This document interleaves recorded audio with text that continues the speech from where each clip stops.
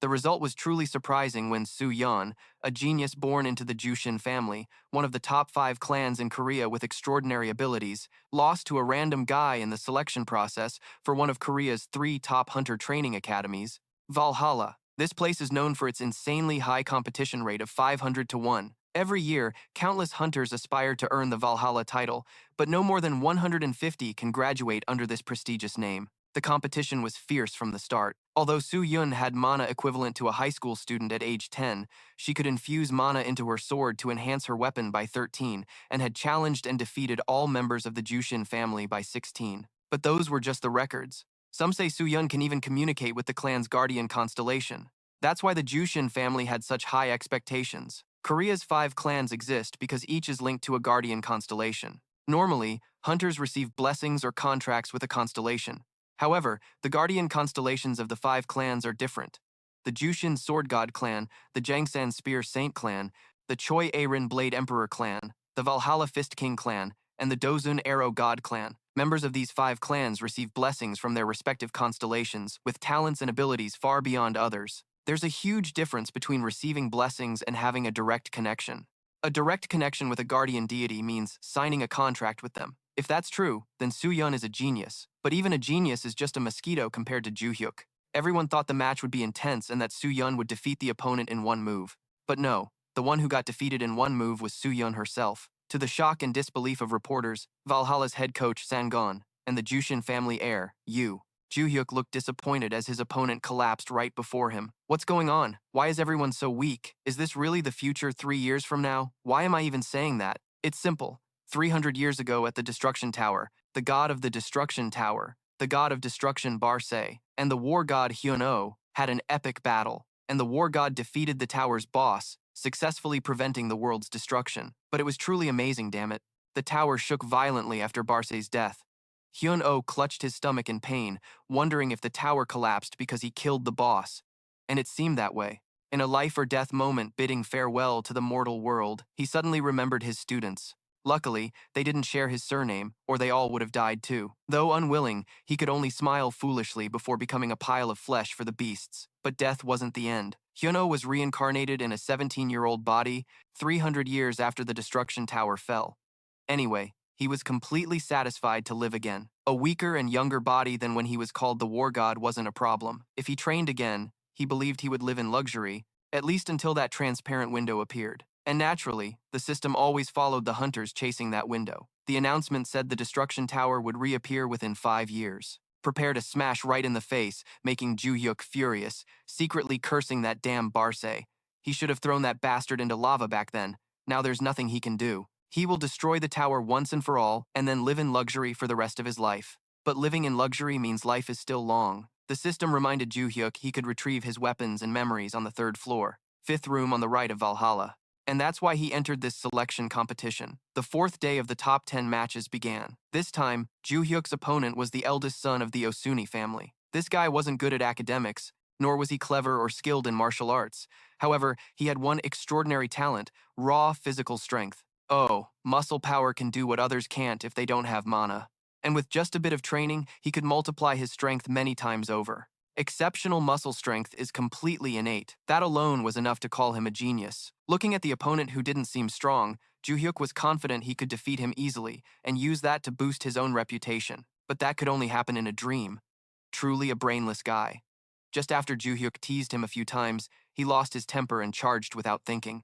Joo-hyuk knew he wouldn't win a muscle strength battle in this body because Saebum's muscle power was no joke. However, being big doesn't guarantee victory. Martial arts support muscle strength and the ability to observe the opponent. Without balancing those two, this is the outcome. Joo-hyuk dodged the attack by a hair's breadth, causing Saebum to lose momentum, then immediately spun around and delivered a finishing blow to his opponent's chest, leaving him writhing in pain on the ground. After winning this meaningless match, Joo-hyuk turned his back coldly and walked out. Reporters and guild members present kept whispering and evaluating his skills. Among them was the chief of the Fist King clan, Soo-yeon. He recognized that Joo-hyuk's strike wasn't a simple attack. Even though his son didn't care about martial arts training and only focused on building muscle strength, he could easily dodge punches from anyone his age. However, Saebum couldn't dodge that punch. At first, Saebum got so angry he lost his mind and just charged at his opponent. Even using magic he almost never used to quickly end the fight. but Joo-hyuk tilted his head slightly to dodge because Saebum had been overconfident, thinking the opponent would definitely get hit and shifted his entire weight. Chuin stroked his chin thoughtfully. So that kid moved faster than Saebum's top speed just as Saebum charged. Joo-hyuk had a plan. That alone was an extraordinary talent. He seemed very excited, glancing around at the other guild members before turning back to today's main character and silently affirming to himself, "I will definitely recruit him into our clan at any cost." The break ended, and the next match began. Joo-hyuk's opponent was the second daughter of the Choi A-rin clan, Choi A-rin herself. As soon as she appeared, the men in the stands immediately went wild, cheering nonstop. Joo-hyuk's eyes itched. He cursed them, saying they looked like a bunch of maniacs. Why the hell would a bunch of guys who already served in the military call a 17-year-old girl big sister? He thought, like always, the opponent would take the initiative to attack first, but no. Both stood frozen like avocados waiting for the other to make a move. Well then, Joo-hyuk decided he would be the one to strike first. With a rather villainous look on his face, he smirked slightly and stepped forward lightly. Just at that moment, A-rin realized the opportunity had come. She drew her sword and decisively swung it, but her skill was still the same as when fighting others. In an instant, Joo-hyuk disappeared without a trace and suddenly appeared right beside her.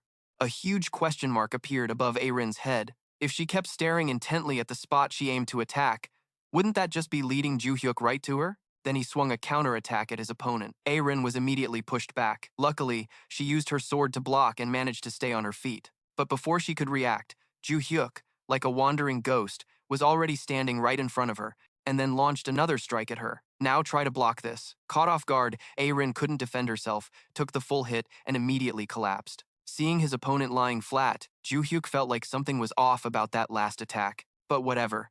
He had won anyway. Thus, the top 10 competition officially came to an end. The number 1 top spot on the leaderboard was none other than Joo-hyuk. Exhausted, he stepped out of the arena, rubbing and massaging his skinny little shoulders, only to immediately run into the recruitment crew from various guilds. Such a nuisance. Joo-hyuk glared at them with bullet-like eyes and spat out 4 words, "Shut your damn mouths." The next day, news about the young man who ranked first in the entrance exam kicking out and cursing the guilds that invited him spread quickly across the newspapers. Comments like, "Is Joo-hyuk crazy? Is he a villain?" and so on kept popping up thanks to Jong Gu-man. But no matter what happened, the young man was still the center of attention and had proudly entered Valhalla by his own strength. The first thing upon enrollment was the usual routine of listening to Flake give a few speeches from the revolution's contributors. Or rather, the academy heads saw Joo-hyuk yawning repeatedly, and a few people nearby felt uneasy. He wondered if he was standing out too much today. But oh well, that was fine. At least he didn't have to get acquainted with anyone. After ears were worn out from listening, the enrollment ceremony finally ended. The students were randomly assigned to classes. In the virtual combat simulation room, the guild leader, Instructor 24, glanced over the students and wondered if his number was up. Why did the school assign classes like this? Wasn't it supposed to be random? Up front was Soo-yeon from the Jooshin clan. Next to her was Choi A-rin from the Eren clan. The big guy in the middle was Saebum from the Osun clan. How did the 3 geniuses from the 5 clans end up in the same class? And more than that, why was that bastard Joo-hyuk here too? Though confused, he quickly regained his composure, introduced himself as the homeroom teacher and also the instructor of Reborn. As soon as he finished speaking, he pressed a button on the keyboard. Everything around suddenly shook. They were transported to another space and appeared outside among a horde of goblins and orcs, about 100 in number. The monsters lunged at their prey, but Regon believed they were protected by a magical shield, so no physical attacks from outside could penetrate it. Regon called Joo-hyuk over and asked if he could handle these monsters alone. This guy looked like he wasn't, but he actually wanted to embarrass Joo-hyuk and lower his pride. Because for students, they mostly only saw monsters in books, never in real life. It was no surprise he was scared. Don't pretend to consider it, just refuse. I'll start when he backs down. That was what he wanted. Joo-hyuk thought for a long time, then gave a sly smile. The instructor was quite angry seeing this, bitterly telling Joo-hyuk to just do it. But the young man wasn't stupid. Why should he do this stuff on the very first day? He looked straight at him and asked what the reward for this test was. Regon was stunned for a moment, but then agreed to a deal. So the reward was the condition. If you handle all the monsters, I'll do anything you want within my power. Oh, now we're understanding each other a bit more, though it's a bit lacking. It's acceptable. Joo-hyuk agreed to the terms. Without letting the teacher explain further, the young man reached out for the sword behind him. How could he fight this horde without a weapon? And so, under the watchful eyes of everyone, Joo-hyuk continuously swung his sword with decisive strikes right at the weak points, slicing the monsters' throats in one blow. While fighting, he thought about the past. It had been 3 years since he last held a sword. He guessed he wasn't too bad.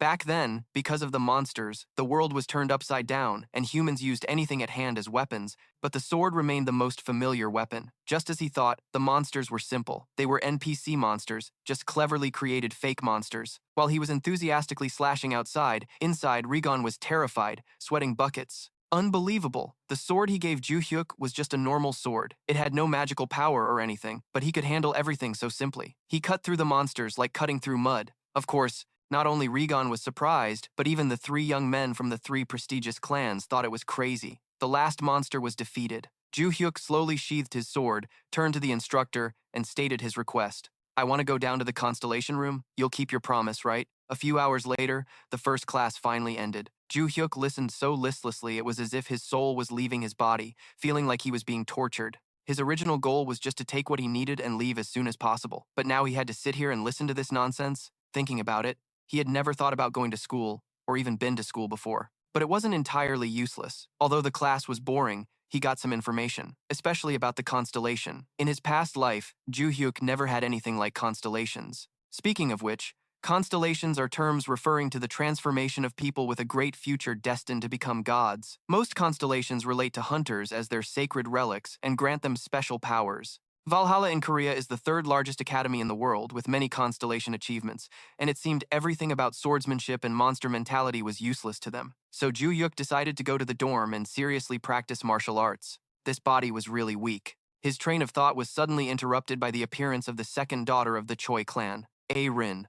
"Teach me swordsmanship," she said, as soon as she saw Joo-hyuk turn back. But as mentioned, he didn't like it, so the answer was no. The girl still stood there, repeating that sentence once again. Joo-hyuk had completely lost his patience by now. He glared at her angrily and shouted, "Are you hard of hearing or what? Stop clinging to me. I have no intention of teaching you, so just get lost." After saying that, the young man turned his back and walked away, leaving the young lady standing there all alone. Meanwhile, in the teacher's room, the head coach was trying to encourage and comfort Reborn after he had suffered humiliation like a sardine. He still couldn't believe that Joo-hyuk was really a high school student who could flawlessly defeat 120 monsters in the virtual battle room despite never having seen monsters in real life. Although he was nothing special, an orphan from a small orphanage in a complicated area, he possessed extraordinary power.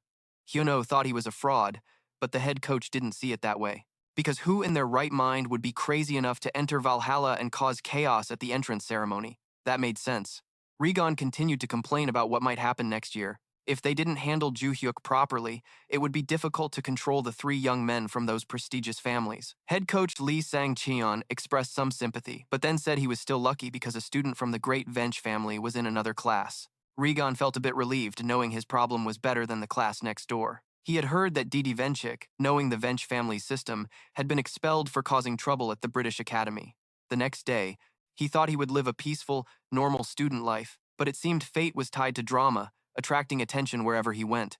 While daydreaming about a rich future, he was suddenly confronted by Jordi Venchik, from the notorious Vench family, and his follower Yuria Z. Felix. Since he had been reincarnated, Joo-hyuk obviously didn't know who this guy was. When Jordi approached him closely, Joo-hyuk had to ask for his identity. Jiu stared at him silently, thinking this guy was truly an ignorant, rude fool. He hadn't even heard of the Vench family before. Without many words, Jiu got straight to the point. With a greedy look, he tempted him. "Do you want to become stronger?" In most families, branch lines usually have a harder time gaining power and wealth than the main line. However, the Vench family has a guardian constellation, which sets them apart from other families. Usually, a high-level or S-rank guardian constellation protects the family and directly chooses a member of the constellation to grant them power and protection. But Venchik decided to make a contract with a family member who is not part of a constellation. This method allows the chosen one to form a contract without opposition from the constellations. Thanks to this unique choice, the Vench family holds great power across Europe. If you're a member of the Vench family, you can choose a fake contract regardless of your lineage. So even branch families can have power equal to the main family. Because the person supported by these powers from his family became too arrogant, not long ago, due to chaos at the British Academy, he was expelled. To make up for that, he intended to recruit Joo-hyuk, the center of the opening ceremony, to his side. "If you come under me, I will take you to the family's constellation." Before he could finish, he was immediately cut off. "So what, you idiot? Do I look stupid to you?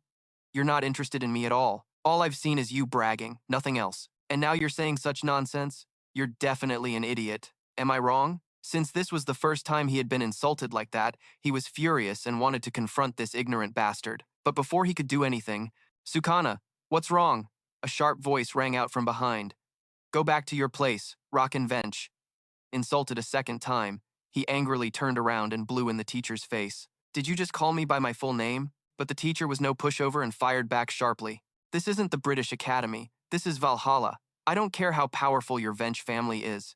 If you study here, you have to obey the advisor, that's me." Blown off like that, Rockin could do nothing but sulk and walk away. After school, Joo-hyuk felt quite bored. He hadn't gained any new information about the constellations today. Instead, he got involved with an idiot. While walking and cursing the jerk who bothered him, Choi A-rin appeared like a ghost from behind. She repeated the same sentence, "Teach me your swordsmanship," making Joo-hyuk raise a big question mark. He turned to her and threatened, making even her a little scared. "Haven't I insulted you enough?" In the Valhalla Academy dorm, in a deluxe room, after being humiliated by that orphan with no place to go, who had gone crazy, smashing everything in the room and then grabbed Doo's hair, slamming her head hard on the floor. "Doo, answer me. Do you still think you're the eldest daughter of the royal family? Should I throw you out? Contact Jera. There are a few people who need special care. Also, the son of the uprising family in Class 2 told Lorik that I want to see him." Meanwhile, in Joo-hyuk's room, although it was quite late, he was still diligently studying, or rather, exercising. But halfway through, he collapsed, panting like a dog. This body really was trash. He couldn't use magic anymore. Suddenly, Joo-hyuk remembered the deal he made with Choi A-rin earlier. Just to get rid of her, he had accidentally demanded 10 million world for one lesson. He thought Choi A-rin would hesitate, but no, she lacked nothing but money. She immediately asked for Joo-hyuk's payment info and transferred 10 million right away, but Joo-hyuk slyly refused to accept it. He smiled brightly. "Never. I won't teach you." Actually, he was surprised that a student like her could instantly transfer 100 million W. Joo-hyuk stroked his chin thoughtfully. If he taught her, he wouldn't have to reveal all his secrets. That was an enormous amount of money. Whatever. It's just money. He could earn it himself, so no problem, even though his mana was pitifully low. Saying that, he prepared his gear and set off on a billion-dollar mission. "Let's go. Find the secret dungeon." Before entering this school, he had checked around it. But most of the records hidden 300 years ago were destroyed. According to research, at least 4 records still remained here, and he was sure they were on the Valhalla mountain. As known, the locations of the records could be identified by the reaction of the magic stones he carried. So Joo-hyuk tried harder to instruct himself to find them using the little magic he had. Ta-da! With that effort, he found them. A beam of light appeared on the ground. Joo-hyuk quickly dug, cursing his damn weak body as he worked. If he had known he'd have to push this hard, he would have buried it in a shallower spot. And if it weren't for the Tower of Destruction 3 years ago, he wouldn't be suffering like this now. The world on the brink of destruction back then had no place to store his material wealth, so Joo-hyuk made records and buried everything. He dug for a long time, digging until dawn, and finally, Joo-hyuk reached the basement's shell. But these locks were special. Ordinary keys wouldn't fit. He tried pouring some mana, creating a magic chain, and turned it into a key. Perfect match. Maybe he should quit being a hunter and become a dog thief instead. Joo-hyuk immediately jumped down, looking at the sparkling gold and jewels before him. He was insanely happy, even though it was all his anyway. "Are you all doing well, my children?" That's what Joo-hyuk could say at this moment. Now he didn't have to worry about money anymore. Maybe selling this stash would make him richer than those clan guys. To keep the mark, he had poured a bit of magic into it earlier, but the day to use them had come. Joo-hyuk picked up the gems and absorbed all the magic from them. Just as expected, energy flooded into his body, a tingling, euphoric, indescribable sensation. Now it was time to handle this place.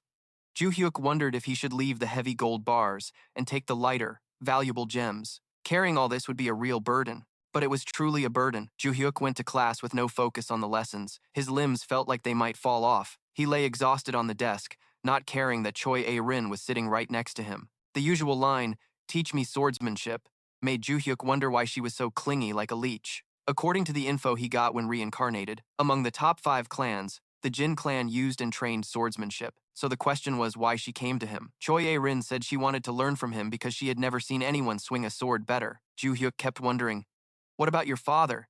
He's the clan leader of Choi, right? He's better at swordsmanship than me, isn't he?" Just then, before A-rin could answer, the teacher outside suddenly opened the door and called Joo-hyuk to the staff room. Hearing it involved the constellation room, the young man immediately grabbed his pants and ran after him. More importantly, he seemed to sense A-rin's sincerity and threw her a few words before leaving.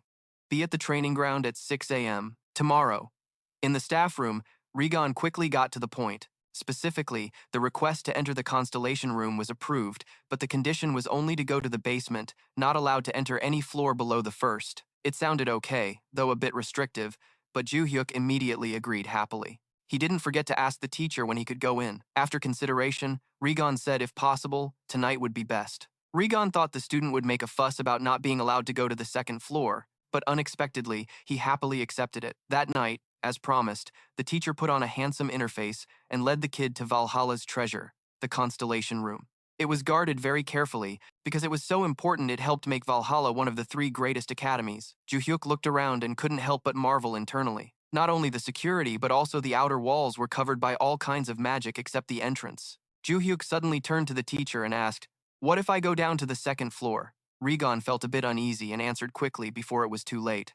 "You won't become a criminal, but you will be expelled and have your memories wiped before leaving school. On the second floor, the constellation magic is wild. If you touch it, your mind will shatter and you'll go insane." Now, all questions were answered. Joo-hyuk had 30 minutes inside. The notification, "Retrieve your weapon on the 3rd floor, right room of Valhalla," appeared in bright blue again. Joo-hyuk didn't care about being expelled or anything. He came to Valhalla for this, and the first stop was the 3rd basement. But after just a few steps, he suddenly bumped into something. Suddenly, the system window appeared with a request and pulled Joo-hyuk into a strange room. "Long time no see, Kim Hong." That's what he heard after being sucked in, and right in front of him was the bastard waiting for the Tower King of the Tower of Destruction. 3 years had passed. Was this a reunion? No. Before the guy could continue, he got punched hard in the mouth with a loud smack. Joo-hyuk was so furious, he almost steamed from his head, shouting in the other's face, "I'm so glad to see you again, you bastard." The guy tried to stand up, waving his hands to calm Joo-hyuk and explain, but there was no calm here at all. The other said one sentence. Joo-hyuk punched again. The guy kept crying for mercy, while Joo-hyuk kept cursing. All that could be heard were desperate screams. "Stop, don't hit me!" "Wait, damn it, don't stop, I'll hit you even more. I'm not the type to use fists to talk, but when it comes to someone who destroyed my comfortable future like you, it's different. Bastard. My wealth, my fame, all the time I spent training those little disciples." The guy took it all, doing nothing but covering his face and taking the hits. While Joo-hyuk rested, the guy tried to crawl up and say a few words. "Wait, aren't you worried about where this is?" Only then did Joo-hyuk suddenly panic, wondering where he was and who he was. There was nothing around at all. The guy then had a chance to crawl up and said this was a fantasy world. More precisely, a relic space, and the form Joo-hyuk was seeing was just a manifestation of the fantasy world. The guy's real body had disappeared 3 years ago, a huge question mark. Joo-hyuk was a bit puzzled and replied, "Wait, you mean you've always been in this relic?" The guy knew it was time. Freak himself flew high, looking down with a proud expression. "That's right, Joo-hyuk, you've become a constellation. Thought constellations were cool?" Joo-hyuk turned and punched him, bam, bam, for that disdainful look. 30 minutes were up. Not sure what he gathered, but Joo-hyuk still had to leave as per the rules. The moment he saw him, the teacher put on a stern face and approached to interrogate. "Did you do anything strange?" To avoid more trouble, Joo-hyuk answered just to get it over with and quickly took off. There were many strange things he needed to investigate. At that time, after giving Barce a rough time, he regained his composure and spoke politely, then used his fists to force him to reveal everything that had happened. Barce cried without tears, his face bruised from the punches. After being killed by the master, he had been trapped in this form for 300 years without any power. He regained his memories after receiving a notification to contact the reincarnation of Joo-hyuk. Thanks to that, a suspicious person appeared. He wondered if this was caused by the one who turned him into the master of the Tower of Destruction. Joo-hyuk kept pressing about who had transformed him into the tower's master, but it seemed Barce didn't know either. All his memories about that part had vanished. After speaking, Barce turned to ask Joo-hyuk what the notification said. The young man recalled that blue screen, which requested finding weapons and memories, but the rest was unreadable due to being covered by squares. However, Joo-hyuk didn't remember losing any memories. He still had memories from the tower. Barce pointed ahead, looking for the key point to explain. Maybe those memories hadn't returned to the master's mind yet. The master had found the weapon, so the memories would automatically appear. The more his brother talked, the more surreal it felt. What weapon? I haven't found any weapon. Seeing the master still slow to understand, Barce continued, "That's right. This space is inside the world of the 4 weapons that became the sacred relics of the Sword Village. You became a constellation just because you used the sacred relic." Joo-hyuk felt like he was being poked mad. He rushed forward and punched the kid again for Hada. By now, Joo-hyuk roughly understood. Barce was once his student, but was turned by some force into the tower's master, and to save the world, Joo-hyuk killed him. Now he was resurrected and had lived for 300 years as a soul form inside the Sword Village. And above all, that weapon belonged to Joo-hyuk. The Sword Village had become a sacred relic, and inside it was a whole constellation. A truly bizarre situation. Joo-hyuk wanted to destroy it and leave it be, but it seemed that although weakened, it could still withstand Barce, the so-called King Slayer, so he decided to keep it for now. He guessed only the owner of the Sword Village would know about the notification window. His head aching from the chaotic information, his thoughts were suddenly cut off by the thugs in front of him. The blonde guy acted like a big boss, cracking his knuckles and stepping forward to threaten. "Hey, you're the top-ranked guy at the opening ceremony, Joo-hyuk, right? I'm standing right in front of you. Aren't you going to greet me?" This guy was the eldest son of the Sunrise family, Lorik Sunrise, a second-year student at Valhalla Academy. People usually fear seniors, but who was Joo-hyuk to be scared? He immediately shot back, "Senior, do bullies like you even have juniors?" Insulted by the underclassmen, one of them, bloodthirsty and wielding a spear, stepped forward to handle the kid. "Hey newbie, the difference between first and second year." Before he could finish, he got kicked right in the stomach. Joo-hyuk looked at them with half an eye. He didn't like words, he liked action. "Stop talking nonsense and attack, you bastards." Without letting them strike, Joo-hyuk charged forward to show them what a real fight was. One by one, they were punched and kicked down flat on the ground. Some still stood frozen like statues. Joo-hyuk couldn't let these guys leave empty-handed. He twirled the Sword Village weapon in his hand, feeling amazing. "Come on, hurry up. It'll be fun. If you just stand there, I'll crush your head." 3 hours earlier, Lorik Sunrise, eldest son of the Sunrise family and second-year student at Valhalla Academy, was called by Rockin' Venchik and asked to handle a first-year student in exchange for a reward to help the Sunrise family. He agreed to let him use the weapon and promised to clean up the mess himself. Such a simple offer with great benefits. Lorik agreed immediately. He thought that even if the first year was top-ranked, it didn't matter. A first-year student was just a first year, no match for a second year. Because students at Valhalla had to go to the Star Realm in the second semester of their first year and sign a contract with one of the constellations. After signing, students were called contractors. As contractors, they could use the energy of the constellation they contracted with based on what they learned. Lorik was confident Joo-hyuk was born into a normal family without a guardian constellation. So it was easy. He could easily defeat him. This was what Lorik thought before coming here. But now he understood what he was really facing. Lorik was scared but didn't say anything, watching Joo-hyuk approach nervously. What was that strange swordsmanship? It seemed he didn't use much force, but the opponent took an extremely strong hit. Many questions popped into his head, but pride died before fear, so he had to act strong. The underlings still stood frozen behind, hesitating whether to rush in or not. They couldn't lose so badly. Lorik ignored the outcome and shouted to urge his underlings to attack. "What are you scared of? You bastards, he's just a first year." He said that, but deep down he was scared shitless. Joo-hyuk stood there with his sword, waiting for the show. He watched them flap their lips like fools. "Hey, the brave leader. Anyone standing still will get hit first." As soon as he finished, the young man stepped right in front of the opponent, pressed the sword into his stomach, then pushed with a strike. Lorik immediately fainted. How pathetic. Brag all you want, you'll still get beaten. Waiting for the bastard to open his eyes, Joo-hyuk had to physically shake the handsome face to wake him up. "Wake up, kid. Who are you? Why did you drag your gang here to beat me?" Despite being beaten to a pulp, Lorik gritted his teeth and refused to say a word. Not wanting to waste more time, Joo-hyuk left them and instructed to clean up before leaving. So salty. Lorik tried to shout after him to save some pride. "You think you can go to school normally after this? Even if you're top-ranked first year. If people find out, you'll get expelled." This guy seemed brainless. Stealing and crying foul? Joo-hyuk didn't want to care, but still stayed to enlighten him. "Whatever. You know what people will say if you blab about today." A group of second-year students came to deal with a first-year student, but they all ended up getting beaten. Telling this story, don't you feel ashamed to come to school? Think carefully. If you still want to attend school and join the guild, then keep your mouth shut. At the same time, Joo-hyuk at the dormitory was still anxiously waiting for news that his enemy had been beaten badly. Logar just happened to call, expecting good news, but what he heard was completely the opposite. "I won't get involved in this anymore." Joo-hyuk stubbornly tried to persuade the senior to report the beating to the academy management so that Joo-hyuk would be reprimanded. He promised to pay enough money if he did, even offering money to the family. But with these gangster bosses, money isn't everything. They still need honor, so the answer was no. Joo-hyuk got irritated and angrily smashed his new smartphone onto the ground. He then turned to Juji, standing behind him with bloodshot eyes. You contacted Jacera, right? So where is that guy? Seems like he's used to situations like this. The girl calmly replied to him, yes, I informed him that you wanted to meet, but since he's far away, it might take some time for him to get here. In Mexico, at Arabia Academy, Jisara Vench, a thug who bullies others, received news from Logar about coming to Korea to deal with the guy named Joo-hyuk with a prepared reward. As soon as he got the news, he was as happy as on New Year's, immediately flashing a sinister smile. The next day, at 6 in the morning in Valhalla's training room, Joo-hyuk carried his gear for the first time to train his physical strength, excitedly preparing to do some basic moves, when suddenly a voice startled him. Why is the teacher here? Joo-hyuk naturally broke out in a cold sweat and asked back, what? Someone? Where did you tell me you were? Oh, so it's the younger brother hiding inside the sealed sword.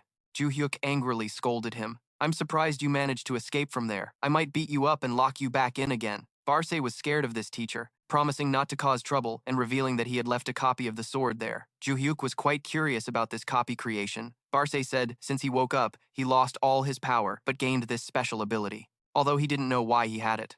While pondering, Choi A-rin appeared. She came as promised to teach swordsmanship to Joo-hyuk. The young man said they wouldn't start learning now. The first important thing was to improve physical strength. Starting with exercise number 1, warm-up. If physical strength improves, the body can absorb more mana and controlling mana at will becomes easier. Joo-hyuk found the current youth's training methods strange. They focused everything on mana control before improving physical strength and other things. Even Choi A-rin was like that.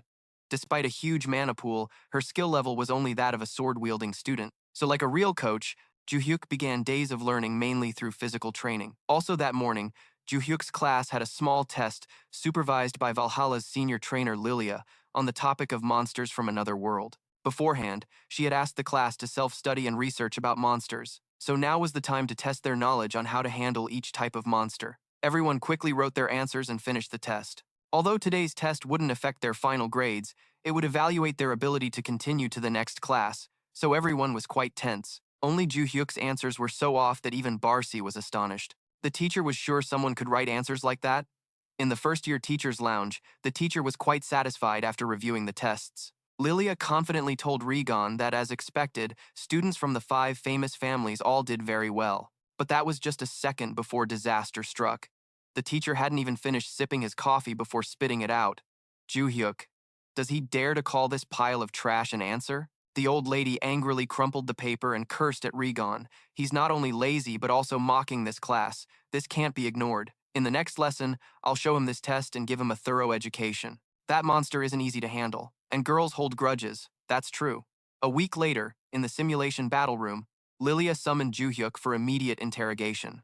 She put the 0-point paper in front of the young man and asked if he really took the test seriously. Joo-hyuk didn't understand at all, silently cursing that this woman was crazy, and confidently answered, I did take the test seriously. The old lady was furious but kept her composure. First question, what's the best way to deal with the stone demon? How did you answer that? Joo-hyuk showed a blank expression and replied, stab it in the belly. The second question was, when you see 8 goblins rushing at you in the forest, write down what you would do. Joo-hyuk didn't hesitate to pick up the test and read it aloud. Starting with the first one charging, you stab each one and send them to hell. The teacher was annoyed but couldn't do anything. After arguing back and forth with the student, too angry to say more, she decided to give Joo-hyuk a chance to prove what he said. If he could defeat the monster, as he wrote in the test, she would reconsider his score, expecting the student to be scared and beg for mercy. But no, Joo-hyuk went straight to the weapon storage, grabbed a random sword, and approached the stone demon in front of him. The monster raised its hand to attack, but then only growled in pain as the sword pierced its belly, and within seconds, the stone demon completely disappeared. Joo-hyuk turned back to the stunned crowd with an obvious expression. See, just stab it in the belly. The students below stood frozen for a few seconds, wondering if he really defeated a stone demon with a normal sword without magic. Witnessing this, the teacher no longer dared to be arrogant and gently asked the boy how he did it. Joo-hyuk looked at her with a puzzled gaze. Didn't you see me? Just stab it once in the belly. Hearing that answer felt like being insulted for being blind. Lilia no longer felt ashamed but found it utterly unreasonable. She bit her nails and thought up a bunch of information. To defeat a stone demon with a knife or sword, you'd need at least an A-grade weapon, so it would be reasonable to kill it with a single strike from such a weapon. But he handled it with a normal sword? Thought that was the end. But no, the teacher still wanted to verify the second question, so Joo-hyuk was immediately moved to another scene. Before he could assess the situation, the blue goblins, or simply the berserk goblins, appeared right in front of him. This group is pretty tough to handle, simply. If not done right, the ones in front will use their battle roar skill, and the other goblins will rush in all at once. Usually mages with strong skills would kill them all in one go or run far away instead of facing them, but that's not the case with Joo-hyuk. He doesn't care how many there are or what fighting style they use, he just grabs his sword and charges from the first one. A painful downward stab right through the head. The second beast roars and immediately gets a sword into its thigh. One by one, each creature gets dealt with. Joo-hyuk turned to the old lady and answered confidently, "You got the second question right, didn't you?" At this point, the teacher chickened out and didn't dare say another word. The next day, as usual, Joo-hyuk dragged Choi-ah into the training room to work on her stamina. The girl tried her best but still couldn't keep up. She collapsed on the ground, panting heavily. Joo-hyuk curiously asked her, "Don't you usually train? Why are you barely hanging on like a dying dog now? How are you supposed to fight monsters like this?" Arin, exhausted, pretended to explain that she could use magic by borrowing power from protective constellations. Just as Joo-hyuk predicted, instead of physical training, they focused on magical power since relying on the constellations. They wouldn't need physical strength. It would be fine as long as they borrowed enough power from the stars. However, the risk is huge. What happens if they get trapped in a maze or dungeon where magic is banned? Or run out of mana during a long battle? And what if the protective constellations refuse to lend their power? Too many problems arise. Joo-hyuk then let Arin rest. He would train for another round. After the beauty left, Barce finally dared to interrupt and ask the master why he was helping her train. Turns out it was just because she nagged too much and gave him a headache, so Joo-hyuk agreed. While chatting, he glanced over. The muscle training fanatic, Sebum, was also here and seemed to have made good progress. Watching Sebum's back as he left, Joo-hyuk silently thought, he seems smarter than those who only know how to train magic. Then he wondered what the constellations were up to, being so mysterious. Barce could only say he didn't know because he really didn't. Not wanting to get punched, the younger brother added for the master, "If you complete the new system missions, you might learn more about the constellations." Speaking of which, Joo-hyuk hurriedly opened that damn window to check. It had gained some new info. It said he needed to go to the Great Forest Eye Valhalla, the home of Mai Arona, to complete the mission. It sounded familiar but was actually the first time he'd heard it. The Great Forest Eye is the final place to reach in the first semester. If not for this damn mission, Joo-hyuk would have gone there after recovering his stamina, but it seemed he had to endure until then. No matter how dumb he was, he still realized he couldn't be expelled from the academy until the mission was complete. His secret needed to stay hidden. Meanwhile, in the United Kingdom, London, at the Vench mansion, the vice head of the Venchik family, Adelia sat arrogantly in her chair, listening to her subordinate report that Dira was summoned to South Korea by Rakan. Hearing those names gave her a headache. Jero Venchik, the troublemaker of the clan, and the worst thug. He had used the Venchik family name to cause many scandals. At 19, he killed 5 people from the British Academy just over a petty argument. So at 20, his name was completely erased from the Vench family. He had lived in hiding for years and was now seeking Raku. Knowing trouble was brewing, Adelia ordered someone to monitor him before it was too late. Not only that, she sent a message to Rosine. If she found out he was up to something shady, he would be kicked out of the family. To Adelia, she hated freeloaders. They all got the family's power without effort. That power wasn't for trash, it was all hers alone. The next day, even during class, Joo-hyuk's mind was all over the place. Lost in random thoughts, suddenly the girl at the desk above signaled him and handed him a piece of paper. As soon as he read it, his face changed, and his attitude shifted instantly. Since students were allowed out this week, as soon as class ended, Joo-hyuk quickly wrote a permission request. Soo-yeon had been trailing behind, stammering and unable to say a word, which annoyed him. Even though he politely responded to the paper and she didn't reply, he was already annoyed. The girl kept babbling nonsense. Soo-yeon just wanted to ask Joo-hyuk how he managed to easily stab that stone goblin. But as soon as the words came out, she felt awkward, like insulting her own pride. Before she could finish, the teacher suddenly appeared like a ghost and cut them off. "I heard, how did you kill that stone goblin?" Suddenly, the old lady stole the spotlight from the girl, as usual. Not only that, the teacher invited Joo-hyuk to become her assistant. There would be many privileges, especially the chance to research various ways to defeat monsters. Watching the two leave, Soo-yeon quietly cried. Well, no more questions then. The next day, as previously planned, Joo-hyuk carried his pile of valuables to a night market to sell them. He sold at the night market to avoid revealing his identity, and there were others selling similar items. This illegal market still existed because it was created by a protective constellation called the Hidden Trader. Since it was created and actively maintained by a constellation, high-level players frequently used it openly. Even though it was illegal, the government showed no signs of cracking down. This was also why he easily found a way to infiltrate it. Just as the online guide said, Joo-hyuk soon arrived. Looking around, he felt something strange, yet familiar. The purple sky and cloudy moon, it was exactly like the night sky he saw 300 years ago. Ignoring the weather, Joo-hyuk was stunned to meet the staff member he read about in the article. He handed over 2 million in cash to pay the market fee, and was immediately welcomed like a VIP guest. From this guy, Joo-hyuk received a mask and info on the most reliable trader. Following the directions, Joo-hyuk approached Moron, who was known for buying at the best prices. Without wasting time, Joo-hyuk pulled out a bag full of precious rings, thinking they were cheap. Moron initially seemed indifferent, but as soon as he held them and inspected, he was shocked. I've looked at it from every angle. This is an artifact from the Destruction era. Are the others the same? They're all from the same period. Where did he get so many artifacts like this? Maurice asked curiously. Where did you get these things? But the rules here forbid asking about personal matters, so of course Joo-hyuk didn't answer. He urged the old man to check quickly and see how much he could pay. Maurice stroked his chin, thought for a moment, then said he didn't know. I can't appraise these because these artifacts are from the Destruction era, and he doesn't have enough capital to buy them. Joo-hyuk was quite surprised. He tried to press for where to sell this pile. Maurice pointed toward that tall tower where the auction hall is. However, on average it takes 2 to 3 weeks before it's your turn because many people book in advance, and you'll need to come back to verify and receive payment again. It's such a hassle. Even though he had more money, Joo-hyuk seemed dissatisfied. He asked the old man if he could set a price for him. Maurice entered the number into the computer. Too many zeros made the young man unable to count. Although he knew they were valuable in the previous life, which is why he kept them, Joo-hyuk didn't expect them to be worth that much money. Maurice said that by his estimate, even selling the whole estate would only be 3/4 of the total value here. Not wanting any trouble, Joo-hyuk agreed to sell for that amount, which left Maurice in disbelief. Artifacts from the Destruction era are traded at high prices because of their age. There's also a big reason behind it: the constellations. The constellations began to appear after the era ended. They react strangely to artifacts from that era. It's said that an ordinary person was able to make a contract with the constellations thanks to these artifacts. Maurice examined the rings carefully. Mana flowed through the details. Magic still lingered on the items. He felt lucky to be able to buy these bargains for such a small amount. Just then, someone suddenly appeared, astonishing Maurice greatly. Because he registered anonymously for the auction, the Bricket Market owner personally came to greet him. Looking at the items in Maurice's hands, Breakcast was also amazed. It seemed my guardian constellation really wanted this ring. After the deal, Joo-hyuk quickly left. Looking at the money in his account, he felt as happy as on New Year's. No more financial worries from now on. If he needed more, he could just take it from the artifact warehouse. He still had tons left.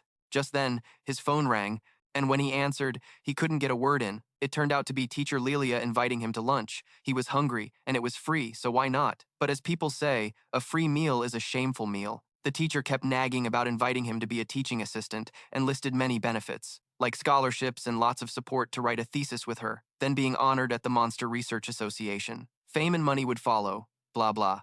Especially he'd get to go out twice a week instead of once a month. Hearing all this gave him a headache. None of the benefits appealed to Joo-hyuk. What he really needed now was to get to the Great Forest Eye, and he could only get there through the final year evaluation test. Even if she was a lecturer, she couldn't help. Joo-hyuk flatly refused the teacher. I won't be a teaching assistant or write a thesis with you, so stop dreaming. If one plan fails, try another. Lilia offered to share information if he revealed a bit about how to attack different monsters. Joo-hyuk was curious and asked what info, but expecting something interesting, it turned out to be a few things about Choi Arin that didn't interest him at all. After eating his fill, Joo-hyuk stood up abruptly and headed out.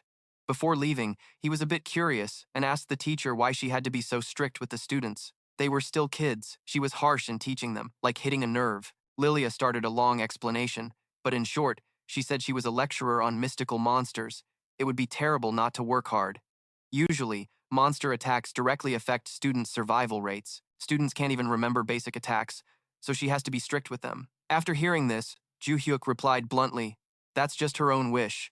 Then he said bye and left. At Xiang, the Choi-jin family residence, History Guild leader, head of the Choi-jin family Jooshin So, summoned his eldest son Choi Jing-on and second daughter Choi A-rin to ask about their plans before the classification test. If they pass, they might get a chance to sign a contract through the sacred relic of Lord Wando. That's the ritual to become the family's successor. However, failure means being disowned. While speaking, he drew his sword and looked at them sternly. So, are you going to participate? Both were a bit hesitant, but since their father said so, they both agreed. The classification test would be held in 3 weeks, so they had quite some time to prepare. On the way home, Choi Jingon seemed to dislike Arin and said some insulting, contemptuous, and challenging words. When you said you'd join the classification test, didn't you notice Dad's face looked like you really want to become clan leader? You bastard's kid, look at your face. I'm scared. Don't delude yourself into thinking you'll pass. You can't even receive blessings from the constellation? How can you beat me who already signed a contract? Have you given up already? Then keep sucking the family's money. I'll make you pay it all back, dear sister. A few days later, as time passed and midterms approached, while the homeroom teacher was endlessly explaining rules and punishments for failing the exam on the board, Joo-hyuk didn't hear a word. He vaguely thought about distant things. All exams at Valhalla were very important. For both midterms and finals, low scores meant immediate expulsion from school. So Joo-hyuk was a bit worried. The practical test was too easy, but the written test was a bit tricky. He needed to stick with the academy until the end of the term to get to the Great Forest. But the young man still didn't know how to achieve that. Suddenly, Joo-hyuk thought of a way. He subconsciously called Barce. Hey, you've attended most classes, right? So take the test for me. Barce flatly refused. Didn't he feel it was unfair? But refusal was useless. After a few threats from Joo-hyuk, he had to agree wholeheartedly. After class ended, Arin had long prepared her things. She shyly approached Joo-hyuk to ask about training. Just in time, the young man also needed to practice with weapons a bit, so he would teach her some swordsmanship. Saying sword training is a bit complicated, but it was just how to hold the sword. That's the basic move every swordsman needs to know. According to Choi Arin, it had been a long time since training physical strength with Joo-hyuk. She hadn't touched her sword. Normally, she would practice all the time. Joo-hyuk asked her to draw the sword, but it seemed off. He started teaching her step by step, focusing force on the ring finger and pinky, gripping the sword hilt tightly. At this moment, Choi Arin felt something different. No need to channel energy into the sword, yet it was more solid and stable than holding it with both hands. Come here. Show me everything you've got with that sword. Joo-hyuk continued waiting for her to demonstrate her strength. Choi Arin's movement speed increased significantly thanks to those muscle-building training days. Joo-hyuk kept showing her attack steps, how to channel force, and so on. As expected, Choi Arin was now much stronger. She silently thanked Joo-hyuk for helping her all this time. An hour later, both looked exhausted. Joo-hyuk told her to stop here. This is enough for today. Choi Arin tiredly plopped down on the ground. She looked at Joo-hyuk standing there. A thought suddenly came to her. She asked if next time he could train with her. Joo-hyuk thought for a moment. Sparring with Choi Arin would definitely teach him a lot, and teaching someone with her talent was quite enjoyable too. Since the opening ceremony, he had sensed she had a unique sword technique. Even though she used breath control, it felt very different. Thanks to this special sword talent, he could regain his own feeling. If it were 3 years ago, she would have been a valuable talent to take as his disciple. But sadly, not now. He wasn't free like that anymore. Feeling playful with her was fun, so Joo-hyuk said he didn't want to spar anymore. He thought Choi Arin would beg again, but she just said she understood, making him a bit awkward. She replied that since he was always right, she would follow his words no matter what. 2 weeks later, at Valhalla Stadium, all the freshmen gathered here. Everyone knew the reason. Only one person didn't. Joo-hyuk wondered why he had to be here like this. Barce sighed in frustration and said, "The homeroom teacher already talked about this 2 weeks ago. If only I could punch that old teacher a few times." Without making everyone wait long, the head coach and teachers came out to explain the midterm exam rules of Valhalla. This time, the practical midterm score would be dungeon assault. The students would form teams and enter an artificial dungeon. Anyone could join a team. I think the suitable number per team is 8, but the students could decide to add or reduce members. The school would evaluate everyone based on contribution level in attacking the dungeon, and the elimination criterion was 5 hours. If they couldn't pass the test within the time limit, they would be disqualified. The dungeon difficulty was F. Now the test begins. As the announcement ended, the students started rushing and panicking to form teams. The kids from the 5 clans probably grasped the test's key point. The rest either formed groups of 20 or groups of 8. If not balanced well, fights would definitely break out. Once students stepped into the dungeon, scoring began. However, there were exceptions. Everyone chose to join teams.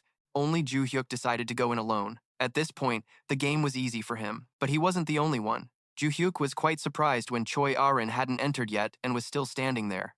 Oh. It turned out she said from now on she would follow his lead. Since he was going in alone, she would do the same. Others invited her to join their teams, but Choi Arin coldly refused. "Sorry, I'll go in alone." I can do it. Joo-hyuk also said, it wasn't that hard. That's what she told them before stepping in. At Valhalla's control room, the proctors were strictly monitoring and scoring. Scores seemed low because the main judge was combat coach Lee Sang-chun. When he was young, he was called the Dungeon Master, a legend with a 99% dungeon clear rate. So, he understood the core of dungeon assault better than anyone else. That's why Lee Sang-chun gave such scores. After observing once, the old man seemed quite pleased. This year had quite a few talents, especially Soo-yeon. An excellent fighting ability, applying medical textbook techniques, skillfully handling situations, placing team members in specific positions, and commanding everyone to move to earn points. And above all, this kid formed a team with members mid-battle to ensure they would clear the dungeon. Anyway, Soo-yeon was pretty good. It's just that Reborn made her face Joo-hyuk this year, so the record got tarnished. Speaking of Joo-hyuk, the teacher immediately searched for him, but what the hell? Strangely, no name appeared. Lee Sang-chun wondered if the machine was broken. Didn't it find all the info of students who entered the dungeon? Just thinking about it felt wrong. The teacher opened the list of those who completed it to check. Oh, there it was. No mistake. Joo-hyuk's name was right in front of him. The teacher was shocked. Couldn't believe he soloed and finished in just 23 minutes and 32 seconds. This had never happened at Valhalla before. The teacher didn't believe it but had to review the footage to verify. 1, 2, then a whole swarm cut down by Joo-hyuk without missing a hit. After the goblin group, the orcs got sliced up fast. Within minutes, he was standing right in front of the boss. It was a special golem created for the midterm test, but Joo-hyuk handled it with a quick, clean strike. His stats were like 8 people combined. Watching this scene, Lee Sang-chun smiled helplessly. It seemed the top spot in this exam belonged to Joo-hyuk. The test ended quickly. Some were happy, but others limped away. Looking at the results, the homeroom teacher was speechless. The head coach saw this and explained, I guessed he'd be first, but didn't think he could clear the dungeon solo without a scratch. If he keeps developing and pursues this career, Korea could reclaim the title of the sole strongest fake. That's the title for the strongest imposter. Reborn stammered a question. The head coach felt he was a bit hasty and just brushed it off. Maybe because there haven't been many talents appearing for a long time, I got a bit excited saying that. But this isn't the real surprise. The name in second place, Choi A-rin, is what really shocked them. Lee Sang-chun never thought the girl would go solo, but the truth is she completed it, even though it took some time and she suffered quite a few injuries. He wondered aloud to the homeroom teacher, if this test was about team actions, Soo-yeon would definitely have scored higher.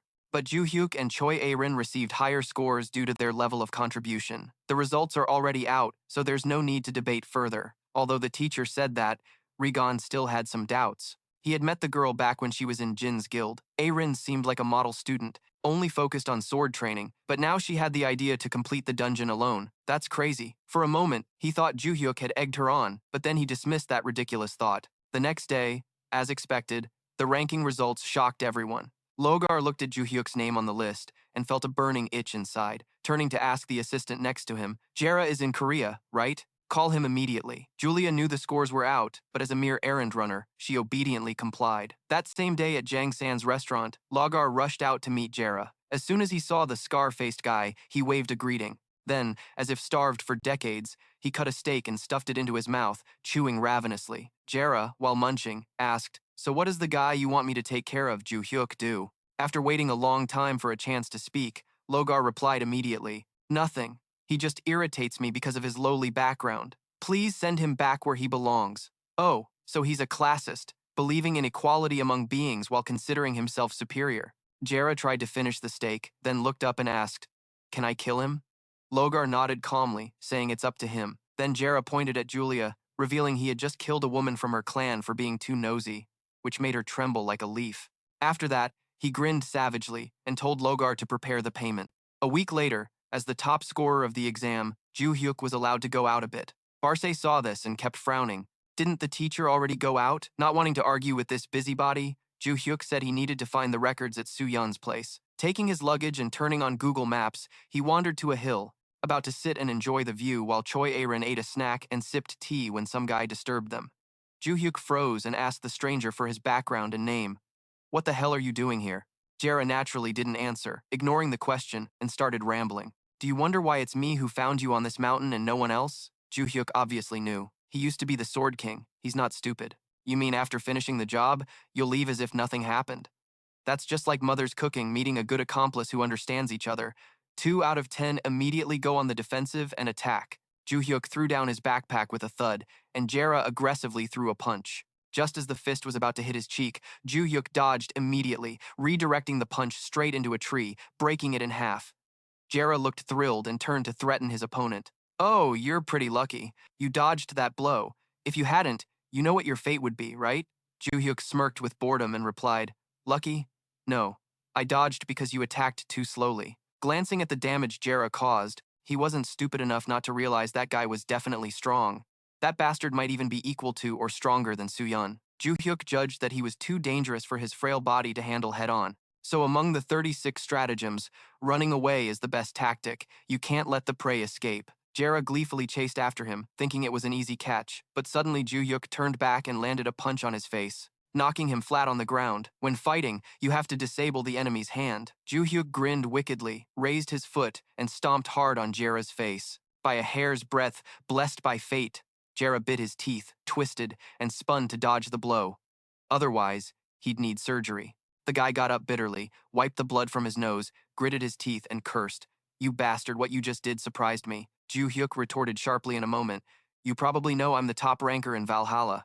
Jera fell silent after hearing that. He knew, but he didn't understand what kind of drug Joo-hyuk took to become so strong. Members of the Vench clan use their clan's talent to enhance their combat state. Even if just a little, that talent is an innate ability to craft medicines. Jera can easily use any medicine given to him. His parents made him drink hundreds of thousands of bottles of enhancement potions. So by age 16, he was stronger than an adult. His parents wanted to use him to gain recognition for the clan. But once he grew up, Jera didn't want to live his whole life under their control. He sent his parents away and was expelled from the clan by someone claiming to be the leader. But Jera didn't care. In this dark world, most problems can be solved with money, and he became even more reckless after severing ties with the clan. When he got the job from Rock, he asked for cash but then got interested in Joo-hyuk and only asked for a light favor. He wondered how fun it would be to hang out with the top scorer in the entrance exam, who was also considered crazy for insulting and eliminating all the association's spies. But when facing Joo-hyuk, he had another question. "Who the hell is this guy?" Jera was silent for a few seconds,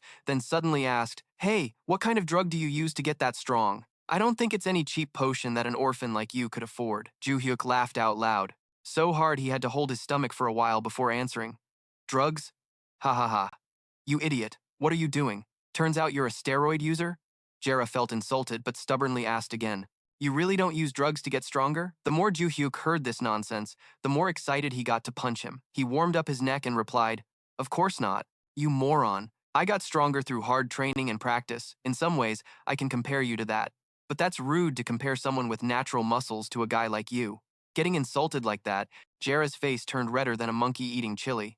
He pulled out his weapon, cursed the bastard silently. "You're finished." But maybe he'd been eating too much grass and got delusional. He just managed to pull out his weapon, surrounded by magical power, and was about to say something clever, but before he could even speak, he took a sharp blow to the head that left him reeling. "You think I'm just gonna let you walk away that easily?" What a damn idiot. What kind of moron waits for his opponent to get tired? While beating him senseless, he cursed out loud. His mouth was running non-stop, not scoring 10 points but still passing. Jisera raised his hand in a plea, begging to surrender, but it was nothing compared to this. Joo-hyuk pressed his face close, grabbed his hair, and laughed savagely. "You're not going to pass out just yet. You stupid drug addict. I was going to spare you, but the only thing you did was try to provoke me into a fight. You said you'd take care of me, so I can't just let you go. Anyway, I'm going to ask you a few questions, so grit your teeth." Seeing the fist right in front of him, Jisera was terrified, his face turning pale as he screamed hopelessly. "You really do get what you deserve when you mess with the wrong crowd. A gutter rat trying to compete with the ocean?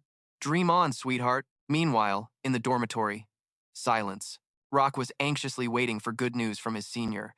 He was absolutely sure that by now Joo-hyuk had already finished the job, but little did he know, the one who needed a coffin was actually Jisera. Rock happily called Julia to get the car ready to clean up the mess. Just then, Jisera called, and Rock eagerly grabbed the phone, excited to hear from him. "Yes, bro, have you handled him yet?" The line went silent, then came painful groans, followed by a familiar voice. "I bet you have no clue what's going on, huh?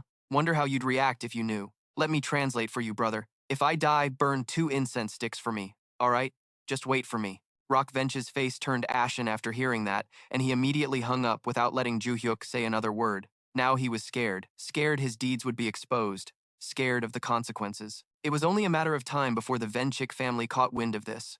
Rock held his head in silence, but was secretly plotting to take down Joo-hyuk again. He thought Joo-hyuk was just a lowly civilian, so nothing serious would come of it. Just keep it quiet for a while, and it'll blow over.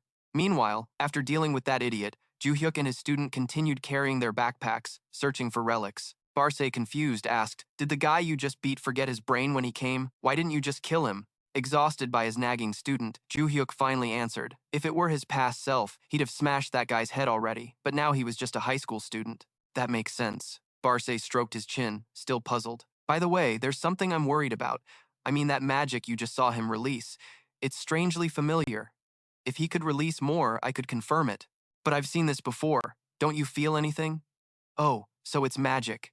Joo-hyuk didn't see anything special. He was never a demon, so he just ignored it. Returning to what Jisera revealed after having a few fingers broken, Joo-hyuk looked at him and gently probed, "Hey, who sent you to find me?" "Oh yeah, right, I already knocked your jaw out of place, didn't I?" Then he shoved his hand into Jisera's mouth and snapped it back into place. Now Jisera could open his mouth. He stubbornly resisted, but after seeing his fingers broken one by one, he spoke up. "Rock Vench sent me. I'm Jisera of the First Tribe. I was hired as a mercenary. According to him, the constellation is the first tribe to worship the sword fragment Bichtien, and he also has a pact with a constellation." Jisera boasted that if he had 30 more seconds to power up, the outcome would have been different. This guy's babbling was giving Joo-hyuk a headache. He was about to spare him if he showed remorse, but Joo-hyuk thought better of it. Best to keep quiet. He said that and snapped Jisera's jaw back to its original place. The First Tribe was a name Joo-hyuk seemed to have heard before, so he searched online. A flood of hot news appeared, mostly bad. Joo-hyuk got pissed and didn't bother reading more notes. He decided to settle things with that bastard Rock Vench himself. To teach that jerk a lesson, he came up with a bold idea. In this era, you have to use high technology, not just brute strength. Luckily, he had recorded Jisera's entire confession, so now he just needed to find a place to post it. Game on. "You guys think you can mess with me?" Joo-hyuk immediately called Aunt Lilia for help. She thought he was calling to ask to be her assistant and happily picked up. "That's not why I'm calling. Do you know any reporters?" Joo-hyuk cut her off. The very next day, news about the Venchik family's conspiracy to kill a student in Valhalla quickly trended. The story was exaggerated but ultimately targeted the Venchik family and Rock. Jang-san was thrilled with the drama and kept discussing it non-stop. Seeing the result of his work, Joo-hyuk smiled with satisfaction. This is what modern warfare looks like. Barce had to praise him for being someone from 3 years ago, adapting to modern culture at lightning speed. When he first reincarnated, Joo-hyuk faced many difficulties, but focused on getting familiar by browsing forums and news, which made him so savvy now. After reading all the freshly posted articles, Joo-hyuk sighed in boredom. But unfortunately, I only wanted to target Rock Zil. Yet all the reporters posted this and attacked the Venchik family. What he didn't expect was that because of this, the family head had to hold a press conference to apologize. On camera, she showed sincerity but denied any guilt or responsibility. She only expressed regret and promised to visit and personally apologize to the victim without further explanation. Rock looked as pale as a frog's backside watching the news. Just then, his father called, ordering him to return to England immediately under family orders. The next day, for personal benefit and sentence reduction, with only 5 years left, Jisera sold himself out as the mastermind behind the incident instead of that bastard. He was transported like cargo on a prisoner ship across the Pacific Ocean to the prison tower. This place was created by an S-class constellation to imprison and strip contracts, a prison that could turn fake contract holders into ordinary humans. Jisera happily thought all he had to do was keep quiet so Rock Jill could stay in the family. If he succeeded, his sentence would be reduced to 5 years. If not, it would be disastrous. 5 years isn't much. His thoughts were suddenly cut off by a chilling voice nearby. What an ugly face. Jisera barely looked up before his head was sliced clean off. No time to leave a final denial. At the Venchik mansion, Joo-hyuk's father and son were bowing in respect before the person opposite them. Logger asked, "What are you planning to do now?" The father and son quickly kowtowed to apologize, but it wasn't enough to calm the family head's fury. If you kill someone and just say sorry, wouldn't the world be in chaos? After hearing Joo-hyuk's excuse, the person opposite grew even angrier. A terrifying mana aura radiated, frightening them to their core. She stepped forward, leaning close to Joo-hyuk and said, "What should we do here?" Venchik. He finally felt fear, shrinking like a dog about to be dissected, immediately kneeling. "I will do anything to restore our family's honor." Hearing him speak only made it more ridiculous. The only way to restore the family's honor was to cut ties with him. At that moment, Old Man E, who had been silent, intervened. "Family head, isn't this punishment a bit too harsh?" She spun around to ask him, wanting to be like his son or what. The old man stayed silent, not daring to utter a word. Now she wanted to kill or disown the father and son immediately, but doing so would be like admitting he was behind everything. After some thought, the family head reluctantly raised his voice and said, "For now, I won't expel you. Return to Valhalla and keep your mouth shut. After I meet Joo-hyuk, I'll reconsider. Now, leave." Though spared, Joo-hyuk wasn't stupid enough not to realize he'd be disowned eventually. It's just that the media is involved now, so she can't act yet. So before that happens, he has to do something, because nothing can stop him now. Joo-hyuk looked at his father and said, "You have to help me too." "Sir," the old man had raised his precious son all along, so no questions were needed. He just advised to keep things discreet no matter what. Truly a great father and son, a strong foundation from the top. A few days later, at Valhalla Academy, upon hearing that the Venchik family head would personally come to apologize, Joo-hyuk felt really annoyed and didn't want to meet at all. But finally, under the homeroom teacher's advice, and because they were the biggest financial supporters of the academy, he reluctantly agreed. She entered with utmost respect for the Venchik family, but Joo-hyuk paid no mind. "Nice to meet you, Joo-hyuk. I am Adelia Venchik, the head of the Venchik family." Joo-hyuk responded with just a few words out of politeness. "Yeah, nice to meet you."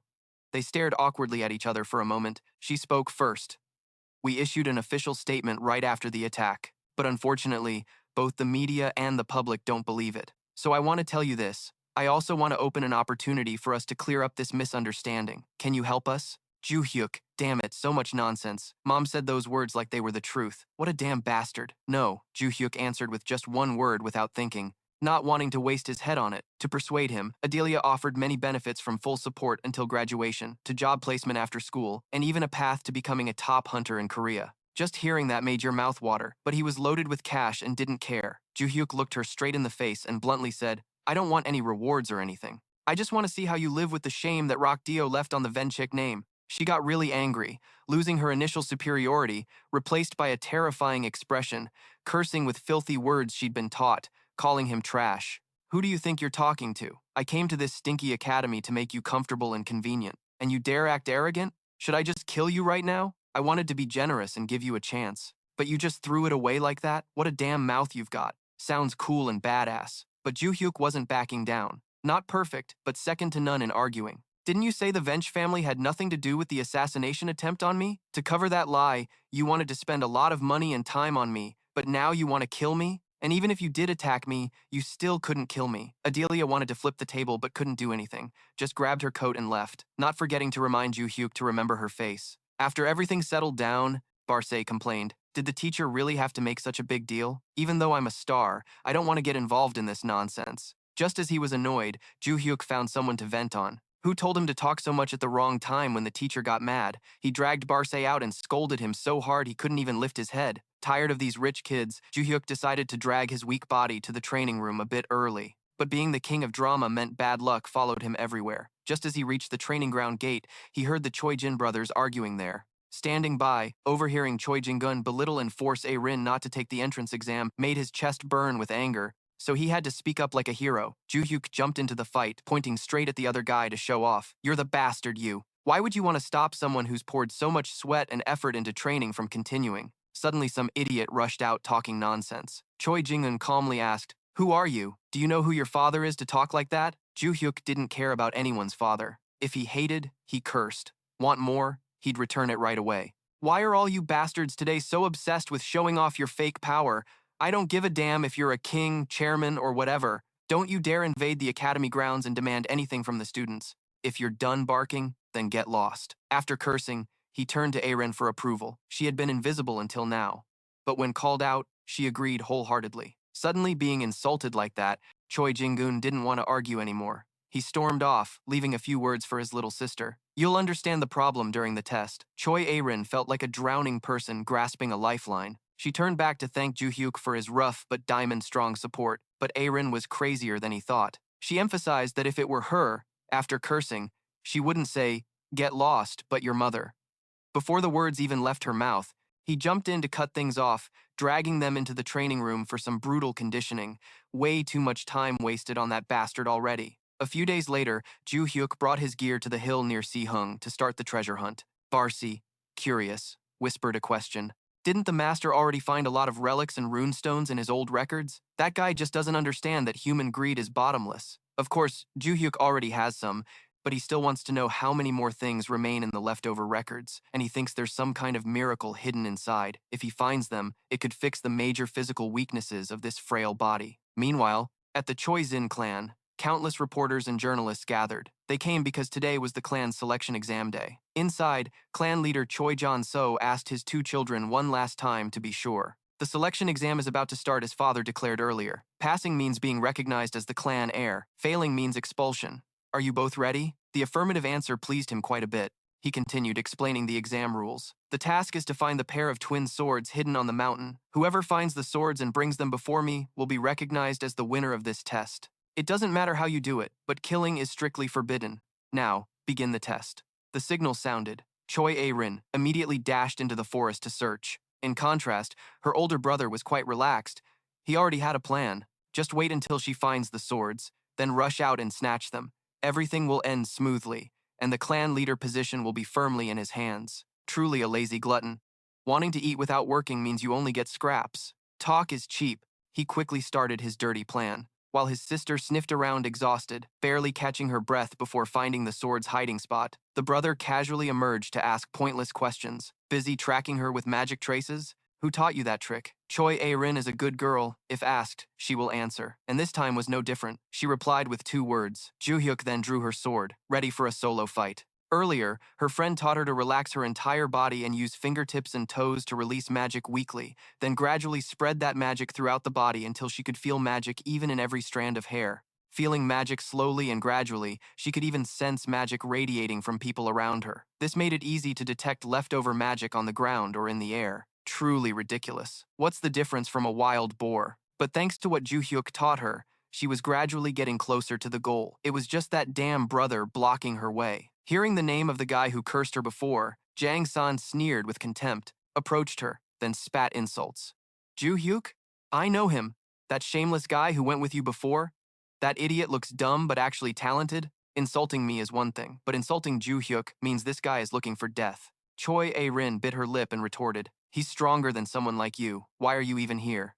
Jang-san seemed scratched in the right spot, gleefully drew his sword and swung forward. You want to know why? The reason I'm here is this. Thinking his sister was still weak as a slug, he acted all high and mighty like he was the best. But after a few seconds of aggression, reality hit him hard. Jang-san blocked the strike and wondered, wait, not only is she blocking, she's pushing me back? How the hell? Since when did she get this strong? Choi A-rin kept attacking. She swung her sword without feeling tired. Jang-san panted heavily like a buffalo, complaining, did they teach you how to be a wild boar at school? I see you're stronger at ramming now. Choi A-rin didn't care. Empty words like that didn't trouble her pure heart. She shot back one line, give up the search and then hurt yourself. Now he was truly crazy. Getting beaten by a girl who he couldn't even dodge and being told to give up? No way anyone would stand for that. Jang-san flew into a rage. He kicked off and charged straight at her. Choi A-rin assessed the situation, spun her sword and slashed upward, causing him to lose momentum and fall flat on the ground. While he dropped his weapon, she spun the hilt and thrust a strike right into his stomach. Jang-san took the full combo and ended up pissing himself on the ground. She finally dared to breathe a sigh of relief. At first, she was confident she'd land at least one hit, but didn't expect it to be a critical blow like this. No time to dwell. Choi A-rin picked up her weapon and prepared to dash off to get the swords. You don't really think you've won, do you? A voice from behind made her freeze for a few seconds. Turning around, she saw the opponent in a state of losing control. A layer of dark mana covered him as he spun around. You're a wicked person. Have you possessed magic? Why? Choi A-rin looked at him and asked. Jang-san remained silent. He grabbed his sword and lunged straight for a vital spot. A-rin couldn't dodge in time. She took a horizontal slash across her stomach. It turned out he had joined a group called the Grave Robbers, the world's 3rd most dangerous villain group, which explained his current power. She clutched her wound, looking up at her brother with curious eyes. Joining them was better? What about your life? A question so clueless it made the listener laugh. Jang-san hoisted his knife on his shoulder, bluntly replied, listen, I want ultimate power and authority. I want to escape petty desires. I want it all. Then he went on a rant about his life as the eldest son of the Choi clan. He had to be the perfect example. The reason he was still in the Jin group was because of his father's supervision and his desire for the clan leader position. Most importantly, the condition to enter the Grave Robbers was the clan's twin sword relic. If 10 years ago Choi A-rin hadn't joined the first selection contest, he would have had that relic in his hands. But at that time, he was 12 and couldn't control his lust. Before finishing the search for the swords, he killed her on the mountain. But bad luck persisted. He still couldn't find the relic and was seriously injured, failing that test. Now he was older and couldn't let that mistake happen again. Jang-san raised his sword with an excited look. "Say hello to your sister from me." Aaron could only helplessly sit there waiting for death. After all, she no longer had the strength to resist. But 30 isn't the end. Going underground is the real end. Just when she was hanging by a thread, about to beg for mercy, Joo-hyuk appeared like a god, blocking the sword in an instant. He looked at the guy and exclaimed, "What the hell are you doing? Is there some crazy brother who only aims for his sister's neck?" As soon as he finished speaking, he got knocked back several feet. It turned out Joo-hyuk had come looking for the treasure, which was right here, so me rushed out just in time to stop him. Otherwise, Aaron would only get to go home twice a month. Suddenly interrupted, Choi Jang-un angrily charged forward, shouting, "This is my family's business, so get lost." He was all talk but still missed his strike. Then he immediately took a combo attack from Joo-hyuk and collapsed on the spot. Thought it was over, but no, he still managed to fight back. Choi Jang-un stood up, radiating a huge surge of demonic energy from his sword. Now completely out of control, his mind filled only with death, he aimed to attack his opponent. This bastard, just some low-rank Valhalla thug, thinks he can defeat the leader of a crime syndicate? He charged with all his might, yelling loudly. Joo-hyuk was no pushover either. Even though the guy attacked with a magic-imbued sword, Joo-hyuk dodged and counterattacked, beating the self-proclaimed crime leader. Seeing no other choice, he pulled out a stone and started sucking on it. Oh, turns out it was an artificial sacred artifact containing power from a contracted constellation. Just as Choi Jang-un finished sucking, a magical aura erupted, covering the entire sky. The reporters and Choi's clan leader were shocked. Traditionally, they wouldn't interfere in the selection test. But this situation was too dangerous, so he had no choice but to come check it out. The father was worried while the son was the cause of the whole mess. Choi Jang-un excitedly said, "That's a special effect. Part of the power I gained from contracting with the constellation. This will be your burial season." Following his words came a series of announcements about the constellation's appearance. The destroyer dragon recognized the sacred relic and descended. The destroyer dragon bared its fangs, as if it hadn't been this thrilled in a long time. The destroyer dragon kept blabbering. It activated its gluttonous eye skill, but facing Joo-hyuk, it hesitated, retracted the eye, then activated it again like it was crazy. The more it looked at Joo-hyuk, the more terrified it became, eventually rejecting the sacred relic's call, breaking the contract, and fleeing fast. If it hadn't been quick, even the constellation would have been wiped out.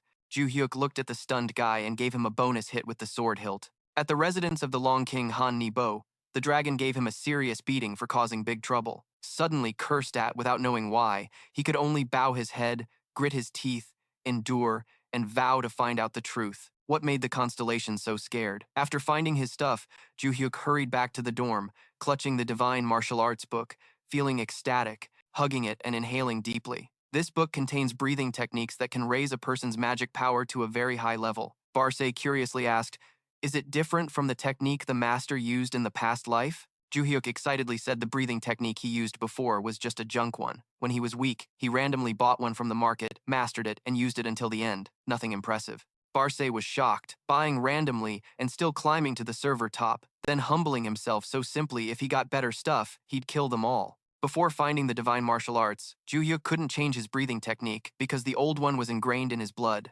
That's why he lost to B. But now he'll restart this life with a new cultivation method.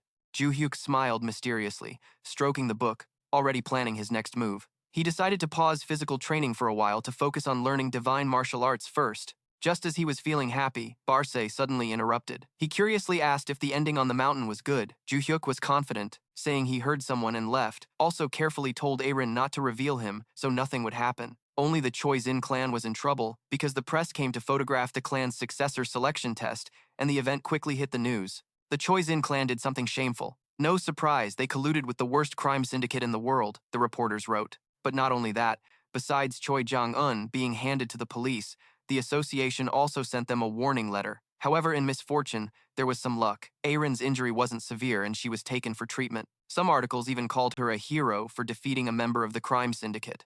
The situation was complicated, but the press seemed to support this. A subordinate, seeing the clan leader still worried, spoke up. "Isn't that a relief, sir? The selection test ended in chaos, but the next clan leader is confirmed. These articles will firmly establish her position as successor." Old Man Bo agreed, but still doubted Arin defeated Jang-un alone. A few days later, Arin seemed healthier after the accident. However, she couldn't continue training with Joo-hyuk because her health didn't allow it, and Joo-hyuk was busy with his breathing techniques, so no time for grueling training. While recalling key points, Barce remembered some clues about the demonic energy used by Rockdial and Jang-un. But he still felt something was blocking him. He needed to satisfy the second condition to remove this mental barrier. The second condition, the Great Forest's vision, was something Joo-hyuk could hardly reach, because he could only go there during the final test. Bored and scratching his head, planning to find the Great Forest's vision, the teacher suddenly called him to the office. Well, there's an inter-school competition next month, so the school considered selecting participants and decided to pick those with the highest midterm exam scores. Of course, Joo-hyuk couldn't escape being sent. Before the teacher could finish, Joo-hyuk calmly replied, "I refuse." Regon was embarrassed but said nothing. He looked at him and replied, "I haven't gotten to the important part yet." With so much to do at home, having to sit here listening to his nonsense, Joo-hyuk urged him to hurry up. The three biggest hunter training academies in the world, Valhalla in Korea, White Lotus in China, and Hauki in America. Each school will select a number of first-year students as representatives to compete against each other. The contest includes one-on-one battles, escaping from a maze, and many other challenges. It sounded like a headache. Joo-hyuk yawned repeatedly, waiting for the exciting part that never came. Just as he was about to refuse to continue, the teacher put on a mysterious expression and said, "But aren't you eager to reach the Great Forest's observation point soon?" That question immediately changed Joo-hyuk's attitude. He curiously waited for the teacher to continue. Apparently, the final exam and the inter-school competition would take place there. Essentially, it wouldn't be much different from the final exam. And of course, anyone who passes that test would be exempt from the final exam. It sounded pretty appealing. Wouldn't it save time to know in advance? With that condition, Joo-hyuk naturally agreed to participate right away. Meanwhile, in the United Kingdom, the head of the Vench Adelia household was interrogating a servant about the plans they were carrying out and the whereabouts of the Rockin father and son. The family matters were nothing to discuss, but the servant had been eavesdropping on the world's gossip and reported some shocking news. It was said they were building a building out of paper bills in the market area. Quoting the servant's exact words, "To put it mildly, that's cash." And according to his information, Barce is directly responsible for this. But saying responsible doesn't mean Black Cat knew what his star was planning. He only heard the star say it was a gift, a present for someone. His star also demanded that Barce quickly find the seller of that ring as soon as possible. The next day, while Regon was diligently working, head coach Lee Sang-gon approached and asked if he had finished selecting the members for the upcoming inter-school competition. Regon nodded and handed over the list of participants. Lee Sang-gon was startled to see Joo-hyuk's name on it. He couldn't believe that Brat agreed as well. Seeing his curiosity, Regon explained that initially he didn't want to join, but when he found out it would be held at the Great Forest's observation point, he suddenly changed his mind, flipping faster than a rice paper. Lee Sang-gon said nothing, but knew deep down that Regon had some mysterious purpose for coming. As the head coach, he requested the teachers to arrange free time to meet with those young men for some instructions. All 5 participants were present: Soo-yeon, Jae-soo Choi-arin, Do Jung-jin, and Joo-hyuk. The contestants were complete. The teacher went straight to the main point. Specifically, there were 3 parts to complete. First was one-on-one battles among the students, similar to the entrance exam. The second part was team battles. The 5 academy members formed a team to face off against other teams. Notably, all 3 teams would fight simultaneously. The final part involved the Great Forest's observation point. Hearing the part he needed, Joo-hyuk fell silent, leaning in to catch every word. Lee Sang-gon briefly described the terrain of the forest. The Great Forest's observation point was a maze, as the name suggested, a forest full of trees. Unlike an ordinary forest, the gate was heavily guarded and designed so that not even a fly could get through. The only way in was through the main gate. Each person would be assigned specific tasks for the day. Since time was short, the teacher continued explaining the details and the format of the team battle. After finishing, they immediately started training. At this point, Joo-hyuk suddenly raised his hand with a question. "Can I train alone, sir?" The teacher surprisingly agreed immediately. He even asked if anyone else wanted to. Rin, having heard how Joo-hyuk was, said she would do the same and wanted to train quietly. Even her participation in the competition was because he joined the team, so she agreed. After finishing, everyone quickly left. Suddenly, Rin turned to Joo-hyuk and asked, "Should I join the training?" Joo-hyuk was quite surprised but understood her current condition and gave some advice. At that moment, Rin had a rather strange intention. She wanted to become stronger with him and help him achieve what he wanted just as he had helped her. 1 month later, On the first day of the inter-school competition, all the Valhalla students came to cheer excitedly. Among them, Robin Venchik also came to watch the show. Earlier, he had used his father's money to hire assassins with the mission to eliminate Joo-hyuk. They were the Sam San group from a ninja, a veteran assassination team of 3 who had never failed together. But that was before. Now facing Joo-hyuk, luck was uncertain.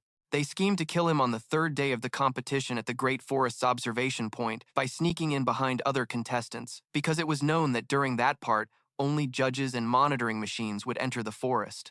To start the competition, Council Chairman Valhalla Simdun gave a few words and introduced each school's representatives. Looking at the kids below, head coach Lee Sung-gon felt a bit unsettled. While thinking, he was suddenly interrupted by the veteran guide warrior Jack Rover. Seeing his teammates, the teacher mocked them as third-rate. Last year, their school was no different. Jack Rover confidently said this year would definitely be different, because this time there was the son of the head of the contract holders, the only one present. That was Logan's son, Logan J. He had signed a contract with the destroyer of everything. Though not as skilled as his father, he could defeat adult contract holders in a heartbeat. Lee Sang-gon just snorted and coldly told his friend, "You'll understand that reaction soon after watching this match." The first match was between Joo-hyuk of Valhalla and Logan of Heroes. The rules were explained. Basically, whoever defeated the opponent first would win. Even if hitting weak points with weapons, the arena system would automatically reduce damage. Instead, it sent an electric shock causing pain to the target, so feel free to attack without interference. Joo-hyuk, who usually slept in class, was quite puzzled why the protection system was necessary here. Getting tired of waiting, the teacher explained to the absent-minded coach that the ability to fight continuously for 2 days was necessary to participate in the third day. The starting signal sounded. Joo-hyuk charged to attack first, but his punch was blocked. The opponent looked at him sideways and asked a casual question. "Do you think you're really strong?" Joo-hyuk politely replied a bit, then changed his expression and said challengingly, "But how long can you take my hits?" Then he spun his fist and delivered a blow to the opponent's stomach. He lost momentum, clutching his stomach as he stepped back, then used the destroyer technique to charge forward. Joo-hyuk lost a few strands of hair and quickly dodged to the side, kicking straight at the other guy mercilessly. "What are you doing?" he said. Logar clutched his stomach, struggling to stand up. Even though he had only taken 2 hits, he felt like he was about to pass out. He still had his trump card, and Logar squatted down using his strength to smash the arena floor, then lightly kicked, sending debris flying everywhere. It turned out he intended to use the debris as a shield to attack from the shadows, but Joo-hyuk had hawk eyes. There was no way he wouldn't see through that trick. Soon, he spotted him hiding in the dirt and rocks and delivered a critical hit right to Logar's face. The round ended in shock for Jack Rover, who exclaimed that kid was truly a monster. The match then continued. Joo-hyuk continuously dominated, winning round after round without losing a single hair. Finally, in the finals, unexpectedly, he faced Choi Arin. The winner would receive a scholarship, and since her family was wealthy, she considered withdrawing. "I don't care who wins, but don't back out. Everyone's gathered here already. We have to show our fighting skills," Joo-hyuk said, making Arin reconsider. "Of course, when the teacher speaks, the student must listen." Joo-hyuk stretched and warmed up, promising to go easy and be careful not to hurt her. But this easy was suspicious. The match ended with Choi A-rin face-planting the ground every single time, to the point even Barce complained that he was too ruthless. Joo-hyuk kept insisting he went easy. He didn't even hit her stomach. It was just a coincidence the tip of her sword suddenly veered into his stomach, so he blocked it with his hand, and that's how it ended up like this. Watching her lying there, he felt he had grown much stronger, and this girl wasn't far behind. Still, they had to wait another day to reach the inside of the great ancient forest. Soo-yeon grew a bit impatient and went to find the teacher to ask. He approached and said, "Sir, about tomorrow's match, if I finish early, can I move on to the next round?" The teacher wasn't sure either, so he pulled out the rulebook to check. It mentioned some exceptions, but basically, if the task was completed before the afternoon or earlier, students could take on the next mission depending on the teacher's decision. Hearing this, his eyes lit up like car headlights as he continued.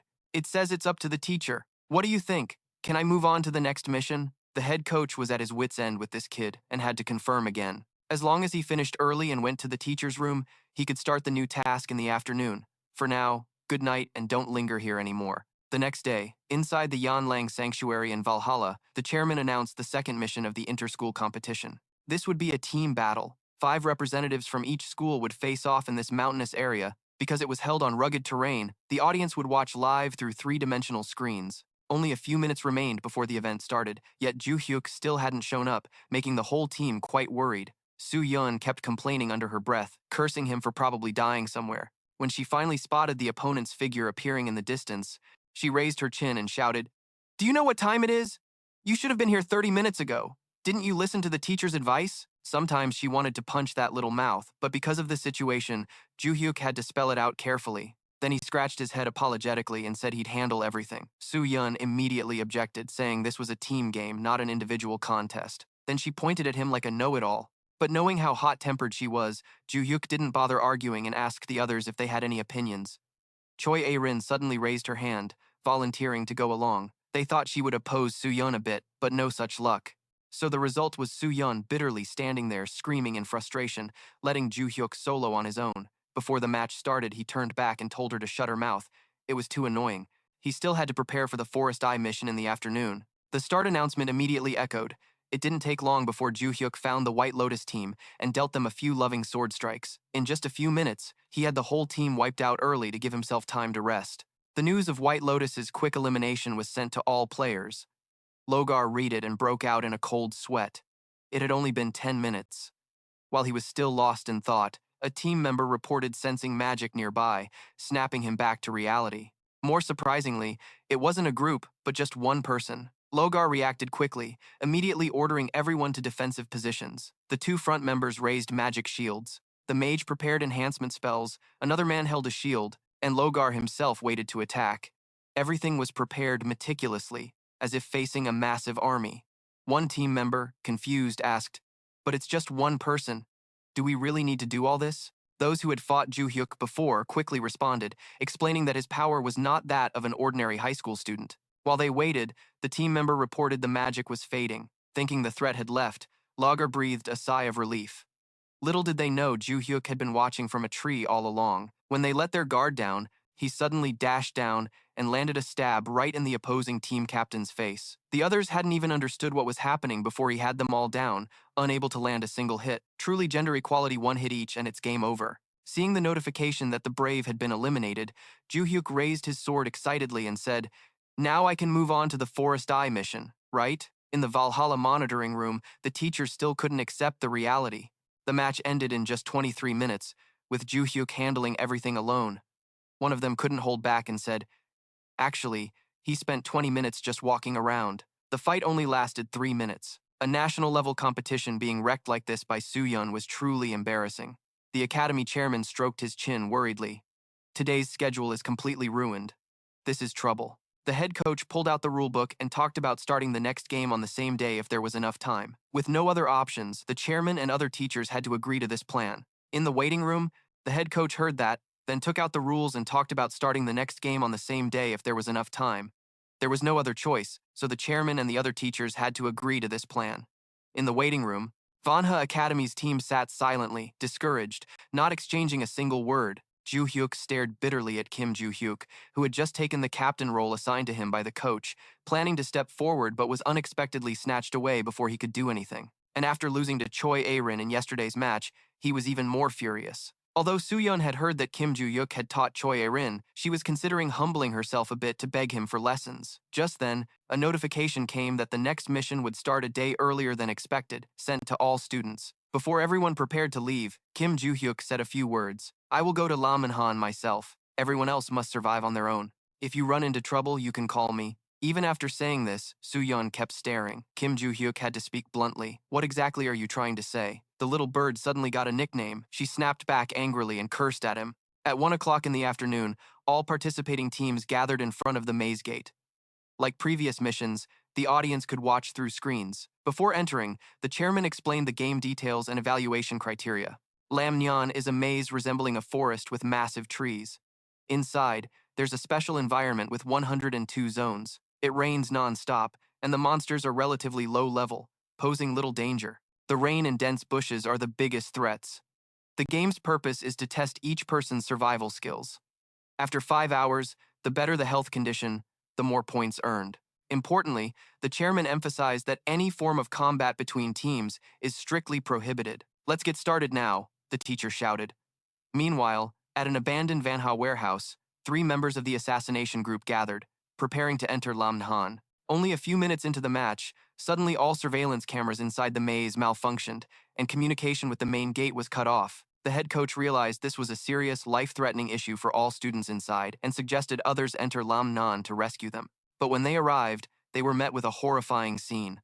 The guards were dead, and the gate was broken, with debris scattered everywhere. It took about an hour to clear the entrance. Logan hadn't even reacted before. Anne stabbed him in the stomach. He was stunned and confused, wondering when Anne got behind him, and sneered, "You still don't get it? Look ahead, huh? Why are there two of me?" Logan was shocked pale, and in front grinned wickedly and stabbed him again in the chest. "This is called a clone." Logan had no chance to defend himself. Lai asked, and if Logan was seriously injured, but Anne said he deliberately stabbed him lightly for fun. Just then, a red-haired girl appeared out of nowhere. Jang-san's group, seeing another witness, shrugged and decided to finish them all. Anne told Lai to just use concealment skills to keep the place hidden. Lai told him to finish quickly, and smiled perversely, saying he knew, then charged at the redhead. At the same time, Kim Joo-hyuk flew like a bird through the forest to find the great lamb Nan Van Ha at Megarona's house, with the condition that he must have a village sword. Is the so-called Megarona's house really the one right at the entrance? But it's all trees there, no weak house at all. Just then, a blonde girl appeared, dazed, then suddenly screamed in panic, "The path!" Silence. Of course, Anne wouldn't stop just because of a scream. 3 brave students had fallen, and Jang San's assassin team was struggling. Lee was tired of dealing with one person, only to have another witness appear. Even Anne was no longer amused, but annoyed. At that moment, he saw someone their target this time. Kim Joo-hyuk, the target, had come himself. It seemed that after I stabbed them, it was over, so he heard and came here. Because of this fun, I didn't kill him. Joo-hyuk noticed the word target in their words, looked at the people stabbed and lying on the ground, then told the blonde girl, "I'll clean up those guys, so you stop the bleeding for the injured first. They're still alive." It was obvious the stab wounds weren't fatal for the bleeding victims, or maybe it was intentional to keep them weak from blood loss. Such a twisted hobby. My mood's bad, so answer my question. Did you sneak in here? Then I'll end this quietly. And couldn't believe what he just heard from a student's mouth. He was sure that kid didn't realize his situation, so he was bragging loudly. Right now, Joo-hyuk was isolated inside the maze. The only entrance and exit had been destroyed by us. Even the surveillance drones. So, will the teachers notice? Let's see. They can't get in immediately anyway. Since the entrance is completely blocked, clearing the debris will take at least an hour. Anne seemed very confident in their plan, but for Joo-hyuk, that hour was the maximum time to rush through the heavy rain in this vast forest and find the target. Anne didn't understand what Joo-hyuk was rambling about, but was ready to send him to hell. Again with the clone technique, but this time the clone's blade stabbed into the ground instead of piercing like before. Where Joo-hyuk teleported to, Anne had no idea. You're really done for. With that, Joo-hyuk's sword thrust straight into Anne's nose. He bled profusely and was thrown back, scraping the ground. Lee was stunned watching. While the 2 women were still spraying glue, he dashed behind and decisively struck each on the head. So all 3 of Jang San's group were defeated by Kim Joo-hyuk and lay sprawled on the ground. Blonde girl, now quickly use magic to stop the bleeding for the unconscious. If you can't handle it alone, run west. There are Vanha students that way. The blonde girl was doing her best. Just then, Anne woke up, saw his 2 teammates lying flat, and panicked. Kim Joo-hyuk immediately taunted how weak his teammates were. Anne raised his knife. "Before I beat you up, answer me. You said I'm the target, so who's the client?" Although evil, Anne had assassin principles. He wouldn't reveal the client's identity. Kim Joo-hyuk was also meeting this kind of tight-lipped person for the first time, so he was a bit awkward. Anne was surprised to meet someone as stubborn as him, but said this time he'd fight with full strength. However, the clone technique couldn't ambush Joo-hyuk. Anne was shocked because the clone's attack had no shadow, so he didn't understand how the kid dodged it. "Why do you always sneak up behind me like a coward? Why can't you just fight fair? Do you have some grudge against my nose or what?" Joo-hyuk stubbornly asked who the client was. Silence was the only answer, as a matter of honor for an assassin. "So what? Then I'll just beat you up as much as I want." Damn.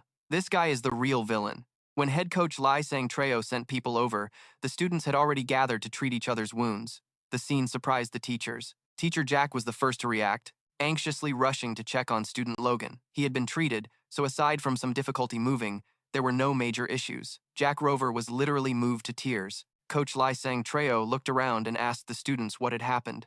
Logan immediately recounted how they were ambushed by a group of villains, 3 people, 1 male and 2 females. Lee Sang-treo guessed it was the Sam-san gang and hurriedly asked where they were now. Logan pointed to a nearby tree. Leah and Anne were unconscious there. Joo-hyuk had already taken care of them all. Lee Sang-treo was stunned. That kid had reached this level already? The ground around the Samsan group was all dented, proving they took quite a beating. While unconscious, I vaguely saw Joo-hyuk fighting. It was truly amazing. Logan didn't hide his deep admiration. He had completely overwhelmed the villains, and I hadn't even touched them. That kid hadn't even used half his strength against us, Logan said bitterly. I thought I was strong for a high schooler, but I guess I've been way too arrogant lately. Teacher Jack encouraged him to cheer up, saying Joo-hyuk was just an outlier, but Logan said there were 3 people, so where the hell was the other one? The blonde girl said Joo-hyuk dragged them off. Before she could finish, the girl with glasses was thrown back to the ground like a sack of rice. She spilled everything about who was behind it and their purpose. Joo-hyuk stood with his hands in his pockets and updated everyone on the situation. Lee Sang-treo asked if he was okay. Oh, that's a pointless question. Someone like Joo-hyuk is practically immortal. Lee Sang-treo smiled, reassured, and said the details could wait until they returned to the academy. The teachers helped the injured students to the hospital, while the Valhalla students were told to find the White Lotus Society and announced that the joint match was over. After being soaked in the rain, Joo-hyuk finally breathed a sigh of relief as he took a shower. Today was really tough, so he didn't hesitate to jump straight into bed. When capturing the villains, the teacher used magic to attack. Is that why? B kept itching to ask questions. Joo-hyuk had increased his magic power, so he used it to attack. Plus, after a whole day of fighting, the results weren't bad at all. That was the great forest eye of Valhalla, the home of Megarona, truly the gem of Megarona's house. The loot he stuffed in his pocket was like some monkey's treasure. No matter what, having that was pretty damn valuable. No joke. Luckily, it was all done. Back in the forest, the nearsighted girl finally woke up. But before she could open her eyes, Joo-hyuk called her to stand. What abilities do you have? He asked a question that made her look as confused as if she'd just heard an alien language, not human speech. Yet Joo-hyuk kept talking. Though he didn't know where she came from, judging by her goals, she was probably part of an assassin group. Usually, there's one fighter, one close combat fighter, and one support in the back, right? The glasses girl was stiff as glue. Among the 3, the one in the back seemed to be the support, not someone with direct assassination abilities. What's your power? The glasses girl told him to get lost. She wasn't about to say anything. She tried to pull away, but Joo-hyuk charged right at her. She was shocked he blocked her spatial cutoff ability. You can tell just by looking that her power creates mini spaces and moves into a larger space, right? Joo-hyuk grabbed her immediately. Just use that ability to help me a bit. I want to find something, and if all goes well, nothing bad will happen. When he said this, he gave a not-so-friendly smile. And we all know how that turned out. We have to thank that spatial teleportation ability. B exposed that Joo-hyuk didn't let the glasses girl off as he claimed. Joo-hyuk did that because she kept refusing to reveal which organization her team belonged to or who the client was. Even so, Joo-hyuk knew those 3 assassins were from the Sam-san gang, a notorious villain group. And the client was none other than Roblin. He originally planned to leak the ambush info to the media like last time, but thinking about the mess of blindly storming a slum house again, he wasn't sure how many stitches his head would need. Anyway, they got what they came for, so the next step was to face the lost memories through a deep sleep. Not only Joo-hyuk, but B was also looking forward to recovering those memories. His notification window popped up. If that's the case, turn off the lights and go to sleep. What's the holdup? Before sleeping, Joo-hyuk was convinced he hadn't lost any memories. Whatever, let's see what dreams reveal. In his dream, he was back in the destruction tower. After Kim Hyuno said his final goodbye to the world, the rock about to crush him suddenly stopped. In fact, the entire space froze. A shadow twisted and turned with a pupilless eye said it would remember his name and the names in the world he protected, then said goodbye and disappeared. At this point, Joo-hyuk woke from his trance but still couldn't believe what he saw in the dream had really happened. B asked, "No memories at all?" He wanted to check with his brother. "Nothing. I think I was once a tiger." "What the hell is that?" Of course, B wasn't actually a tiger like Joo-hyuk imagined. After all, he was once the boss of the destruction tower. There's no way he'd go selling out like that. And he didn't find anything special in his memories. So B didn't see anything strange like Joo-hyuk did, but whatever. He was the one who cut me up and caused all this. So you don't remember anything about that name or anything related to it? B wasn't sure, but summed up the trip as a joke, only gaining a few trivial memories that brought no benefit. And the description about carrying a name from his brother was vague too. Just then, the notification window popped up again. This time, it was for the office in the royal palace of Valhalla, the secret room of Ali Johnny. Go find the truth about Ali Johnny's secret room in the royal palace of Valhalla. Joo-hyuk immediately thought of asking Lily about this palace. The strength training room at VA always had 3 regular members before class: Joo-hyuk, Choi A-rin, and Sebum. But today, Soo-yeon also came here. Seeing Sabum, she was startled and asked why he was here. Didn't she see him lifting weights? Why ask such a silly question? Sabum was also curious why Soo-yeon was here. Soo-yeon felt embarrassed. Well, maybe he's like me, although that was a hard blow to my pride. But I want Joo-hyuk to guide me. I'm different from her. I often come here to train my strength. Joo-hyuk has nothing to do with it. Actually, Sabum even knew the reason Soo-yeon wanted Joo-hyuk's guidance was because she lost to A-rin.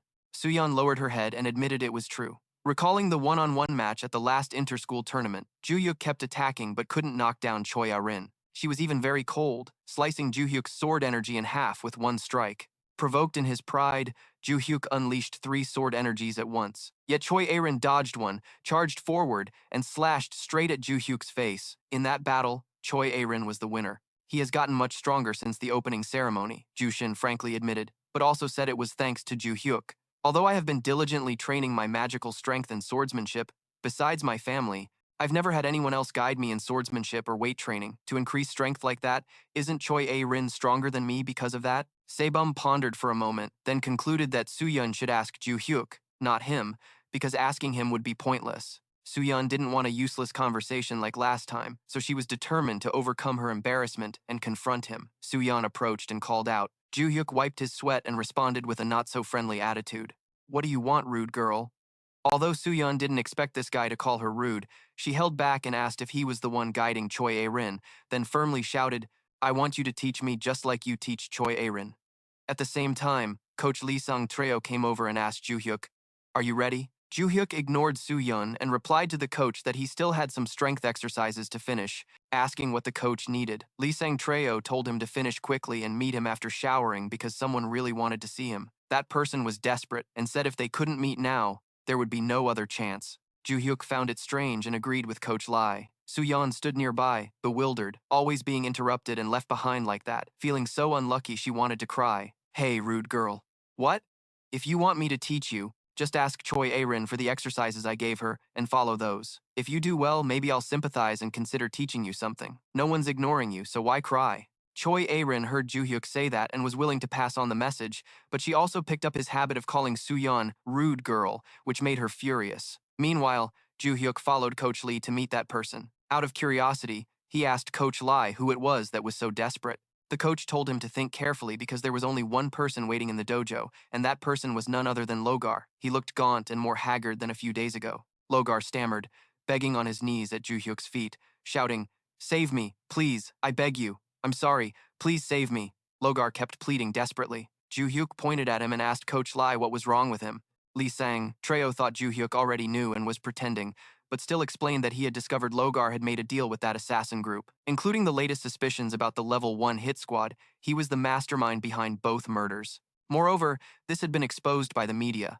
Now they had full information about Logar and the ringleader of the attack in Valhalla, and Joo-hyuk was really no fool. He was the one who leaked this information to the media. But this guy has the protection of the Vench family. How could the head of the family just hand him over? So why is he asking me for help? Joo-hyuk wondered. Lee Sang-treo said the Venchik family had officially cut ties with Logar, and not only him, but also his father was shunned. This time, his family made no new moves. So without family protection, he's about to be thrown in jail. That's why you're asking me for help, Logar shouted. Give him a chance. This whole mess is because of your testimony, right? Are you begging or ordering? You sound ridiculous. Logar didn't realize how pathetic his plea sounded. He just raised his neck, begging. Of course, Joo-hyuk wasn't buying it and decisively shooed him away. But Logar clung like a leech, crying and swearing never to appear before Joo-hyuk again. But I don't need that. Logar pulled out money to bargain. At this point, Coach Lee was itching to intervene but had to hold back, and Joo-hyuk wasn't short on cash anyway. Logar went crazy, looking at Yuria and roughly pulling her over. What about this woman? I'll give her to you. She's a descendant of the British royal family. Having her will definitely raise your status. Logar aggressively pitched this reasonable price to redeem his already lost reputation. You're giving her to me? She's a commodity? Joo-hyuk was about to lose it, but Logar wasn't the type to read the room. He was completely insane over his failed rescue. He insisted Yuria was his possession, even showing a glowing talisman as proof to Joo-hyuk that he was serious. I can perform a transfer spell if you want her. Coach Lee frowned. That's a binding spell with a mark created by magic. It's a taming spell that prevents the target from disobeying the master. It's a spell that a normal contract user can't break, yet this madman applied it to a human. There have been others like you before. Those with too comfortable a life, casting binding spells on innocent people.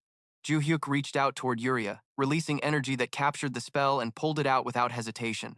Thus, the binding spell was broken. Coach, can I punch this guy? Just once, Joo-hyuk asked darkly. Do you think a Valhalla coach like me would let my students fight each other? Coach Lai grimaced but admitted he'd been annoyed by this guy for a while and continued.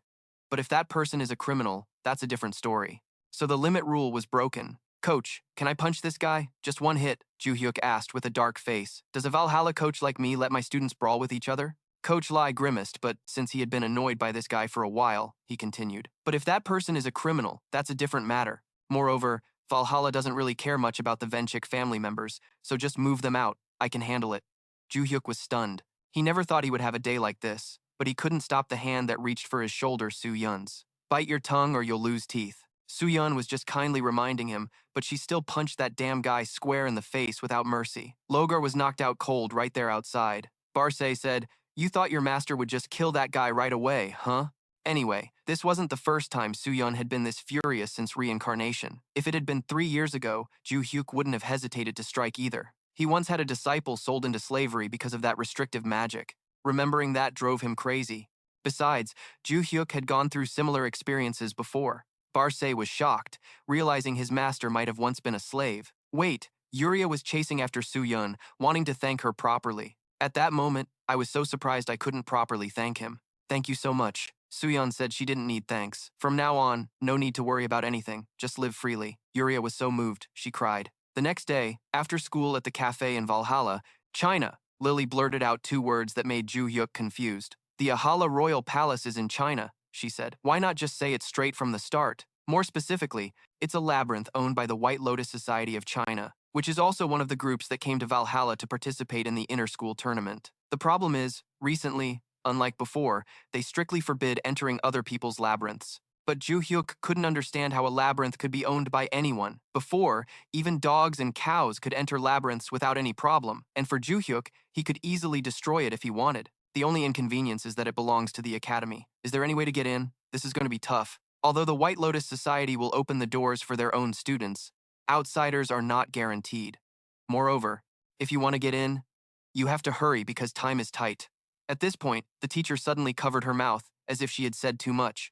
And that was true, because normally, exchanging information with this kid is constant, so keeping things under wraps to avoid slips is extremely necessary. By the way, are you just going to listen? Give me some info, Lily whined, accusing the freeloader sitting across from her. Joo-hyuk didn't understand what she meant, so Lily raised 3 fingers demanding 3 pieces of information, then she'd let him off. Thanks for the coffee. I'm out. Joo-hyuk stood up immediately. Lily hurriedly tried to hold him back. I'm only telling you this one thing. After hearing it, he decided to leave. Joo-hyuk sat back down. Lily's face was full of helplessness, and she whispered, covering her mouth, "This is a secret.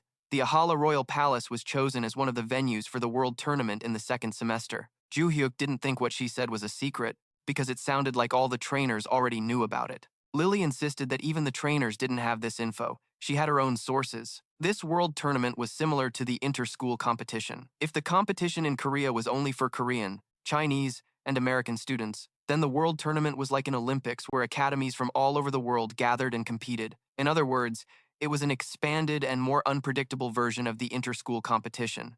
It would take place during the 2nd semester, so there was still plenty of time. Is there any way to get in earlier? Joo-hyuk wanted to speed up the mission. This made Lily quite embarrassed because she had no connections with the White Lotus Society. After thinking for a moment, she said it was hard to guarantee, but probably possible. But I need your help with something. Joo-hyuk's scarred face asked. What is it? Give and take, right? Why do you have that look like you want to eat but not drink? You come with me to the Global Monster Research Organization. Just one day, so don't worry. They quickly arrived at North London, Tottenham, where the Global Monster Research Organization was located. Just one day? What the hell, flying all the way to London for one day? Realizing he was tricked, Joo-hyuk got furious after all. It was just one day at this place. Finally, Lily got one over on Joo-hyuk. She smiled brightly like a blooming flower. Still, I'm allowed to stay until the end of the week. They even gave me the whole 2nd day off, so I'm just going to have fun. This woman sure knows how to abuse her power. So what do you want to do? Whatever it is, just don't look at each other like that. Too much tension. At this moment, Joo-hyuk was holding a sword in front of a wild boar. Outside, 3 middle-aged men frowned, staring at him without blinking. Joo-hyuk looked at the boar, recalling Lily's words that her request wasn't much, just help her make a headline. Something like Joo-hyuk, the infamous monster hunter, faces challenge at the Global Monster Research Organization. Joo-hyuk coldly stabbed the boar's head. It hadn't even screamed before the system logged him out. Outside came a confirmation sound. The boar stopped quickly, completed verification, preparing the crystal shard. Joo-hyuk clicked his tongue. Still more? After an hour, he finally lay back on the sofa, complaining about the hassle. Lily was such a pain in the ass. She was really good at twisting words. I thought the original plan was just to defeat 3 monsters. Why verify up to 10? Lily looked away, stammering. She didn't know why either. Putting that aside, Joo-hyuk didn't understand why the atmosphere there was so strange. As soon as we stepped in, everyone stared, then started laughing mockingly and treating us rudely. Do you have a conflict with this place? Lily sipped water, silent for a moment before saying it was because they hated it, because suddenly an article appeared, directly opposing the monster counter strategy that had existed for decades. But isn't the verification method outdated? Just swinging a sword to cut the target is game over. But Lily said that was the safest method, the organization's tradition. If that's the case, wouldn't it be better if someone else in the organization did it? I don't want them to do it. Lily suddenly got serious. They're just a bunch of old conservatives. Articles about monster counter strategy are a tactic to boost status and power. Nowadays, the intellectual society is where people fight for their own status by collaborating and toying with each other. Joo-hyuk couldn't help but sigh, what despicable people. But even so, does Lily really need to keep writing articles non-stop? The press is just a piece of paper, not yet recognized by society. No matter how bad society is, what matters more to me is a proper strategy to deal with monsters. For that purpose, I was able to endure those cold stares. From this perspective, Lee is a girl who is always loyal and steadfast in her beliefs. Now that her business is done, it's Lilai's turn to return the favor to Joo-hyuk. She spoke well because they had come here, since she had also arrived. The head of the White Lotus Society is said to frequently visit the organization. I think she came earlier to observe the verification process. Well then, that's good. Joo-hyuk quickly stood up to find her before it was too late. At that moment, a woman came to talk to him. It turned out to be the president of the White Lotus Society. Nice to meet you. My name is Se-bum, the head of the White Lotus Society. Joo-hyuk politely greeted her back and asked if she had any business. Se-bum came to ask him for a favor. Could he help with this person? Actually, Soo-yeon wanted Joo-hyuk to handle that individual. Seeing the situation looked serious, Lee decided to slip away quietly. She left. Joo-hyuk then asked Soo-yeon for the details of the story. She said that although she currently holds the position of head of the White Lotus Society, she is essentially a member of the Soo family. The Soo family was the first clan to settle in China after the era of destruction. Because of that, they were able to elevate their status, establish the White Lotus Academy, and train generations of outstanding contract holders. Coincidentally, the family has a young talent, a prodigy who could even be called a reincarnated genius. At the age of 13, that child was able to defeat contract holders of average level, even beating older siblings and members of the clan's society. Moreover, even the leader of the Soo family had to fall before her. In the end, perhaps because she felt there was nothing left to learn from the outside, the girl locked herself in the training room of the Soo family's White Lotus Palace and never went outside again. So I have to knock some sense into that arrogant person, huh? Joo-hyuk quickly grasped the situation. This was exactly Soo-yeon's intention. For him, this was just a minor annoyance. But there was still one question. If all that was needed was to teach that kid a lesson, aren't there many others stronger than me? In terms of magical power, the head of the White Lotus Society isn't weak at all. Soo-yeon couldn't help but admire Joo-hyuk's sharp eye. She had hidden her strength, yet he still noticed it. There are 2 reasons. Soo-yeon decided to be straightforward. First, they required everyone to fight purely with physical strength. Second, that person is also 17 years old,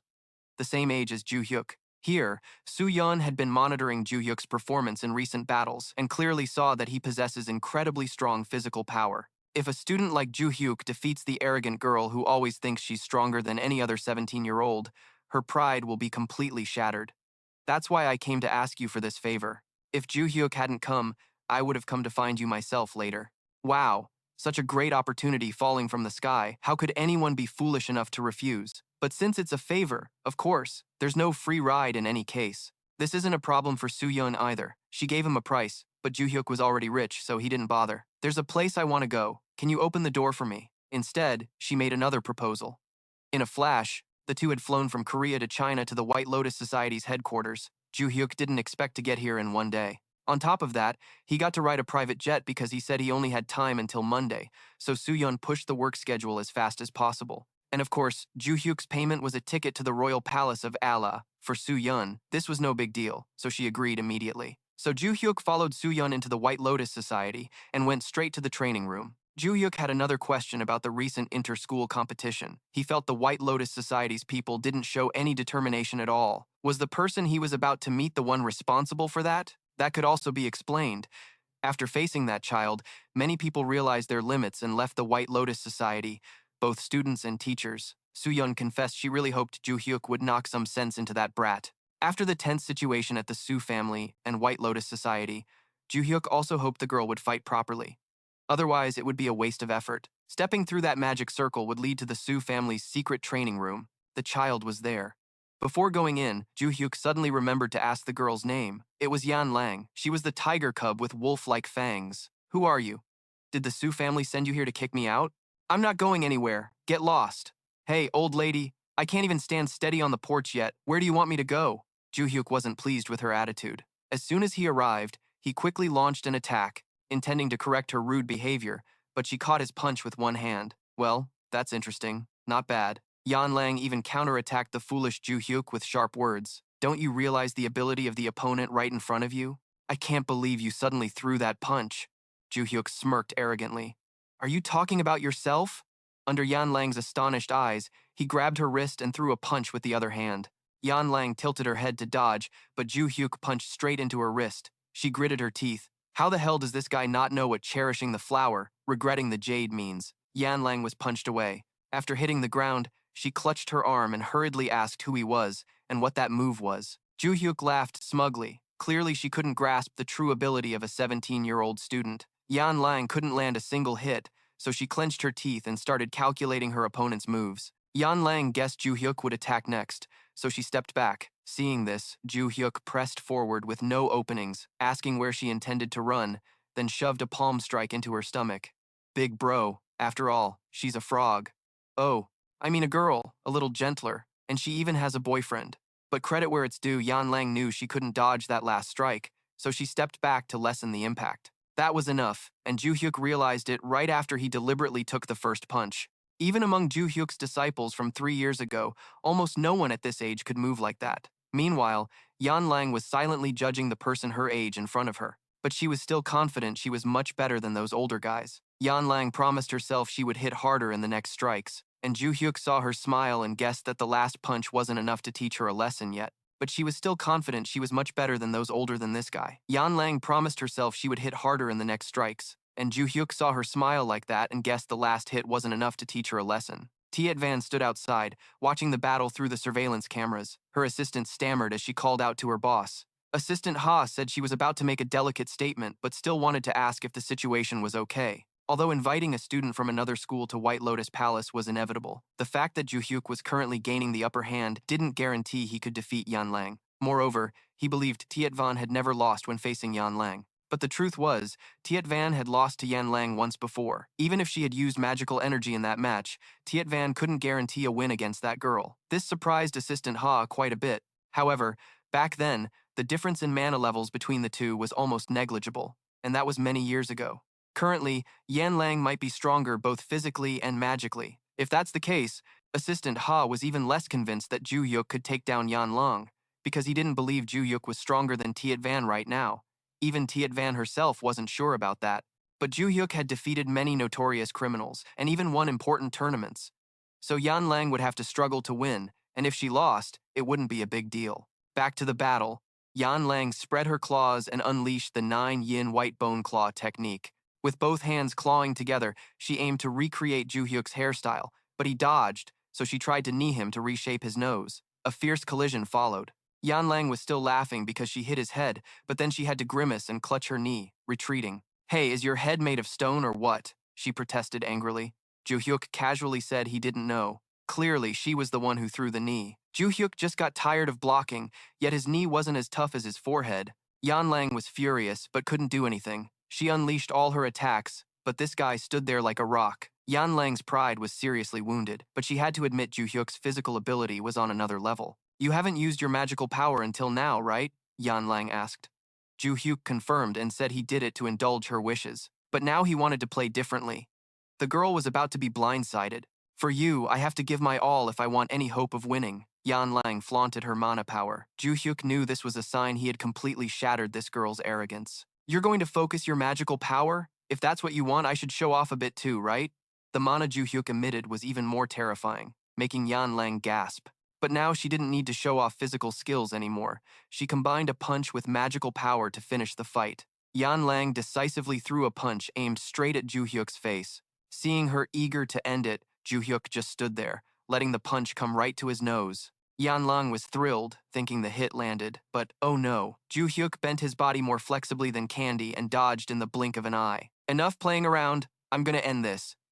Then he delivered a critical punch to the girl's stomach. Yan Lang rolled her eyes, cursed the damn monster, and then fainted on the floor. Game over, baby. Game over. Just as requested, I defeated her and dragged her out. Joo-hyuk carried Yan Lang like a chicken to Tiet Van. Look at that. Who carries someone's daughter like that? Tiet Van was stunned, not expecting Joo-hyuk to defeat Yan Lang. She worriedly asked if he was hurt. Joo-hyuk casually said he was fine. But he didn't know about Yan Lang. Tiet Van asked if the fight was tough. She's strong, but I'm a bit disappointed it ended like this. Yan Lang was thrown roughly to the ground by Joo-hyuk. She was in pain, but woke up and showed hostility as soon as she saw Tiet Van. Tiet Van temporarily set aside the matter of this girl and talked about Joo-hyuk's reward first. You said you wanted to enter the royal palace of Ah-hen-la, right? It's been waiting. Tiet Van said she could let Joo-hyuk in right now, just waiting to see what he wanted. Of course, Joo-hyuk wanted to do it immediately. When it comes to food and drink, it has to be hot and crispy to be delicious. Yan Lang watched them leave for a long time. Assistant Ha had to remind her to go treat her wounds. Yan Lang finally reacted. What's the name of the guy who defeated me? Assistant Ha answered immediately. His name is Joo-hyuk. Joo-hyuk, I'm telling you, he's one of the strongest people in the world. Yan Lang said admiringly, and deep down, she really wanted to fight this person again. In a space with unclear light and darkness, a creature of unknown shape, only known by its huge horns, emphasized the phrase, the strongest, with a question mark. What kind of place is this? Is this really a maze? Joo-hyuk looked at the royal palace of Ah-hen-la in front of him, unable to hide his disdain. Remembering Tiet Van's words, this place was a special maze, like a castle. Just watch out for the monsters called living armor, and you can explore freely. Tiet Van especially reminded him of the details to note. Joo-hyuk asked how long he could stay. Tiet Van said about 5 hours. If he wanted to stay longer, he'd have to come back tomorrow. But 5 hours was quite comfortable for Joo-hyuk to explore. First, he had to deal with the living armor. After warming up his joints, he charged into battle. After a few textbook slashes, Joo-hyuk successfully shattered the armor suits into pieces. But so far, Sword Soso had explored about 20 rooms and still hadn't found Ali Johnny's secret room anywhere. Look to the right, teacher. Soso had to remind his hot-tempered teacher. The door looked a bit fancy but seemed like a normal room. Joo-hyuk doubted the validity of this reasoning, but still opened the door and saw a painting of a man looking grumpy as if someone borrowed money and didn't pay back. The overall room really looked like a normal office. But is this really that Aleph guy's room? No. I think you're right. Look under the painting. It says Aleph Joni there. Barce said confidently. Joo-hyuk wondered how he could read that. I don't know either, but basically, he could read it thanks to some information recovered from his memories. Then this must be the room, but where the secret room is inside here still needs to be found. Searching everything one by one would take too long. So smashing everything and searching is much faster. If you like breaking stuff, just say so, instead of pretending it's fast and slow payback. Anyway, this room will be smashed to pieces by Joo-hyuk anyway. Hopefully, after breaking it open, he found a door beneath the floor. Crawling down, it was pitch dark, nothing visible. Joo-hyuk was still annoyed when a notification window popped up saying the conditions were met. Right before Joo-hyuk's eyes stood a red-haired witch. The young man casually greeted the girl in a very provocative manner. The red-haired witch smiled gently. Nice to meet you. I'll answer your questions, so why don't you sit down? Joo-hyuk silently sat down. Let me introduce myself. I'm a guide. Joo-hyuk looked quite surprised, and she quickly explained. Ah, sorry. That's not my real name, just what people call me. My real name was taken away. About this, Joo-hyuk was also a victim of that shadow that steals people's names, and he didn't expect the girl in front of him had also lost her name. I thought it was nonsense, but when she said her name was taken, I realized it was true. But what does that mean? Also, how can one get their name back? Joo-hyuk was eager to resolve everything quickly. The red-haired witch said immediately. A name holds power. Every creature is born with a name. All their actions, their efforts, and their achievements, whether good or bad, are reflected in the most meaningful way in their life. A name, decorated with glorious feats, brings great power. The one who stole those names absorbed the power contained within them. And what happens when a person's name is stolen? I'm sure you already know. They become a constellation. However, the red-haired witch mentioned an exception, which is Joo-hyuk, who was reincarnated. At this point, Joo-hyuk realized she knew about his reincarnation, just like Barce. You still doubt me? Oh, reincarnated human who received the notification window, the guide said. The black heart of Joo-hyuk is like wearing sandals made of bee honey inside him. I'm not sure either. Actually, even I don't know when the notification window will appear. The witch smiled to ease Joo-hyuk's tension. Who would have guessed he'd act so annoyingly? Alright, enough nonsense. Explain it to me. The one who sent the Tower of Destruction here, who is he? His name is the Maze Lord. As I said, he sent the Tower of Destruction to Earth to steal others' names and strengthen his power. Ah, so it's that bastard. But Joo-hyuk still found it strange, not understanding how an ordinary Maze Lord could send something like the Tower of Destruction to Earth. Such large-scale things can only be from someone on a whole different level. Joo-hyuk suddenly realized something and paused. The red-haired witch laughed. Finally, you've realized. Huh? The place you live, called Earth, is actually a maze. You think I'd believe that? It's your choice, but I have no reason to come all the way here just to trick you. Well, let's just say that's true.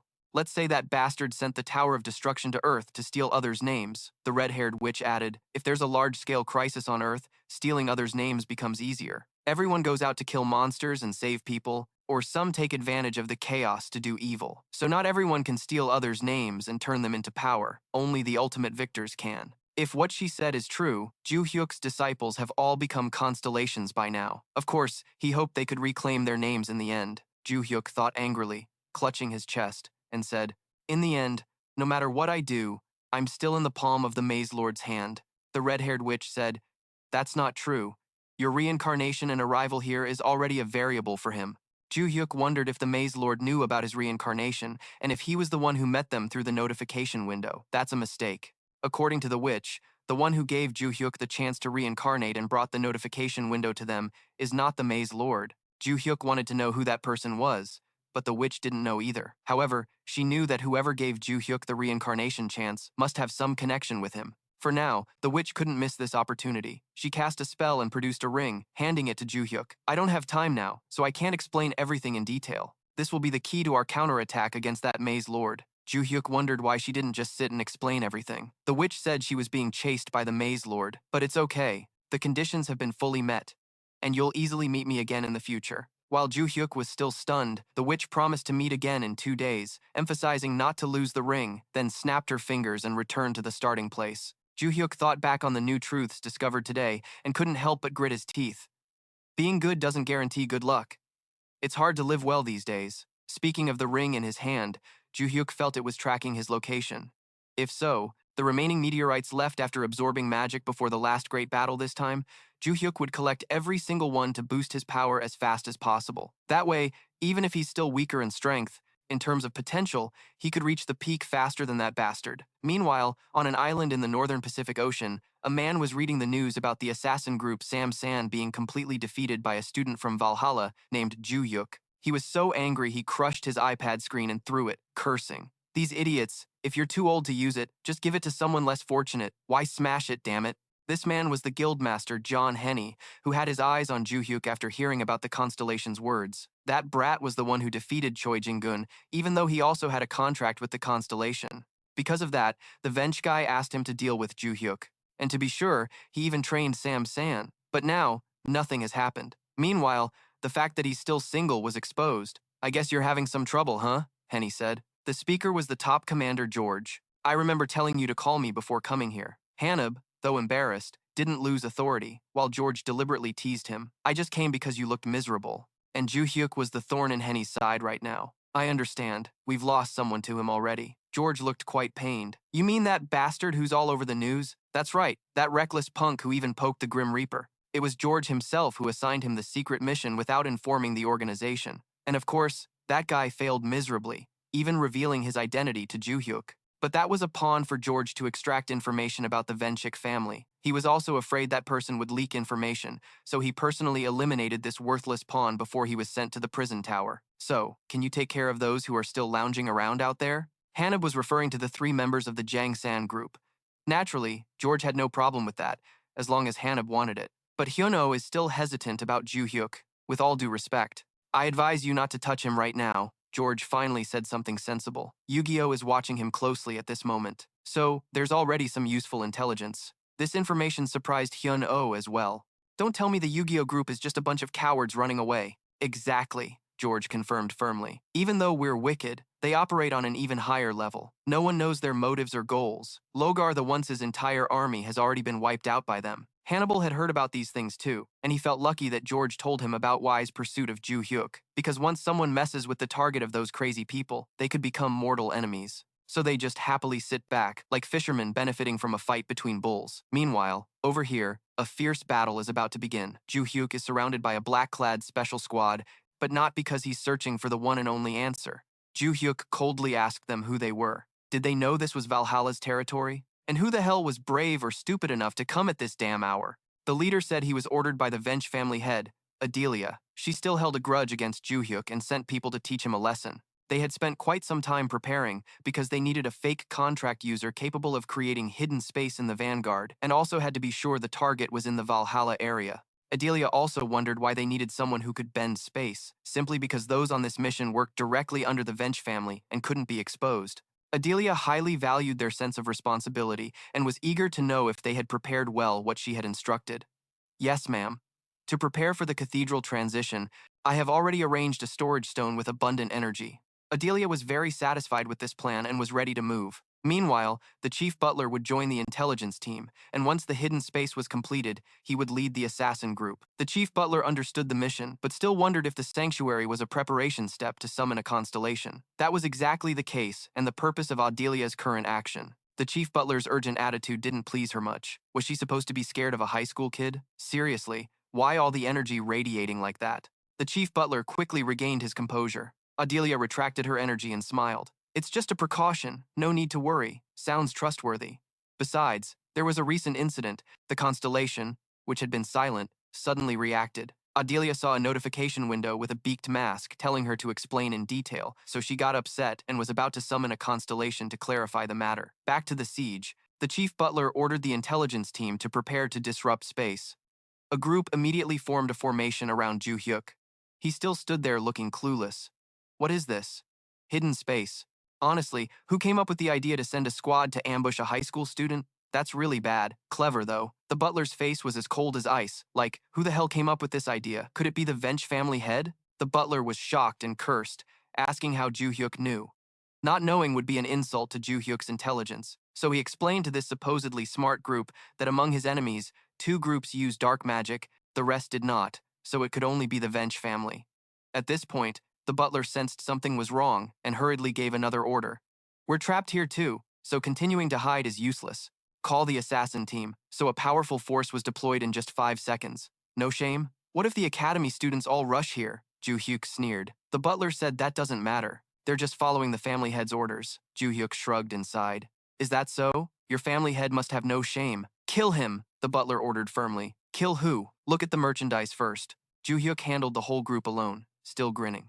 The assassins were beaten to the ground. The butler aggressively attacked Joo-hyuk but was mocked. Uncle, all you know is swinging your sword? Just as he finished, 2 hawks flew in. By the way, let me show you how to swing a sword properly. The blade sliced sharply into the ground, freezing the assassin. While they sprayed glue, Joo-hyuk delivered a kick that put one down for good. You guys don't even give me time to breathe. The butler saw him busy dealing with others and tried to stab him from behind. Unfortunately, his opponent had eyes in the back of his head and dodged. While he was stunned, wondering if this was really a high school student's ability, Joo-hyuk was complaining and thrust a sword through the armor. Of course, no one could take that hit and remain normal. The butler thought the same. He had once thought a high school kid couldn't do much. Now seeing it firsthand, he understood why Adelia had to set up such a big formation. And just as he fell, the Vench family head appeared. Adelia looked at everyone here. Most were stronger than other contract users. So how the hell did they still get hit by this guy and knocked out? It was unbelievable. She didn't want the situation to continue like this. Be proud, because you will witness the Vench family's sacred relic. Ordinary people never get that chance. Adelia unleashed blazing yellow mana and said, Joo-hyuk mocked back, I should be proud to see that butter knife. The family head was shameless enough to call the whole group just to bully a high school student. What did he just say? Reincarnating as a handsome guy is fine, but a smart mouth? Not so sure. Adelia cursed angrily and charged at Joo-hyuk with the small knife. At that moment, several storage stones suddenly lit up. The knife in her hand grew longer. A dazzling light appeared. Then a yellow notification window showed up with 3 dots, ending with a surprising sentence. Master, the spirit stones emit a sparkling golden light, but at the same time, it causes everyone to be affected by time freezing. Even Adelia couldn't escape. Everyone stood still like statues. Only Joo-hyuk was still waiting. Although Adelia couldn't move, her mind was still conscious, and she realized that everyone had frozen like puppets. Meanwhile, Joo-hyuk was still touching and admiring his glowing golden knife. At that moment, the yellow notification window swayed and appeared. Master coming to Joo-hyuk was puzzling. At that moment, the golden light molded into a figure wearing a crow mask and glasses, looking quite eerie. But when the mask was removed, it revealed an extremely stylish and charismatic beauty. Their eyes locked and stared at each other intensely. This girl was completely different from when they first met. Back then, she was still chained in prison, looking at life with hatred. At that time, Joo-hyuk was still Hyun-oh. Look at the gaze of this so-called noble guy. It seems like she hated all humans, right? The blonde girl gritted her teeth and told him not to pretend like he understood her. What does he know about life? Although I don't know everything, I know enough, because I was once a slave too. This time, the girl was stunned. When I was young, I had no strength and was kidnapped by a slave trader. Then, just like you, I lived a life of slavery because the chain bound me. Do you want to be free?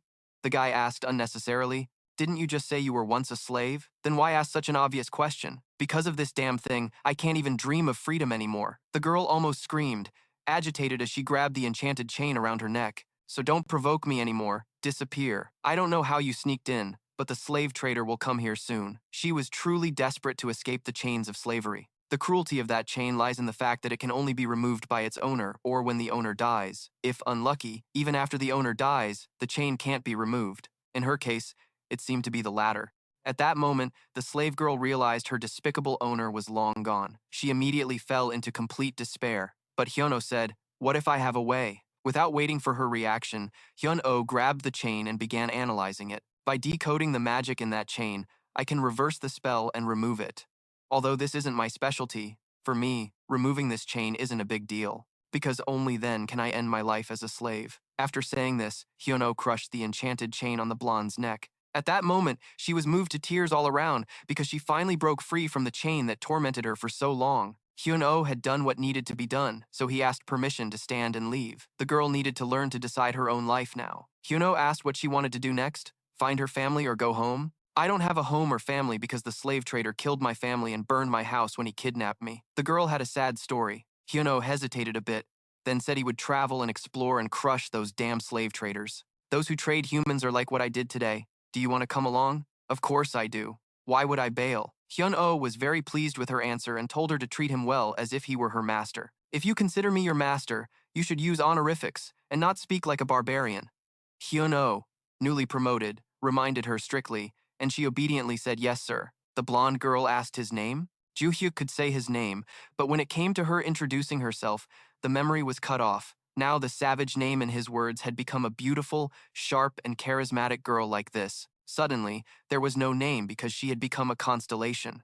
Joo-hyuk was confident he understood this girl better than anyone, but couldn't remember her name. Now he understood what the fortune teller meant when saying that the Demon King would take away the constellation's name, but now there was no other way. Luckily, I still remember the nickname Kuung. That savage name is old news. Adelia was stunned. How dare this guy call a constellation a savage name? Meanwhile, the constellation she revered called him master, and wielded the golden knife called the sacred relic, restoring everyone's consciousness. Then asked Joo-hyuk, "How should I deal with these bastards? Should I kill them?" "No, I have a better idea." Joo-hyuk stroked his chin with a sinister smile. The next day, the homeroom teacher almost had a stroke when he saw the sponsorship amount reaching 9 zeros, with a note specifying it was for student Joo-hyuk in the school's sponsorship list. Regon looked more and more like something was off but couldn't tell what. Damn, 5 billion gun, a sum that gives people headaches. I guess you saw it too. What are you guessing for, old man? I'm watching here, teacher. But not only the homeroom teacher found it strange, Lee also felt unfamiliar. Kim Lai-gun thought it was because the Vench family suddenly had a change of heart, feeling guilty for causing some trouble and breaking their academy. That's why. But even with that explanation, Lee Sang-kryo still found it illogical. When Joo-hyuk was attacked by Dezervenchik before, they definitely sent sponsorship to silence him. Back then, the donation was a way to protect Rockin's and the family's image. However, the Venchik family had set limits by expelling Rockin and kicking him out. Otherwise, they would have made a fuss to get Rockin out of the detention camp by now, not sponsoring Joo-hyuk like this. There must be a conspiracy behind it. Moreover, now they don't know if Joo-hyuk will accept this money, because with the rebellious attitude they're used to, he's probably cursing and confronting the Venchik family right now. Dad, just ask him directly. You'll get an answer right away, Lee Sang said while drinking coffee. Let's do that to make it easier instead of sitting here guessing. This time, Joo-hyuk gave a surprising answer. Yes, I accept. Regon blinked, thinking he misheard. But no. You mean who would refuse 5 billion gun? That's true. But Regon still felt something was off. Joo-hyuk was eager to leave, so the teacher hurriedly explained the new benefits to him. Not only did you receive sponsorship, but the Valhalla Academy also got a donation. According to Vanna's regulations, you can transfer to a premium dormitory. What do you think? So far, I haven't found anything uncomfortable about my current dorm. Next time, you can help me move it too. He left, but Master Kim was still sitting there, stunned, not understanding what had just happened right before his eyes. When did this guy change like that? But whatever, the master doesn't lose anything anyway, so why bother stressing over it? The root of this whole thing started when Joo-hyuk came up with a clever plan to deal with Adelia and her assassins. He called the savage girl to wake her up and talk.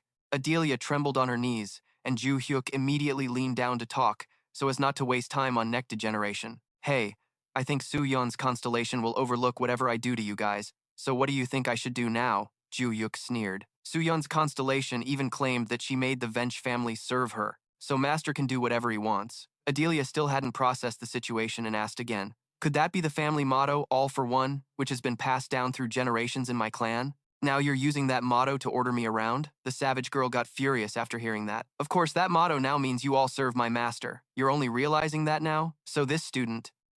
is this person really your master? Dear protective constellation? Yeah, even though his appearance has changed, his magic power is definitely my master's. Joo-hyuk felt that she had asked enough, and it was better to worry about himself now. To be honest, being bothered by those assassins made Joo-hyuk want to kill Logar and the whole bunch right away. However, their level and strength were truly top-notch. So, to live comfortably, he needed to fully exploit these guys to work for him. But if he had to manage them directly, it would be a lot of trouble. So why not use someone experienced here? According to Soo-yeon, although she was only the vice-clan leader, it had been 4 years since she took over as head of the clan. In those 4 years, she managed to restore her clan's declining power and turned it into the strongest clan in England. So just manage that clan. Joo-hyuk didn't hesitate to order her immediately. Support my activities at the clan level. Don't ask me why. The moment she messed up again, she knew what would happen, right? As soon as Master gave the signal, the Crow Mask Seer confirmed she would personally supervise to make sure it never happened again. Suddenly, her figure turned into golden light and then faded. She said it was time because to manifest directly here, the constellations needed a huge amount of magic power, meaning dozens of magic stones full of magic power. That's why these people brought a bunch of magic stones here. Because that magic power was disappearing and she had used her skills, she needed to rest a bit. Joo-hyuk didn't expect the constellation to face such limitations. Even so, she felt that witnessing the master's rebirth firsthand was already good enough. Joo-hyuk worried for her and told her to rest a little. Before leaving, she put on her mask and said one thing. Besides me, it seems there's another disciple who has also become a constellation. You'll meet him soon, so please forgive me. I'm leaving now. With that, she completely disappeared as if she had never been here. That sentence kept Joo-hyuk thinking. He had suspected this, but who exactly was about to arrive? Moreover, it was very likely all his disciples had become constellations. But when would he meet them? Joo-hyuk had personally met 2 already, B and Moron. The meeting with B was unavoidable thanks to the notification window, and with Moron, it was by chance. Now there were so many constellations, meeting them one by one didn't make much sense. But why hadn't B said a word since Joo-hyuk met the guide? Master calling me? I'll appear right away. Joo-hyuk immediately asked why B wasn't as talkative as usual. B said he was organizing his thoughts. His memory was cut off just as Joo-hyuk entered the secret room. In his memory, he felt like he stepped out right after entering that room, and a bit more of his memory returned. Do you remember how weak and fragile you were? Seeing the tense atmosphere, Joo-hyuk teased the kid. B awkwardly said, how could I remember such an ordinary memory? But he had learned the concept of a name, something Joo-hyuk should have known already. And another important thing, the Labyrinth Lord, that's the one who gave you the name B. Thinking while walking, he arrived at the classroom. Joo-hyuk sat down, but his mind wasn't on the lesson. So the one who stole his true identity and gave him the name B was the Labyrinth Lord. Barce confirmed once again that this was exactly the case. That name gave him power but also killed him. But with the power of the Master of the Destruction Tower, That was natural. But that power affected his personality. When I was the tower's master, I was a bit rigid, maybe because of the identity and power I received, but my current personality is quite close to my original one. Joo-hyuk didn't understand how that pervert could grant or take away someone's identity like that. This matter. Barce didn't exactly know how he did it. Joo-hyuk clicked his tongue. This world is a maze big enough for that guy to exploit identities. That's why he can give and freely take others' identities. Barce didn't understand what Joo-hyuk just said. What do you mean this world is a maze? You idiot. How can you not know such important information? So the master and disciple spent the whole class talking. Barce finally understood everything. Regon was also very annoyed, but right now they were still fish being raised in his pond, so they couldn't act yet. However, thanks to the guide, there was a chance to fight back. All they had to do was wait for the right moment. The next day, just as promised, the wizard guide arrived. At that time, Joo-hyuk was still holding the food tray, standing there stunned. The guide sprayed some glue lightly and asked, "What's that shiny silver thing?" Joo-hyuk immediately got furious. "It's a food tray." "A food tray? You did say we'd meet again in 2 days, but why call me in the middle of lunch? That's harsh. Even lightning avoids food. Yet this woman drags me here right before mealtime." The guide promised to be mindful of that next time. Putting that aside, she asked if he had brought the ring. "Of course I did, old lady. Hurry up with whatever you're doing. Why so slow? It didn't seem like an item that boosts my stats. How do you plan to counterattack that guy with this?" Joo-hyuk still took the initiative. "Simple. Put on the ring and get through the maze." The girl said that, "Does it have to be a specific maze or any maze?" Initially, only a few mazes were natural. The rest were all monitored, right? The guide said he could get through any maze. Soon, the Maze Lord will create his own mazes. So in your world, what is that? Monster outbreaks, disasters. This means when a maze starts to form, monsters rush out in droves and the surrounding areas get destroyed. Before Joo-hyuk was reincarnated, that was happening everywhere. That's why nowhere was safe back then. After reincarnation, things stabilized and he could enjoy life a bit. Damn it, everything always falls on me. So where, when, and how severe will it appear? About 3 months later, the scale is being determined. They say it's happening in a country called Korea. Unbelievable. Even though I live in Korea, how can I stop it if you don't specify the exact location? The guide didn't dare say because she feared the Maze Lord would find her, so she only gave limited information. Honestly, nothing is ever simple. It's strange that this world was a maze from the start. Why would more mazes appear inside it? The Maze Lord deliberately created them. Is he preparing more identities? Exactly, he's decided. You could say he's making everyone adapt before the Tower of Destruction appears. So I have to wear this ring and destroy the maze that appears when the disaster happens? That's right. But the guide wanted to ask how Joo-hyuk usually destroys mazes. The monsters inside are pretty tough, so I usually ignore them and just destroy the maze stones. If you do that, the maze disappears automatically. Joo-hyuk always liked to do things quickly and neatly. Usually, that's the fastest way. But this time, he couldn't do that. So what should I do, old lady? Put on the ring and defeat the boss. Why do I have to do that? Of course, there's a reason. Although your world is just a maze, the Maze Lord can't randomly cause disasters or the Tower of Destruction. He has to use the power of the identities he's collected. Simply put, mazes are made from identities. Among the maze components created this way, the boss holds the most concentrated identity power. If you wear the ring and defeat the boss, you can absorb the identity from the Maze Lord. That will be the starting point for our counterattack plan. Joo-hyuk wondered again. Hasn't that guy absorbed countless identities? How can we fight him if he's only absorbed one? That's a good question. Of course, the Maze Lord doesn't care if only one identity disappears. His goal is to help everyone adapt before the Tower of Destruction appears. Usually, instead of fighting for one identity, the key to this plan is to destroy the maze quickly. Then the Maze Lord will realize the mazes have disappeared before people adapt and change tactics. He will create an event by sending many identities into the world. This is the chance for them to absorb a lot of identities, because the identities they absorb also add power to the user. Absorbing identities to become stronger? Let me ask. So how are we different from the Maze Lord? Joo-hyuk looked quite serious about this idea, surprising the guide. She thought he was the type who didn't care about these things. Who do you think I am? Doing the right thing makes me feel comfortable. First, we will never harm innocent people to take their identities. And if your identity is taken by the Maze Lord, it will be shackled, preventing you from reincarnating or becoming a constellation. That way, you'll be imprisoned. Moreover, if you use the absorbed identity's power, when the identity is no longer shackled, they will be free too. The guide said that. But if Joo-hyuk still feels uneasy, he can do whatever he wants. Also, he will know what kind of person the identity owners were before absorbing them. Regon had no more comments. Now they just had to wait for the disaster to happen. The guide said she would tell him the exact place and time later. Until then, Joo-hyuk should form a team to prevent the disaster. Didn't you just say we only need to defeat the boss and destroy the maze? The guide explained that although monsters inside the maze die when it's destroyed, those that escaped are still out there and should be stopped. See you later. The guide snapped her fingers, and Joo-hyuk was immediately teleported right in front of the food counter. Damn it, this guide girl said to warn before teleporting. But she said they needed to form a disaster prevention team. Before reincarnation, Min also went with disciples to handle disasters. Doing it alone takes too long. Plus, they have to prevent damage. So, should I take on disciples in this lifetime? Just then, Joo-hyuk ran into an acquaintance, Yan Lang. What's she doing here? Yan Lang said that after losing to him, she reflected a bit and wondered why he spared her. And she made a shocking discovery. It was because you were stronger than me that I lost. How come it took you so long to realize something so obvious? You know, I thought I was pretty much like you. Criticize all you want, but let's spare each other's lives. Someone who can dominate everyone just by talent and has never tasted defeat, that's pretty rare for an adult. Yan Lang was very confident in her revelation, but Joo-hyuk thought her way of thinking was completely wrong. He had worked very hard to improve. What she said was just her old mindset. It's different now. The moves that beat us weren't just simple attacks. They were body movements born from countless experiences. When I lost, I was furious, but after calming down, the reason for my defeat became clear. I lacked real combat experience. Then I realized that through fighting you, I became stronger. So I want to keep fighting you to defeat you. And then, fight me.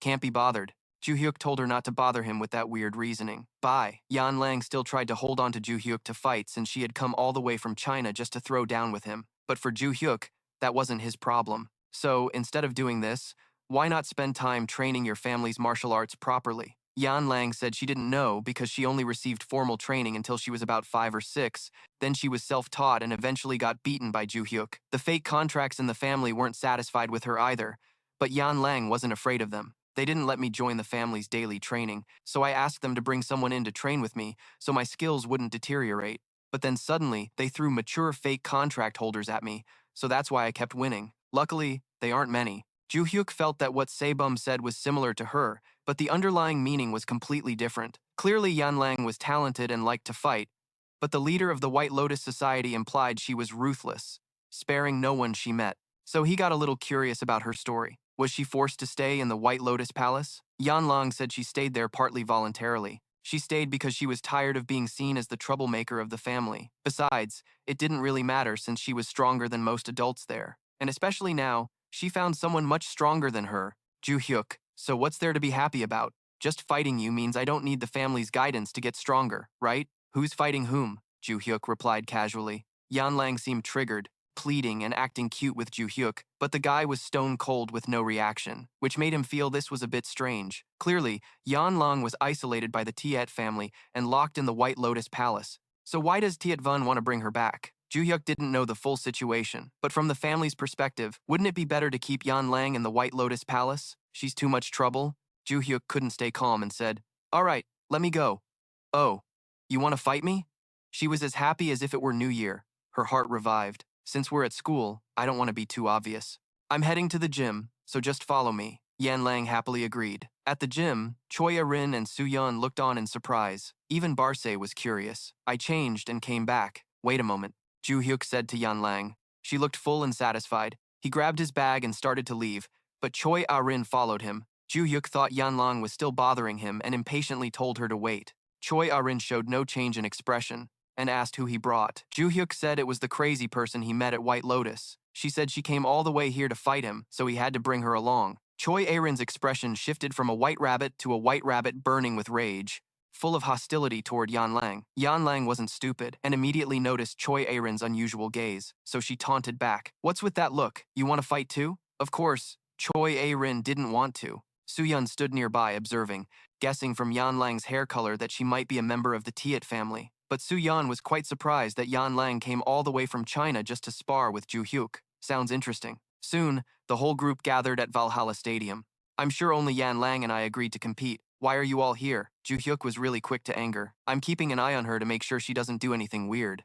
Choi A-rin answered immediately with a very reasonable explanation. "I'm just following Choi A-rin." Soo-yeon also had a pretty reasonable reason. "Don't pay attention to me." Yeah, Barce just threw out his reason like it was nothing. "If you can come up with that, I give up." Yan Lang started warming up her muscles, showing great anticipation for the battle, bragging that she was much stronger than before. Is that so? I'll fight with full power. Meanwhile, Joo-hyuk thought about the instructor's reminder to form a team to prevent disaster. Didn't you say you wanted to get stronger? Joo-hyuk asked Yan Lang. She enthusiastically confirmed that. Then if I win today, you can become my disciple. Yan Lang was stunned. Her goal was to get stronger to defeat him. How did it suddenly turn into becoming his disciple? Joo-hyuk replied matter-of-factly. That's how it is. After becoming my disciple, you can fulfill your wish. Let's start. Yan Lang said she hated having a master, so she was determined to win. She was already in stance at the start. On the first move, Yan Lang used her elbow as the vanguard. Joo-hyuk couldn't help but remark that she really had gotten quite stronger. Yan Lang immediately arrogantly unleashed a blazing amount of mana. She claimed that he blocked her attack earlier, but this time, he wouldn't. Yan Lang's mana forced Choi A-rin and Soo-yeon to brace themselves. Soo-yeon exclaimed, "Is there this kind of monster at White Lotus? That's a huge amount of mana." The concentration level even exceeded Joo-hyuk's in the tournament. Oh, Joo-hyuk is impressed too. Yan Lang charged forward with all her talent and magic. She was sure that just one hit would be a critical blow. Even if Joo-hyuk blocked it, there would still be a strong shock from the magical power. But what is this? Joo-hyuk took a stance exactly like Yan Lang's earlier, which surprised her greatly. I also like to face things head-on, Joo-hyuk said proudly. His fist and Yan Lang's clashed with a powerful impact. After a while of pressing each other, Yan Lang felt herself being pushed back, despite having raised her mana concentration to this level. Meanwhile, she sensed that Joo-hyuk didn't have that much magical power. This proved he had grown stronger than before, but it was still the same person then and now. But I'll only face you head-on once. What the hell? If there's a second time, I'll block and counter. As soon as Joo-hyuk finished speaking, his knee shot straight into Yan Lang's stomach. Although she tried hard to defend, Yan Lang was kicked down to the ground. This time she couldn't land a single solid hit. From now on, I have another disciple, Joo-hyuk said happily. When Yan Lang regained consciousness, her first complaint was about losing again. Joo-hyuk admired how tough she was. He thought she'd be out until the next morning, but she was already awake. Yan Lang really wondered if that was a compliment or sarcasm. Whatever, she still had to become his disciple. Yan Lang was about to suggest a no-magic duel like last time, but since this master was too alert, she decided to officially become his disciple. Now I'm officially your first disciple, right? Yan Lang said proudly. But in reality, she wasn't. Yan Lang didn't believe it. Are you really recruiting disciples from level 2? No, that's not it. But Choi A-rin was the first person I taught in this lifetime, and she also claimed to be Joo-hyuk's first disciple. For him, she wasn't the first either. But troublesome matters should be avoided, specifically explaining to the crowd who always have 100,000 why questions. However, being called Mew by Arin made Yan Lang furious, thinking she was mocking her. Choi A-rin wasn't scared and even confirmed it. If that's true, why are you angry? Mew is me, Yan Lang. Don't just give me weird nicknames. What's wrong with you? Mew sounds cute though, and that was the start of an endless verbal battle between a grumpy one and a stubbornly cute one. Joo-hyuk watched this scene and suddenly felt something strange, like when he used to observe his disciples before. But this was starting to go a bit too far. Mew stopped and went to Joo-hyuk, who joined in teasing Yan Lang even more. The truth is, Choi A-rin became your disciple before you. Isn't she your senior? Don't be disrespectful to your senior sister. You also have a junior sister, so show her some respect when you talk. Choi A-rin blushed when she heard that. Joo-hyuk had already acknowledged her as his first disciple. Choi A-rin smiled gently like a doe and said, "Then this senior sister will be patient." Yan Lang was so angry she was shaking. Today's training session is over. Joo-hyuk told everyone to go home, but Yan Lang had nowhere to go. She just wanted to come here for a fight. Who would expect to be dragged into becoming a disciple? She asked Tiet Van and was told to come straight to Valhalla. The school gave me a dorm room. You can stay there for now. Yan Lang happily agreed. At this moment, Choi A-rin somehow called Yan Lang Kitty again. So the verbal battle started once more, and Joo-hyuk couldn't stop it. He only got home late at night. Just because these two kids were fighting like cats and dogs, the master had to be busy all day and couldn't get anything done properly. But at least there was some consolation that 2 permanent members had joined the disaster prevention group. Although Dune was currently focusing on physical training, she still had a long way to go before learning swordsmanship. Oh, Joo-hyuk doesn't care about anything except building muscle strength, so that doesn't count.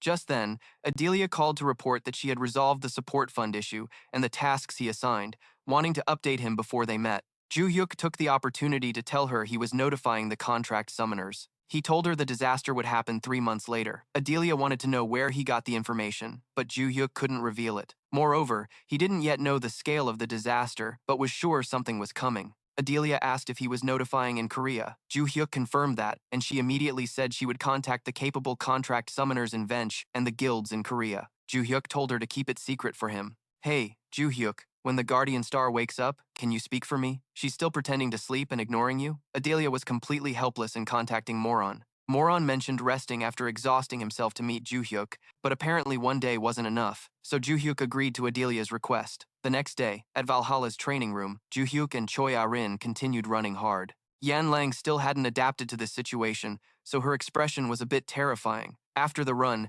she collapsed on the floor, panting heavily, complaining she felt like she was about to die, loudly accusing Joo-hyuk of almost killing her. But, he calmly said, "You're still alive and kicking. I thought you'd be out by mid-session. Of course, I'm not here to play around. Luckily, your endurance base is good. Should I slow down a bit?" "Hey, is Yan Lang coming here?" A woman appeared out of nowhere and asked. She looked a bit like Tiet Van, but it was unclear what her purpose was. "You came all the way here without telling your mother?" Yan Lang. Yan Lang frowned, grinding her teeth. Tiet Nien Hoa's attitude is more like meeting a ghost than a mother. "Are you Yan Lang's mother? I thought that sorceress, Snow Lotus, was her mother." Joo-hyuk was also curious. Tiet Nien Hoa was stunned for a few seconds before answering him. "So you, Joo-hyuk, are the one who brought our Yan Lang here? Wait, who answers a question with a question like that? Let me properly introduce myself. Are you tired of beating around the bush? Get to the point. My name is Tiet Nien Hoa. I'm the head of the Snow family and currently Yan Lang's new mother. Tiet Van, leader of the White Lotus Society, is my sister, so that explains it." However, Tiet Nien Hoa was also puzzled because Tiet Van promised to contact her when Yan Lang left the White Lotus Palace, but she didn't do that and instead sent Yan Lang here. But the second aunt quickly brushed aside that question and moved on to the main issue, bringing her daughter home. "I'm not going back, Yan Lang Q. I didn't care when you abandoned or shunned me before, so why should I go back now?" she said angrily. "Get lost and don't treat me like your daughter. It's really annoying." Regarding Yan Lang's irritation, of course, Soo-yeon showed no reaction at all, acting as if it was only natural. She said that refusing her back then was an order from the constellation. Moreover, she already knew about this. So what if she knew? "I heard this from a servant, not from her own mouth, and it was only very recently." Yan Lang reacted extremely fiercely, but Soo-yeon said it was fine. That's just the truth. This time she came because the constellation had instructed her to summon Yan Lang. Yan Lang. What the hell? This is the chance to be recognized by the constellation. "Don't embarrass me anymore, Yan Lang. You want me to go back right now? So that's why she's been trying to drag me out all this time?" Soo-yeon didn't hesitate to admit it. A mother like her really has it tough. So Yan Lang kicked her out, frowning as she said, "There are students practicing here, so leave and don't disturb them." Yan Lang also warned her, "This place is Valhalla, not the Choi family or the White Lotus Society. Don't even think about causing trouble. Do you know why I came here alone without bodyguards?" Soo-yeon frowned. "To take you away without being noticed." Without another word, she swung her hand and struck Yan Lang with a palm strike. The girl tensed to block but was still pushed back. A patch on her arm turned red. "What are you doing? Didn't I make it clear to you? I won't go easy on you." "Oh, I see. If that's the case, Yan Lang also declares she won't hold back anymore." After saying that, she immediately shot up at alter speed. "Remember? Even the last time you challenged me, I still defeated you." Yan Lang jumped up, using all her strength to throw a punch aimed straight at Soo-yeon. She stood still with an expressionless face, neatly blocking Yan Lang's heavy strike. Of course, Soo-yeon had to admit that Yan Lang had gotten stronger. Surely she wasn't just playing around in the White Lotus Palace anymore. Yan Lang shouted that she had trained hard because she didn't want to be left behind in a place with nothing by the Choi family. Soo-yeon said, if that's the case, Yan Lang should return to the Choi family and study properly. After saying that, she twisted her wrist and pulled Yan Lang down with her. Yan Lang's eyes widened in surprise. Since when did her mother's skills get this good? She landed heavily, quickly pulling her hand away from Soo-yeon and then kicked her. Soo-yeon was pushed back and nodded in acknowledgement that it was indeed a powerful attack. That compliment irritated Yan Lang, so she snapped at her to shut up, to let her focus on winning. On the other side, Choi Ah-rin asked Joo-hyuk if they should call the coach to stop them. But if they told the coach that the Choi family head was causing chaos in Valhalla without bodyguards, demanding to take her daughter away, what would happen? Surely a riot would break out. But even so, Joo-hyuk really didn't like that woman. Choi Ah-rin felt the same. She abandoned her daughter and now suddenly came to take her back because she wanted to snatch the constellation star? Yan Lang must be very disappointed. You can tell by the way she swings her fists like she wants to crush her opponent. Meanwhile, Soo-yeon still acted dignified. advising her to stop the pointless chaos and come with her before getting hurt.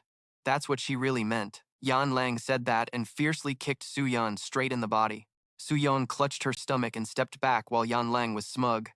She had used a lot of strength to kick her. Even if she blocked this strike, she would still get hurt.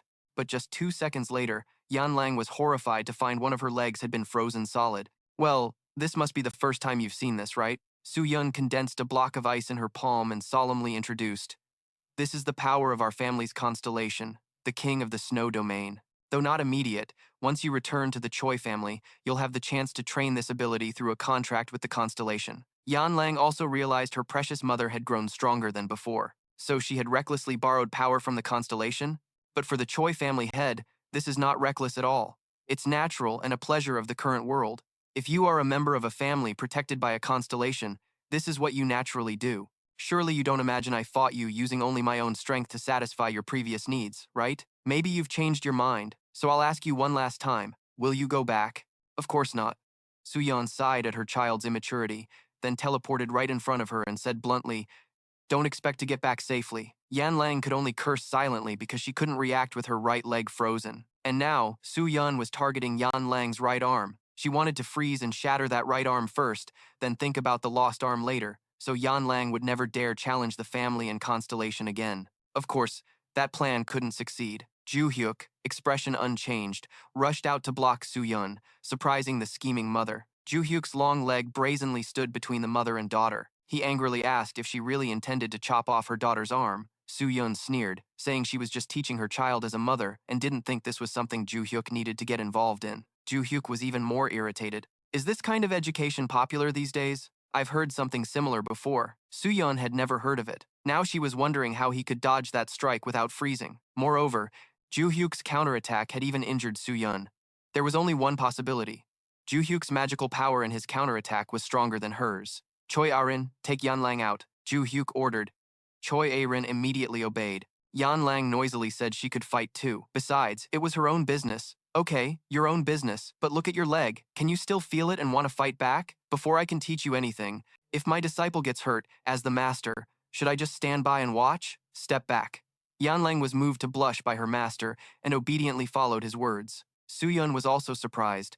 High school students can take disciples now? That's quite interesting. But it should stop there. Soo-yeon emphasized she only came to take Yan Lang away. But this matter affected him, and he even acted like the girl's teacher. What the hell is going on? Joo-hyuk assured her he wasn't affected at all. They just shared the same thoughts. But Soo-yeon couldn't understand what kind of master-disciple relationship could make him hold back like that. She charged forward once again to see how skilled this master really was. Joo-hyuk silently assessed her. Despite her cold appearance, her personality was just as fierce as Yan Lang's. Just now, although he kicked her, dealing with her head-on like this still consumed quite a bit of mana. For now, dodging the attacks was the best strategy. At the same time, he aimed for her joints to strike. Soo-yeon, though older, still had quick hands and feet. As the strike grazed her shoulder, she slashed across in an attempt to finish him off completely. Luckily, Joo-hyuk was quick enough to dodge smoothly. However, this old woman was destructive. If she was going to fight, why release a bunch of ice to ruin the training room? Joo-hyuk cursed silently. This attack didn't even touch the ground but still caused significant damage. Moreover, Soo-yeon could also shoot freezing ice. Impressive, but a little reminder was necessary. The physical training equipment belonged to the school, and since she destroyed it, she'd have to compensate before returning to China. Soo-yeon said if he won, she might consider it. Hey, destroying public property and then brushing it off like that? Let's save that argument for later. Right now, a straight hand was aimed at Joo-hyuk's neck. Dodging now was useless. It would only cause her to release more freezing ice. But if he blocked, even just a few minor damaging hits would consume a lot of mana. So he decided to break the attack directly. Joo-hyuk kicked straight at Soo-yeon's wrist, sending her strike flying up to the ceiling. While she grimaced from the mana backlash, Joo-hyuk rushed in front of her, smiled darkly, and punched through her body with a lethal blow. That was an overwhelming victory without much fuss. Yan Lang didn't expect Joo-hyuk to dominate someone holding the power of a constellation like that. Of course, Soo-yeon had to praise his skill. That was only natural. Borrowed power could compare to a martial god of the Diru constellation. Moreover, that was exactly why Yan Lang came all the way here to test the master. But even if I acknowledge you, I will still take the girl away. Are you kidding me, Auntie? This is the will of our guardian constellation. Even if I fail, thousands who obey the constellation's orders will come to take the girl back. What kind of crispy nonsense is that? Yan Lang was very upset that her opinion was dismissed, feeling as insignificant as a grain of sand. Soo-yeon reaffirmed once again that the constellation's will was supreme. That was the very purpose of the Soo family's existence. Yan Lang turned pale with fear. Did she have to fight her own family again? Even if it was something she didn't want? Stop it, that's enough. Seeing the new student caught in such a situation, Joo-hyuk frowned and asked, "How do I meet your constellation?" Soo-yeon was so surprised she couldn't react to his question. Joo-hyuk repeated irritably, "Didn't you say it was by the constellation's order? Ah, so they'll keep coming here to take Yan Lang? Then I just have to beat them, right?" Soo-yeon was genuinely shocked this time. Did this kid know what he was saying? The way for a person to face the constellation directly was when it appeared in the sanctuary. But since this consumed a large amount of mana, it didn't happen often. And because of someone who could harm the family, we dare not deceive our constellation, which would cause sanctification, Soo-yeon explained. But Joo-hyuk thought there was another way. Touch the sacred artifact and enter the mental world. Soo-yeon was stunned. She didn't expect him to know about this either. If Joo-hyuk touched the Soo family's sacred artifact, he would meet the Deep Eye King. But unlike this world, where original power was suppressed, the mental world was the constellation's domain. When ordinary people entered, they would be crushed by the constellation's pressure. Soo-yeon asked if he still wanted to resist despite that. Of course, why wouldn't I resist? That was settled, but it couldn't be done now. Allowing outsiders to touch the sacred artifact wasn't something Soo-yeon could decide alone. The plan to take Yan Lang back would be postponed for a week, and until then, no one would attack Yan Lang or Joo-hyuk. Good. That was even better.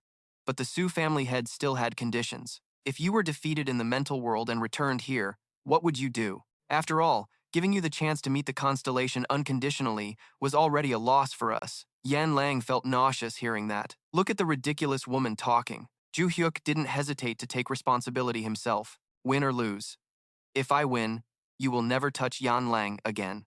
I will take care of her as my disciple. Joo-hyuk also stated his own condition. Soo-yeon agreed and returned to the family to prepare, but still cursed him as arrogant inside. 1 week later, Joo-hyuk had an audience with the Deep Eye King, the Soo family's guardian constellation. A few days earlier in the Valhalla dormitory, Joo-hyuk had arranged his unused VIP room for Yan Lang. This VIP dorm was as spacious as a 100-square-meter apartment worth $10 million.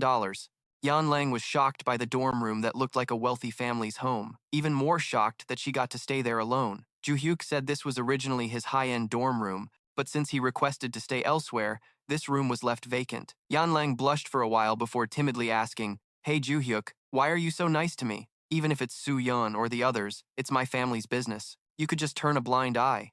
Are you doing this because I'm your disciple?" Well, partly, but honestly Joo-hyuk doesn't like that stuff. He hates those arrogant, oppressive attitudes like, "My status is higher. You have to listen to me," so you act a bit nosy like that. Did that make Yan Lang uncomfortable? Of course not. It was just the first time someone cared about me like this, and I just wanted to thank him. Joo-hyuk laughed. "If you train with me and find it painful and tough, will that gratitude disappear too?" That ended the favor talk for now. Joo-hyuk had other questions. Is your family's constellation the Deep Mountain King, Soo Deep King? Joo-hyuk wanted to know the personality of this guardian constellation. Yan Lang hadn't been close to her family for a long time, so she wasn't sure. But even when family used his power, it was said he didn't intervene much in the Soo family, so some family members didn't even know which constellation he was. Really? Then why did Soo Deep King order to drag Yan Lang back? Yan Lang didn't understand either, since she clearly had no connection with him. Yan Lang wasn't even protected by the constellation like other family members, so she had no idea about the details. Joo-hyuk had his own solution. He told her to rest and wait until they reached the Soo family's house. She still has to be a guide for him. Joo-hyuk said that and left. Yan Lang kept blushing non-stop. Back in his room, Joo-hyuk called Adelia for help. First, he told her he just had a tough fight with the head of the Soo-yeon family. Adelia was shocked and worried, asking why it happened. Joo-hyuk said they came to take the daughter back, but he refused, so they fought. As a result, some of the school's gym equipment got damaged, so he needed Adelia to handle it. This was something she could manage since it was just replacing new equipment. Besides, Joo-hyuk wanted to ask if Adelia knew anything about the Soo-yeon family's constellation. The Vench family head only knew the constellation was called the Snow Depth King and didn't interfere in family matters. The Soo-yeon family acted discreetly, so she didn't know more. Joo-hyuk remembered Moron and asked if the girl had woken up yet. Not yet. Still no response from her, Adelia said disappointedly. Joo-hyuk said he knew and then fell silent in thought. At that moment, Adelia hesitantly added, "Can you check on your disciple's constellation and say something good about me, please?" Joo-hyuk sneered. Wow, you sure talk freely. Fine, I'm hanging up now. Adelia quickly shouted an apology, but Joo-hyuk already hung up. No one seemed to know what the Snow Depth King even was. Barce also found it strange, but not the Snow Depth King. Joo-hyuk was the strange one. Joo-hyuk didn't understand what was odd about himself. Normally, no matter the opponent, he'd still fight to win. Barce said, Joo-hyuk admits this. But even if he got stronger, he knows his power can't compare to before his resurrection. Facing off blindly without knowing the enemy's strength sounds dumb. And the Mind Realm is the constellation's territory. They can unleash their full power there. But why is B weaker inside the Mind Realm? Also, with Bur's normal power, his authority should be as strong as other constellations. But if Joo-hyuk wants to fight in the Mind Realm, B can reveal some secrets. The power in the Mind Realm has nothing to do with physical strength. What nonsense is that? I can use my power based on my body, that's physical strength, right? Are you kidding me? Joo-hyuk started to get annoyed. Ordinary people outside or inside the Mind Realm would think so. But you're not ordinary. Remember that. Joo-hyuk roughly understood Barce's point. Now he just had to do one thing, which was to go to the temple and defeat the constellation. A week later, Joo-hyuk took Yan-lang to the Soo-yeon family. The Soo-yeon family members lined up like they were greeting a prime minister. Soo-yeon Nyeon-hoa led the welcoming group. She sneered when she saw the two. I thought you'd run away. I'm not that irresponsible. Am I allowed to touch the sacred relic now? Joo-hyuk wasn't the type to be affected by such remarks. Usually, his sharp tongue was what made others furious. Soo-yeon Nyeon-hoa frowned and told him to follow her. Joo-hyuk patted Yan-lang's shoulder and told her he'd be back. Soo-yeon Nyeon-hoa led Joo-hyuk to a room filled with snow and pure white ice. Yan-lang's precious stepmother reached under the snow and pulled out a corn cob. She opened it while saying that after returning to the Soo-yeon family, she wondered what would happen if the constellation lost to him. Then she thought if Joo-hyuk lost, what if he became a servant of the Soo-yeon family? What she thinks is her business. Joo-hyuk just wanted to finish this fight quickly and go to sleep. Give me that glove. The moment he touched the glove, Joo-hyuk was transported before the Snow Depth King. He sat on an ice throne, one leg crossed on the chair, looking very arrogant. He asked Joo-hyuk who he was. Joo-hyuk raised his fist and said, You say your name first, then I'll tell you mine. Joo-hyuk knew he wasn't his disciple, but he looked familiar, though he couldn't remember where they had met. The Snow Depth King didn't expect some random guy to show up out of nowhere and threaten to kill him. As for addressing each other, they'd discuss it if Joo-hyuk stayed alive. For now, the Snow Depth King prepared a punch with countless sharp ice arrows. Joo-hyuk sneered. A ranged attack, huh?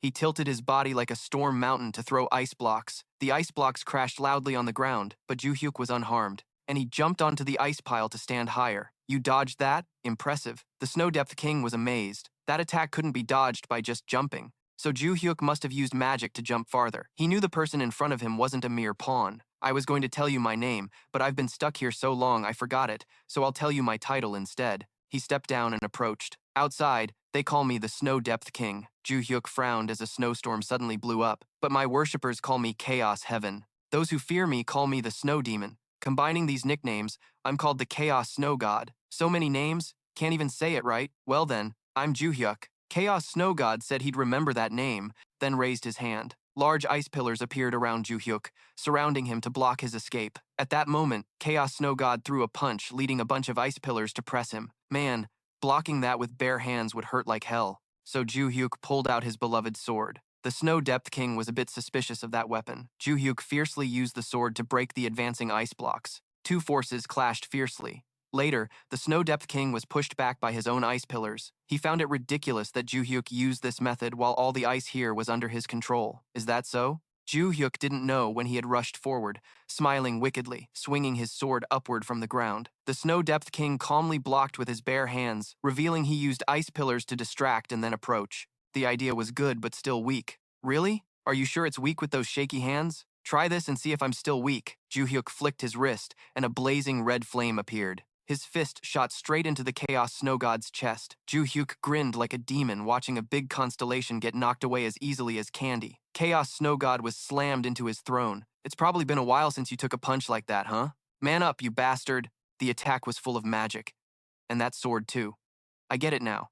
You're a martial god, huh? Well, it's just a title the disciples gave you. But it's true. In Chaos Snow God's memory, the name of a martial god still remains intact. Although Hyun-oh didn't know much about that person, Valhalla had witnessed Joo-hyuk's power 300 years ago. Back then, in an icy mountain region, Valhalla was attacked by a horde of monsters. Despite giving his all, it was an entire army of monsters that he couldn't handle alone. Just as Valhalla was about to be overwhelmed, the martial god suddenly appeared. At that moment, he was about to ask why Joo-hyuk showed up and stood in front of the monsters. And the moment that pitch-black sword swung, Joo-hyuk wiped out the entire monster army in an instant. All of Valhalla's questions vanished along with the monsters, leaving only astonishment behind. The magic that just hit him was the same, though. It looked very different on the surface.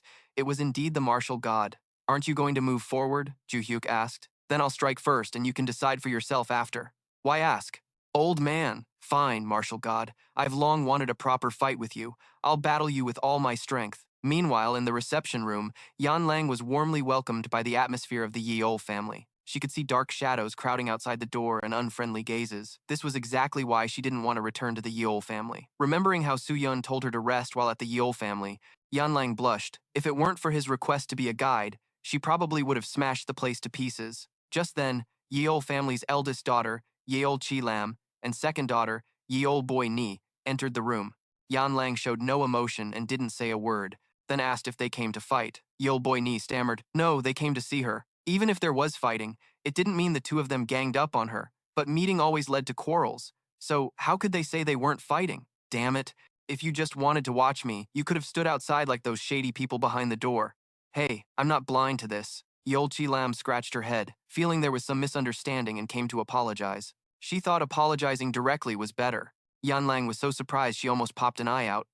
Apologize? That sounded totally unrealistic. Yeol Boy-ni nodded firmly. "You know, because you had to go to the White Lotus Hall after our match, we never really had time to talk. So now I want to talk to you. Even though it's late, I know it's late, but about how we isolated you from everyone." "Ah, sorry." Yan Lang was even more shocked. Are these two possessed or what? After all this time, they came here just to say sorry? You can spit out whatever you want. Are you scared I'm here? Yeol Boy-ni was scolded by Yan Lang until she almost cried, and Yeol Chi-lam jumped in to intervene. "I know we look like we're apologizing just for show, but we had no other choice. We tried to meet you, but my mother always stopped us. And there's more? Not just that, even removing you from training was her order." "Wait, wasn't it the Lees who isolated people out of jealousy?" Yan Lang had always thought so.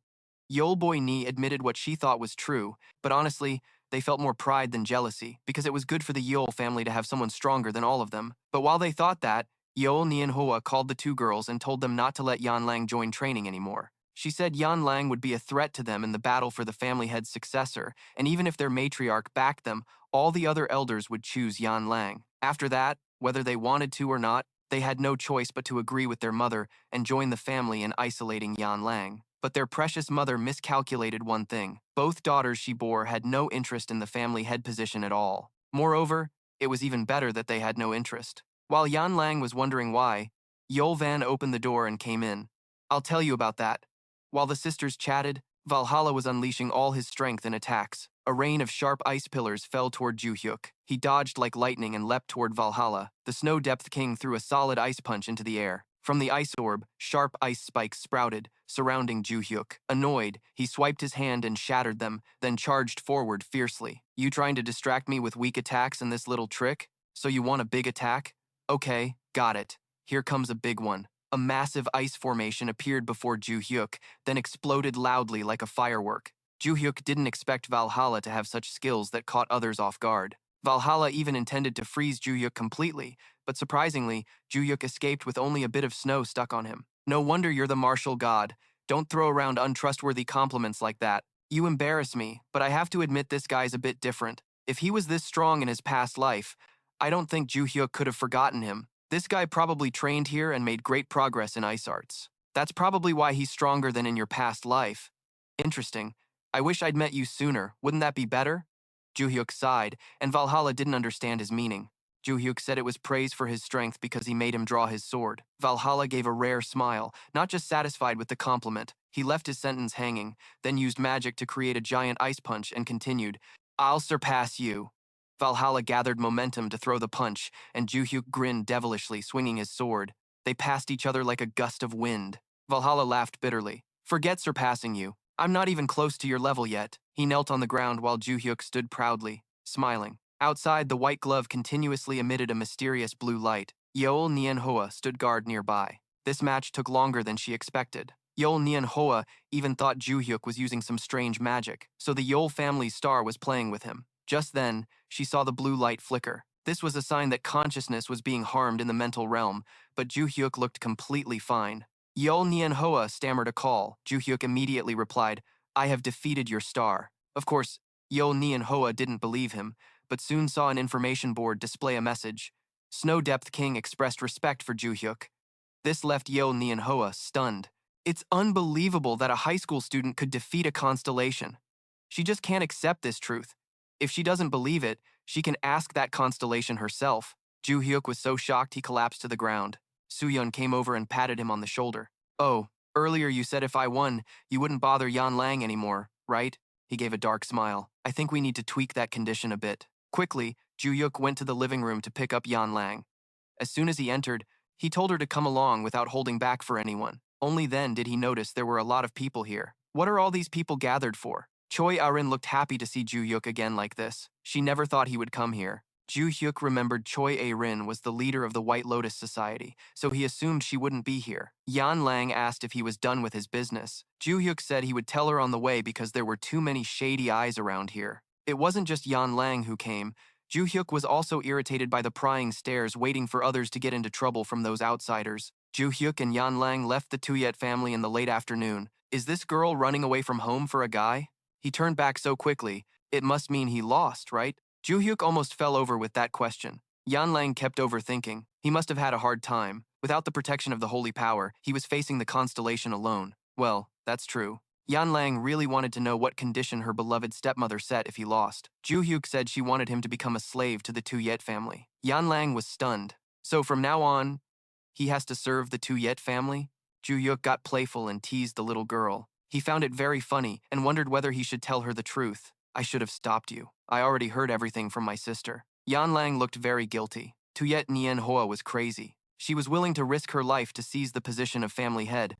Since she was young, she had her eyes set on that spot. So what about me? Choi Arin advised her to give up her greed. But after becoming the family head, her greed became bottomless. She wanted to keep that position for life, both wary of the elders and viewing her own children as obstacles threatening her status. That's why she monitored us so strictly to prevent any incidents. She feared my talent, so she used clan members and sisters to isolate me from everyone. Moreover, for some reason, even the clan's guardian constellation shared that mindset. How ironic. I never intended to become the head of this clan anyway. Damn, that woman is truly insane. Joo-hyuk admitted he was going to let Yan Lang's imagination run wild a bit more, but since there was no stopping point, he had to tell the truth, that he had already defeated their constellation. Yan Lang thought he was joking, but no, this wasn't something to joke about. And this whole mess started when that constellation summoned her back after she left the White Lotus Hall, right? But not exactly. According to what she said, that constellation didn't seem interested in managing this clan. So I asked him myself. At that moment, in the subconscious, after winning, Joo-hyuk didn't leave immediately, but woke the Chaos Snow God from his dream, telling him to get up so they could talk. The Chaos Snow God asked what was going on. "I heard you called Yan Lang back to the clan. Why did you do that?" "The current head of the Tuyet family asked me to do it. She said her youngest daughter needed my holy power for protection, so she thought the girl would listen to me. Since I'm a powerful constellation in the clan, I ordered her to call the girl back. So that's how it was. I thought he was the one who abandoned Yan Lang before." The Chaos Snow God frowned. This was the first time he heard about this. Moreover, he just learned the youngest daughter of this family head was named Yan Lang. He pretended to help. "So you were also used by the family head. This also means Tuyet Nian-hoa deceived everyone around her. She spoke nonsense to confuse people, and the family head exploited the constellation for her own agenda." Yan Lang trembled with anger, never expecting her stepmother to have tricked everyone in the Tuyet family and even the constellation for her own benefit. On top of that, she ruined her life to become the family head forever. It's disgusting, so I told that constellation to cancel the pact between him and the family head. At the same time, Tuyet Nian-hoa received a notification that the Tuyet king had reclaimed all the power he had granted her, breaking the pact with the Deep Snow King. Tuyet Nian-hoa's face twisted more than a grimace. Not only the family head position, but she would lose everything, so she wouldn't have to dirty her hands anymore. Yan Lang blushed and thanked him. Joo-hyuk said the family matters were settled. Now it's time to return to physical training, nothing else. The two didn't know that a skull-masked man had been watching them for a long time. He asked his master if he should continue surveillance. The two-horned guy ordered him not to and told him to find out who that person's enemies were. In a secret hideout, all members were summoned back to stare at each other. This hideout was full of people who looked like eccentrics. A purple-haired man wearing a jaw-shaped mask asked why everyone was gathered. The white-haired blindfolded brother said it was because of the summons from the Constellation Lord. Everyone knew that, but wasn't the Constellation ordered to kill Joo-hyuk first? Why suddenly ask them to find his enemies? It's simple. The Constellation changed his mind. The purple-haired man asked who received the first order and carried it out. The Skull Mask spoke up. She asked what kind of person Joo-hyuk was and who the target was. The Skull Mask said he was a strange guy. He had been tracking Joo-hyuk and investigating him. Surprisingly, he couldn't find any useful information. The only clear info was that Joo-hyuk grew up in an orphanage, no one knew who his parents were, and that was it. Then he followed Joo-hyuk's trail and waited for orders from the Constellation, but witnessed the kid defeating both members and the leader of the Two-Yet clan. Then the Constellation of the Order stopped and switched to finding Joo-hyuk's enemies after hearing he had taken down the Two-Yet clan's guardian constellation. The Skull Mask was about to continue when he received a message from the Constellation asking if the Holy Stone was ready. Everything was ready. The Constellation then asked if they had found Joo-hyuk's enemies. The Skull Mask named 3, the Vench family, Yinja, and the IU faction. The blind man knew Yinja and IU were evil organizations, while Vench was a prestigious big family from England. But Vench suddenly became friendly with Joo-hyuk. Right now, they weren't sure if the two houses were friends or foes. Also, the purple-haired man overheard that an assassin group called ICE was targeting Joo-hyuk, though no official action had been taken yet. The blind man thought this group was just trying to boost their reputation by doing so. The new order was to kill all of his enemies. The next morning, just as Joo-hyuk arrived at the training room, he received 3 messages from Choi-Ae-rin, all repeating his name. She said she was skipping training today to go back to her hometown to get something. Sounds important. What could it be? It would be great if she brought back a sacred relic, because it's very likely that Choi Jinga's disciple is also one of his. After fighting the Tiet clan's spirit seat, he checked the artifacts they collected but found nothing special. Considering the disaster about to happen and the Tower of Destruction, every disciple is important, but now everything is delayed quite a bit. They said the White Lotus Society has quite a few sacred relics. He seriously thought about whether he should drop by there. While thinking, someone came to a man wearing a Black Panther mask. Joo-hyuk vaguely recognized this guy as from the black market. He suggested going outside to talk to avoid drawing attention. Joo-hyuk told Yan Lang and Soo-yeon to wait while he went back. Yan Lang didn't object because she thought this was easier than eating porridge. Soo-yeon wondered why they had to do that. Joo-hyuk said nothing more and just left, leaving the two girls actively bickering. But while bickering, the Black Panther mask introduced himself as being from the market. Joo-hyuk had roughly guessed that from his mask and outfit. But that market protects the identity of those who trade there, right? Boldly coming to the school and calling someone outside like this is a big loss of credibility. The Black Panther mask told him to calm down because he was only there to deliver a message. It was a letter sent from the true owner of the market, the spirit seat, known as the backstage ruler. Read the letter and come to the market if you can respond. What does respond mean? The Black Panther mask said the letter was sent to several others besides him. The spirit seat is looking for someone who can read it. The Black Panther mask said he didn't know the content or meaning inside the letter, so if he could understand and wanted to reply, he should come to the market. The spirit seat owner there is waiting for him. After that, the young man greeted and left immediately. Barce immediately appeared, curious. He asked what the letter said since he couldn't see it. I should go to the market. Why decide so quickly? The characters used to write this letter are something I created. Joo-hyuk smiled with delight. At this moment, Joo-hyuk was walking down the street like a dog thief. Barce immediately brought up many things with him. It seemed lately the teacher often went out without notifying every time. Barce said he wasn't wrong. Joo-hyuk explained that was because he had already negotiated with the white-haired teacher. Oh man, her name is Lily.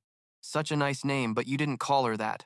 Miss Lily said because the last results were quite good, he only needed to report information about monsters and how to defeat them. Barce still wondered. But didn't the teacher say he created the characters used in the newly sent letter? Yes. So why does the teacher want to go there like that? Those characters are from 300 years ago, and quite a few still exist now. Joo-hyuk wondered if he should tell Barce that it's part of his training, and that he might find some things he didn't know yet, basically. But never mind, let's not say it. Anyway, just know this much, let's talk about something else. Before I enter the mental realm and give you a beating. Barce sighed and agreed to the unreasonable request to change the subject. It was pitch black. Joo-hyuk pushed open the gate, an iron door. Joo-hyuk pushed the door, thinking he wouldn't come back to this black market again.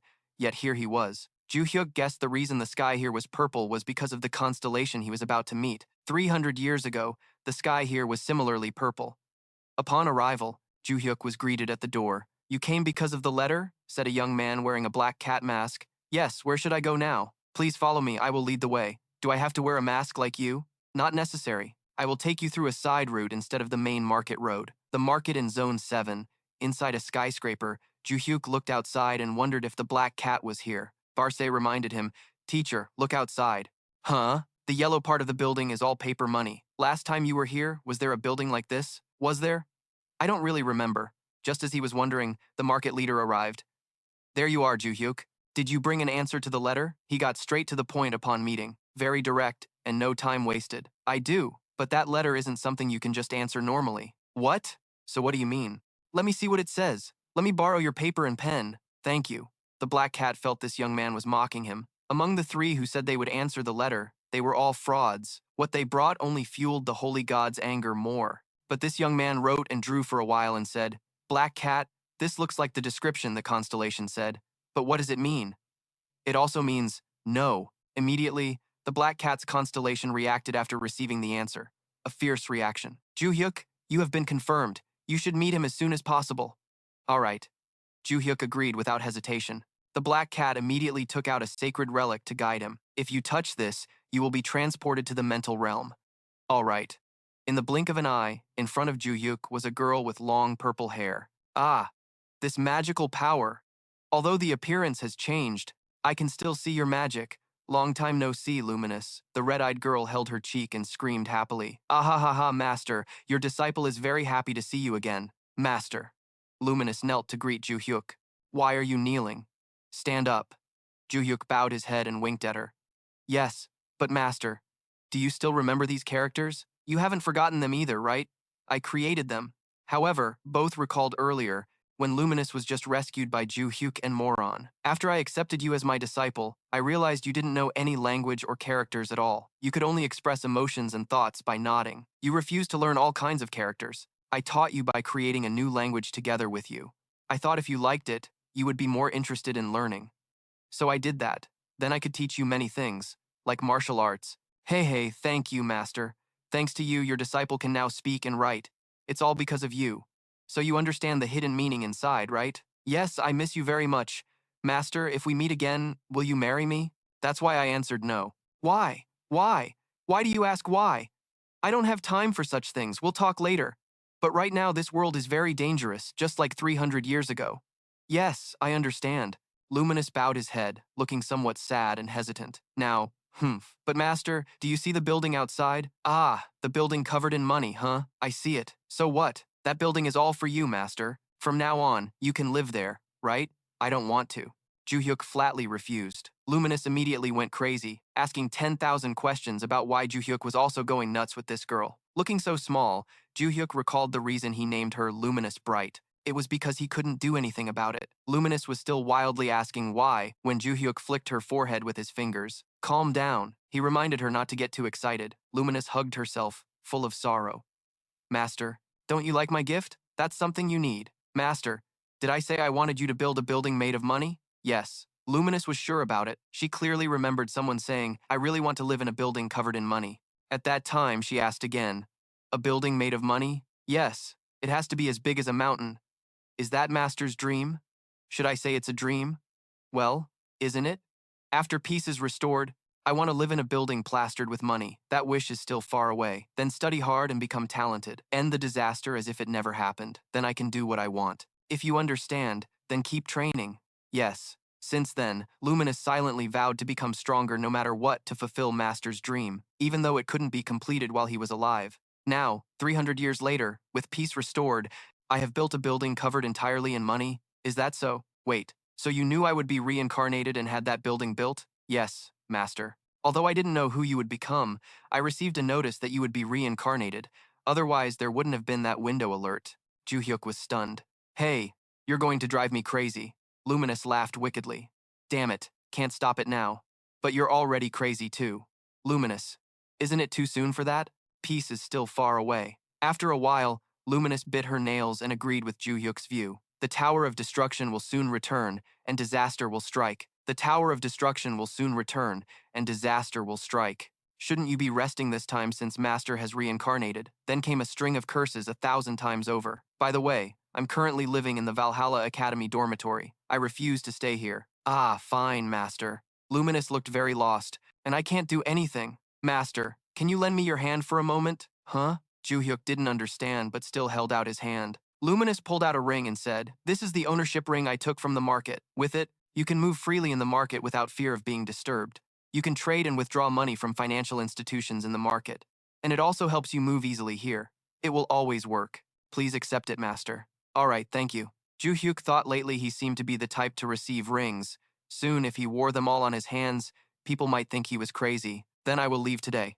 "Yes, Master." The bright purple page outside the door, the black cat standing in the moonlight, received a question from the constellation. The underworld's commander asked, "Has that person left?" The black cat found the way they said, "that person," awkward, but didn't dare comment, just obediently replied, "Yes, he has returned to Valhalla Academy." Silence followed, then said, "Underworld commander, we should buy back Valhalla Academy, just a bit darker, then we'd be knocked flat." Valhalla Academy? He wondered why it was Valhalla? Is it related to Joo-hyuk? Did the constellation easily hand over the market ownership ring to him? What is Joo-hyuk planning? What connection does a 17-year-old like him have with the boss? About Joo-hyuk, what connection does that person have with you? The black cat couldn't help but ask. On the other side appeared a word, boss. "Don't misunderstand," Luminous said. "That person is my sky. Somewhere on a mountain peak, white hair took a hit, blonde hair took a blow, both struck straight in the face. No one is lucky here. That person finished off 2 guys and then advanced under the watchful eyes of the 5-man gang. Who's that? Ewan. Bastard. How dare you touch my son? This guy is the only destroyer, Logar. He's extremely furious, raising a fist full of magical power. Here you are, die." The fist struck the 5 men's faces. Boom, the whole group was smashed to pieces. Logar was still posing when the gang's bony and ugly members watched, wondering why he was here. It seemed he wanted revenge for his son. "Let him handle these guys. We'll go find the leader." Shh. Logar coldly turned around, but there was no one else there. At this moment, the Dragon King leader Henny stood amid a pitch-black area, wondering where he was. He heard someone had infiltrated, then suddenly heard an explosion, and now he was here. "This place definitely isn't my office. Was I teleported somewhere else? What a pain." A pair of red eyes flashed. "Your heartbeat." And then a hole was pierced right through the chest. The chest had been hollow for a long time. He screamed in horror. The unknown monster was holding his heart in its hand. "Don't worry. In this space, as long as I don't allow it, you can't die. But it still hurts. Just a trick. I'm in a lot of pain, but still mentally noting how strange this space is, plus this absurd, overwhelming power." He realized this was the constellation's mental state. Also, that terrifying and annoying magical power and that goat mask. "Are you the constellation of the Yugi 2 clan? You recognized me sooner than I expected." "Yes, I am Tuji, the guardian constellation of the Yugi 2 clan, aka the young man in iron armor wearing a mountain goat mask with a scary combo. I heard a loud fight outside. Are your clan members attacking us? But why us? Probably because the Supreme One is fighting loudly outside, because he found out you attacked his child." Just thinking about Logan's grim face is terrifying. Now enemies are everywhere. I don't know what to do next to survive this disaster. Even if you hadn't acted first, he would have dealt with all of you anyway. Soo-yeon was shocked by Tudui's words. "Why? You and they also targeted Joo-hyuk, right? Don't we have the same goal?" "At first, yes. He was our target from the start. But do you know our criteria for choosing targets? I don't know. It's the strongest. I only eliminate those who brag about being the strongest, regardless of whether they actually are." "What? Then why did you punish Joo-hyuk before?"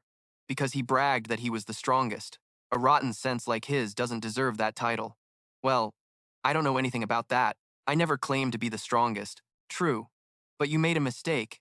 You tried to harm the one who truly deserves the title of the strongest." At that moment, the red flames behind Soo-yeon blazed fiercely, as if ready to incinerate anyone foolish enough to challenge immediately. Even the demon didn't expect things to escalate this far, and didn't understand the phrase about trying to harm the one worthy of the strongest title. He just thought if he didn't act soon, he'd definitely die at the hands of this crazy constellation. If that's the case, no matter how strong the constellation's mind is, he thought he could use his constellation's sacred relic and magic to fight back. Thinking that, Joo-hyuk bit his lip, preparing to strike. He thought after dealing with this constellation, he could find a way out of this damn place, so he attacked without holding back. Soo-yeon sat calmly, admiring, "A sacred relic. You must always carry it with you since the concepts have been passed down to your mind." Joo-hyuk ignored the nonsense and focused all his strength into a punch with his dark tentacles. With a bang, purple smoke burst out. When the smoke cleared, the blow had struck straight into the wall. He cursed silently when he saw Soo-yeon successfully dodge. Thinking his back was exposed, he immediately turned around warily. To his surprise, there was nothing behind him. He began to panic. What's going on? Where did that constellation disappear to? Besides, don't even mention his magic. He couldn't even sense his presence anymore. Is that possible within that constellation's mind? To hide even the surging magic power? Damn it. Where did he go? Behind you, man. My strongest, my master. How dare you lay a hand on him? Soo-yeon bent his arm and stabbed through Yin's body, saying he wouldn't destroy him gently. The next morning, at Valhalla dormitory, Joo-hyuk was shocked after reading the news. Barce stuck his head out to see what was going on. Yin's and Yu-Gi-Oh's guilds had been completely wiped out? That sudden? Think about it. The master once fought both clans, right? That's right. I plan to destroy them someday after leaving Valhalla, but it seems I no longer have to worry about that. Oh, wait. You're planning to leave Valhalla? Aren't you graduating? Yeah. It's because the notification window told me to enter this school at first, so I did.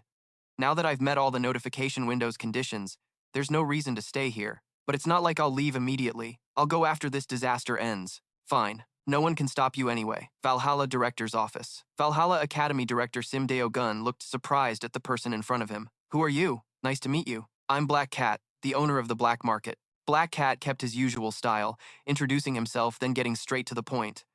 I won't beat around the bush. I want to buy this school. Director, is your heart okay? What? Director Sim was startled but quickly calmed down. Wait, you just said you're the head of the black market? That's right. So you know about it? I know, but I've never set foot there. Everyone says that the first time. Anyway, I can't sell Valhalla Academy to such a suspicious place. Is that so? Black Cat snapped his fingers. A suitcase full of money appeared right before Sim Deo-gun. How about this? I don't need the money. If you think I'll easily sell this school, you're mistaken. Do you know what I thought when I founded this academy?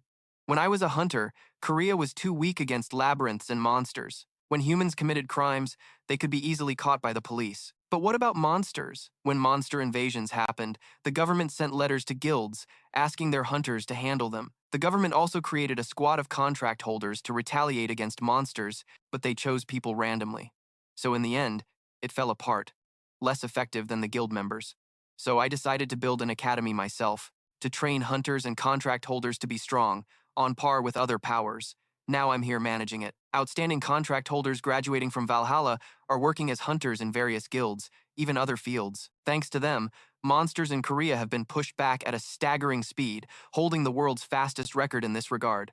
So, do you understand why I won't sell it? Yes, that's an amazing story, sir.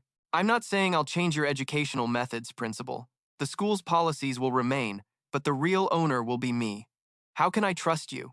Then Black Cat snapped his fingers again. The suitcase of money doubled in thickness. More money, right? No. I said money isn't the issue. Black Cat seemed more confused the more he listened, snapping his fingers to add more money. The money was so much Sim Deo-gun was speechless. The suitcase full of cash covered his desk. And of course, with that much money, anyone would give in. Take good care of this school. This old man is retiring now. Black Cat quickly changed the nameplate. This school has a new owner. Sir, I've bought Valhalla Academy on your orders. Immediately, Luminous issued new instructions. The underground ruler said, create a gate between the building and Valhalla Academy. The building? You mean the market's central building? The underground ruler said, and installed cameras everywhere. Cameras? I thought they were already installed at the academy. The underground ruler said to install more. All right then, so I'm allowed to monitor those tailing the master. Luminous smiled dangerously. After school, Class B suddenly spoke up. The school seems a bit chaotic today, sir. Really? I didn't notice much. Seems the teachers were busy with something. Actually, today's self-study time was longer than usual. You noticed all that? I'm a bit scared of you now. Just then, someone called Joo-hyuk Choi A-rin. What? You just got back from visiting home? I've been in class all day. Didn't you see? I don't know. I was sleeping. Now you're heading to the gym? Yeah, that's right. Then I'll come too. I have something to show you. What's so mysterious? The 5 elites gathered in the gym to see what Choi A-rin wanted to show. She slowly assembled a sword. What's that? Isn't that the sword I've seen before? Yes. Actually, I came back to the clan to get this sword. Joo-hyuk was quite surprised. That sword was radiating a powerful magical aura. Exactly. This is my family's heirloom treasure. When Soo-yeon heard that, she shouted, What? Is that the Blue Moon sword? The relic of Choi Jinga? How do you have it? After successfully passing the clan's selection exam, I became the legitimate heir of this sword. Even so, isn't it a bit much for a high school student to carry something so precious? The clan leader gave permission, so it's fine. Joo-hyuk, do you think it's okay for me to train with this blue moon sword? If you want to, that's fine. Joo-hyuk can do anything.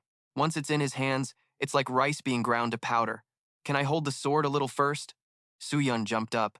That's someone else's family heirloom, holding the power of an entire constellation, and you want to hold it? Joo-hyuk's face turned dark with anger as he cursed. This girl is so annoying. Just give it to Joo-hyuk. Soo-yeon loudly scolded her carelessly. Joo-hyuk felt something strange when holding the sword. The demonic energy radiating from it gave him a strangely familiar feeling. At that moment, the surroundings shifted. Before Joo-hyuk was an ancient arena, and standing there was a tall, shirtless man he hadn't seen in a long time. Hyun-oh. That man was Choi Jinga. In a constellation of this protective light, could he really meet someone he knew? Joo-hyuk was initially confused, but then suddenly remembered. Oh, it's you, kid? How long are you going to keep calling me kid? You see, I've grown up now. Hold on, let me think. Did I ever tell you my name before? You just kept charging at me with your sword. Otherwise, I never told you my name or surname. Well, I wanted to tell you, but right after becoming a constellation, I forgot my own name. Jinga looked regretful. Even if you told me your name, I'd still call you kid. Seriously, man. Joo-hyuk didn't expect Jinga to have become a constellation too. Meanwhile, you're grimacing, forcing yourself to accept it. In his eyes, you'll always be a kid. Joo-hyuk looked at him thoughtfully and wondered, if even a kid can become a constellation, that's really interesting. Back to their meeting 3 years ago, Jinga was really just a kid half Hyuno's height. Since then, the Sword King had been demanding a fight with him. Fight me. What are you saying? Aren't you the strongest among the adults here? Then fight me. Moron's face darkened. The master had just grown up, and this kid was already calling him uncle. Should I deal with him, master? Calm down. Hyuno stopped Moron and turned to Jinga. But why do you want to fight? Do you love fighting that much? I want to create the strongest swordsmanship. The strongest swordsmanship that can make anyone, whether old or young, big or small, male or female, stronger. When monsters attacked my family, everyone died because no one knew how to use a sword.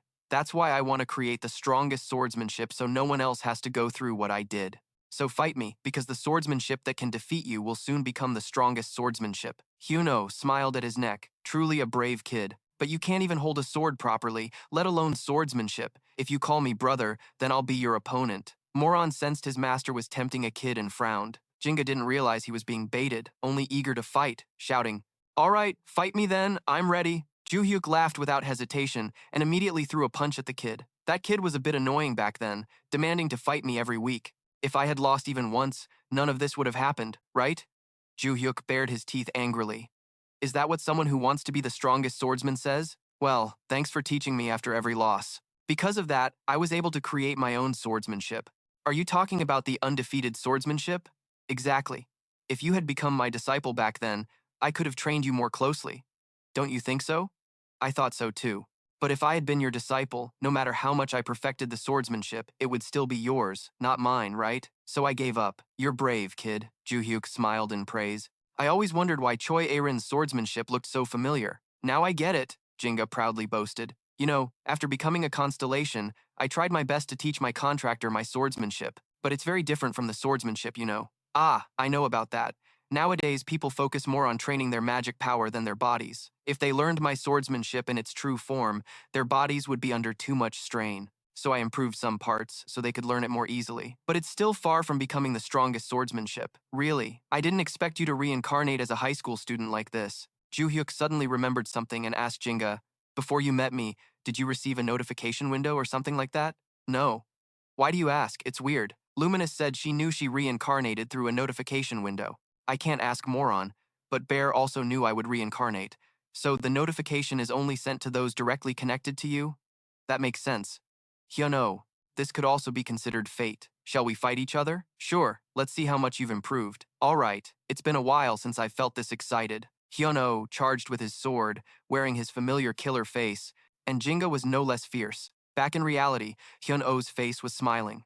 I really enjoyed that. Joo-hyuk handed the sword back to A-rin and added, your constellation is a good person, so train and talk with him often. All right, A-rin really listens to Joo-hyuk. Meanwhile, her constellation had been beaten badly by him, lying in a pit complaining, seriously, this isn't fair at all. Meanwhile, at the Tiet family in China, the senior officials of the Tuiet family had gathered for a roundtable meeting. Tiet Van spoke first. Elders, did you summon me for something? The third-generation elder of the Tiet family sat there. An old woman said, "You know already, the position of female clan leader is still vacant. We called you here because it seems we need to choose a female clan leader as soon as possible." The old man with a headscarf also said, "We are considering asking the head of the White Lotus Association to become the female clan leader. But according to our tradition, the head of the White Lotus Association cannot become the female clan leader. Do you have any other candidates in mind?" The head of the elder with long hair also gave her opinion. "No matter who it is, we have to choose a candidate better than Soo-yeon, the previous female clan leader. She was a cunning woman who used the clan's protective constellation as a tool to secure her position as clan leader." Soo-yeon thought for a moment and said, "I understand. I don't know who I want to nominate yet, but I do know that over here Yan Lang is preparing for a fierce battle with Choi A-rin. Both girls are already in position, ready to go at each other." Joo-hyuk stood with arms crossed, reminding, "I already said before, during the fight, minimize the use of magic and rely mostly on physical strength. Also, that sword is a sacred relic, so when fighting, use the whole sword with its sheath." "I know," Choi A-rin agreed immediately. "She can draw the sword too. I'm not worried." Yan Lang was very confident. Joo-hyuk scolded her, saying she was fighting barehanded. What if she got slashed? Accidents during training matches would be troublesome. "By the way, why are you here?" Joo-hyuk turned to Soo-yeon. "Last time I watched you and Yan Lang spar, you didn't say anything. Why are you asking now?" Actually, Soo-yeon was curious about Yan Lang, who had overwhelmingly defeated her in the last sparring match and was now going to fight Choi A-rin. Although Choi A-rin had grown stronger thanks to Joo-hyuk's guidance and the sacred relic, Soo-yeon was still unsure if she could beat Yan Lang. "Listen to Joo-hyuk, little cat. If I draw my sword, you'll definitely get hurt." A-rin didn't want to accidentally harm a fellow disciple either. Yan Lang trembled with anger hearing that, "Don't call me little cat anymore." Then she charged forward. Choi A-rin wasn't scared. She took a solid defensive stance, spinning the sword's hilt outward. Yan Lang's fist struck the hilt, and they clashed directly, their force radiating so strongly that Soo-yeon struggled to hold on, while Joo-hyuk's face remained cold as ice. Yan Lang gritted her teeth. Using her hand to block the sword wasn't the best choice, but Choi A-rin was still pushed back. Yan Lang pressed the attack fiercely again. This time, her knee lunged toward A-rin's face. What a bold move. A-rin wasn't stupid enough to face Yan Lang's knee head-on, so she dodged quickly and took the chance to swing her sword at Yan Lang's exposed abdomen. Seeing this, Yan Lang hurried to block, but ended up taking a painful hit. Seeing Yan Lang retreat slightly, A-rin switched to offense. She slashed horizontally across Yan Lang's body. Yan Lang ducked to avoid it, not using magic, but the sword's energy was enough to crack the wall behind her. Yan Lang thought to herself, "This sharp girl is pretty strong." But Yan Lang wasn't one to back down either. She jumped up on her toes, wondering when she had gotten this strong. Just then, Yan Lang's arm collided directly with A-rin's sword sheath. Yan Lang didn't know what skills A-rin had, but now she was taking a direct punch from her. A-rin also felt the pain, but the sacred sword absorbed some of the impact. Yan Lang had seen A-rin spar with Joo-hyuk a few times, but she had never been this strong before. Her movements were completely different from before. While Yan Lang was distracted thinking, A-rin swung her sword close and slashed across Yan Lang's belly. Luckily, she dodged quickly or it would have been bad. Still, she got a big scratch. "You dodge well, little cat," Yan Lang said with a sharp tone. "But if you fight like that, there's no way you'll hit me."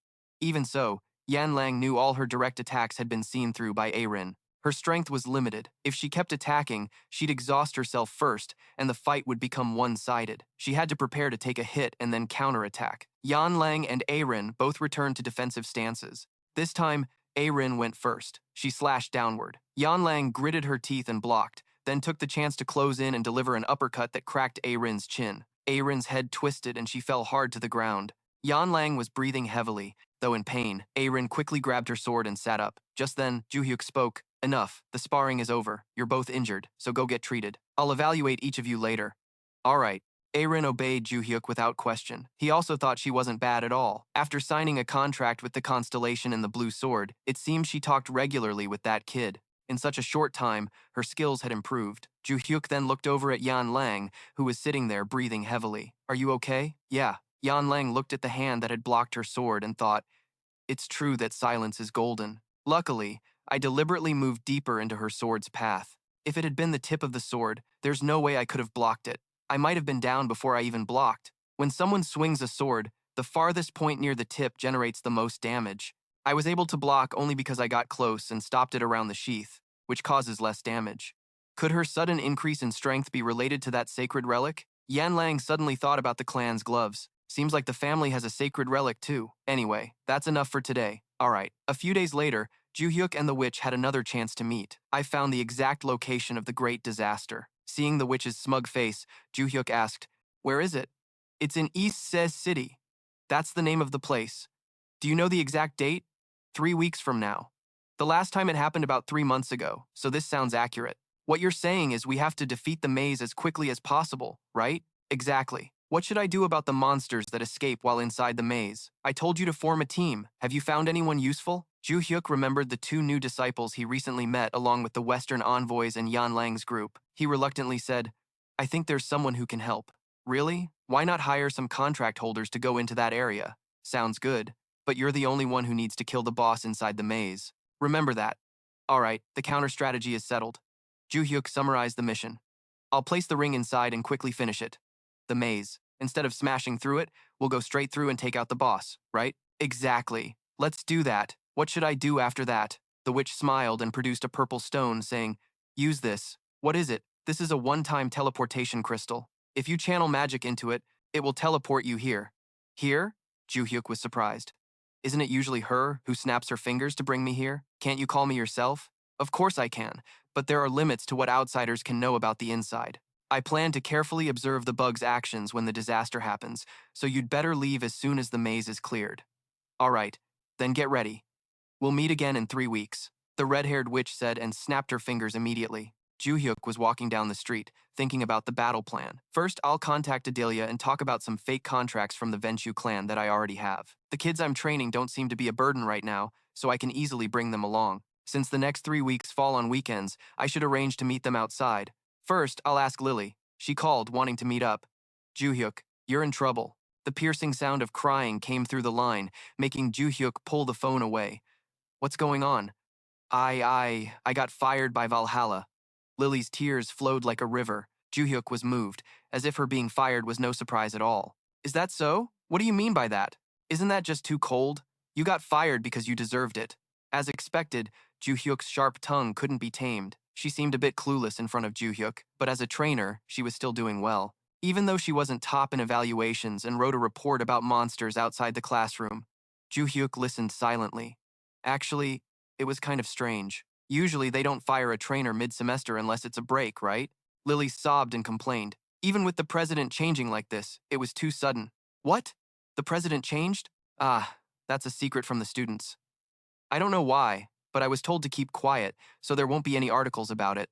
Joo-hyuk found this suspicious and ignored it. Why would they secretly change the president? So if Lily got fired, I can't use my power to go out freely anymore. Is this a time to take a break from school? I think I'll go to the president's office for a bit. While there, I'll try to find out what's going on. Joo-hyuk, you don't have to. He didn't listen and hung up directly. At that moment, Joo-hyuk also received a message from Yan Lang. "Hey, I heard I got kicked out of Valhalla. What's that about?" Joo-hyuk was stunned. "What now? She got fired suddenly too? Why is all this happening so abruptly? And it's so strange. So many events are happening around me. But whatever happens, I should meet the president quickly." When I arrived, I saw the current president was Black Cat. I had a hunch, and it turned out to be true. "Ah, Black Cat, you became the academy president?" "Not exactly. I'm just the external president. The real president is the constellation saint I serve." "So Yan Lang and Lily, you fired them because of Luminous?" "That's right. Why?" "I've decided to free my master from those challenging foxes." "No hesitation, just fire them immediately." That's what he said. "I also want to fire the trainee named Choi A-rin. Is that okay?" He said no. "Hold back and revoke the firing orders for those people. I don't care about anyone. I'm just teaching and using them, but I feel unhappy knowing they were fired because of me." In front of Black Cat appeared a notice board. The master of the underworld responded with extreme disappointment. "Alright," he said, "okay, but why did you buy Valhalla? Was that an order from the Constellation Saint?" Black Cat replied, "I heard you refused to live in the market building because I'm still living in the dorm. So if I buy Valhalla, my master can live in that building." That's what he said when I bought it. Just because of that, I connected a room in Valhalla to the market building. Only those permitted can enter that room, so you can use it freely. "Alright, do you need anything else? So you can do whatever you want with the academy, right? I don't intend to interfere with training, but I can. Then can you help me with something?" 3 weeks later in Song City, the white-haired young man was stunned by the horrific scene before him. "What is this?" Monsters of all kinds invaded from the sky to the ground. Smoke and fire filled the sky. Crazy monsters smashed things and slaughtered people. The white-haired brother was still shocked. He came here because it was related to his family, but what are these monsters? At that moment, a piercing scream rang out. A girl was being chased by a monster. The monster held her purse with one hand and swung a spiked club with the other to strike her. The white-haired brother quickly shielded her with mana. His other hand was ready with a thunder punch, which he swung straight at the demon's face. After defeating it, he told the girl, "More goblins are coming, so run fast." "Thank you." After his heroic rescue, the white-haired guy swallowed nervously, amazed at how different these monsters were from the virtual ones he fought in simulations. The heavy feeling in his hand with every strike gave him goosebumps. Still, he managed to handle one goblin, but could he deal with this whole group? The white-haired guy silently cursed, "At least I have to take out half of them." He was still thinking when Yan Lang and Choi Ah-rin breezed past like a gust of wind, leaving the young man stunned. Yan Lang punched a goblin right in the face. Choi Ah-rin slashed and sent several on their way. With just one strike, the whole group was defeated. Soo-yeon arrived then and complained, "What? They already finished?" The white-haired guy recognized her. The two girls turned around, and he recognized them too. "Why are you here?" "I think you should ask that guy over there." "Huh? What?" He looked back. Joo-hyuk strolled over with his hands in his pockets. 2 weeks earlier, Joo-hyuk and Black Cat called Yan Lang, Ah-rin, and Soo-yeon to Valhalla's conference room. Yan Lang quickly asked, "Why did you call me here? Didn't we finish physical training already?" "I called you because I have something private to discuss. Before that, can you see that cat over there? Black Cat is here. He's the current president of Valhalla." "What?" Soo-yeon was very surprised and asked, "What about the previous president, Rami?" Black Cat immediately answered, "The principal retired and handed over to me as the new council president. However, we personally haven't heard any news about the academy president change. Please understand this is done secretly for a reason. Anyway, this will be announced to the students after some time, and you just know a bit earlier. Let me introduce myself. I'm Black Cat, looking forward to working with you." Puzzled Black Cat? Joo-hyuk continued. "Anyway, the reason the new president came here is because I proposed establishing a new department, and he approved. This is a special class where students have the autonomy to participate in extracurricular activities without traditional classroom learning. Do you want to join the class?" Yan Lang pointed at herself, wondering, "So I guess nothing much will change for me, right?" "That's right, but I called you here to join. You'll still train, but now you'll have the chance to go out and hunt monsters. This will make you stronger. What do you think?" Yan Lang was overjoyed and nodded immediately. "Is that so? Then I'll join. Of course I'll join if Joo-hyuk wants to." Choi Ah-rin also agreed right away. Only Soo-yeon looked hesitant. "Wait, I'm a bit lost here. First, about the new chairman. Is he the owner of the Black Cat Night Market?" "Yes. You know about the night market?" "At first, I thought the black market was just internet nonsense.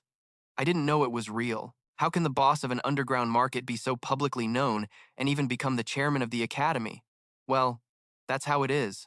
Not surprising. I'm involved in multiple fields." "Then how could Joo-hyuk's proposal to open a special class be approved? Or maybe you knew the new chairman beforehand." Soo-yeon claims she's out of the loop, but is actually the most rational here. And Joo-hyuk doesn't mind admitting he's acquainted with Black Cat, which makes Soo-yeon think, "I know he's ridiculously strong, but he's also close to the black market boss? This is no longer the level of an ordinary student." Joo-hyuk noticed her gaze but didn't care, just asked if she would join too. Of course, who would refuse to join a class without any obligation? Black Cat then reminded them, "Oh, naturally there are conditions attached to waiving basic classes and written exams." "Huh? You guys have to participate in events like debates or practical exams that require public interaction?" They really said that? At first, I thought so too, but after thinking it over, I realized I'm also in a position to consider this. In a way, the students who receive the highest privileges, right? So there must be something to convince other students and trainers. First, the initial students of this special class must be strong enough to be recognized by other students and trainers. So in that regard, there's no problem. But from the school's perspective, having the strongest student from Valhalla in the special class without showing anything would be a flaw. So I hope you actively participate in extracurricular activities to raise Valhalla's status. You can't just go monster hunting outside, right? That's good. But if you can show your strength in front of other students, that's fine too. This isn't a demand from Black Cat, but rather from Valhalla's chairman. Joo-hyuk secretly thought, what kind of nerve does this guy have to suddenly take responsibility for the chairman position? I thought he just bought the academy for fun. Fun my ass. Managing a fortune poorly and letting it collapse means a loss, right? Joo-hyuk couldn't argue with Black Cat, so he reluctantly agreed. Those are the conditions. Anyone change their mind? Yan Lang spoke up. Well, for me, nothing changes, so I'm still in. But it seems they share my thoughts. Yes. That's right. Both Arin and Soo-yeon are determined to seize this opportunity. Joo-hyuk was extremely happy. Good. Then the first extracurricular activity for this class will be what else? Herding people into a maze, of course. I just didn't expect to meet someone familiar here, Joo-hyuk. Why are you here? I should be the one asking that. I came down here for the weekend because my parents live here, and this mess happened. Why are you guys here? Why? Joo-hyuk drew his sword and ordered. Choi A-rin and Yan Lang were ready to go. Yes, sir. The monster trio charged forward fiercely. In front of them was a pack of winged, stone-armored gobinza of all kinds. Joo-hyuk sneered, drew his sword, and said, "We're here to do this." With that, he swung his sword and took out a whole bunch of goblins in one slash. Joo-hyuk confidently punched straight into the goblins' faces. With just one swing, the entire goblin pack, big and small, fell flat. Joo-hyuk shrugged and said, "Not bad at all."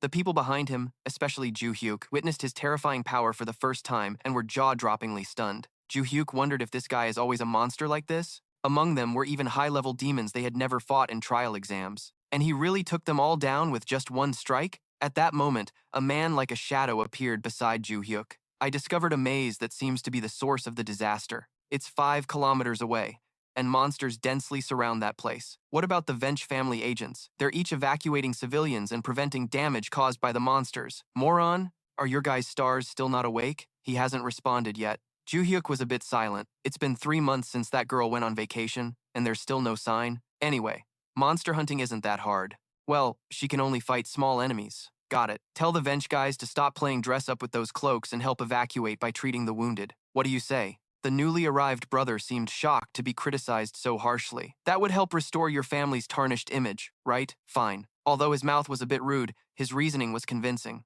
So he accepted it. So can we head to the disaster center now? Oh, before that, Arin and Yan Lang will eliminate the monsters attacking civilians and evacuate them along with others. The 2 girls accepted the order without hesitation. Joo-hyuk, clear the way to your family's house with Joo-hyuk. Soo-yeon was unhappy hearing that. Why are you pairing me with this dumb brute? All right.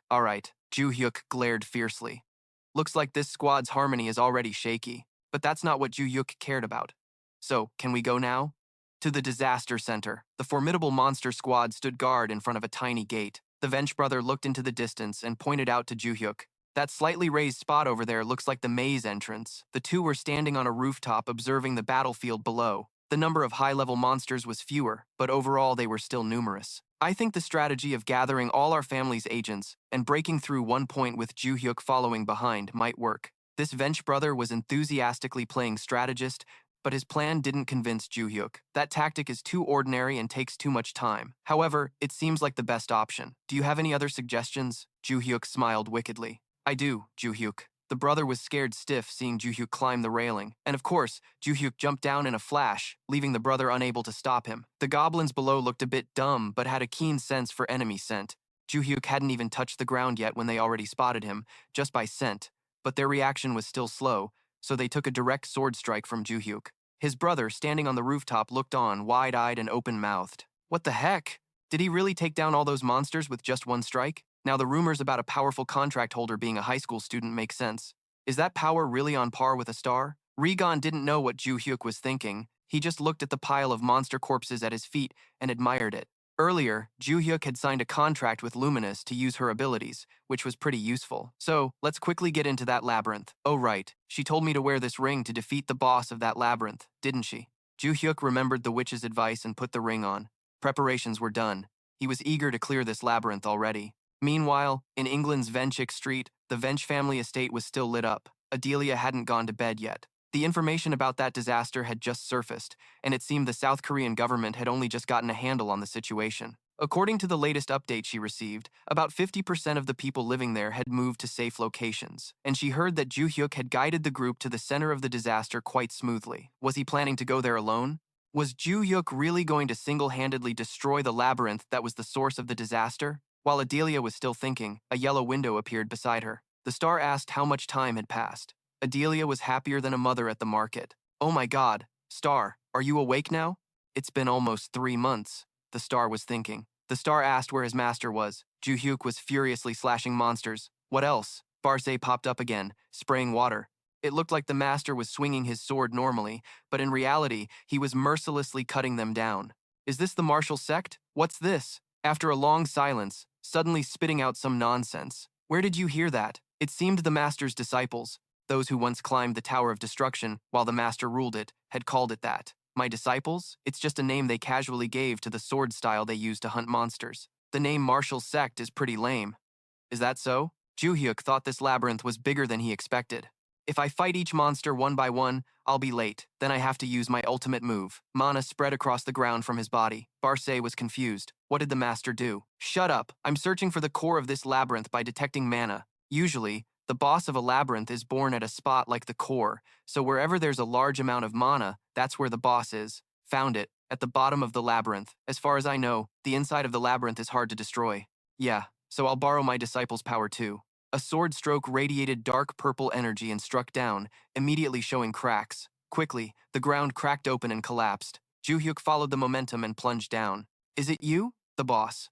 In front of Joo-hyuk was a young man who looked like an ant knight. The ant knight held a spear and wore medieval-style armor, taking a quick defensive stance. Joo-hyuk looked at him with interest. A boss using a spear as a weapon?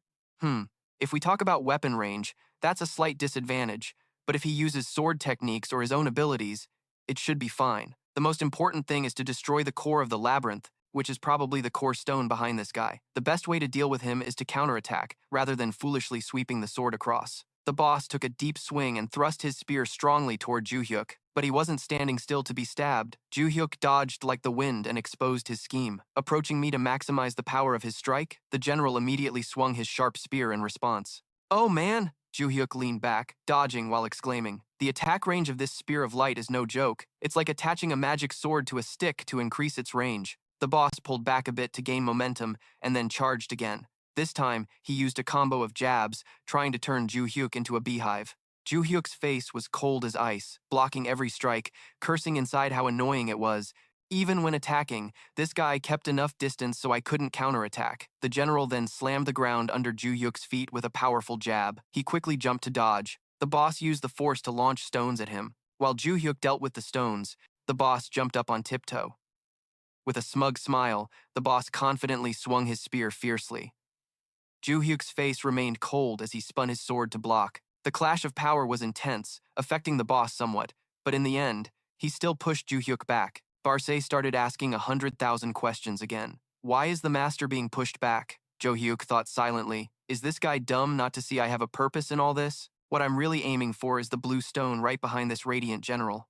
The real goal is to pull him away from the labyrinth's core stone. Alright, in situations like this, instead of using power from the star, should I handle you my own way? Provoked by Joo-hyuk, the boss charged to prove who's the boss here. This time the distance was just right, so Joo-hyuk danced a few sword strikes to open the opponent's eyes, then shot behind him and posed. The boss clenched his teeth in anger, but only lasted 5 seconds before he was torn apart. The ring on Joo-hyuk's hand, usually still and motionless, now reacted. The ring emitted a blue light and sucked in a thick black smoke. Barce said, "Feels like something's being sucked into the ring. Master, what do you think it is?" Joo-hyuk felt it was absorbing something like the name the guide mentioned. Even if I said it, Barce wouldn't hear it. But wait, what did you say earlier? What? I'm being pushed back? Haven't been hit in a while, so you want to take a hit, huh? Joo-hyuk laughed wickedly, making Barce quickly backtrack.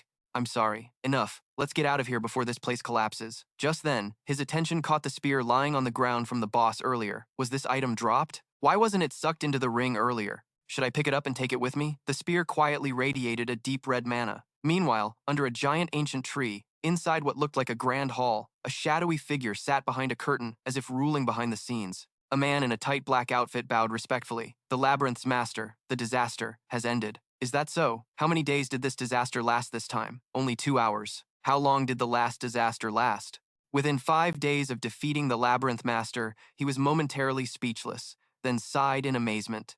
Has the time really shortened that much? I thought the overall difficulty level of the disaster had increased, thanks to the creation of beings named after constellations and the replication of their powers. That's right. Did anyone play a special role in breaking the labyrinth disaster this time? Actually, the labyrinth disappeared so quickly that I couldn't even react. Alright, we'll look into that later. For now, we still need to speed up the plan a bit. We will scatter the names all over this place. That will make the next disasters even more formidable by gathering the names of the strongest constellations. I will scatter them using a completely different method than before, so the False Awakening Association can't keep up. So, get ready. Yes, Master. The master of the labyrinth is eagerly awaiting the day he can savor the strength of the strongest. The news of Joo-hyuk quickly defeating the disaster spread. Naturally, this caught the attention of many, including a platinum-haired young man with a strange mark in his eyes. He stared intently at the news on the screen and muttered, "So, right after this guy dealt with the assassination squad, he also ended this dungeon disaster. Amazing."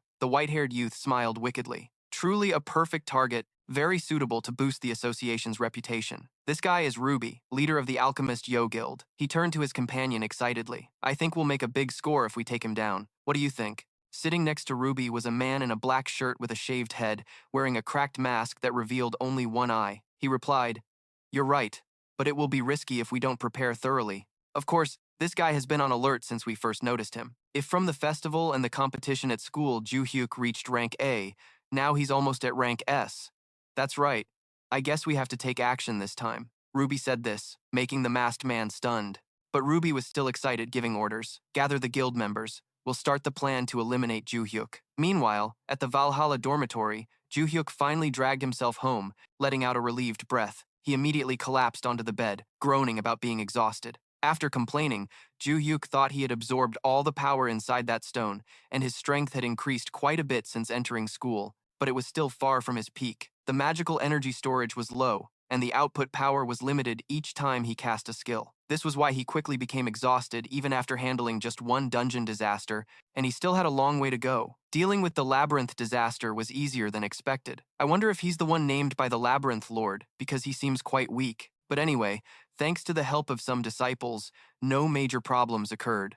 I think I understand why people in this era are willing to pay a high price to sign contracts with constellations. When a name is given to someone, that person can possess power like a constellation. You look troubled. Just then, Barce appeared to check in. That's because of those things called constellations and names. I guess you went straight to the guide right after defeating the boss. What did she say? Joo-hyuk silently recalled that after finishing the disaster, he immediately teleported to the guide. She looked at him excitedly. "There you are. You're the one who handled that disaster?" "Yes, I defeated the bug quite easily and completed it properly." Joo-hyuk looked at the stone, slowly dissolving, and exclaimed. The witch smiled and explained, "It's okay. That stone was just a one-time use item anyway. What about that spear?" "This spear? It dropped from the dungeon boss. For some reason, the ring didn't absorb it, so I kept it with me." "Really? That's strange." The witch also found it hard to believe, but she quickly changed the subject. "Let me see that ring." Joo-hyuk took off the ring and handed it to the guide. She examined the ring emitting purple magical energy for a while and said, "Good. It seems to have absorbed the correct name. Here.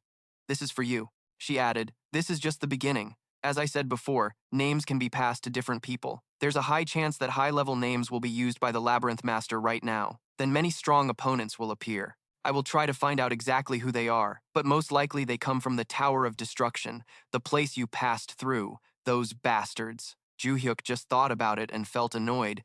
"They tricked me once, and now I have to face them more." He held his head thinking about those guys making me want to go crazy. "Hang in there. You can do it." "All right. We'll meet again soon. Before those names spread too far, I hope you can eliminate some of their strength." Now he's lying here grumbling. "Well," she said, "some stronger, higher-level names might be passed on again." Barce responded, "I understand. Those people come from the Tower of Destruction? I was in that tower, but I don't remember anyone there." "Well, the first floor only had basic monsters." "That's right. Those people might not have any names to lose. It's highly likely they come from the second floor or higher." "Right. From now on, the number of those bastards causing trouble will increase as they are granted names." "Wait, if those guys from the Tower of Destruction come down, won't you turn into a labyrinth bug like them?" Bacho shook the interface in frustration. "What? No, no.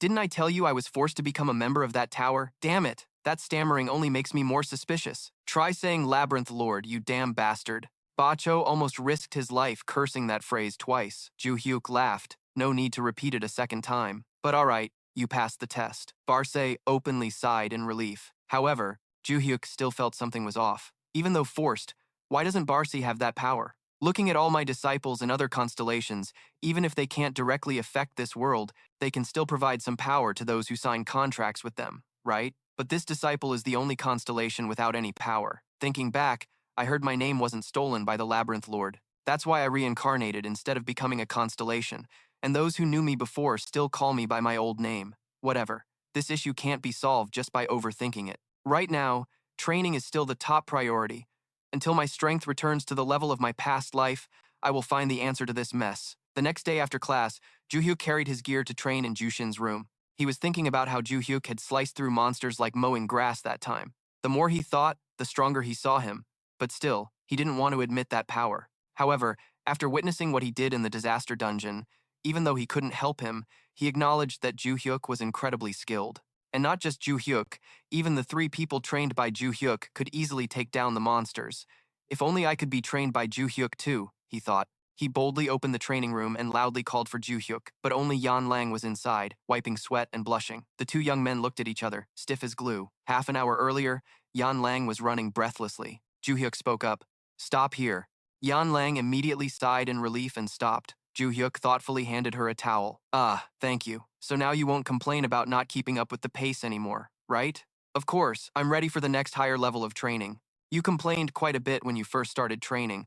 That's because I didn't know the results would be this amazing." Choi A-rin interrupted. "I don't like this, but it seems the nagging kitten has caught up with the pace now." But the newcomer, Soo-yeon, doesn't seem to be doing well. She lay on the floor, panting hard. "This is a crazy training session, but it's incredibly exciting. When you watched our training, you didn't know how it would go, right? I didn't think it would be this exhausting. If you feel it's too much, it's better to quit and go back." Soo-yeon's face darkened at this. Then she sneered. "If it's tough, this place is still way better. I'll try to keep up with everyone." Seeing her like that, Aaron just quietly clicked her tongue. Whoever has sharp ears might overhear. And you even asked again, "Did you just click your tongue? Heard that?" Under Joo-hyuk's mocking gaze, Soo-yeon screamed. "Just wait. I'll leave you in the dust soon." Joo-hyuk quickly cut into the conversation. "At first, I planned to help you review your fighting style after the sparring match, but the fatigue accumulated after you escaped, that state is still there, so it's best to maintain the current training level combined with rest." Arin also thought this was the right approach. Soo-yeon didn't object. Joo-hyuk turned to Aaron and said, "I'll go back to the dorm and practice magic." "Me too." Yan Lang watched the 2 of them talking attentively. "You don't always have to follow me. Do what you want. Quiet now. I'll start upper body training. So I think everyone should train on their own first. Is that okay? Anyway, the gym is just for us, so you all train when free, and I'll watch and point out what's wrong." "All right. I think I should leave now." Soo-yeon also raised her hands and withdrew. Seeing Yan Lang silent all this time, Soo-yeon asked, "Yan Lang, are you staying to train more?" "Yes, I'm not too tired. I'll probably keep training." "Great. But don't overdo it. See you next time." Everyone quickly left, leaving Yan Lang alone, lost in thought. "I feel one thing for sure. I've gotten much stronger since receiving training from Joo-hyuk, especially in focused state. The monsters I barely defeated before are now too weak for me. But Joo-hyuk, he's still on a completely different level. I've never seen anyone kill monsters so cleanly and quickly. He's gotten much stronger since my fight with him. His progress is amazing." Thinking of this, Yan Lang suddenly stiffened. "Wait, why did I become Joo-hyuk's disciple instead of trying to become stronger than him? I admit he's very strong. Honestly, I even felt his overwhelming presence when fighting him. It's really hard to train alone to surpass him. So the reason I became his disciple is to be taught by him." And thinking back to when he helped me block a hit when I was being scolded by my mother, Yan Lang blushed. She thought further. "Anyway, he helped me solve the heir problem from my family. He even helped me find a hiding place to stay safe from family control. And thanks to this special training, I achieved results in just a few days. That's why I continue to be Joo-hyuk's disciple." Thinking this, Yan Lang's hands trembled and she dropped the towel to the ground. She thought she was losing it. Her heart raced wildly thinking about him. And when it kept beating like that, I just want to see Joo-hyuk. It's not that I'm not serious when training alone, but I just want to train with Joo-hyuk. Calm down. We'll keep training together, right? I'm not a pervert, so stop thinking nonsense. Though I think that my head still imagines him cleaning his hair like this, so reincarnation must be good. Yan Lang trembled, warning herself. "You idiot. I told you to stop, but why keep thinking nonsense?" She punched her own head hard, but still couldn't stop blushing. Seeing the towel Joo-hyuk left behind, her face turned even redder. Yan Lang thought she just wanted to wash his towel. Think again? She grabbed the towel and kept thinking, worried no one would think of washing his towel for him. "I'm just helping Joo-hyuk." Thinking about it, seeing the towel made her even more embarrassed, panting as she ran away. But walking didn't stop her from thinking about Joo-hyuk. "No one's here, right? Then I'll just wipe my face a bit." Thinking that, she raised the towel to her nose to smell Joo-hyuk's scent. And just then Joo-hyuk jumped in and caught her red-handed. Of course, he didn't know Yan Lang's thoughts, so he was just surprised to see her alone here. But Yan Lang thought he saw her sniffing and got angry. "You saw my embarrassing action." "Embarrassing action?" Joo-hyuk looked confused and asked, "You saw it?" Yan Lang's face turned blood red, tears welling up, and she punched Joo-hyuk straight in the stomach. The young man looked tough, but almost blacked out from the blow, puking everything out and collapsing on the floor. Yan Lang was still sobbing. "Oh my god!" she screamed and ran away. That night at the Valhalla dorm, Joo-hyuk was training diligently. Suddenly, he opened his eyes, wondering who would call at this ungodly hour. "Why are you calling at this hour?" "Adelia, my bad. It must be late night in Korea now, right? But I have something important. Has your disciple woken up? That's good news. Are you free today?" "Free. I can make time if you need it, Joo-hyuk." "Then take the sacred relic and wait for me." "Sorry. It's been a long time since I met my disciples. And somewhere else isn't this exciting." The constant warning lines popping up made Black Cat panic too. "You're the star? Was the earlier CCTV footage enough to make you that angry?" The answer was still a bunch of notification lines like spam. Black Cat couldn't help but curse silently. That footage really shouldn't have been shown on the screen. Flashback to 10 minutes ago, the chairman's office at Valhalla. After finishing work, Black Cat realized it was already nighttime. Being the chairman of an academy is really exhausting. Well then, let's check the school facilities one more time before heading home. That was what the master said right after buying the school. Luminous requested regular CCTV checks, so Black Cat understood that the master meant he had to monitor the movements of the woman tailing Joo-hyuk. Probably just an overreaction from the master. At that moment, he saw someone in the gym and clicked to watch the footage, thinking Joo-hyuk was still there. But no, what he saw was Soo-yeon still unconscious there. Black Cat immediately panicked. Was it a corpse? No. It seemed she was just fainted. Zooming in closer, he got even more alarmed. Wasn't that Soo-yeon? Just then, Luminous appeared again. The underworld ruler said to replay the CCTV footage. Fine. Black Cat knew how to please his star. He immediately played the footage again. When Soo-yeon was standing there, he breathed a sigh of relief. "Let's see what happened," Luminous said. The underworld ruler said he understood. The footage showed Yan Lang standing opposite Soo-yeon with a scowl. Then Soo-yeon was beaten unconscious for the whole day. Yan Lang ran away. Black Cat was confused. Why did Yan Lang suddenly attack Soo-yeon?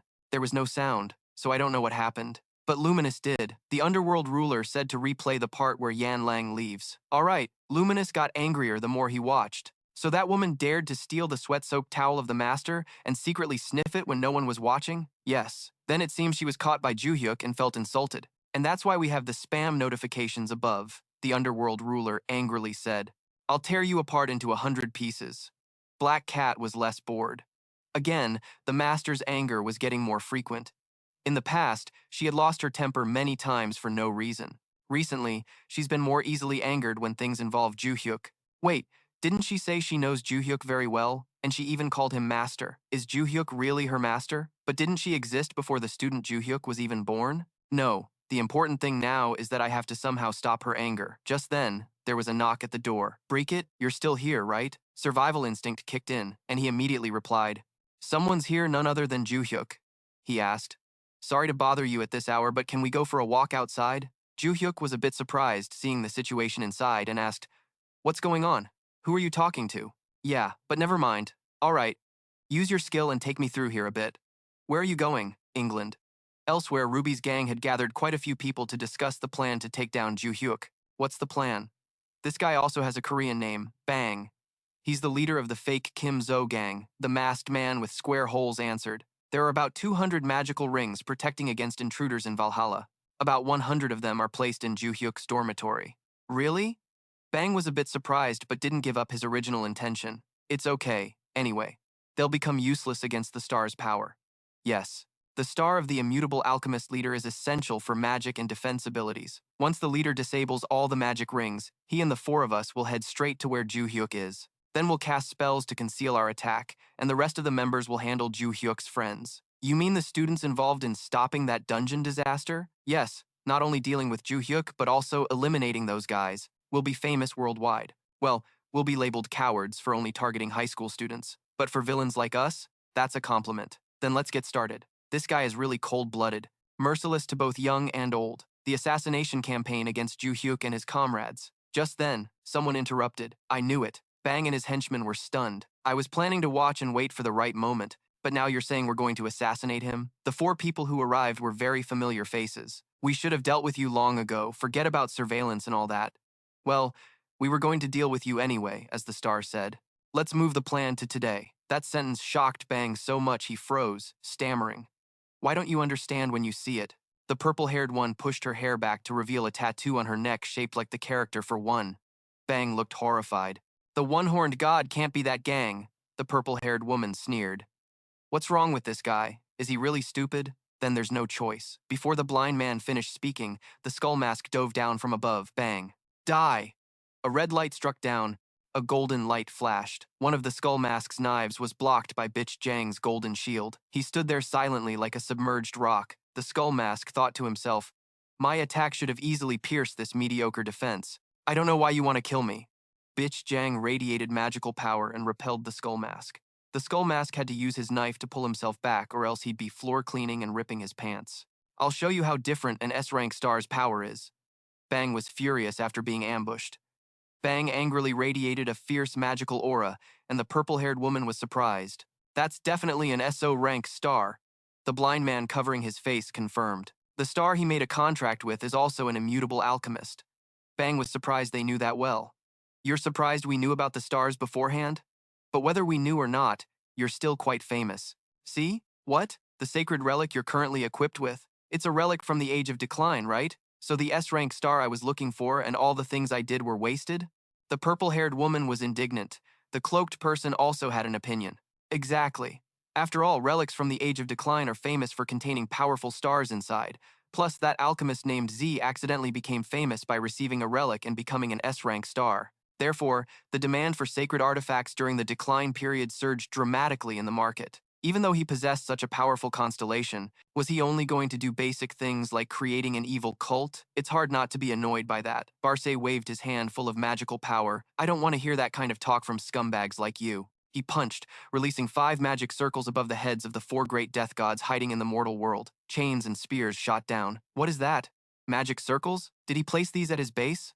Barce raised his hand, and a circle flew right behind the purple-haired girl's head, but it didn't break her head. Damn it, dodge it. This move is dangerous too. This bastard, how many magic circles has he set up in his own lair? What a hassle. The purple-haired girl kept cursing, and Bang also knew that monsters like this cult could sense attacks aimed at them. He didn't know what kind of skills they had or what power the constellation possessed, but he was still confident he was superior. Barce had about 1,200 magic circles he had set up himself in this mansion, and he believed they couldn't dodge them all, plus the absolute defense skill of the immutable alchemist. With this, Barce was sure he wouldn't lose to the cult's magic and wouldn't die at their hands. If not in a critical situation, he wouldn't use this, but now, it didn't matter anymore. Barce swung his fist and punched again, shouting, die. But this time, the cult stood still like statues. You plan to kill us with those magic circles? But why don't I feel any pressure at all? The purple-haired girl's mouth was seriously something else. No wonder she had to cover it up. Otherwise, she'd probably have cursed 77 times already. Barce here was starting to doubt life itself. He clearly activated the magic circle. I detected a magic circle you placed as soon as I stepped in here. The blind guy helped explain. There were about 1,200 small magic circles containing a simple spell called Blood Chain, and I've blocked and nullified all those 1,200 magic circles already. What are you talking about? If all the magic circles were nullified, then I should know that, right? It's not nullification, but blocking them from detonating. Well, now let's get started a bit, shall we? Without giving time to think, the purple-haired girl acted immediately, slashing the floor, forcing Barce to step back as sharp lights threatened to pierce him. Shockwaves at this level could be blocked with absolute defense. But oh wow, Barce still got injured from those waves. The purple-haired girl lamented. Damn, it's a bit weak. I guess we need more power. Barce wondered what just happened. Isn't absolute defense working? While he was distracted, a spear thrust came at his nose. He quickly dodged, but still got a cut on his cheek. The attacker was the secretive guy. Barce took momentum and punched back. The secretive guy blocked with his sword and said, he's better at fighting with raw power than I thought. I thought he only relied on the constellation's power. Barce was still cursing silently. These bastards are too strong. I almost attacked them, but they retreated and defended just in time. Besides, if my absolute defense isn't working now, I have nothing to counter them with. Don't you think I've endured this long? What? I don't know exactly why you targeted us, but isn't that enough? You've slaughtered too many, and all 100 members of the White Brigade have died. If you're dissatisfied with me becoming a villain, then I'll stop. I have nothing left now. What do you think? Maybe you're misunderstanding something, but whether you become a villain or not doesn't matter because you targeted someone you weren't supposed to, so we came here. Barce gritted his teeth in anger. The latest assassination plan was to kill Joo-hyuk today, so they came here because I dared to touch him? Just because of one high-ranking bastard, the worst crime syndicate came all the way here? It's useless. They're not the type to be swayed by words. This is the only way to survive. What kind of demonic magical power is that? Maybe it's an emergency prayer. An immutable alchemist answered your prayer. Using a large amount of magical power to create a sanctuary and summon the constellation is the idea I can think of and do right now. There's no other way. The immutable alchemist will permanently take your magical power and life force to be summoned. Even if it means sacrificing both your life and magical power, I have to summon the constellation right here if I want a chance to win, the Skull Mask calmly replied. Sorry to bother you while you're so busy, Sir Alchemist. There's a message from our holy constellation. Esteemed alchemist, that bastard tried to harm that person. After hearing this, the alchemist immediately turned off the network. The immutable alchemist was asking if this was true. No, holy constellation. I only planned to assassinate a Valhalla Academy student named Joo-hyuk. This is so unfair. That idiot. After cursing, the alchemist disappeared, canceling the contract with Barce and taking back the ability he had given him. Congratulations, Alchemist Zorn. Just now, this holy constellation declared that the one who will deal with you personally is Jooshin, no one else. What? Joo-hyuk seemed unable to believe what he just heard. As I said before, there's no way to meet the constellations when they're in their domain. Joo-hyuk held his head. So basically, the only way to meet all the constellations at once is through sanctification? That's the widely known method. However, sanctification alone doesn't solve everything. That's because each constellation's contract holder is required to perform the sanctification themselves without any help. This consumes a lot of magical power from the practitioner. Of course, there is a way for a contract holder with a sacred contract to summon a constellation by sacrificing their own spiritual energy. But that method is unorthodox and rarely used. Is that so? Then what if I hold two relics at the same time? Wouldn't that help me meet both constellations simultaneously? Adelia worried. That's a bit difficult too. First, holding the relic means your mind will be transferred to the constellation's realm of thought. That realm refers to a sacred space inside the relic. That is the unique sacred sanctuary of that constellation. Therefore, the space of the holy relics cannot overlap. Moreover, while the constellations possess immense power and can grant it to their disciples, however, fundamentally, they are still limited by the container, which is the artifact and the power of that artifact. So as long as the constellation inside the artifact does not disappear, it cannot transfer to another artifact.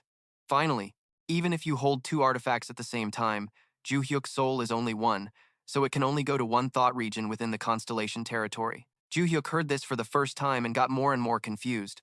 Barce also appeared to give his opinion. Yes, I thought you already knew because it's part of the classroom curriculum.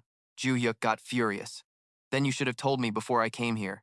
Get ready to get beaten in the spiritual world. Barce complained, but to no avail. Soo-yeon turned to ask, anyway, if meeting both of them is impossible, I can still talk to both of them, right? Adelia and Black Cat answered in unison.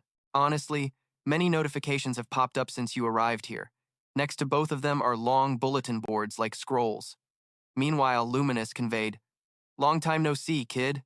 Adelia also helped Moron say, I haven't seen you in a while, you crazy girl. Then Black Cat and Adelia started passing messages of arguing between their constellations. Joo-hyuk got a headache, remembering these two don't get along well. He thought he had disciplined them properly, but apparently not. Stop fighting and listen to me for a moment. All right.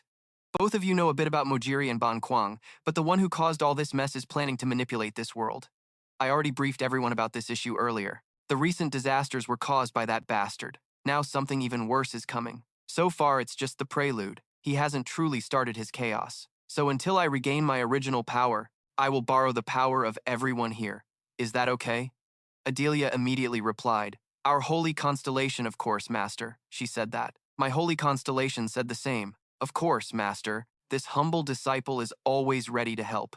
That's what they said. All right, only at times like this do these two get along. Now Joo-hyuk is still missing 3 disciples. Before the Labyrinth Lord attacks again, I have to find the remaining disciples. Black Cat, you've linked the academy and this place with a spatial path, right? I'll have to come here often later. Okay. The path we came through is still there, right? Yes, it still connects to the entrance gate. Then I'll return to Valhalla first. You two get acquainted in the meantime. You are the contract holders of my disciples, so you'll meet often. Got it. I understand.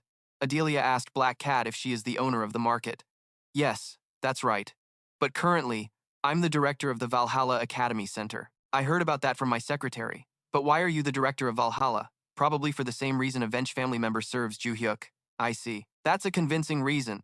Basically because of the constellations we support. Thank you for understanding. Late at night, the 4 great villains gathered in a house looking at the pile of demon stones on the table. I guess most enemies have been dealt with now. Yes, sir. Jang-san has completely disappeared. So this is the next order. You must protect him. This is the order. So the order is to protect the target while staying close to him. It's quite difficult to reveal ourselves like this without him suspecting us. Not necessary, just act when protection is needed. So we continue to hide our presence and follow behind? That's all we have to do, right? You can reveal your identity if he says one word. Oh, are you sure it's that word? Because no one here understands it. But 2G is very sure it's that one. The next day, Valhalla's physical training room. What the hell? Hey, Joo-hyuk, don't worry about that. Instead, please accept me as your disciple. What? Now Joo-hyuk with a bruised face is begging Joo-hyuk to accept him as a disciple? I don't want to. You don't want to? Just as I thought. The rumor is true. What rumor? There's a rumor that you're trying to create a harem by taking only female disciples. Huh? Who the hell spread that nonsense? Joo-hyuk got pissed and explained. From the start, these two came to ask me to teach them. Yan Lang is the only one I accepted as a disciple. That's why if you don't want to die, don't say I'm making a harem. I only heard the rumor. Besides, I'm busy taking care of these three already. You think I have time to take care of you too? Is that so? But Joo-hyuk felt heartbroken. He refused because he had to prioritize these three first. Having more people to fight the monsters is good. It makes our side stronger. Suddenly, Joo-hyuk had an idea. Yan Lang, you teach him. Me? Using the whole body. Combined fighting power is good, so you need more practical combat. Right, I know that. Now I'll train first. You two talk about what you need to say. Okay, Joo-hyuk happily said.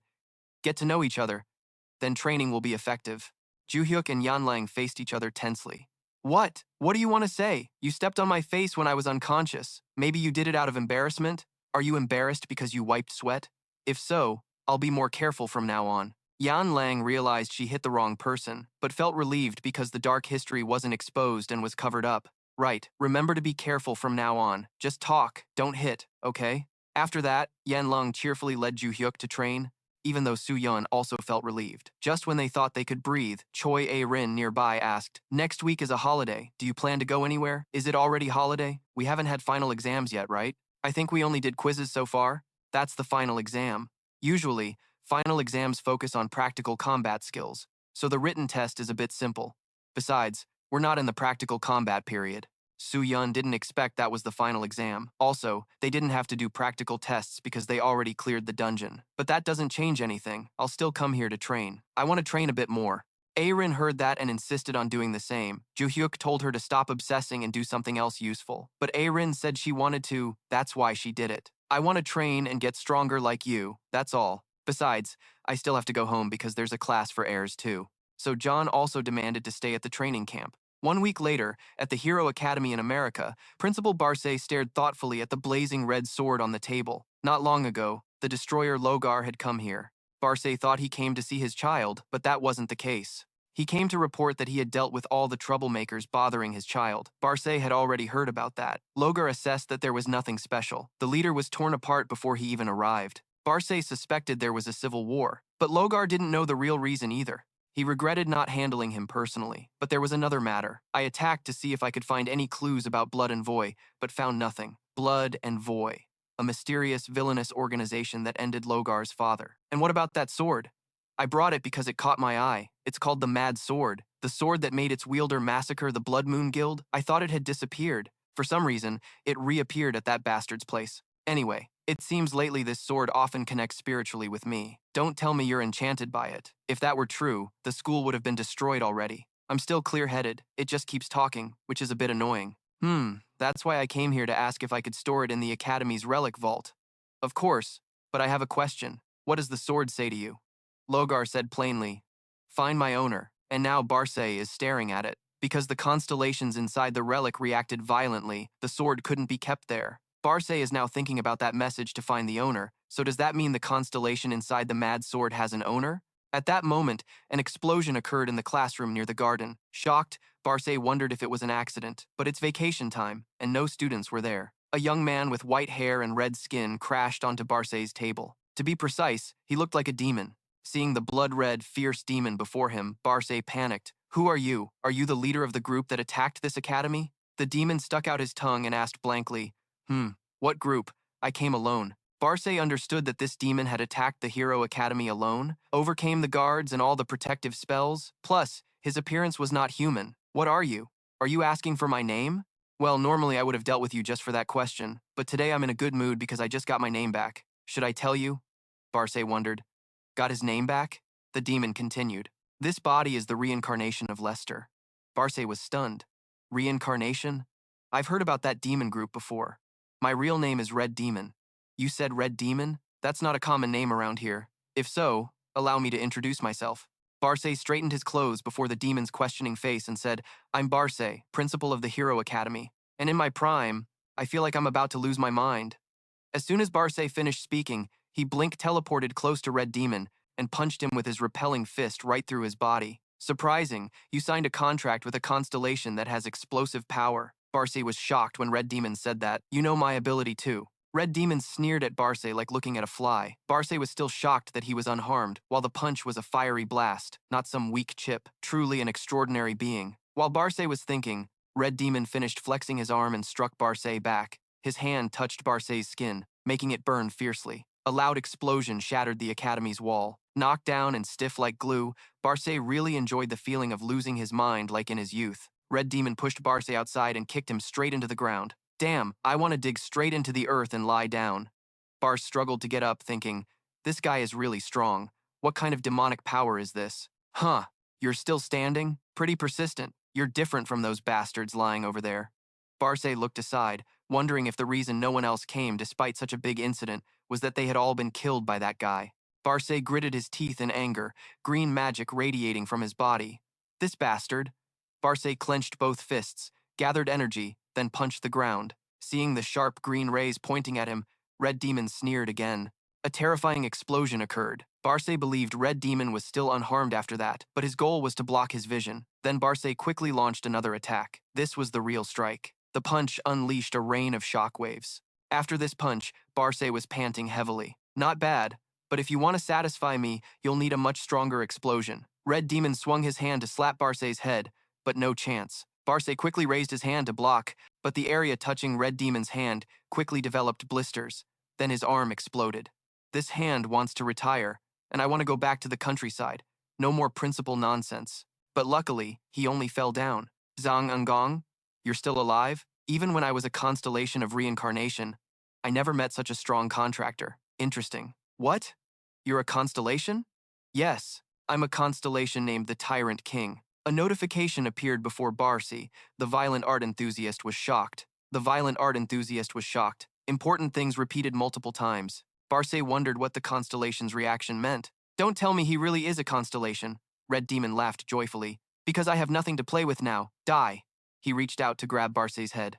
At that moment, the horned guy, stop bullying him and play with me instead. Soo-yeon appeared out of nowhere, carrying a sword, hands in pockets, smiling provocatively. Soo-yeon's sudden appearance left both Red Demon and Barce dumbfounded. Barce struggled to stand and squinted at the young man before him. Who is that young man? He looks familiar. Suddenly a name popped into his mind. Wait, don't tell me. Seeing Soo-yeon's face clearly, Barce couldn't hide his astonishment, quietly uttering a name, Soo-yeon of Valhalla Academy. Contrary to Barce's surprise, Red Demon smirked slightly, raised his eyes disdainfully at him and asked, Who are you? Did you come here to die too? Soo-yeon replied nonchalantly, his tone full of provocation. Stop talking nonsense. I'm here to defeat you.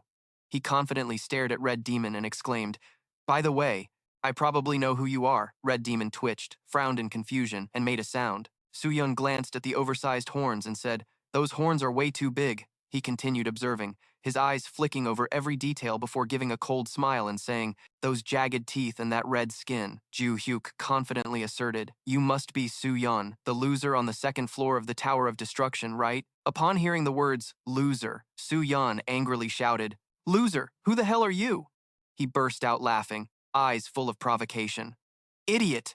A blue magical energy enveloped Joo-hyuk's body. He arrogantly said, Take my hit, and you'll soon remember who I am. Seeing that blue magical energy, Soo-yeon instinctively frowned and said, That magic feels strangely familiar, but his anger quickly drove him to attack Joo-hyuk. He yelled, I don't care, die. Facing his attack, Joo-hyuk calmly raised his sword to counter. Soo-yeon didn't expect his powerful punch to be blocked by such a fragile sword. He gasped in surprise, but then Joo-hyuk suddenly excitedly advanced to attack. Joo-hyuk swung his sword and struck Soo-yeon's arm. After this blow, Soo-yeon painfully clutched his arm and suddenly realized, saying, "Now I remember this feeling." The oppressive presence from Joo-hyuk made Soo-yeon recognize him. He said, "You are the martial god." Staring at him in astonishment, he added, "I never thought you'd be reborn in a new body." Joo-hyuk coldly raised his eyes and replied, "Is that so?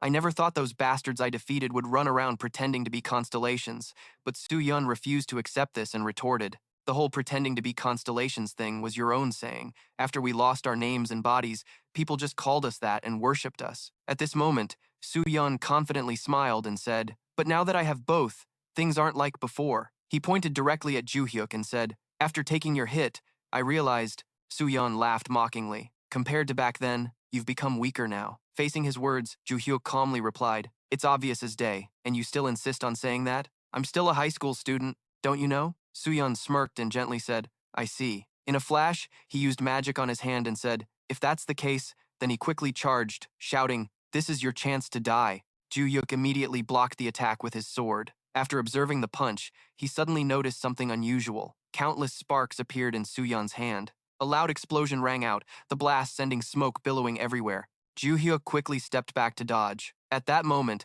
Soo-yeon took the opportunity to charge, but Joo-hyuk faced him with a calm expression. Soo-yeon attacked fiercely, the power of his strike cracking the ground all around. After this attack, Soo-yeon thought he had hit him and laughed heartily. He approached and asked Joo-hyuk, "Are you going to keep running?" Provoked, Joo-hyuk frowned and thought, "It'll be a long time before I'm as strong as before." He quietly recalled and thought, "When I fought the Snow family constellation in the mental realm, I could fight because I had almost all my previous power within it. But fighting a constellation that has manifested in reality is a bit tougher." He watched Soo-yeon attacking wildly and couldn't help but ponder. Aside from everything else, if a loser on the second floor can give me this much trouble, dealing with the others will be even more troublesome. Joo-hyuk's silent demeanor made Soo-yeon think he was scared. He laughed and shouted, "Running won't help." The distance between the attack and Joo-hyuk was closing rapidly. Soo-yeon fiercely said, "I'm giving it my all." As soon as he finished, a massive explosion erupted, smoke spreading thickly. Barce was shocked and quietly said, "How big was that explosion? Did he not fight at full strength earlier?" He silently worried about Joo-hyuk. So far, he had dodged, but that attack was hard to avoid. At that moment, a strong voice rang out. "Maybe I should stop being stubborn and rely on my disciple a bit." A powerful sword slash was swung. In surprise, the slash cut straight into Soo-yeon's arm. In an instant, his arm was severed and fell to the ground. Soo-yeon groaned in pain and immediately collapsed in agony. Then came a series of agonized sounds. Joo-hyuk calmly stood there, sword still dripping with blood. Soo-yeon painfully clutched his arm and asked, "How did you avoid that explosion? You shouldn't have been able to dodge it." Joo-hyuk smiled and replied, "I didn't dodge it earlier." He continued, "I just cut it away." His calm voice made Soo-yeon extremely shocked. He clenched his teeth and thought, suddenly sensing another magical power. Is he borrowing someone else's strength? Soo-yeon began to be cautious of Joo-hyuk. Once he realized he couldn't win, he immediately turned and fled. Soo-yeon silently decided, "Run away. It'll take time to regain my name. I can't die without accomplishing anything." His face darkened as he tried to encourage himself. Better to live in shame than die gloriously. While there's life, there's hope. Seeing Soo-yeon's fearful escape, Joo-hyuk irritably said, "What a pathetic bastard. After destroying the school and killing almost everyone, you run away just because you feel like you're about to die?" Joo-hyuk gathered magical energy into his sword and continued, "That's why you're the loser." His bloodshot eyes stared fiercely at him and scolded, "You damn Soo-yeon." Joo-hyuk excitedly swung his sword at him. Soo-yeon hadn't run far before he was struck by the attack. His face was split in two by the slash. Soo-yeon angrily cursed, "Damn it." In moments, his body was cut in half, while Joo-hyuk calmly turned and walked away. After a fatal slash, Soo-yeon was completely defeated. Joo-hyuk happily stepped forward and raised the ring in his hand. In an instant, Soo-yeon was absorbed into the ring. After a while, Soo-yeon's huge body completely vanished. Joo-hyuk curiously looked at the ring and quietly asked, "Can it absorb even someone like him?" Suddenly, a painful groan sounded. Joo-hyuk was startled, then remembered Barce. He hurried over to check and asked, "I was so focused on that guy, I didn't protect you. Are you okay?" Barce groaned painfully and replied, "I'm still alive." Joo-hyuk took out his phone and said, "Since my healing ability is still weak, I'll call emergency services." Barce gratefully answered, "Thank you." Suddenly, Barce curiously asked, "You're Joo-hyuk from Valhalla Academy, right?" Hearing that, Joo-hyuk put the phone down a bit and replied, "Is that so? Even the teachers at this school know my name?" Barce forced himself to stand and said, "You're that famous." Joo-hyuk anxiously spoke up, suggesting it would take a while for the ambulance to arrive, so please lie down, okay? The kid glanced at him and softly introduced himself. "It's okay, although my introduction was a bit delayed due to the commotion. My name is Barce, chairman of the Hero Academy Council." He bowed slightly, sincerely thanking him. "And I should have said this earlier. Thank you for handling that guy." Joo-hyuk shook his head in response. "No, actually, I arrived a bit late." Suddenly, Joo-hyuk stood up, looked at his phone, and said they told him the ambulance would arrive soon, so he should rest assured. Barce smiled and replied, "Thank you." Seeing that he seemed stable, Joo-hyuk quickly said goodbye. "Then I'll take my leave." Barce was left puzzled. Joo-hyuk quickly opened a teleportation gate. Before leaving, he left a message saying he no longer had any business here. That's that. As soon as he finished speaking, he turned his back, stepped into the teleportation gate, and disappeared. Leaving Barce with a thoughtful look as if pondering something, suddenly a voice called out. The voice belonged to Logar. He hurried over and asked what the hell had happened here. Seeing Barce sitting on the ground made him panic and step forward to check. "I rushed here as soon as I heard the Hero Academy was attacked." "Are you okay?" Barce barely managed to call out Logar. Barce looked at the ambulance that had just arrived and cautiously said, "Since the ambulance is here, I'll tell you the details later." That afternoon at the hospital, the people from Hero Academy were severely injured and had to undergo long treatment. Compared to them, Barce couldn't help but feel lucky. Everyone was badly hurt, but fortunately, most survived. All thanks to Joo-hyuk, who quickly handled that guy and called the ambulance in time. Logar approached his hospital bed and crossed his arms, ordering, "Now, tell me what happened." Barce quickly recounted the entire incident. After a while, Logar was so shocked he exclaimed, "Joo-hyuk from Valhalla Academy showed up and took down an official star in one go?" Barce nodded firmly. "Yes, I don't know if he's a true star, but he possesses incredibly sharp intelligence and overflowing magical power." Suddenly, Logar hesitated, looking at him and said, "It's true that strong contractors can handle low-level official stars, but isn't he only 17 stars?" Barce replied, "Yes, do you know him?" Logar recalled Joo-hyuk's face and answered, "He's the one who defeated my kid in a duel, right? What else? He also captured many villains. Probably all the top contractors know his name." Suddenly, Logar remembered something and asked, "Also, is the difference between villains and stars like night and day? So what exactly happened?" Barce calmly explained the matter. A few seconds later, Barce slowly spoke with uncertainty. "I could sense a very strange magical energy from that boy right before he finished off that star. I think it might belong to the star he contracted with." Logar doubted. A 17-year-old student could already contract with a star? Isn't that a bit too young? But Barce firmly answered, "That's right. And that powerful magic felt quite familiar." Logar curiously asked, "Familiar?"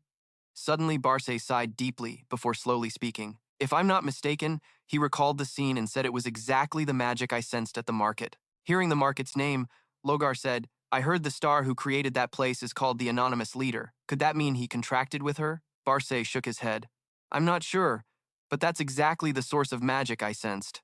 Logar pondered for a moment, then asked, "Where is he now?" Barce answered with uncertainty, "He must have returned to Valhalla Academy." Logar's eyes widened in surprise. "Returned?" he asked in shock. "Isn't Valhalla Academy located in Korea? How could he come and go so fast?" Barce hesitated and kept silent for a while. Then he said, "I think he used teleportation." Logar was even more shocked. "Teleportation?" Barce silently nodded. "That's right. The moment Joo-hyuk returned, a linear space opened and he stepped into it. He looked up and said, 'Maybe he can teleport space thanks to the star's ability?'" Suddenly, the murderous aura radiating from Logar shocked Barce greatly. He called out to Logar. Logar then startled and withdrew the aura, saying, "Very few contractors can use teleportation." Barce replied, "I know because many stars possess this ability." Logar's hand tightened more and more. His deep voice echoed, "Don't tell me you're angry. Joo-hyuk is involved with the organization I'm looking for. I have to investigate immediately." That night at Valhalla Academy, in a certain room, Black Cat stood solemnly as if waiting for something. Suddenly, a space gate opened. Joo-hyuk sighed and stepped out from the time-space gate. Seeing Black Cat there, he was startled and asked, "What the hell? Are you waiting for me?" Black Cat solemnly replied, "Yes, sir." He stared at Joo-hyuk and said, "You, the star, ordered me to support you with everything I can, so I watched your battle to prepare for any uncertainties." Black Cat's words surprised Joo-hyuk. He stepped forward and asked, "You watched my battle?" Black Cat answered, "Yes. I created a linked space hole and watched you fight through it." Hearing that, Joo-hyuk clicked his tongue and said, "Damn, thinking that you can do something like that is terrifying." He immediately panicked and explained, "We can quickly detect other stars' attacks on the market of these two academies, thanks to that ability." Joo-hyuk recalled the guide's words and nodded in agreement. Wow, that's true. He suddenly remembered the guide said that next week a titled person would appear there. Joo-hyuk asked, "A titled person?" She meant those from the Tower of Destruction, but the guide vaguely replied, "Yes, that's possible." Her answer made him curious and asked, "Possible? Compared to last time, your answer is more vague." The guide smiled and apologized. "Sorry, the Labyrinth Lord's surveillance has become stricter," she continued. "Although he hasn't discovered my existence yet, it seems he's been very cautious about information leaks lately." The seriousness made Joo-hyuk panic and say, "Really?" Then the guide hesitated and gave the next suggestion. "That person will appear at the Hero Academy in America. Do you know that place?" He replied, "I've heard of it, but I can't look up the location once I leave here." The guide reminded him, "Just keep an eye on that place, and if a constellation appears, just take it down quickly like last time." Joo-hyuk responded with interest. At that moment, the guide hesitated and said, "And after today, meeting each other might be a bit difficult." He asked, "Because of the surveillance you mentioned?" She smiled softly and said, "We have to hide carefully to continue our plans next time if needed." Then she said, "I'll teach you how to use the ring I gave you last time. Can you take it off?" Joo-hyuk quickly took off the ring and handed it to her. The guide spoke seriously. "The ring has two uses," she said. "First is to convert the constellation title into an energy stream and turn it into your own power. Second is to utilize the skills transformed from that title." After explaining the ring's functions, the guide added, "Each method has its limitations. In the first method, you can't make all the power from the title yours. Because we are not the Labyrinth Lord who can absorb the entire title. We can only obtain the residual power from those titles when we defeat evil constellations." She raised her second finger and said, "The limitation of the second method is you cannot improve the skills you already have." Hearing this, Joo-hyuk curiously asked, "Even you can't?" She replied, "That's right. For example, if you absorb the title of a constellation with a water cannon ability, when you use that constellation's power, no matter how strong you are or how powerful the ability is, the strength and pressure from the shot still only match what the constellation uses." The guide said seriously, "It all depends on how effectively you use this ring. Maybe later you can break that limit." Back to reality, Joo-hyuk suddenly stared intently at the ring on his hand, his eyes becoming sharper. His goal was to quickly achieve ultimate power. Joo-hyuk silently resolved that was why he would absorb all the constellation title power into his own. Suddenly, the ring on Joo-hyuk's hand emitted a source of energy, but only for a moment. The energy disappeared as if it never existed. Joo-hyuk frowned, curiously observing the ring, and whispered, "Is that all?" He silently felt his own power. A thought flashed. Have I really gotten stronger? Nothing had changed. Suddenly, a voice interrupted his thoughts. "Excuse me, Joo-hyuk." He was startled and remembered Black Cat was still in the room, saying, "Sorry, I was lost in thought and didn't pay attention." Black Cat politely said it was fine. After a moment of silence, Joo-hyuk broke the awkward atmosphere with a question. "Then why did you call me?" He quickly got to the point. "You defeated Red Demon at the Hero Academy, right?" Black Cat recalled each of his attacks and said, "The technique you used to defeat Red Demon was the Space Slash, right?" Joo-hyuk admitted without hesitation. "Yes, that's it." Black Cat smiled inwardly as expected. Suddenly, he made a request. "Could you demonstrate it for me?" The sudden request made Joo-hyuk pause for a few seconds. "Ah, I was just curious and asked. I also made a contract with the same constellation. Can't I do it?" Black Cat hesitated and answered, "Yes, that's true. But," Black Cat shyly admitted, "I'm not as good at using the Space Slash as you are. If you don't mind, could you teach me that technique?" Joo-hyuk scratched his head in confusion and said, "You should ask the constellation for help. But whatever." Hearing that, Black Cat accepted the offer. He respectfully bowed. "Thank you." That night, Joo-hyuk and Black Cat were crossing the mountain to find a suitable place to perform the Space Slash. Suddenly, he stopped at a secluded spot and said, "This place is good." A small clearing was found deep inside the forest.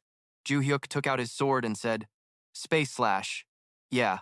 His silence made Black Cat puzzled. Joo-hyuk infused magic power into the sword and seriously instructed. "First, concentrate magic power into the sword. When enough magic power is gathered, swing the sword and simultaneously release the power while slashing." A giant slash appeared, tearing apart the quiet space here. Wherever the slash passed, the wind howled fiercely. The ancient tree opposite took the slash, its trunk cut off in an instant. After the strike, Joo-hyuk lowered his sword and casually said, "Well, that's basically it." He turned around, smiling faintly, and asked, "Easy, right? Behind you the trees have fallen. The traces of the devastating power are still imprinted on the ground." Black Cat was stunned for a few seconds, recalling the constellation's robotic voice. When the constellation taught him the space slash, it was vague and fragmented, with no specific instructions. The underworld ruler said, "Twist your hips a bit." The underworld ruler said, "Why can't you do it?" That's why I asked Joo-hyuk, my constellation master, to teach me. But his brief and simple teaching made Black Cat suspicious. But I guess the teacher fits the student? His quiet demeanor made Joo-hyuk raise an eyebrow and curiously ask, "What's wrong? Do you want me to demonstrate again?" Black Cat quickly shook his head. "No, it's fine." Suddenly, a strange noise caught Joo-hyuk's attention. Huh? In the distance, the mountain range suddenly shook violently. His slash had cut through that mountain. In the next moment, the whole mountain peak cracked in half and collapsed with a rumble. Seeing this, Joo-hyuk froze, speechless. Black Cat panicked and asked, "Did you slash through the space of the mountain behind as well?" He blankly nodded. "Yes." But I couldn't help but think it was unbelievable. I only intended to slash across the forest and even adjusted the magic power. Yet the mountain was still split in half. He suspiciously looked at the ring. Is it because I absorbed the title from the ring? This thought excited Joo-hyuk immensely. Just absorbing the residual power and still this strong? He turned and said, "That's enough for today. Next time, I'll definitely show you the stance." Black Cat nodded in agreement. "All right, let's head back." He cleared the branches in front while complaining, "Next time I'll definitely clear these bushes." But at that moment, Joo-hyuk was lost in his own thoughts. Although initially doubtful, he was sure he was stronger than Kaka now. Right?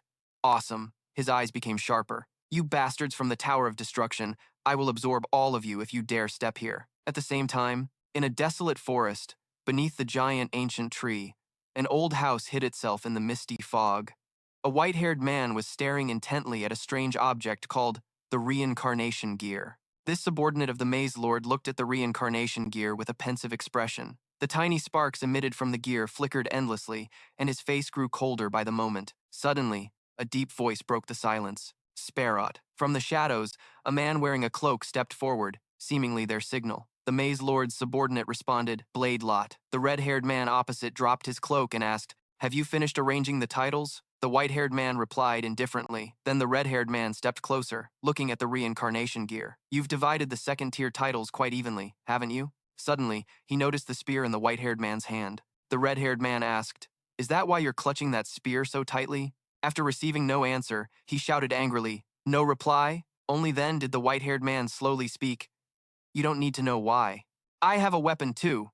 The red-haired man touched the sword at his side and retorted, "You carry another weapon but still cling to that spear." The white-haired man disagreed. "To me, they're all the same." His cold answer infuriated the red-haired man. The red-haired man gritted his teeth, fury rising in his mind. He was only chosen by the Maze Lord 300 years ago, yet he dared to speak as an equal just because they shared the same rank? This damn insolent bastard. The red-haired man's eyes flared with ferocity. "If not for the Maze Lord's favor, I would have killed you long ago." But at that moment, a sudden light emerged from the reincarnation gear, catching the red-haired man's attention. The red-haired man exclaimed in surprise, "Huh? A title suddenly disappeared?" The white-haired man nodded slowly. "Yes, it seems to have come from America." The red-haired man shouted angrily, "Are you sure you arranged the titles correctly?" But the white-haired man remained calm and replied, "I followed the Maze Lord's instructions exactly." The red-haired man frowned, confused. Although some titles would disappear, wasn't this a bit too soon? He yanked his cloak up, turned his back, and left with a tone full of irritation. "I have to report this to the Maze Lord first. I'll deal with you later." The white-haired man nodded calmly. "Go ahead." Then the red-haired man left without another word, leaving the white-haired man deep in thought, staring at the reincarnation gear. In the darkness, a hand gripping a weapon suddenly clenched tighter. That night, after returning from the forest, Black Cat wearily slumped down near the chairman and spoke. Then he looked toward Logar and asked, "How can I help you?" In the chairman's room, tension filled the air. Logar stood there with a stern face, staring at Black Cat. Black Cat felt the weight in that gaze, not wanting to prolong the silence. He took the initiative to speak. "What brings you here?"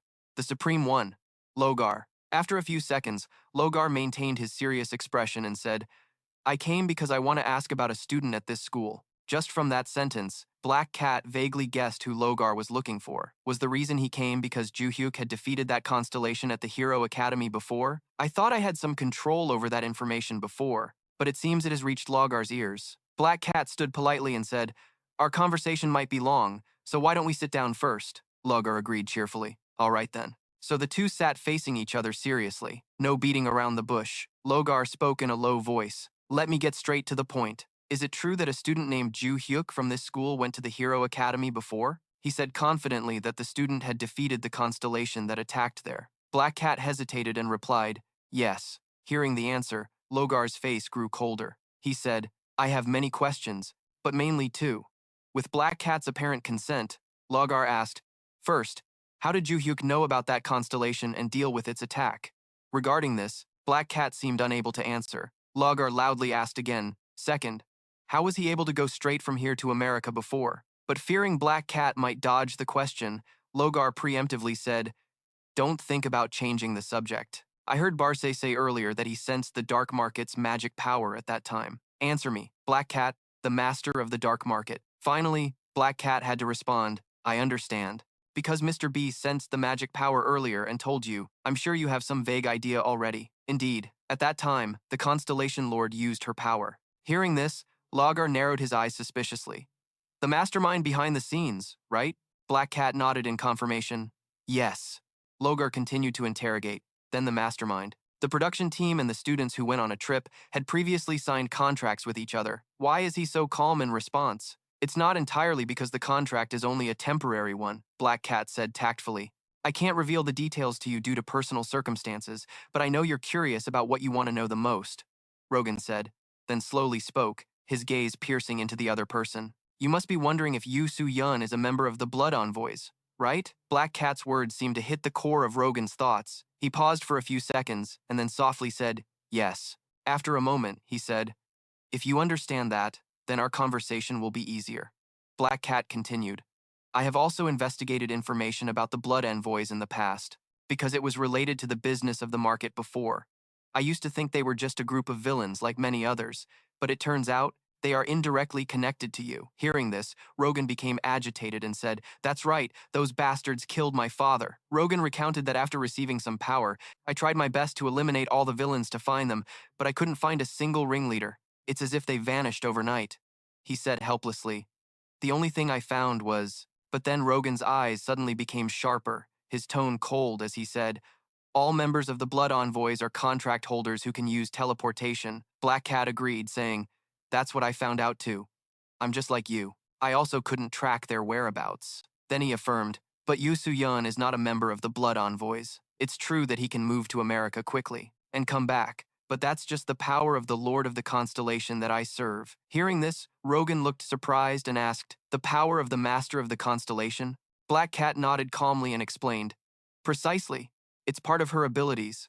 One of her powers is the ability to detect attacks from a constellation faster than anyone else. Rogan relaxed and said, so that's how it is. Black Cat obediently replied, yes. Suddenly, he hardened his voice and said, do you think I would let you off if you say that, the power of the constellation? Rogan pointed at Black Cat and questioned, is it possible that your market is also part of the Blood Envoys, not the constellation? Black Cat immediately spoke up with a firmer tone.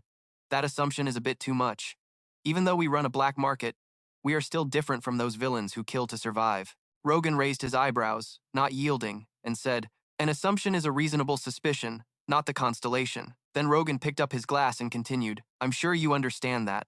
In this world, contract holders who can do things like teleportation are very rare. Black Cat said yes again. Rogan calmly took a sip of water and said, so it's natural for me to be suspicious. Suddenly, he slammed the glass down on the table and said, besides, he pointed directly at him with a serious tone and said, it seems you, the owner of the black market, are backing one of your students. I can't think of any more plausible reason than that you help him because both of you are members of the Blood Envoys. But Black Cat remained calm and responded, if that's what you're suspicious of, you can hire a private detective agency to investigate. Indeed, our relationship is special, but as I said before, we are not the Blood Envoys. His eyes sharpened and he warned, besides, I think you're crossing the line. Rogan frowned, annoyed, and clicked his tongue. Black Cat said coldly, every word carries seriousness. I'm trying to answer your questions politely. Mr. Rogan, I even explained in detail about the power of the Lord of the Constellation. But if you only rely on your suspicions and keep cornering us, things will get complicated. Black Cat bowed his head slightly, speaking calmly but with a hint of dismissal. I would appreciate it if we stop here today. Next time, when all your suspicions have disappeared, let's talk again. Black Cat stood up and said, and I would also appreciate it if you don't mention the information I revealed here today, especially the information related to the power of the Lord of the Constellation. Rogan angrily gritted his teeth and cursed silently. Damn, suspicious bastard. I tried so hard to get here, yet he just leaves like that? The Lord of the Constellation? He stubbornly asked again with a challenging tone. What if I don't want to? The Lord of the Constellation? Black Cat tilted his head slightly, his gaze shifting elsewhere. His voice was casual but cold to the point of being frightening. Then, of course, we have no choice but to kill you. His answer was like a flame igniting Rogan's anger, successfully provoking him. He laughed, stood up, and raised his eyes full of challenge, saying, You want to kill me? I like your guts. So if you can, then try it. Black Cat calmly replied. Of course, I can't kill you because you are the one and only strongest contract holder among all contract holders. Rogan's anger successfully provoked him. He burst out laughing, stood up, and raised his eyes full of challenge, saying, You want to kill me? I like your guts. Then if you can, try it. Black Cat calmly replied. Of course I can't kill you because you are the one and only, the strongest contract holder among all contract holders. He paused for a moment, then continued speaking. However, if you keep crossing the line, the Lord of the Sao constellation will personally kill you. Logar said with suspicious eyes. Suddenly, a cold voice echoed through the space. If you already have your answer, then leave. The atmosphere grew heavier. Luminous spoke angrily, threatening, If you cause more trouble, I won't let you off. You better manage your fake contract well, you damn bastard. Black Cat spoke softly, referring to what she said. Logar angrily retorted, What nonsense is that? But before he could finish, the system announced. The system said the destroyer of all things told him to go home and not cause trouble. He dealt with people. At that moment, he knew he couldn't just continue recklessly. Finally, Logar had to wave his hand away and said irritably, Fine, I'll go home today. He swore next time he wouldn't go home empty-handed. After Logar left, Black Cat quietly sighed in relief but couldn't help feeling alarmed. Probably next time, I'll have to control information better just to be safe. I should tell Adelia Ventic about what happened today. In the afternoon, the cool atmosphere crept through every corner of the city. In a quiet apartment complex, Juju sat cross-legged in the training room, focusing on adjusting his mana. After finishing training, he sighed in relief. Kim Joo-hyuk's eyes gleamed with interest as he observed the energy flow in his hands. After using cultivation techniques to regulate the mana flow, he realized he had become stronger. To what extent? Just by cultivating mana properly, I immediately gained 30 days worth of experience more than before. He lightly moved his shoulders a few times, but his physical strength was only slightly stronger than his mana, so it's hard to feel the change in my body. His will to train flared up again. He silently resolved, I need to focus on physical strength training again to balance mana and physical fitness in the best state. If only one aspect becomes stronger, fighting will be harder against tough opponents. Suddenly, Kim Joo-hyuk spoke up, Hey, Barce, did you feel anything special when you met that red demon last time? Barce helplessly replied, No. The teacher is still suspicious, so Kim Joo-hyuk closed his eyes and explained, I'm just asking to be prepared in case the Maze Lord's brainwashing magic suddenly recurs, and you might become the Tower Master again. Barce immediately objected. I don't have any power now, so I don't feel anything. Suddenly, he remembered something and asked, Did you feel anything at the Hero Academy? Kim Joo-hyuk hummed and frowned, asking, Besides the red demon, was there anything else? Barce nodded and replied, Yes, I sensed a very familiar mana scent inside that school. Kim Joo-hyuk's expression grew serious, his sharp eyes asking, Familiar? Barce confirmed, I shared some senses with the teacher, so I'm quite sure about that. Suddenly, Kim Joo-hyuk smiled wickedly, his eyes gleaming with interest. In that case, relax your body and continue. It's probably soon that we'll have to return to those hero academies. On a full moon night, on a mountain set between rushing waters, the atmosphere was eerily silent. Inside an old building, darkness enveloped everything, with only moonlight filtering through broken windows. The Sao constellations had gathered in full. Barce scanned the surroundings and spoke in a low voice. Is everyone here? Those who have names. Hughes quietly replied. Seems like everyone's here except a few. Barce frowned and asked again. How many vampires are missing? He smiled coldly and answered slowly, missing the red demon who caused recent chaos. Mentioning the red demon, Barce's face darkened. He clenched his teeth in anger. That damn fool. After being silent for 300 years in Sao, he suddenly caused trouble like this. Barce's eyes filled with rage as he asked, Did he die again? The vampire sneered contemptuously, probably underestimated his opponent and got careless. Pathetic. Hukrak crossed his arms coldly, pointing upward with a meaningful tone. If he dies here, he'll go back up there and have to wander for another 300 years like a vampire. Unyielding, he argued. Of course, we were sent to destroy. We can do that as easily as carrying a table, but that idiot was too much of a Barce. Narrowing his eyes, he asked again, besides him, is there anyone else with special circumstances? Unable to be contacted anymore? Suddenly, the atmosphere froze. Hughes slowly said a name, Wacha. Barce raised his eyebrows and asked, Wacha? That corpse-loving guy? Hughes nodded in confirmation. Barce sneered mockingly, hope he doesn't die early from bragging like the Red Demon. But at that moment, suddenly Hughes showed a serious expression and said, we just received news from Wacha. Barce immediately turned and asked hastily, what did he say? The voice of Wacha echoed. He confidently said, the global tournament. I will cause chaos there.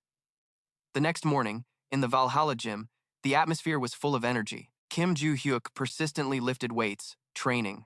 He confidently said, I will cause chaos at the global tournament. The next morning in the Valhalla gym, the atmosphere was full of energy. Kim Joo-hyuk persistently lifted weights, training hard. Trying to increase his strength and stamina, sweat dripped down his forehead. While training, he secretly opened his eyes to check on the others in the gym. All three Choi A-rin, Oh Se-bum, and Yoo Soo-yeon were already there. Kim Joo-hyuk looked around and silently thought, everyone is here except Yan Lang. Earlier, Yan Lang had messaged him that she was going to visit her family and would stay there for a few days. He happily agreed, but couldn't help but wonder, isn't her relationship with her family bad? If she wanted to, she would have come back on her own. After a while of training, Kim Joo-hyuk said, everyone, take a break. All three stopped at once and looked at him. Okay, they replied. Kim Joo-hyuk quickly wiped his sweat with a towel and was about to rest when suddenly someone approached and called out, Kim Joo-hyuk. He turned around and looked at Choi A-rin. She curiously asked, where did Yan Lang go? He replied simply, she went home for a few days to handle some personal matters. Hearing this, Choi A-rin said sadly, we promised to train together, but she disappeared. Shouldn't she have told me first? Kim Joo-hyuk laughed and said to comfort her, didn't Yan Lang do the same thing before? She skipped training to visit home for a few days. Choi A-rin hesitated and awkwardly replied, yeah. Not wanting to prolong the conversation, Kim Joo-hyuk said, we're going to spar, so get ready. She immediately agreed. Choi A-rin quickly went to inform the other two. Suddenly, Barce asked, why does the teacher look so proud all of a sudden? Kim Joo-hyuk smiled with delight and thought, isn't that funny? He happily looked at the three of them. Even though they've reincarnated, I still continue to teach my disciples. Barce nodded lightly and said, that's right. But then the smile on Kim Joo-hyuk's face faded. His eyes showed a hint of regret as he said, however, I still feel a bit disappointed. Barce asked curiously, what do you mean, teacher? He answered in a low voice, I wish my previous disciples could gather and chat comfortably like this. But unfortunately, the spirit seats can't meet each other. After a few seconds of thought, Barce suddenly said, so in the past, the spirit seats could gather together? Kim Joo-hyuk was stunned and gasped. Barce spoke in a low voice. It happened a long time ago. A door suddenly opened in the illusion abyss. His eyes were distant, as if recalling a long-buried memory. Back then, when I was trapped in despair, I wondered what that door was. Barce's voice was a bit solemn, so I was curious and opened it. Kim Joo-hyuk listened intently and then asked, were all the spirit seats there? Barce replied, yes. He continued, I quickly left there, because I was afraid someone would recognize me as the previous owner of the tower. It seems the spirit seats there all passed through that door and appeared in their illusion abyss. Not just me. Everyone there showed expressions of shock. Kim Joo-hyuk pondered deeply, his eyes growing serious. But what happened to that door? Barce shook his head and said, after about 2 days it disappeared. Maybe that space vanished too. Kim Joo-hyuk suddenly spoke up, that's pretty useful information. Thanks. Barce blinked in surprise and asked, really? Kim Joo-hyuk smiled lightly, thinking, a door, huh? Looks like I need to investigate this further. That afternoon at the White Lotus Association in China, the atmosphere in the main hall was leisurely and elegant. The White Lotus Association leader, Tuyet Lien, saw Yan Lang and couldn't hide her joy, exclaiming, really? She actually took the initiative to contact and meet me before. Yan Lang hesitated a bit and greeted Tuyet Lien. Hello, Aunt. I want to see the sacred relics of the Tuyet family. Tuyet Lien gently replied, it's simple. Let's go back to the Tuyet family. Saying that, the two quickly set off toward the Tuyet family. After a while on the way, Yan Lang suddenly frowned and asked, what happened to Tuyet Nien Hoa? Tuyet Lien calmly replied, you probably know she was forced to leave the family head position because her contract with the spirit seats was cancelled. She paused a bit and continued, she was expelled from the Tuyet family. Yan Lang's eyes widened in shock, and she shouted, "She was expelled?" Tuyet Lian gently nodded. Her eyes showed a hint of displeasure as she said, Tuyet Nien Hoa became the family head by deceiving the spirit seats and suppressing others with force, and everyone in the Tuyet family knew about it. She smiled slightly and added, thanks to Kim Joo-hyuk, a student who met the spirit seats directly, revealing Tuyet Nien Hoa's manipulation. Because of him, the elders of the Tuyet family agreed to expel Tuyet Nien Hoa. Hearing his name, Yan Lang blushed uncontrollably and said, I understand now, Kim Joo-hyuk. Tuyet Lian spoke in a low voice. Since that incident, Tuyet Nien Hoa's family head position has remained vacant. Yan Lang asked curiously, still vacant? She tilted her head slightly and asked, isn't she going to take that position? Tuyet Lian laughed and shook her head, replying, oh no. In the Tuyet family, if you become the White Lotus Association leader, you are not allowed to be the family head anymore. She slowly continued, her voice gradually becoming serious. Even so, we need to quickly find a new head of the family, if we delay any longer. Suddenly, an earthquake shook the ground. Yan Lang was startled, pointing ahead and shouting in panic, look over there! The Tet Ra building is engulfed in a massive fire. The entire Tet Ra building was on fire. Without hesitation, Soo-yeon was stunned, but quickly ran over, her face tense. It seems Auntie's worries have come true. Let's go, Yan Lang. Yes, Yan Lang replied, then ran after her.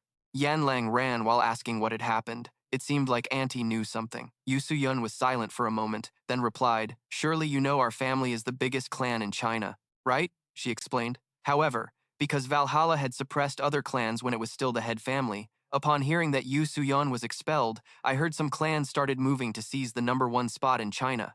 Soo-yeon clenched her teeth slightly, her voice cold as she said, Auntie, do you think they will attack our clan's people like Valhalla once did? Yan Lang angrily scolded, is that so? Damn it! When the two arrived at the building, the gate was already locked. They immediately rammed the door and rushed in without hesitation. But as soon as they entered, Yan Lang's eyes widened in horror. Corpses lay scattered everywhere. Blood splattered all over the floor. Masked figures stood scattered among the bodies, their swords still stained with blood. Upon hearing the noise, they immediately turned around, their cold eyes staring at Soo-yeon and Yan Lang. Both seemed terrified by the horrific scene. Before the masked figures, fully covered and holding weapons still dripping with blood, their eyes fixed on the two.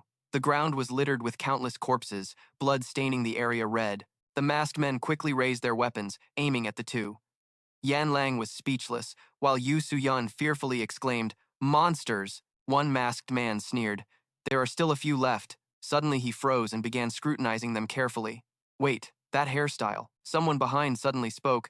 That's from the Yu family, the main branch. The leader's voice was low as he asked, main branch? So they are connected to Valhalla, the one who destroyed us? When he got a reply from his comrades, the masked man excitedly said, good, let them die like these guys. At that moment, Yan Lang softly called out, wait, is it true that the Yu family forces other clans to surrender by killing their people? Soo-yeon shook her head firmly. No.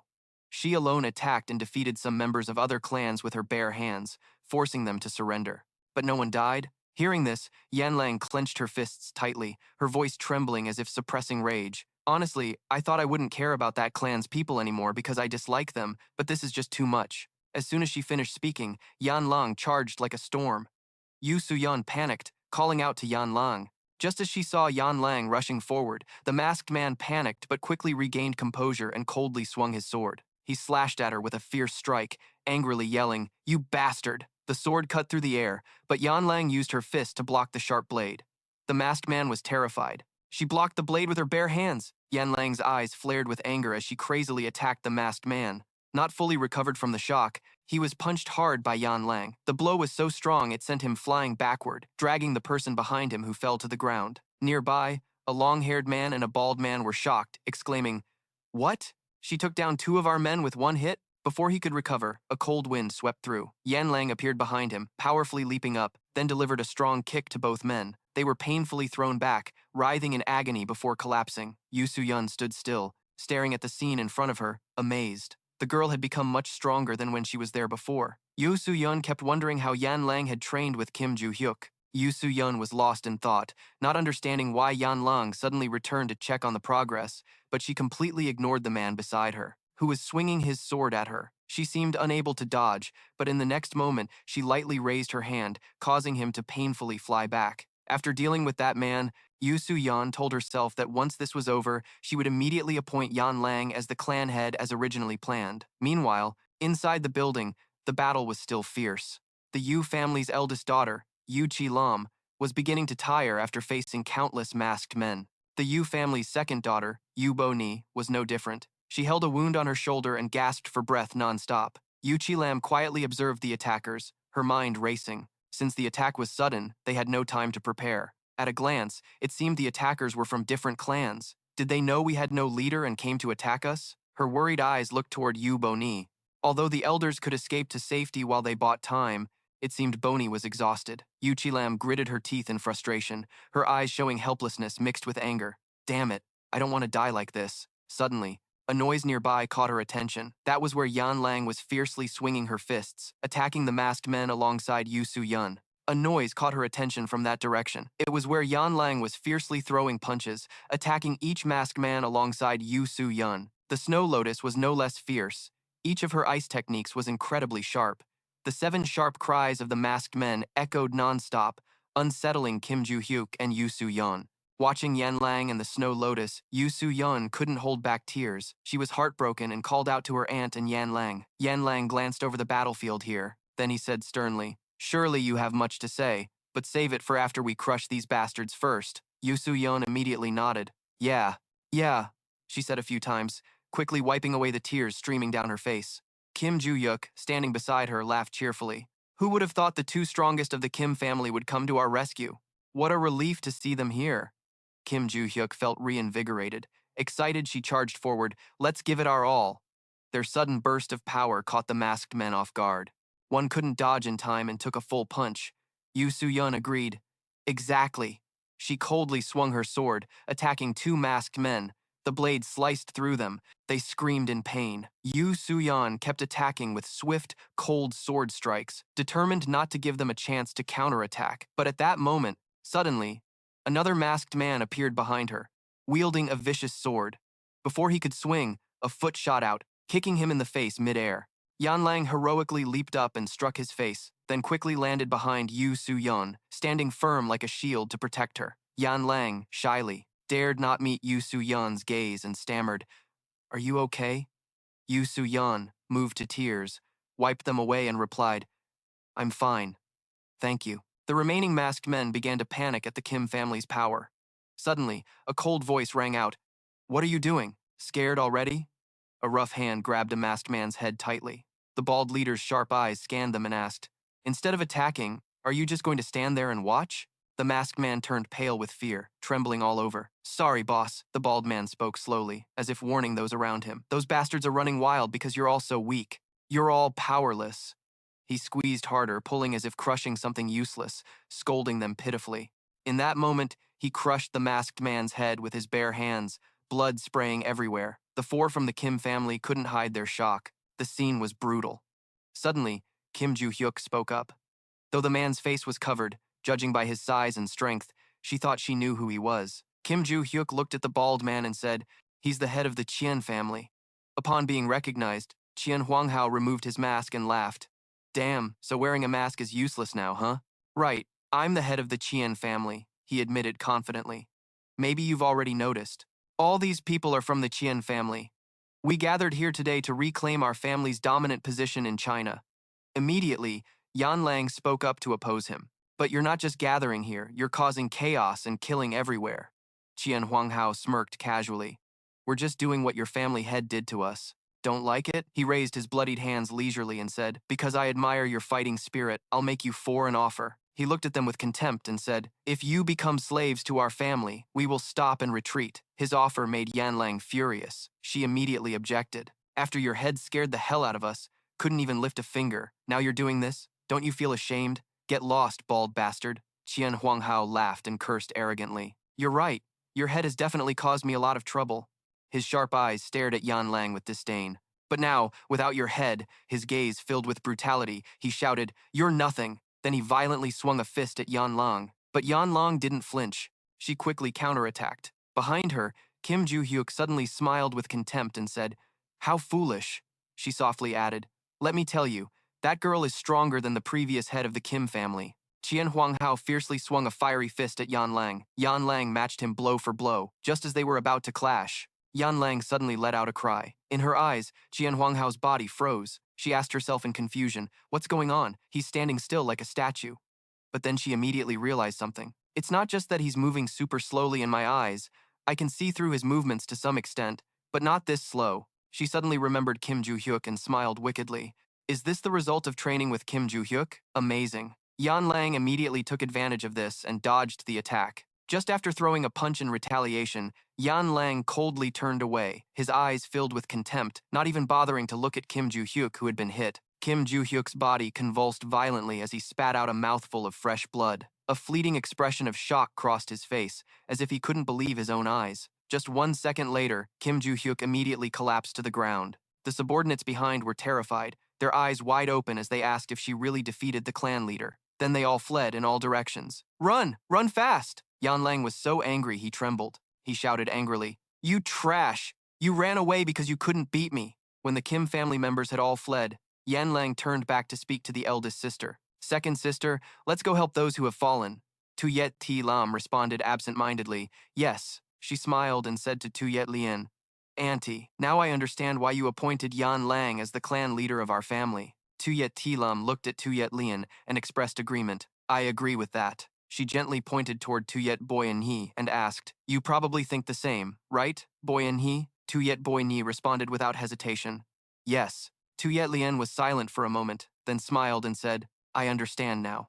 Her eyes suddenly became more serious. At this moment, Yan Lang was diligently helping the wounded after the fierce battle at the Tuyet family. Tuyet Lien suddenly led Yan Lang to a place full of frost and cold. Yan Lang looked around in confusion and asked, Where is this? Didn't we just enter the house? Tuyet Lien softly replied, This must be your first time here, Yan Lang. She stopped and introduced, This is the spirit seat room. It stores the sacred artifacts of the Tuyet family. This snowfield is a unique barrier protecting those sacred items. Yan Lang listened seriously and said, I understand. Tuyet Lien glanced ahead and said, Anyway, it seems we've arrived. Suddenly, she forcefully raised her hand into the snow in front of them. The white snow seemed to be hiding something beneath a treasure box was suddenly pulled out. Tuyet Lien opened the box and said, This is the sacred artifact of the Lord of the Star Constellation. Yan Lang was amazed and stepped forward to observe. She looked puzzled and asked, Is this it? But it looks no different from an ordinary glove. Yan Lang looked at the glove and couldn't help but wonder if having this sacred artifact would make her stronger and faster like Choi A-rin. Suddenly, she blushed shyly, thinking that if she became stronger, Kim Joo-hyuk would watch her train more often. And then they could be together in the special training class, right? Looking at Yan Lang's face, Tuyet Lien suddenly smiled faintly. Then Tuyet Lien asked, Yan Lang, you like this sacred artifact, don't you? Yan Lang unconsciously replied, Yes, ma'am. Tuyet Lien slowly said, I know you contacted me not just because you wanted to see this sacred artifact. It must be because you need it, so you came looking for it. Yan Lang was embarrassed and didn't answer. A few seconds later, she shook her head to deny, No, ma'am, I really just wanted to see it. Now, I will return to Korea. Tuyet Lien interrupted, Yan Lang. She smiled briefly, her eyes gentle as she looked at Yan Lang and said, Your face has already said what you wanted to say, so you don't need to lie to me. Anyway, I have no intention of scolding you. Tuyet Lien straightforwardly asked, What is your purpose in coming here, niece? Yan Lang had to admit, You're right, ma'am. A powerful energy radiates from this pair of gloves. It may sound abrupt, but I want to make a contract with the star constellation inside this sacred artifact. I don't know the details, but I know it's the only way for me to become stronger. Hearing this, Tuyet Lien asked curiously, Didn't you become strong enough training with Kim Joo-hyuk already? Yan Lang replied, Yes, but I'm talking about a different kind of strength, and that's all I can tell you, ma'am. Tuyet Lien was silent for a moment, then softly said, Yan Lang, I have a way to suggest to you. Do you want to try? You might become the clan leader of the Tuyet family. Yan Lang was shocked, her eyes wide as she shouted, What? The moment the suggestion was made, Yan Lang hurriedly responded, What are you saying, ma'am? I never thought about becoming the clan leader, Tuyet Lien calmly asked. Do you know what kind of promises you can make with the star constellation? Yan Lang seriously answered, Blessings and contracts, right? Tuyet Lien nodded in agreement and continued softly, But there are 2 types of contracts. Common contracts and true contracts. Exactly 3, Yan Lang. She raised her voice and asked, Have you heard about this at Valhalla? Unlike common contracts that can be made with many people, true contracts can only be made with one person, right? Tuyet Lien nodded and said, Yes. She looked at Yan Lang and continued, and you can carry an unparalleled power that no common contract can match. This new information made Yan Lang suspicious.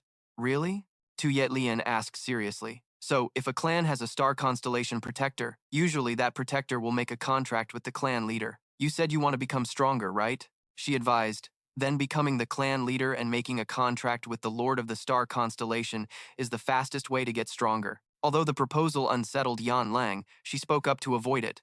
But isn't it still too early now? Only one person can make the contract, right? Soo-yeon nodded. That's right. She looked at Yan Lang and continued. And you might possess an unparalleled power. Unlike any ordinary strength, what kind of contract could compare? This new information made Yan Lang suspicious. Really? Soo-yeon asked seriously. So, if a family has a guardian constellation, usually, that guardian constellation signs a contract with the family head. You said you want to become stronger, right? She advised. Then becoming the clan leader and making a contract with the Lord of the Guardian constellation is the fastest way to gain strength. Although the suggestion made Yan Lang hesitate, she tried to avoid it. But isn't it still too soon? I'm only 17 years old. Soo-yeon was silent for a moment, then replied, Maybe you think so. She sadly recalled the earlier battle and said, But the Yu family is currently facing several threats. With the clan leader position vacant, today's attack is one of those threats. Soo-yeon gently advised, Our Yu family members can't just stand by and watch this situation continue. That's why I want to nominate you as the clan leader, Yan Lang. She suddenly mentioned Choi A-rin and the Yu sisters. Besides them, your sisters have all agreed with me. Yan Lang asked in surprise. My sisters? Soo-yeon assured her, If you're worried about the family's future, you don't need to. A 17-year-old should enjoy their youth, not bear all the family's responsibilities. I will help you with that, she said seriously. However, I hope you will develop the qualities and strength to become a worthy clan leader. That's why I'm suggesting you become the clan leader. Immediately, Yan Lang fell silent, thinking deeply. After a moment, she quickly made her decision. I will do it, Yan Lang confidently pointed to herself. I will become the clan leader of the Yu family. Soo-yeon smiled happily. What could be better than that? She respectfully handed over the sacred relic and said, Please, take this relic, go to the ultimate realm, and receive recognition from the Lord of the Guardian constellation. Yan Lang took a deep breath and nodded in agreement. All right. She quickly stepped forward and touched the glove. The moment she made contact, a surge of power suddenly appeared, transporting Yan Lang to a strange place. Around her was an endless icy space. The Frost Chaos God sat arrogantly on an icy throne, looking down. Seeing him, Yan Lang was startled and stepped back. Suddenly, the Frost Chaos God gave a strange smile. Outside that space, Soo-yeon watched Yan Lang intently, not taking her eyes off her for even a second, her heart full of worry. Finally, she opened her eyes wide. Her lips curved slightly into a happy smile. At that moment, Yan Lang slowly exited that space and picked up the glove. She turned back and gently nodded at Soo-yeon. Seeing this, Soo-yeon breathed a sigh of relief, relaxing her anxious heart. A few weeks later, in the United States, at the high-rise building of the Hero Academy, two people suddenly appeared. Soo-yeon and Choi A-rin appeared in front of the Hero Academy. Inside the Academy's stands, the atmosphere was more lively than ever. Everyone was excitedly cheering non-stop, all wearing eager expressions. They were waiting for the upcoming match. Below the arena, countless students from various schools gathered, creating a crowded scene. Joo-hyuk silently observed everything. His eyes showed boredom as he looked at them, silently complaining, What a hassle! Who would have thought they'd organize a world championship? He thought indifferently as the school year had just started. But a few days ago, Black Cat suddenly asked to meet Joo-hyuk privately in the chairman's office. He frowned in confusion and asked, What's going on? It's currently vacation, and I'm busy training. Why did you call me here, Black Cat? Black Cat apologized seriously. Sorry for calling you while you're busy, but I have something I need your help with. Hearing this, Joo-hyuk was surprised and asked, You need my help? Black Cat nodded and asked, Do you know the new school year starts next week? Joo-hyuk scratched his head awkwardly and replied, No, I forgot to check the date. Black Cat leaned back in his chair and continued, Actually, the World Championship will also be held that week. At this point, Joo-hyuk became serious and said, The World Championship? I think I've heard about it before. Black Cat explained. It's similar to the competition you participated in before I took this position, he said, his eyes serious as he looked at him. But since this is the World Championship, besides the 3 major academies, academies worldwide will also select students to participate. Seeing that Joo-hyuk didn't understand, Black Cat quietly gave an example. It's quite like the academy competition to select representatives among first-year students. Curious, he asked. First-year students? Not second or third years? Black Cat replied helplessly. I only found out about this after becoming director, but it seems they decided not to select second or third year students. Because those students usually join guilds to train hunters, Kim Joo-hyuk suddenly realized. Right, this place is also an academy for hunter training. Black Cat lightly rested his hand on the table and nodded in agreement. Yes, even though it's an academy, the goal is to become a hunter and graduate. So, if they were chosen as representatives too often, it would be distracting. But first-year students can participate in many competitions to attract hunter recruiters from guilds or companies. Finally, Black Cat made a proposal. So, do you intend to participate in the World Championship, as I just mentioned, as the representative of Valhalla? Kim Joo-hyuk asked coldly. Is that something you want to ask me? After a moment of thought, Kim Joo-hyuk raised his voice to ask, where is this tournament being held? Upon receiving the question, Black Cat cheerfully replied, at the Hero Academy in America. Soo-yeon was astonished and said, there?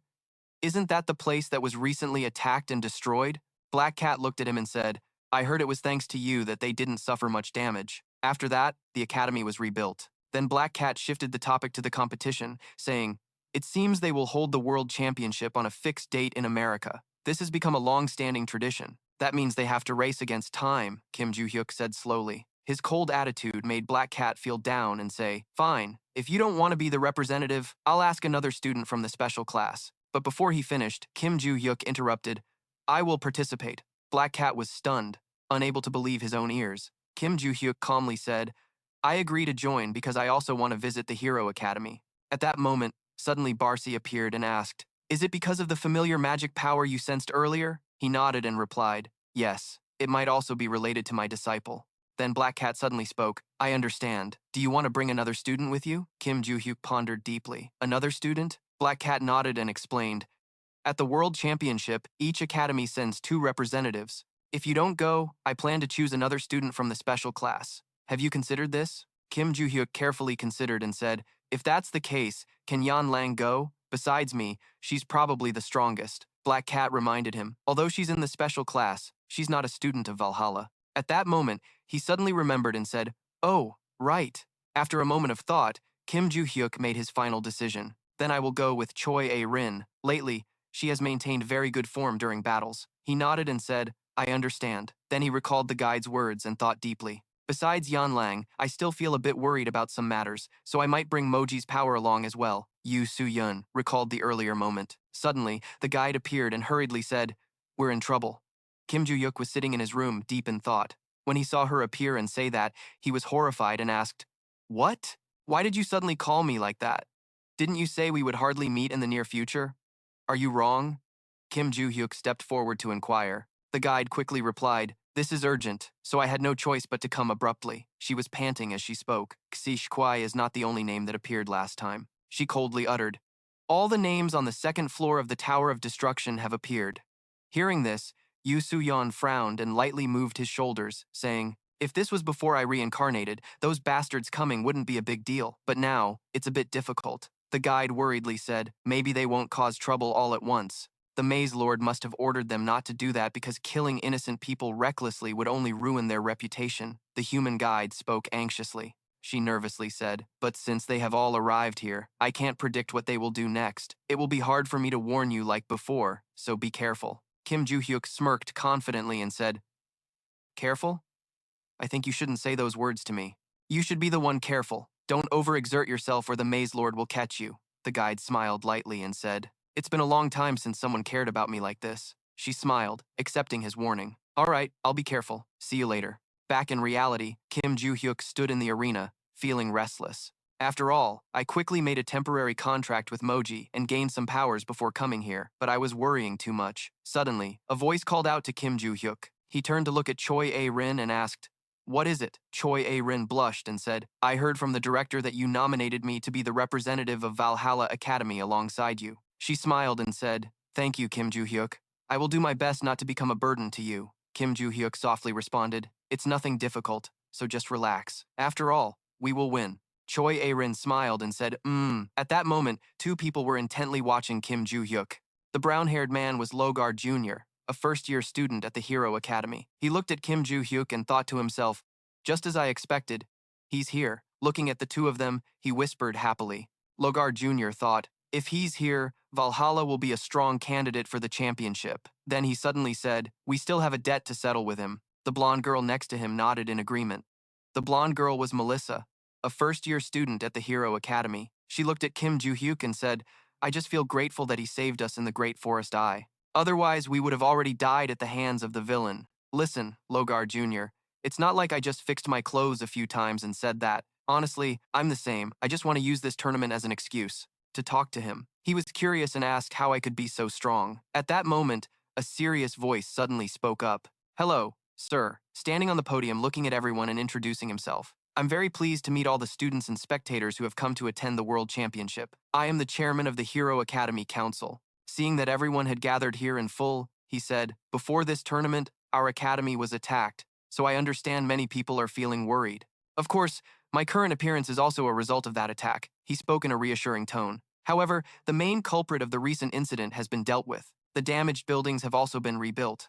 Furthermore, during the tournament, we have prioritized security, so the number of security personnel has been increased to over 200. He said confidently. "So please rest assured." After briefly explaining the situation at Hero Academy, he began to talk about the competition. "I will now explain the details of this tournament." He introduced that the World Championship will take place over 2 days and 1 night. The mission on the first day will be to solve the maze. At this moment, Logar was intently watching the screen from afar, his face serious as he stared at the projection. Suddenly, a gentle voice spoke up. "Hey Logar, the white-haired woman who just entered is the Contract Association's imposter, B.A. Lenia."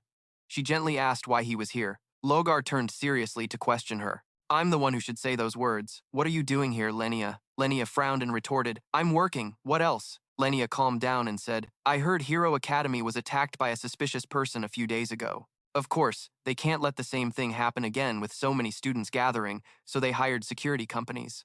Lenia said casually, "We got that contract, so that's why we're here," Logar asked skeptically. "Really?" Hearing that, Logar also explained why he was here. "I came because there's someone among the participants I need to keep an eye on." Lenia curiously asked if it was his son. Logar shook his head to deny it. "It's not someone I'm interested in." Logar slowly uttered a name, Kim. But before he could continue, a strange noise interrupted everything.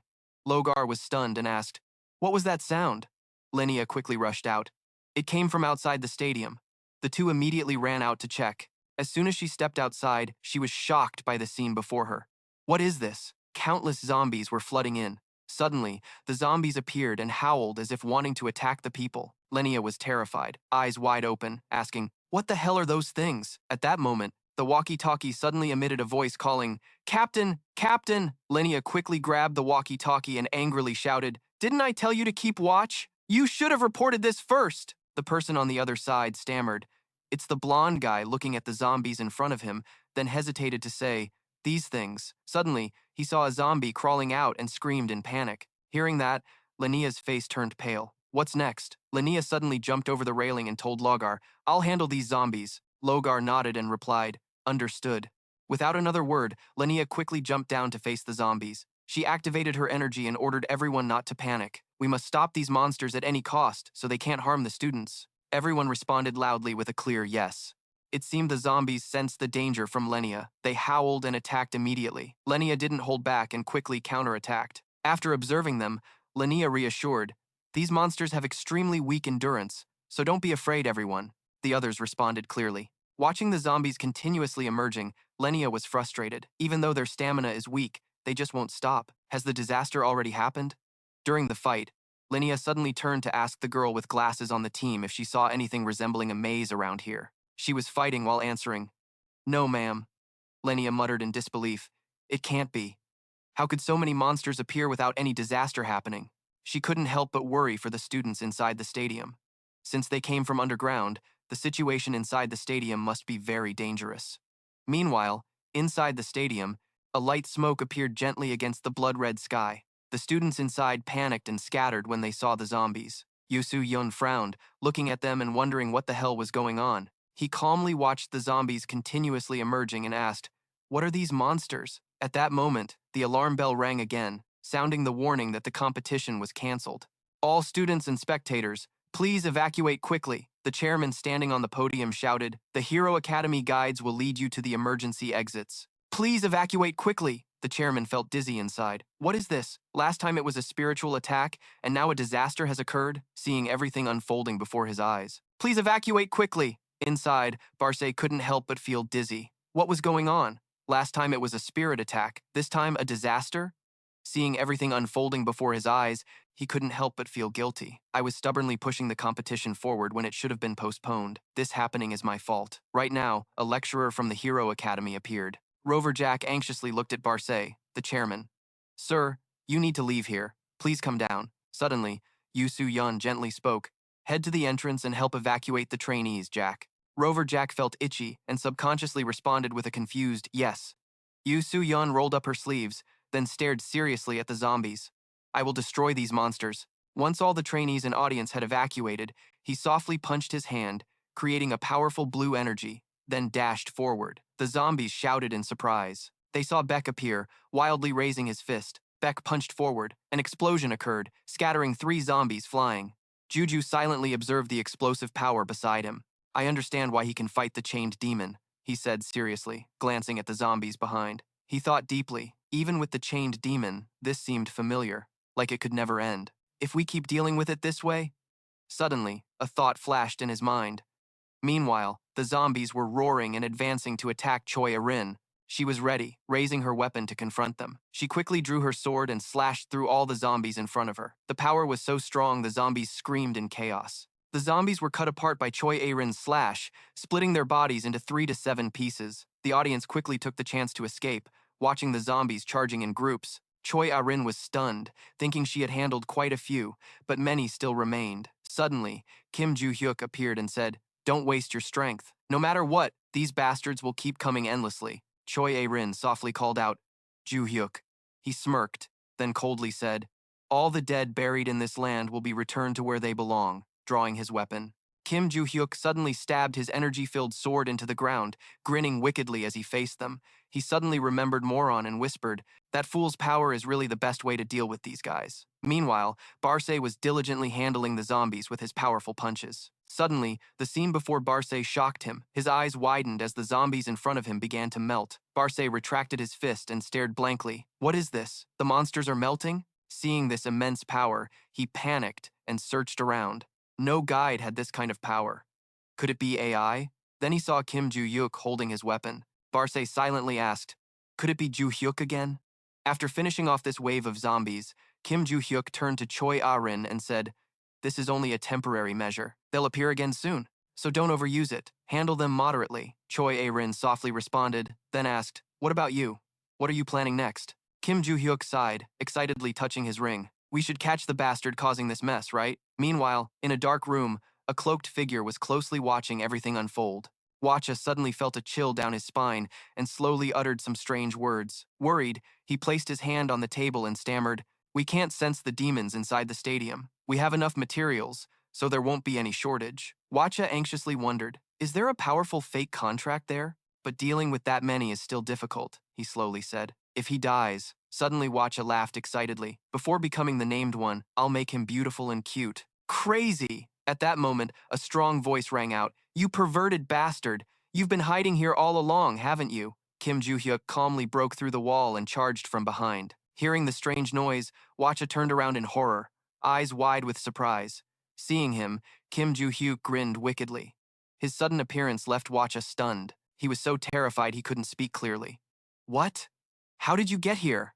Joo-hyuk, weapon in hand, raised his knee and asked back, "Any other way? You're the one who led me here with your disgusting magic." Watcha took a kick from him, causing him pain as he clutched himself and staggered backward, screaming in agony. Watcha looked up at him and cursed the name he had given. He slammed his hand on the ground, summoning zombies and shouting loudly, "You arrogant bastard! Face my mighty army!" Joo-hyuk laughed, raising his sword and muttered, "Cheater." With just one slash, he wiped out countless zombies. He spoke disdainfully. "You try to overwhelm me with numbers because you can't defeat me yourself, right?" Seeing his mighty army wiped out in an instant stunned Watcha. Before he could recover, a sword was pointed straight at his face. Watcha fearfully stepped back, but Joo-hyuk didn't attack him. Instead, he turned to strike the fortress Watcha had built. Joo-hyuk rested his sword on his shoulder and laughed, still dodging well as always. The cold man called out to Soo-yeon, and just one call was enough to make him turn pale with fear. Soo-yeon panicked and asked the nickname of a star. Aren't you supposed to be a star? How do you know my real name? Don't tell me. He was trembling, pointing at Kim Joo-hyuk, saying, now I remember, that way of speaking, that kind of magic. Finally, Soo-yeon recognized who was in front of him, the martial god. Kim Joo-hyuk smiled and replied, exactly, you little zombie. Excited, he rushed forward and swung his sword at Soo-yeon's neck. It took you a while to realize, huh? Luckily, Soo-yeon quickly caught the sword. Suddenly, his eyes sharpened more than ever, but those hands were coldly sliced by the sword, a bright line cutting through with blood splattering everywhere. Soo-yeon screamed in pain, looking at his hand cut in half. Right after, before he could recover from the initial shock, he had to panic again. Kim Joo-hyuk quickly stepped forward, raising his sword straight to Soo-yeon's face, so close that he could feel the breath from the blade. One precise slash cut Soo-yeon's shoulder. In pain, he had to give up one shoulder to save his life. After dodging that strike, Soo-yeon tiredly held his wound, gasping for breath. Kim Joo-hyuk angrily cursed, damn it, how long are you going to keep dodging like that? He glared coldly, warning, if you keep stubbornly dodging, your arm will be cut off like that red demon. Soo-yeon gasped, finally realizing that the reason they couldn't contact the red demon who had descended here first was because Kim Joo-hyuk had defeated him. Kim Joo-hyuk cheerfully admitted, right. Suddenly, he appeared and started causing trouble, so I killed him. Hearing this, Soo-yeon clenched his teeth in anger and shouted in pain, summoning another huge zombie. This zombie was 3 times larger than Kim Joo-hyuk's body. Soo-yeon stood hiding behind the zombie. In a broken voice, he said, we came down here by order. The zombie was ready, raising its fist to prepare a critical strike. It laughed arrogantly, saying, kill us. Soo-yeon shouted, it's just a waste of effort. As soon as he finished speaking, the zombie slammed its fist into Kim Joo-hyuk's face. Kim Joo-hyuk lightly dodged to the side, the fist punched through his body and straight into the wall behind.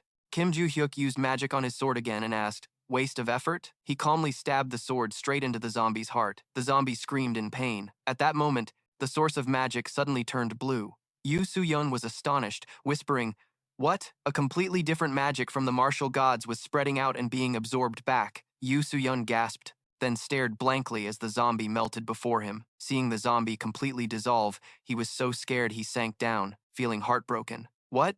My adorable demon is dead? Could the others have died the same way? Soo-yeon was still in shock and didn't notice Kim Joo-hyuk raising his sword toward him. With just one slash, Soo-yeon's head was cut off and rolled away. He cried in pain, saying, just as I thought, you're tough, but not as strong as before. Kim Joo-hyuk sat down in front of Soo-yeon's head, amused, saying, you're persistent. In the past, every time I slashed you, you freaked out. Still the same now? Hearing this, Soo-yeon immediately retorted, but enduring like this has its limits. This body will soon disappear. Soo-yeon calmly said, but it didn't matter. My title will return once again.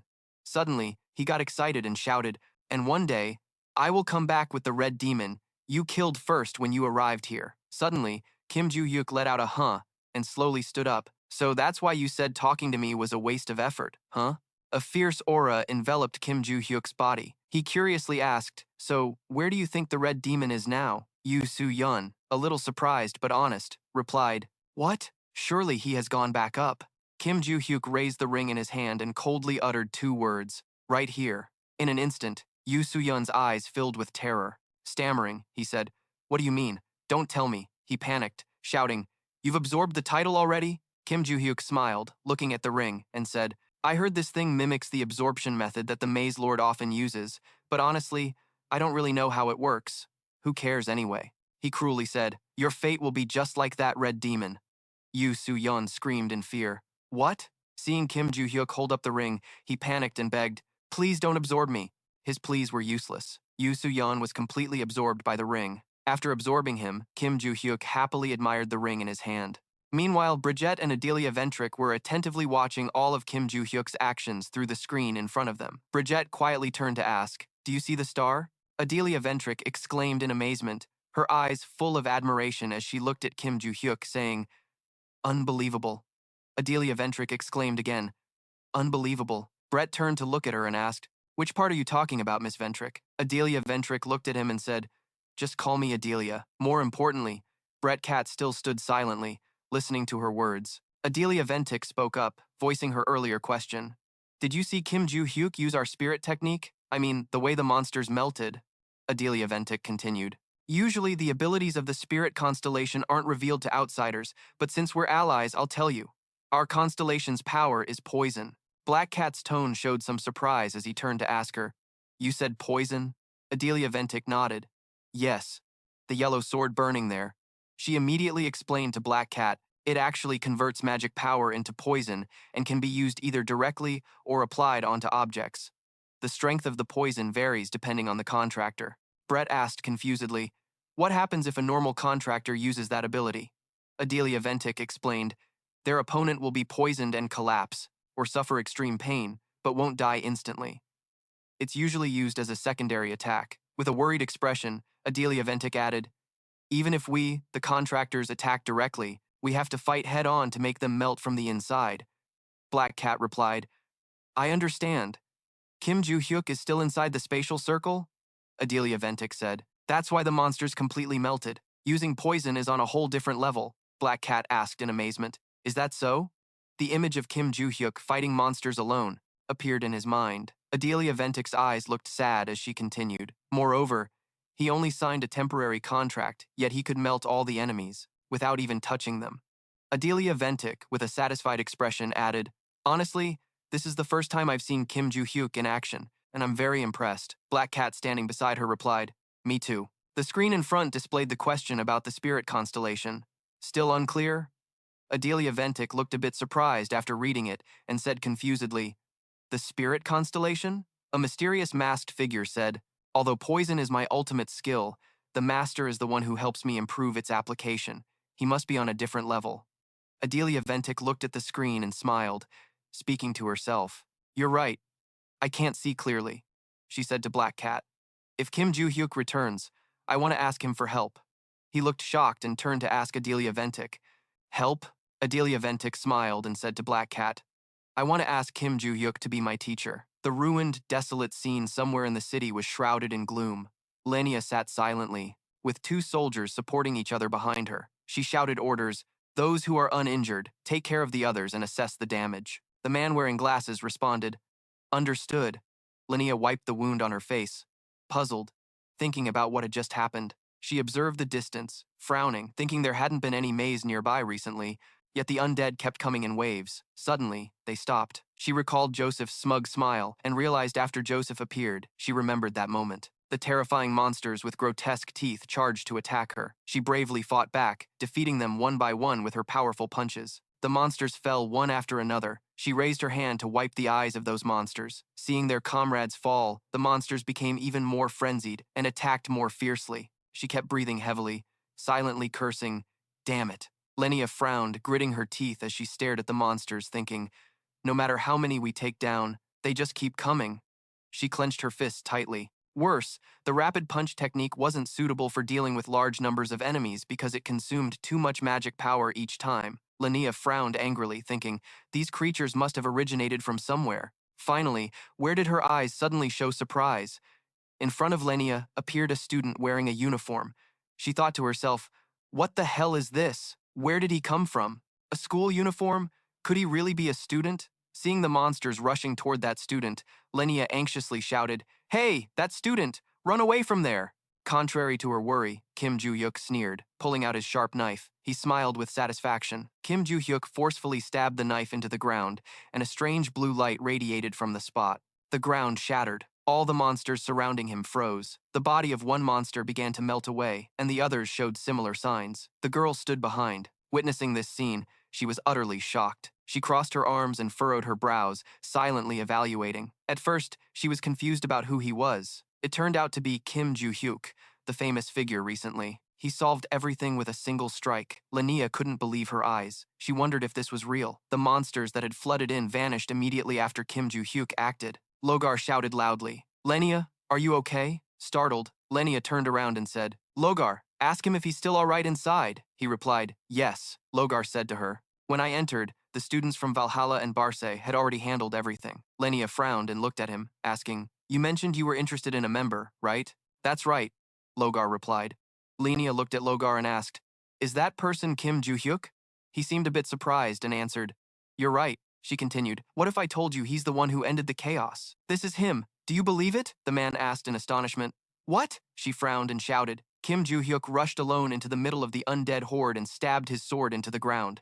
Then he caused all the monsters to melt away. After that, the undead completely stopped attacking. Logar rubbed his chin, thinking, melt away? The ruler of the underworld, who was said to have signed a contract with Jujutsu, does not have that ability. He recalled Black Cat's warning at that time. I hope you won't reveal this information to any AI. Please be especially careful with the power of our constellation, Logar asked Lenya. Where did Jujutsu go? Lenya replied, I don't know anymore. Logar crossed his arms and said, there's no other way. I want to take this opportunity to ask him a few things, but I guess it will have to wait for another time. I'm going inside now. Remember to tell Barce and go back. Lenya was very surprised to hear that. She shouted, where are you going? Aren't you looking for Joo-hyuk? Logar explained, I'm curious. This incident has been resolved by the constellation, but I have no intention of digging deeper. That's not what I want to know, Lenya said. It's still unclear about the constellation. We need to investigate if he is connected to the undead, Logar reminded her seriously. I usually don't interfere in others' matters, but his eyes are full of killing intent, and his tone is cold. Listen carefully. Don't try to go further, or you'll lose your life. Lenya was shocked by his words. She asked in surprise, what? Logar left. Lenya chased after him, shouting loudly, hey, what are you talking about? Speak clearly, Logar, Logar. At night on an island, Hugro exclaimed in surprise. Is this you? He spoke to the catfish and vampire. Wacha has been captured. The catfish asked in shock. Captured already? Isn't that too fast? It was just like how Hongwei was defeated, the vampire said. Maybe he was too arrogant, relying only on the undead. The catfish said, I don't care if that pervert dies or not, but both Hongwei and Wacha were defeated too quickly. At this rate, our mission will become meaningless. Bakui and Hukui said, things are chaotic because we keep acting individually. That's right, bitch. We suggest working together. Huck, we continued. We guarantee those bastards will be defeated. Jujutsu was walking on the road with Choi Arin. She spoke to him. The tournament was finally cancelled due to the monster attack. It's really unfortunate to return without accomplishing anything. After all the trouble coming all the way to America, Soo-yeon said to her, well, nothing here really helped us, so returning this quickly is kind of lucky, right? Is there anything unusual in the stadium? Choi Arin replied, monsters appeared a little afterward, but we handled it without serious damage. They stopped appearing shortly after. Soo-yeon said, really? That's a relief. Choi Arin asked in surprise, did you stop them, Kim Joo-hyuk? He casually answered, yeah, you could say that. When I saw that monster, it looked familiar. So I thought it might be what I was looking for and went to catch it. Choi Arin asked in surprise, familiar? How? Joo-hyuk replied, ah, it's nothing important. Don't worry about it. He thought to himself. I told her everything comfortably. Then Choi Arin asked, where are we going? Joo-hyuk said, if we're going to the airport, we need to wait for the bus just ahead. He explained, they said because the tournament was suddenly cancelled today, it's hard to find a direct flight home, so they said it will take longer to get back to Korea. Hearing that, Choi Arin's face showed a bit of embarrassment. She thought, I guess this is actually better. Soo-yeon pointed to another path, saying, I know a faster way back. Follow me. I've got permission from the chairman to share this information with the special class students. Soo-yeon walked while observing around, saying, I think it's nearby. Finally, they reached a door. He happily exclaimed, ah, found it. Joo-hyuk grabbed the doorknob, opened the door, and stepped inside. Choi Arin pulled her suitcase and followed. She looked around and asked Joo-hyuk, an old warehouse? He replied, the warehouse isn't important. Joo-hyuk recalled his conversation with Black Cat. We can get to the market from any country, right? Black Cat answered. That's right. There are entrances to the market all over the world. Joo-hyuk asked Black Cat. So can we use these? Entrances like teleport gates? He replied, yes, but the distances between gates are quite far, so it's hard to go directly to another country. Bridget suggested a solution to him. My proposed method is to enter the market and go to the central tower in Area 7. From there, you can go to the gate connecting to another country through the tower again. Black Cat continued, if we use that method, there will be no problem for the special class students. When using it, we'll take secret paths to enter and leave the tower so that regular market users won't feel uneasy. Seeing the school uniform, Jujutsu replied, I understand. Chairman Black Cat reminded him, if you want to come back here, you can do it directly from the tower. Chairman Black Cat said, last time, I connected the tower and Valhalla, right? Got it. In the warehouse, Joo-hyuk noticed something. He pointed to the door and said to Choi Arin, this path, she exclaimed in surprise. What? The door gradually opened by Joo-hyuk, light shining on Choi Arin's face. Joo-hyuk and she just stepped out of the door into a strange city. At this moment, in some building, The iron door was tightly closed. Kim Joo-hyuk opened the door and stepped inside. Following him was Choi A-rin. He turned back and said to her, "You did well today. You go ahead. I will go report on the class's activities." Especially for Director Choi A-rin, she immediately replied, "Understood." She smiled shyly and said to him, "You worked hard too, Kim Joo-hyuk. See you tomorrow." Kim Joo-hyuk smiled happily, watching her figure leave. He glanced at his pants pocket. From inside, Joo-hyuk took out a ring. Holding the ring in his hand, he smiled quietly, thinking, "This is the third time, including the first maze master. Things at that level all felt noticeably stronger every time I absorbed them, so I'm a bit hopeful." He put the ring back into his pocket, thinking, "I'll check it later. Now I should go meet Bridget, right? Because I said I would wait for the report and not sleep." Bridget's room door was tightly closed. Joo-hyuk stepped forward, pushed the door, and called out loudly, "Bridget." Bridget looked at him excitedly and said, "Ah, it's you, Kim Joo-hyuk. Welcome. Thank you for working hard." Adelia Vench bowed deeply at a 90-degree angle to greet him. Joo-hyuk was very surprised by this scene. He made a sound of recognition and asked, "Isn't that Adelia Vench? What are you doing here?" Adelia Vench replied, "Just call me Adelia. I bowed to ask you for a favor." Kim Joo-hyuk looked a bit confused and said to Adelia Vench, "Well, first, just look up. What's your request?" She smiled and said, "Here's my plea to you. Can I ask you to guide me?" Joo-hyuk was very surprised when he heard her say that. He asked, "Adelia Vench? Suddenly? What made you want that?" Adelia Vench explained, "Actually, we've been following your achievements, Kim Joo-hyuk." Hearing that, he replied, "You're saying you've been following me?" Angry, Joo-hyuk shouted loudly, "Is this your idea again, Black Cat?"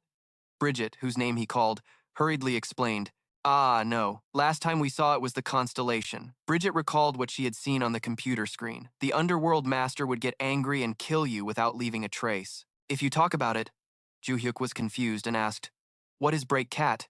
Adelia Vench signaled him to be quiet.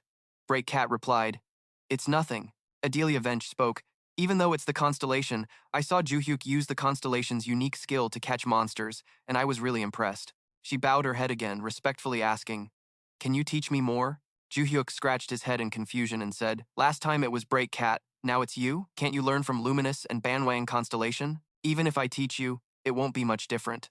Both Black Cat and Adelia Vench stood silently listening to him. He said, "Both of you learned how to use your powers when contracting with the constellation. The way to harness energy is the same as mine," Joo-hyuk continued explaining. "The only difference is I don't rely too much on borrowed mana. I enhance my ability by adding my own magic power when activating them." He went on, "Nowadays kids only focus on increasing their own magic power, so their mana control is very poor. So no matter what method I teach, your low mana will only make you more tired." Adelia Vench thought silently about these kids today. She asked, "If that's the case, even with low mana, you will still teach me, right?" Black Cat also added, "I'm looking forward to your help." Kim Joo-hyuk scratched his head and replied, "Well, lately I've been busy and can't take care of the kids I'm teaching. Both of you have contracted with my disciple, so out of responsibility, I should consider helping a bit." He continued, "First, the most urgent thing is physical training, so if you two have time, come to the gym tomorrow." They heard him and said in unison, "Thank you, Kim Joo-hyuk." He pointed toward Black Cat and said, "Ah, Black Cat. After today, let's discuss the approach to the constellation again." He replied, "Oh, okay." Barce asked Kim Joo-hyuk, "Is it because of the familiar mana you sensed from the building you mentioned?" Kim Joo-hyuk suddenly remembered, "Right. This time everything got messed up because of the fire truck, so I just caught that guy and left. I haven't even entered the school building yet." He frowned and sneered, thinking, "Next time, I will definitely find out at all costs." Darkness covered the space, only the bright moonlight lighting the way. At this time, night in America, a large building still had many floors lit up. This was the Contract Association. A shadow stood on one of the highest floors of the building. This person was Logar. He was standing watching a tablet. Logar looked at the tablet, deep in thought. On the tablet was Kim Joo-hyuk's profile. He frowned, thinking, "Joo-hyuk, who exactly is that guy?" He sat at the desk, arms crossed, speaking to the AI in the tablet. "Lord of the Constellation, do you know the Underworld Master? Because it seems the Underworld Master knows you." The Lord of the Constellation. The screen displayed Destroyer of All, the one who penetrates everything. The screen again displayed Destroyer of All, the one who penetrates everything. A warning, be careful of the fanatic moon eclipse cultists. Logar frowned in amazement and exclaimed.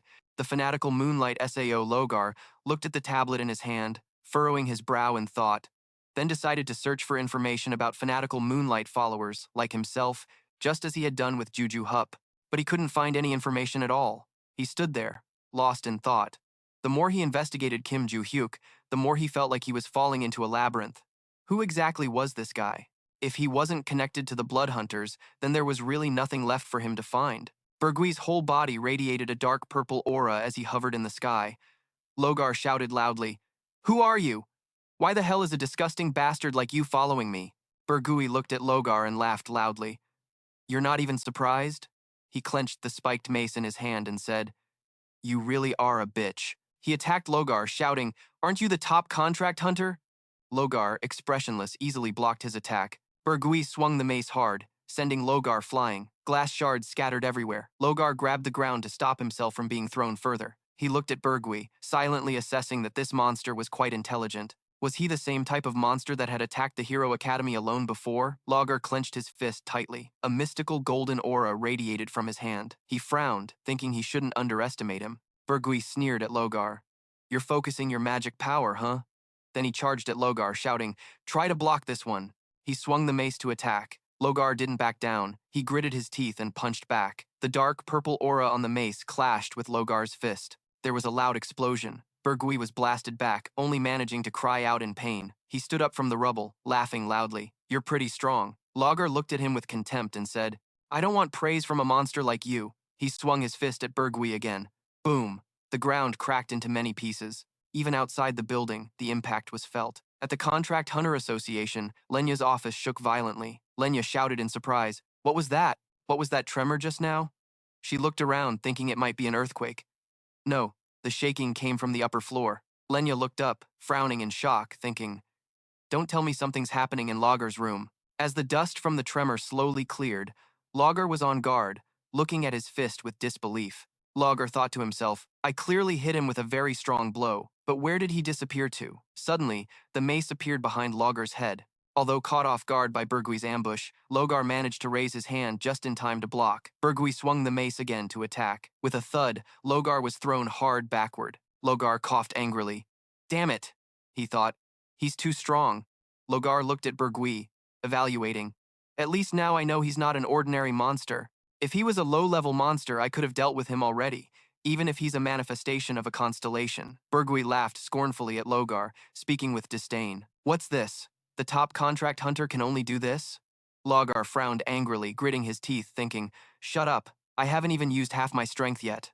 Bergui sneered at Logar. "I thought I had to get close to him to activate it, but I can't even touch him." Suddenly, a voice caught Logar's attention. "Logar, what's going on?" Lenya approached worriedly, asking, "Are you okay? I heard a loud noise and brought the association's guards here." Logar shouted in surprise. "Lenya." Lenya looked ahead, frowning. "Maybe because it's early morning, I'm the only member left in the building, so I came over myself." She gasped in shock when she saw Bergui. "What the hell is that?" He seemed to be thoroughly enjoying her reaction. Bergui said, "I wanted to play with him slowly, but now there are bugs crawling everywhere." "Well, it's fine." Suddenly, he charged to attack, catching Lenya's people completely off guard. Bergui continued, "I only need one move to take you all out." Lenya shouted orders to everyone. "You're no match for him! Fall back!" Everyone responded in unison, "Yes." Bergui swung the mace, preparing to attack. Lenya readied herself to defend, fiercely throwing a punch that radiated golden light at Bergui. Despite being surrounded by golden power, Bergui still smiled brightly. Lenya frowned in surprise, thinking, "He dodged my critical hits even though I attacked directly along his path." She clenched her fist tightly, thinking, "Now neither of us has any way out." Lenya frowned, gritting her teeth as she charged at Bergui. His face took the full force of her punch. Lenya thought, "I hit him." In front of her, only a cloud of dust remained. She stared in shock, wondering, what was that? Suddenly, Bergui launched a surprise attack, swinging the mace to strike her again. When Lenya thought she was about to take a hit from Logar, someone suddenly stepped in to block it for her. Lenya was shocked and shouted, "Logar!" Logar clenched his fist and reminded Lenya, "That guy just now didn't dodge your attack. He endured Bachui's strike." He continued, "He created an illusion and only revealed himself when attacking." He sneered. Thinking to himself, he realized that Logar had seen through his illusion eye, so Birchway stepped back, thinking, "If that's the case, I'll retreat and use illusions to hide my body. Then I just need to target them again." Suddenly, Birchway gritted his teeth, his eyes full of shock as a foot pressed down on his neck. Logar laughed smugly. A mystical golden light radiated around him. Logar said, "So, you can't escape anymore?" His foot struggled to break free from Logar's grip. Logar looked at him with a fierce glare. "Try to endure one of my hits." Then he raised his hand, clenched into a fist, and counted one. Logar punched Baechui, who shouted, "My punch!" He was hit by Logar, but showed no reaction. Logar trembled, unable to believe his eyes. He wondered what was happening as his body suddenly became immobile. At that moment, Hook Willie appeared behind Baechui. Hook Willie said, "No matter how useless you are, this time you were too careless, Baechui." Suddenly, Baechui cried out. Hook Willie's entire body emitted a faint purple aura. He smiled wickedly and said, "If it weren't for my firestone eye, your stomach would already have a hole in it." Bethry laughed loudly and said, "Killing me won't be that easy." Huxley added with a disdainful tone, "Try taking one hit from him and see what happens." Lenia came beside Logar, astonished. "Another huge monster like him?" Logar replied, "He's been hiding nearby all along." Hook Willie spoke up. "So, who should I kill first?" Baechui quickly answered, "To be safe, I've already immobilized the woman next to him. You can kill whoever you want." Lenia was furious, clenching her fists and shouting, "Since when did Baechui sneered, rubbing his chin. "Really? Then I'll strike first." Suddenly, Kim Joo-hyuk appeared out of nowhere, his eyes filled with sharp intent. He stabbed a knife, slicing Hook Willie in two. He spoke disdainfully, "Good move, Joo-hyuk," and pushed the knife down hard. Black Cat spewed a stream of black blood. Both Lenia and Logar were shocked by Joo-hyuk's sudden arrival. Baechui was furious seeing his comrade killed by Joo-hyuk. He shouted in shock, "What the hell?" Logar took a defensive stance, shocked, and yelled, "Joo-hyuk." At that moment, his hand twitched slightly. Lenia rubbed his shoulder and softly said to Logar, "Logar, try to move." He let out a soft grunt. Suddenly, Joo-hyuk interrupted, drawing everyone's attention. "Back then, you bastards always caused trouble together. Hook Willie always used the eyes of a killer, and you only fought me with your fists." He turned to look at Baechui and sneered, "So I killed Hook Willie first back then. You remember that, don't you, Baechui?" Baechui was stunned and silent, unable to respond. Baechui glared at him and questioned, "What nonsense are you talking about? Wait, how do you know my name and that you killed us?" Logar approached from behind and said, "You're Kim Joo-hyuk, right?" "I'm Logar. I don't know how you got here, but thank you." Joo-hyuk recalled Brad Cat's warning. "Someone's been looking for you lately. Joshua is Logar, the top-ranked runner of the Contract Association. You might meet him. If you rush into the attacked building, be careful." He frowned, thinking, "So this is the person looking for me. I guess I haven't made any enemies." Barce angrily swung his mace and shouted, "Whoever you are doesn't matter! How dare you talk back to me?" He swung the mace toward the two standing there. Joo-hyuk and Logar, luckily, reacted quickly and dodged Barce's attack.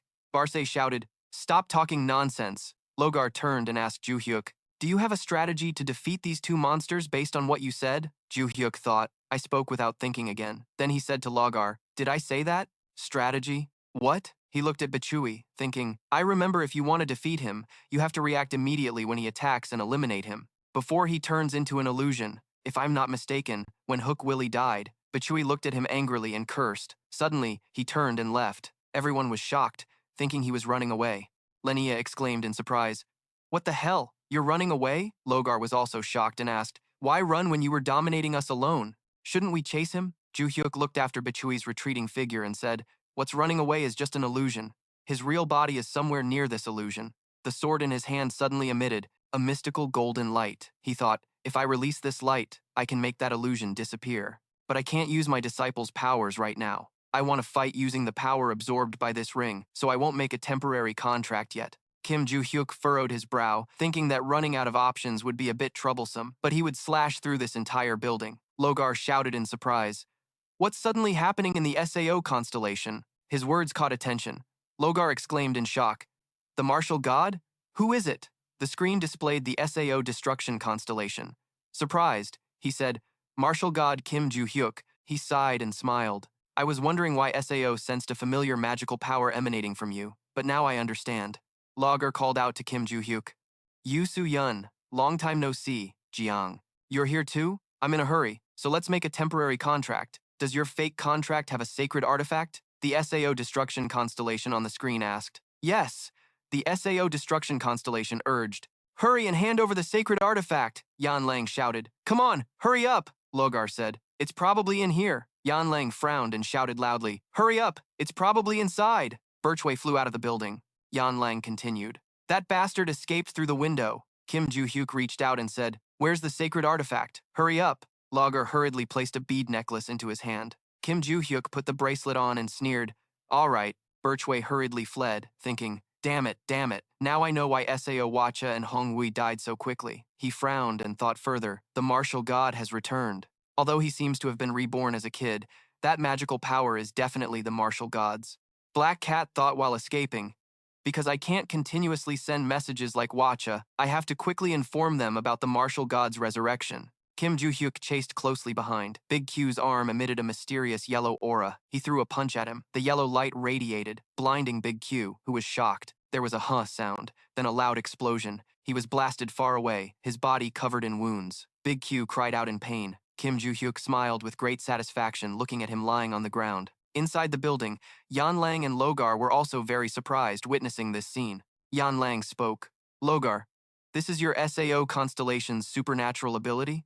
Sao replied, yes, it's my Sao constellation's supernatural power. It strikes as powerfully as a cannon, making everything in its path vanish. No way, Logar frowned and continued. But that attack really carried the power of the Sao constellation. Someone just made a contract and used supernatural power to this extent? He observed Kim Joo-hyuk and said, Kim Joo-hyuk always surprises and intrigues me. The sun gradually rose in the east, below the building. Many ambulances and police cars appeared. Yan Lang was being taken for questioning. Logar was treated by medical staff for his wounds. Kim Joo-hyuk said, I'll leave first. Logar turned to look toward the source of the sound. He asked in surprise, You're leaving now? Kim Joo-hyuk replied, Yes, I've achieved my goal here. Also, I want to avoid media attention. Logar asked in shock, You achieved your goal? Stopping those monsters was your goal? Kim Joo-hyuk scratched his head and replied, You're not wrong. He sighed, so troublesome. Kim Joo-hyuk looked at Logar and wondered if he would still come to ask Valhalla if left alone. But I want to finish this quickly and leave. A cold gleam flashed in Kim Joo-hyuk's eyes. He thought, slow down. According to Black Cat, isn't he the top-ranked contract holder of the SAO Association? If I can recruit him to our side, it will definitely be useful later. Kim Joo-hyuk said, I'm tired today, so let's talk another time. Logar replied, Sorry about that. Kim Joo-hyuk told him, When the time comes, I'll come to the Hero Academy to answer your questions. Logar was surprised. He doesn't use honorifics? Kim Joo-hyuk smiled and continued. I'll give you a specific time because you're the contract holder of the site, so be grateful. Well, I'm off now. He then turned and left. Logar raised his hand to stop him, shouting, Wait! Suddenly, the screen displayed the SAO destruction constellation saying, Let that person go. He wondered about the SAO constellation. The screen again showed the SAO constellation saying, You should use honorifics with him. Logar stammered and shouted, Honorifics? Yes, Yan Lang called loudly from behind. Logar, I was about to hand this case over to the police, but we can't find the monster corpses anywhere. Do you know where they are? Logar immediately replied, No, I don't see them. After a while, they vanished into smoke. Yan Lang crossed her arms and complained angrily. Damn it. With all these kinds of monsters, proving it to the insurance company will be a real headache. I have to find the CCTV. She then turned to question Logar. Kim Joo-hyuk left already? So who exactly is he? The monsters I encountered today weren't ordinary. They were too strong compared to ordinary contract holders. Logar said thoughtfully, Who is he? We'll find out soon. He silently watched Kim Joo-hyuk's figure leave. The next evening, in a forest somewhere, Kim Joo-hyuk wandered alone. He looked at Barce and called out joyfully, Barce! Kim Joo-hyuk glanced at him and questioned, Do you think the magical power I sense from the site is the same as what you heroes feel? Barce replied, No, there's no difference. Kim Joo-hyuk was delighted. Really? That's a relief. I was worried I'd have to meet that guy Logar, but it seems it wasn't in vain. Barce said, Yes. Kim Joo-hyuk thought to himself, Even SAO is a bit unreliable. The guy I met today was once taught by me, but he's not my disciple. Suddenly, Kim Joo-hyuk asked, I wonder where Soimi is. Suddenly, the former bodyguard approached and saluted Kim Joo-hyuk. Kim Joo-hyuk was surprised and asked, Who the hell is that? He immediately replied that he was a member of the Yu family. Oh, I am very honored to meet the clan leader Kim Joo-hyuk. Surprised, Kim Joo-hyuk asked, What? Me? Are you sure you're not mistaking me for another AI? The former bodyguard confidently said, Definitely not. He then explained, Our revered constellation Tui has issued instructions that if Lord Kim Joo-hyuk mentions that word, I must reveal myself according to the plan. Soo-yeon said in surprise, That word? Don't tell me it's from somewhere else. A masked girl said, When that person says a specific word, you must reveal yourself and disclose your identity. 4 people sat around the table, with a mystical purple fire burning between them. Someone spoke up. "What word is that?" the masked person said coldly. "Sosimi." Kim Joo-hyuk took off his hat and sneered. At that moment, 3 more people appeared beside the former bodyguard. They looked at him, bowed, and shouted in unison, "We are very honored to meet clan leader Kim Joo-hyuk." He immediately asked, "Did you bring the sacred relic?" The former bodyguard replied, "Of course." Kim Joo-hyuk said, "Give it to me." He respectfully presented it with both hands. Kim Joo-hyuk held the relic and smiled softly. Night gradually enveloped the space. Soo-yeon looked around. Ahead were abandoned houses with piles of rubble. Everything here looked desolate and ruined. A signboard hung at the entrance read, "Moon God Martial Arts." Soo-yeon sneered. "Moon God Martial Arts, huh? It's been a long time since I've seen this sign." He continued, "Long time no see, Soo-simi." Soo-yeon called out loudly, "Soo-simi, are you here? Don't hide anymore. Come out." Soo-simi was still shyly hiding behind the door. She stepped out embarrassedly. Soo-simi immediately knelt and bowed to Kim Joo-hyuk. He stepped forward to help her up and said, "You haven't changed at all, have you?" "Stand up, Soo-simi," she replied politely. "Yes." Kim Joo-hyuk sighed. "Even your mindset is like our dojos from 300 years ago." His words made Soo-simi feel very embarrassed. She said, "To us, Moon God Martial Arts is not just a dojo, it's also our home." Kim Joo-hyuk scratched his head and laughed. "Wow, I didn't realize you valued it so much." He thought to himself, compared to the present world, the world 300 years ago, Kim Joo-hyuk recalled memories from 300 years ago. Back then, he arrogantly stood on a cliff looking down. He silently lamented the chaos below.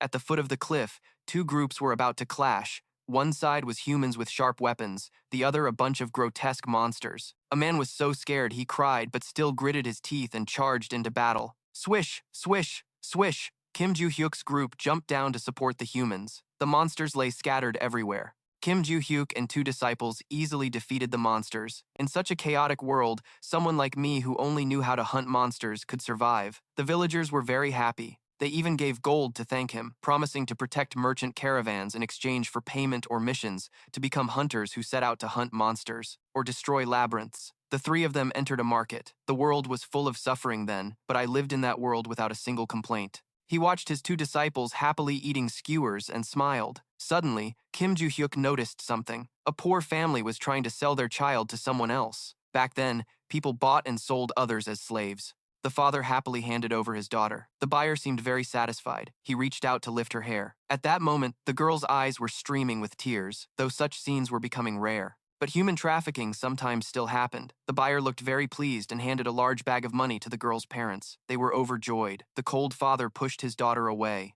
Poor parents sometimes sold their children hoping to get a big sum of money. They happily looked at the large bag of money in their hands. Kim Joo-hyuk watched this scene and sighed. "I really hate this because when I was young, I was enslaved." Although unwilling, he looked at them with fierce eyes. The buyer immediately raised a knife to threaten him. That action only made Kim Joo-hyuk angrier. He clenched his teeth, raised his fist, and rushed forward to punch him in the face. "So, I don't just attack slave traders with my disciples. If I catch them, I kill them on the spot." His actions attracted the attention of many people. Soo-yeon turned back to look at the father who was willing to sell his own daughter with fierce eyes. The man was frightened and waved his hand to back away. The girl's parents quickly turned and ran away. Kim Joo-hyuk frowned angrily and followed them. Suddenly, his attention shifted to the girl beside him. The girl was crying and looked very pitiful. She grabbed the hem of his shirt. "During that time, I took in several homeless children as disciples." Kim Joo-hyuk bent down and smiled at her. That was also when a small problem began to arise in the life I had planned. He stood with arms crossed, eyes closed, thinking. "Initially, I planned to work hard as a hunter while young, save enough money, then retire and train just a few disciples to continue fighting slave traders. Basically, to set up an automatic hunting system. However, although the hunters could support me, my 3 disciples trained diligently, but since raising disciples, I hardly saved any money at all. And because I had taken in enough disciples, I decided to give them land to cultivate martial arts." He stroked his chin and smiled softly. At that time, many noble families and dojos competed fiercely for power. The clans like the Jin Musi-moon family were fighting among themselves. The abandoned girl loudly declared the martial god school. After discussing with his disciples, we decided to first name our martial arts school, and so we founded the Martial God School. Soo-yeon carefully hung the signboard, and his disciples were all extremely delighted. He looked up at the sign and sighed. "And so we founded the Martial God School." He looked at the signboard and smiled quietly. We established the martial god school to properly nurture and train disciples, including myself, and because I want to profit from my disciples. His disciples were very happy when the signboard was hung. Although I was very strong, I had just begun my journey and was learning skills that didn't suit me. I also didn't have innate talent, so I quickly reached my personal limit. But my disciples were different. Under my guidance, they were able to learn skills suited to them, and all of them were extremely talented. He looked at the girl he had just recruited, so I decided to train my disciples to the point where they no longer needed my teaching. When they grew up and spread their own school, they would be able to recruit new disciples. Kim Joo-hyuk thought happily about the money he would earn. I will take a reasonable portion of the donations and the profits generated from the total donations. At that time, I thought I could just sit back and enjoy my old age, but Soo-yeon looked up disappointedly. However, just as my disciples grew up and were about to expand their influence, the Tower of Destruction appeared before him, a huge, massive tower outside with relentless thunder and lightning strikes. The Tower of Destruction was surrounded by lightning bolts. Soo-yeon looked at the tower angrily, frowning. His memory stopped there and he returned to reality. Kim Joo-hyuk and Moron both silently looked up at the old signboard. Suddenly, Kim Joo-hyuk spoke. "Ah, I'm sorry for hiding like that. It reminded me of the past." Moron replied, "It's okay, Master. What did you do after becoming a constellation? Also, how did you find me as a constellation?" She continued, "After I became a constellation for a short time, there was an announcement revealing itself." He thought silently, "Just as I suspected, even Moron." Moron said, "So I chose a human who could become my subordinate as my first contract holder. Then I founded Yu-gi-Oh, and I continued operating with 4 members.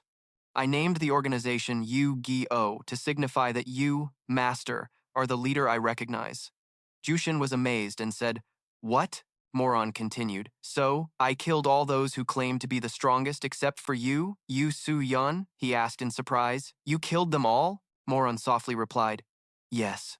She immediately explained, "Of course, I don't kill indiscriminately. When someone earns the title of strongest, we observe them carefully, and as soon as they reveal that title, we kill them." Kim Joo-hyuk asked confusedly. "Then how did you find me?" She answered, "We used the same method." Kim Joo-hyuk rubbed his chin, smiling quietly. "If I had said one wrong word, I might have been killed by my own disciples. That's really lucky," Moron explained to him. "So we killed those who claimed to be the strongest swordsmen, like Jooshin and a wicked organization called the Blood Hunters, who only target strong contract holders." Soo-yeon was amazed and said, "You really killed a lot of people." She said, "I believe that thanks to this method, I was able to meet you again after reincarnation." Soo-yeon asked, "What?" She shyly explained her reason. "Among us, Master is definitely the strongest, but also very humble, because you never boast about your strength." Kim Joo-hyuk blushed and rubbed his head, saying, "Ah, I'm not really humble. I just don't talk much because the truth always wins, even if it's a constellation." He continued, "Now we have Moju and Luminos." Moron was delighted and said, "Ah, you've met the other sisters already?" Soo-yeon asked in surprise. "You didn't know? I thought you already knew. You worked hard to find me," she replied. "I know all 4 sisters also became constellations, but we can only see them through the eyes of contract holders," Moron continued. "So I know that Master has met people from the Van Cheech family and the black market, but I don't know if they are contract holders of the other sisters," he answered. "That's right." He smiled and said, "But you came at the right time, Moron. Maybe soon I will need your help." She was very happy and softly said, "Yes." Kim Joo-hyuk said to Moron, "Let's stop talking for today. I will invite your contract holders to meet the contract holders of the others, so we'll talk later." Saying that, he waved his hand and turned away. She watched his retreating figure, blushing shyly, and softly said, "Yes." A few days later at the Hero Academy, a huge building right in the middle of the city, inside the conference room, Logar was speechless with shock. Kim Joo-hyuk smiled and said, "Oh, you've arrived." Logar stammered, "Ah, no, I just got here." He thought to himself, "Is that group the Stars?" Logar looked at Bridget and immediately recognized the black market owner and the director of Valhalla, Bridget, the person he met last time. He glanced at Adalia Ventric, who was definitely the head of the Ventric family. Next was the former bodyguard. Logar quickly recognized him too. "And that mask, don't tell me it's him?" Logar exclaimed in surprise. Inside, Kim Joo-hyuk turned to look at the former bodyguard and said, "Aren't you going to sit down?" He replied, "No need. I'll stand at the back." Kim Joo-hyuk then spoke, "So, where should I start?" He looked at everyone and asked, "Honestly, even you all don't know what I've been doing, right?" Adelia Ventric and Black Cat were a bit surprised by his question. Adelia Ventric asked in astonishment, "Aren't you the master of the stars we serve?" Logar thought in amazement. Master Kim Joo-hyuk. He quietly replied, "That's right." He put his hand on his chin and glanced at Logar's attitude, saying, "Recently, I've been investigating what happened after I died. To put it simply, my story is that it's already laid outside." Adelia Ventric and Black Cat were both very shocked, and so was Logar. The former bodyguard thought, exactly like what the stars had said. Brett questioned him in surprise. "You're saying you, Kim Joo-hyuk, destroyed the Tower of Destruction and saved the world 300 years ago?" Kim Joo-hyuk shyly replied, "That sounds a bit embarrassing, but yes, that's true." Adelia Ventric's eyes widened in shock. The Age of Destruction really did exist. It was also when the tower suddenly appeared and caused the world to decline. Black Cat continued. "According to records, the tower collapsed after releasing monsters all over the world. So we didn't know you, Kim Joo-hyuk, were the one who destroyed it." Kim Joo-hyuk was very surprised to hear this and said, "Moju and Luminous never mentioned this." Adelia Ventric replied, "Actually, except for being with you, Kim Joo-hyuk, the stars never communicate with any AI," Bridget said, "and the world ruler." He recalled that time when Luminous, expressionless, said, "The Tower of Destruction." Kim Joo-hyuk only remembered entering it with his master. Bridget continued, "That's what he said." Kim Joo-hyuk was shocked and asked, "So the stars don't even remember what happened before becoming the stars, huh?" "Well, if they've met me, they'll gradually regain their memories," Kim Joo-hyuk added. "By the way, everyone who was somewhat famous back then has become a star. That's why the stars began to appear after the Age of Destruction." Adelia Ventric was shocked and asked, "So does that mean all the stars died around that time?" Kim Joo-hyuk replied, "Maybe not all of them, but most were." Black Cat said, "I see. That's why the stars react so strongly to artifacts from the Age of Destruction." Kim Joo-hyuk continued, "And I mentioned this before, but the one who created the Tower of Destruction is causing countless disasters and sending the stars here." Logar had been silent the whole time. Kim Joo-hyuk, with a determined look, said, "So the Tower of Destruction will definitely appear again." Logar's eyes widened in shock and asked, "It will appear again?" He replied, "Yes, but maybe we still have 4.5 years." Kim Joo-hyuk said, "Here's my plan. I'm gathering my disciples to stop that from happening and also increasing my own strength." Logar remained silent from beginning to end, not saying a word to Kim Joo-hyuk, with a determined expression confirming that the Destruction Tower will definitely reappear. Logar's eyes widened in shock as he asked, "It will appear again?" "What?" He replied, "That's right, but we probably still have 4.5 years left." Soo-yeon immediately said, "Here's my plan. I'm gathering my disciples to prevent that, and I'm also increasing my own strength." By dealing with the invading constellations here, Kim Joo-hyuk clenched his fist with determination and said, "This time, I will definitely eliminate the Tower of Destruction and minimize the damage so that the name of the Era of Destruction will never be mentioned again." Logar spoke up, "Honestly, I find it hard to believe." Kim Joo-hyuk immediately turned to comfort him. "Well, I can understand that." He said, "My constellation also told me that 300 years ago, Kim Joo-hyuk was known as the martial god." Logar continued, "You even saved the constellations and passed down the first authority." Kim Joo-hyuk scratched his head awkwardly and replied, "Well, I don't remember the details very clearly." Hearing this, Logar fell silent in thought, then suddenly said, "Kim Joo-hyuk," he softly sniffed. Logar stood up with a determined gaze and asked, "If you really are the martial god from 300 years ago, can you fight me?" Kim Joo-hyuk smiled calmly and answered, "Of course." Outside, the sky was already bright. At this moment, Logar and Kim Joo-hyuk stood facing each other. Choi Ah-rin spoke up, "I don't really understand what's going on right now." Bridget replied, "It's probably because Logar feels this is absurd, suddenly discovering a high school student is the hero from 300 years ago and the master of his constellation. If there's solid evidence for this story, it's understandable, but emotionally, it's hard to accept." Logar had already taken a battle stance. Golden energy surrounded him, radiating power. Choi Ah-rin asked, "So he wants to confront directly?" At this moment, Kim Joo-hyuk also said, "Then attack." Around him now was surrounded by a golden aura of power. Adelia Ventic asked further, "So he wants to confront it head-on?" At this moment, Kim Joo-hyuk also agreed, "Attack." A mysterious red aura surrounded Kim Joo-hyuk. Brett exclaimed in surprise, wondering if Kim Joo-hyuk was truly not just a powerful high school student but someone from that era.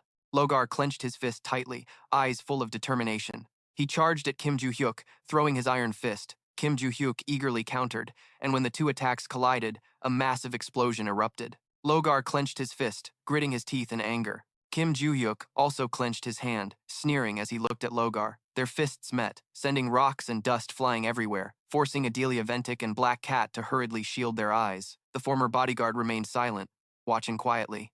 At the Hero Academy president's office, The president of the Hero Academy, Barce, widened his eyes in astonishment. He thought to himself, that sound came from the stadium behind. Surely we're not under attack, right? Barce suddenly remembered something. Before he could react, he recalled what Logar had told him. Today, I will invite guests to the Hero Academy, Barce asked in surprise. 10 guests? Who are they? Logar replied. That's still a secret, he then warned. If you hear a loud noise, it's probably me. Barce glanced toward the stadium, thinking, Logar, I trust you, but who exactly did you bring? At that moment, a terrifying killing intent radiated from the stadium. Joo-hyuk took a defensive stance, sneering as their fists trembled uncontrollably. Logar braced himself to counterattack, thinking, damn it. As Joo-hyuk looked remarkably calm, Logar exclaimed, I'm being pushed back.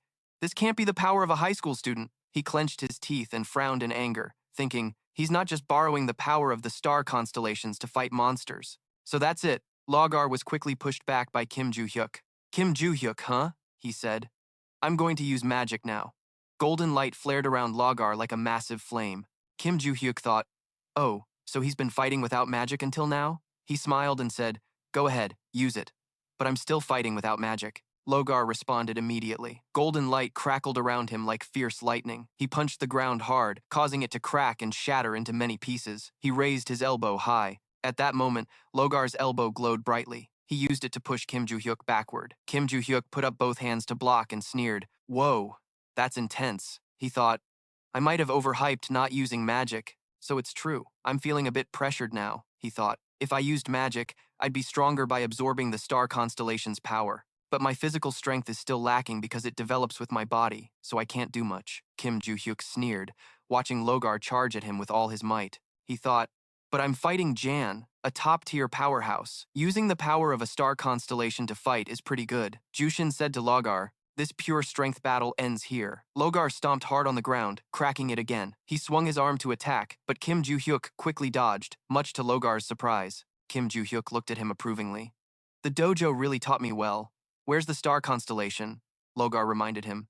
Joo-hyuk replied, because it was made to finish off opponents in one strike. Then Joo-hyuk pushed Logar hard with his back, sending him flying. Logar's eyes widened in shock as he let out a pained cry. Jooshin laughed as he watched Logar fall to the ground.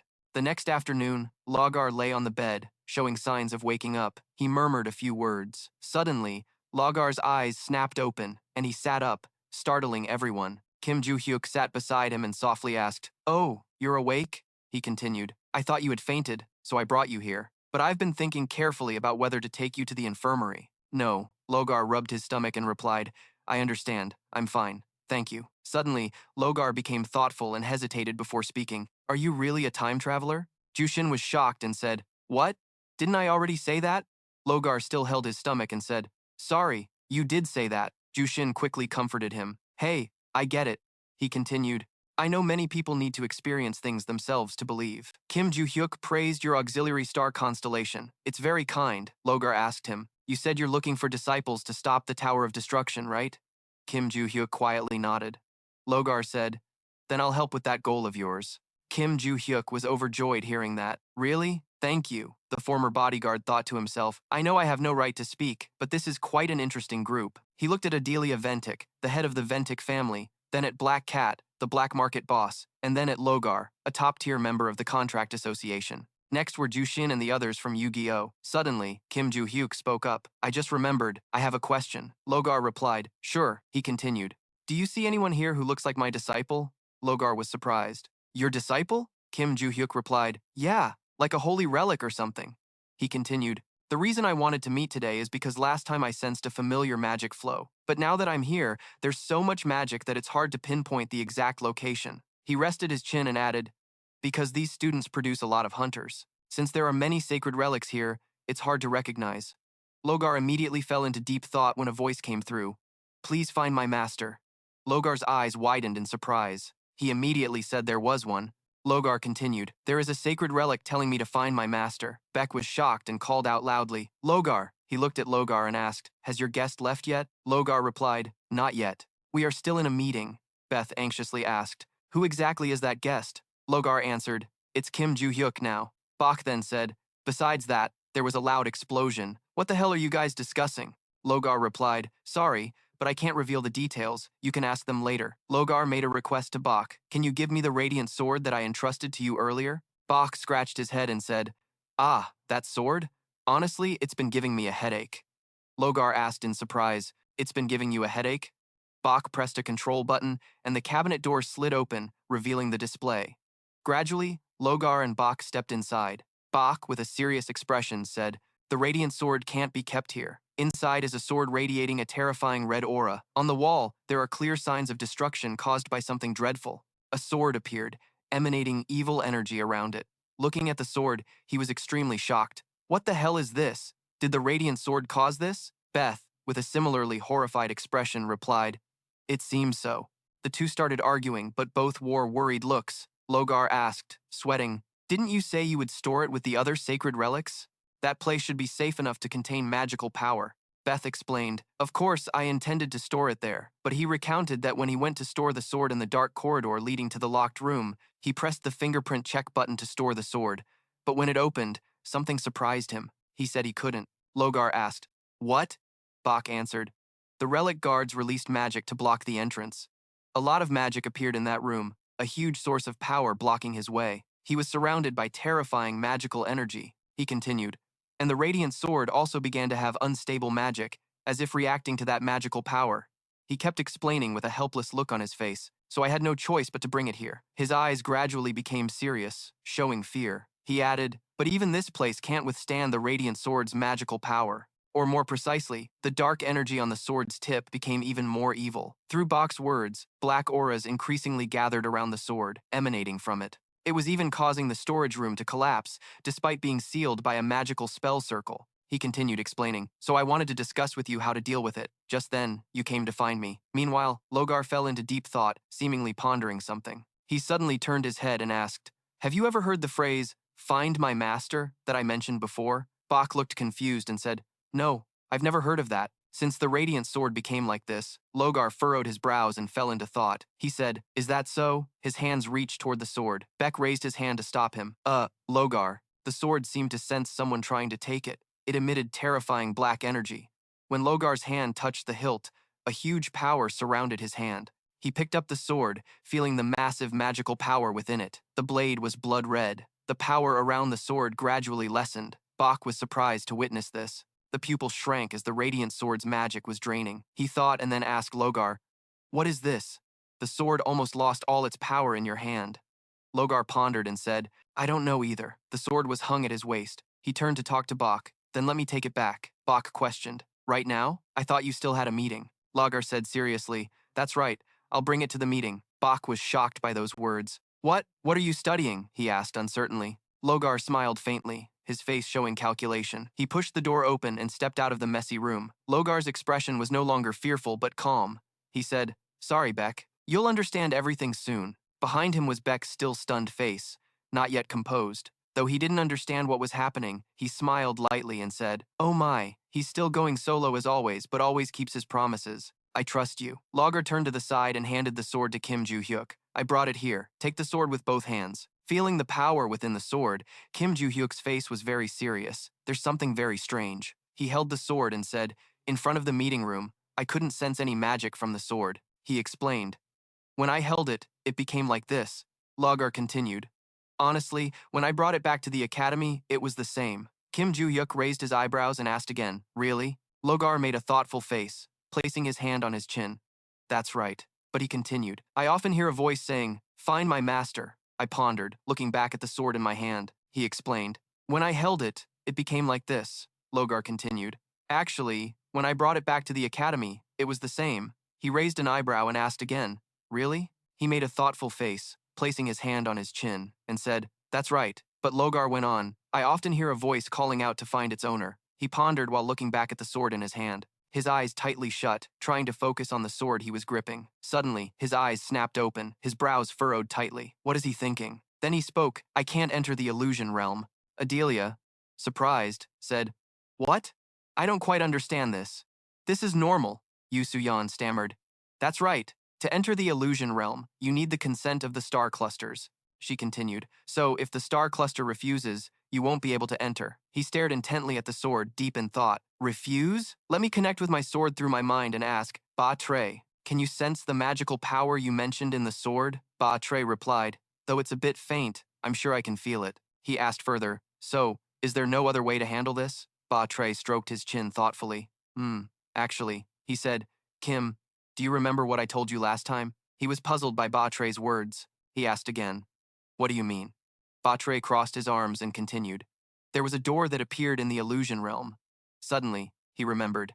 Ah, you mean that. That was the image when Barce stood before a large door with intricate floral patterns. He asked again, you said behind that door is where the star clusters gather, right? Barce recalled when he opened that door. Yes, that's right. Recalling the image he encountered, Barce continued, now that I think about it, there wasn't just one door but many doors around, each leading to different places and different kinds of people. He described what he saw.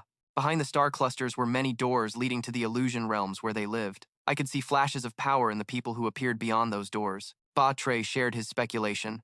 If I'm not mistaken, when you step through that door to enter that place, you can also enter the illusion realms of other star clusters. Soo-yeon said, that makes sense, but suddenly, he thought of a problem. But there's one issue, Barce asked. What issue? He looked intently at the two people before him and said, tell me what you know. After learning about the door, I tried to gather information from those people, but the two in the meeting room seemed confused. They looked back at him with puzzled expressions. He continued, they don't know anything. Barce, hearing this, pondered, that's understandable. It happened a long time ago, a short time limit, so maybe some star clusters don't know about it. Also, no one alive today has experienced this. He looked closely at the sword in his hand and asked, is there anyone who might know about this? Soo-yeon's eyes widened in surprise. Wait, there's someone. In front of everyone, Kim Joo-hyuk smiled and said, since there's nothing to do today, let's go home. All three in the meeting room said in unison, agreed. Kim Joo-hyuk pointed at a person wearing a skull mask and a black cloak that covered him completely. That Yu-gi. Oh guy, what's your name? The cloaked figure said, we are just nameless guards of the master. The master can call me whatever he wants. He suddenly remembered, stroking his chin. Wait, an image flashed in my mind. 4 people in black cloaks with 4 arrows pointing in different directions, all speaking in unison. Yu-gi-oh. Greetings, master. Kim Joo-hyuk pointed at him and said, from now on you are a former guard. The man straightened up and replied, understood. Kim Joo-hyuk smiled and said, today, you should also go home and talk with Adelia and Black Cat. I'm sure Sosimi also wants to talk with the other sisters. Adelia and Black Cat both turned toward the masked man. He replied, yes. Outside, the sun was setting, the last rays shining through the building's glass. Soo-yeon's voice echoed, all right, let's head back, everyone. They all said in unison, okay. A few days later, in a simple house deep in the dense forest, the guide was smiling and speaking. Long time no see. How have you been lately? Soo-yeon talked with her under the flickering candlelight. He said, forget about that. I know the second-tier star clusters have already changed, so I'm a bit worried. I'm trying to absorb everything I've found. Soo-yeon still smiled, staring intently at the small object in his hand. But because of that, I've become stronger. I'm very grateful. Kim Joo-hyuk said calmly, we met at the right time. She was surprised. Star clusters? His eyes were firm as he looked into the guide's eyes, a slight smile on his lips. Do you know about the door where the star clusters gather? In a blink, the candlelight flickered. The guide, resting her chin on her hands, smiled and said, ah, the arena, right? He asked curiously. The arena? The guide explained confidently. Right after the star clusters were created, the Maze Lord created a special space. The guide continued. You can enter that space through doors that appear in the illusion realms of the star clusters. That's the arena. He placed his hands on the sharpening stone, frowning. Why did the star clusters create such a space? She explained. It was created for the star clusters to fight each other. Even after losing their original names, they still have epithets assigned to the star clusters. He asked, like the Lord of Hell, something like that, right? The guide replied, exactly. The epithets are like that. Her voice seemed to blend into the emptiness of the room as she continued to explain what she knew. They eventually became part of their names, so they carry power depending on the star cluster and the Maze Lord. The arena was open to compensate for the powers in those epithets. Kim Joo-hyuk asked again, but it seems the arena disappeared very quickly. Isn't it? The guide recalled and said, that's right. It seems the arena didn't happen as the Maze Lord planned, but I still don't know the exact reason. Kim Joo-hyuk crossed his arms over his chest, frowned, and asked, if the Maze Lord created the arena and sealed it himself, then there's a problem. He was about to ask if there was a way to reopen the arena, but it seemed that doing so would mean we'd have to face the Maze Lord himself. The guide smiled, raised her index finger, and said, "Ah, that's not an issue because the arena was opened by a star cluster under the Maze Lord's command. Using that person's power," Soo-yeon exclaimed in surprise. "What?" the guide continued. "Around that person, there's an aura. Also, the reason I called you here today is because I found that star cluster along with all the other second-class star clusters." Kim Joo-hyuk excitedly said, "Indeed, everything today is perfectly timed. I want to hear the whole story." Scene change. A dilapidated, ruined school appears after dark. A boy with saw-like teeth appears. On his chest is a large lock. He yells loudly at the stupid bastards. Known as the Star Cluster Keykeeper, with a small body and a gigantic key on his back, he clenches his hands tightly on his thighs. "Star Cluster, just stand there and do nothing? At this rate, we'll all disappear," he mutters anxiously to himself. "Even if I die, I'll come back with the name I got from above." "So, is there a star cluster here?" He recalls the monsters that appeared before and continues, "That's because sometimes they come down here." The more he thinks, the more scared he gets. He trembles, biting his nails softly. If only my own name remains, and I have to wander for hundreds of years, that would be terrifying. They don't know. Or maybe the star cluster doesn't. Long ago, in the dark sky, only a flicker of light shone inside a tree trunk. He recalls, because we don't have bodies, we can't feel anything but despair as we drift, forced to circle around some tree. Only the mind stays conscious, and sometimes, for some reason, we see a floating fruit suddenly become a star cluster. This process repeats every day. Memories flood back, and he frowns in discomfort. Back then, I wasn't a fruit, and right after becoming a star cluster, my body was taken away, leaving me no choice but to drift around. After manifesting, I could finally come down here, but I would have to disappear. The star cluster keykeeper frowned in irritation and said, "If those two, Bitch W and Hug W, succeed, none of this would have happened." Night turns to day. A few days later, on a remote island, a group of monsters gather. Hughes hesitates. Trouble's coming again. He continues, "Bakkwai and Hugkwai are dead. Catfish and Vampire are shocked." "What?" Catfish whispers. "Those two are dead?" Star Cluster's tone sharpens. "But they weren't weak at all." Hughes crosses his arms with a serious expression. "Yeah, it seems even in modern times, there are people who can defeat us. Moreover, with those two dead, things get even harder." Vampire asks curiously, "Why?" Hughes asks sternly, "Do you know how we exist?" Catfish thinks deeply. Vampire replies, "Isn't it thanks to the name we received that we can manifest as star clusters?" "Correct. But what I want to ask is how we maintain our existence," Catfish calmly says, "by using magic to fill our fragile, delicate bodies." "Exactly,"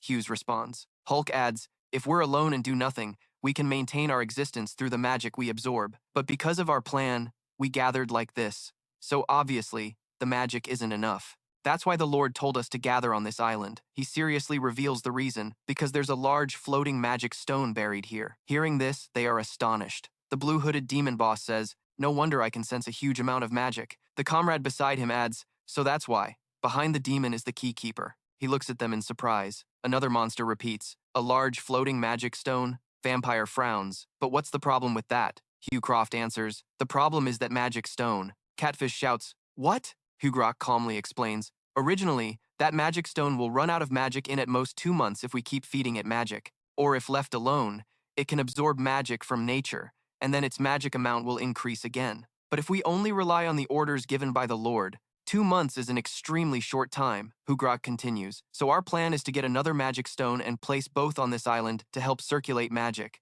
And that role will be handled by Bitch W and Hook W." Remembering the excited faces of those two monsters, Hugrok mutters, "They were entrusted with that responsibility." Vampire replies, "Right. I used telekinesis to investigate." Vampire asks again, "Do you know where they went?" Hughes whispers, "I don't know." The vampire answered, "That's right. I used telekinesis to investigate." The vampire asked again, "Do you know where they went?" Hughes whispered, "I don't know." The catfish said they had arrived at the contract association. Hughes spoke slowly. "According to human information, it's not an easy matter, but recently—" "Hold on a moment. Keep going," he said. "A company believed to be cooperating with the association discovered a large floating magic stone, causing a stir in the media." Hughes Crook continued. "So they came to kill the association members there and steal the magic stone, but they failed." Upon hearing this, the keykeeper's eyes widened in shock. Through the gap, he saw the catfish and asked, "So what should we do now?" Hughes Croft replied, "For now, we have to halt all activities. until we find out where the new magic stone is." Hearing this, the keykeeper fell silent, then suddenly turned and dashed out. Hughes Croft looked back in surprise, running while cursing. "You fools! All of you are idiots who don't know how to run." The sky seemed to brighten. Sitting in an empty room, the keykeeper muttered, "The magic stone is one thing, but the real problem is what happened with Bitch W and Hook W. They were so strong, yet they were killed. How can we not be in danger?" The keykeeper frowned, deep in thought, his hand still gripping the strap tightly as he continued muttering, "If we just stay put, our magic power will deplete and vanish." Luckily, I left there. Suddenly, a strong magical power appeared right beside the keykeeper. He looked cautiously toward it. It was none other than Kim Joo-hyuk, smiling faintly with a sword in hand. Around him radiated a powerful magical aura. Kim Joo-hyuk's eyes gleamed excitedly as he looked at the keykeeper. The latter clenched his teeth, eyes wary, stammering, "What is this? Who are you?" Kim Joo-hyuk asked calmly, "Are you the keykeeper?"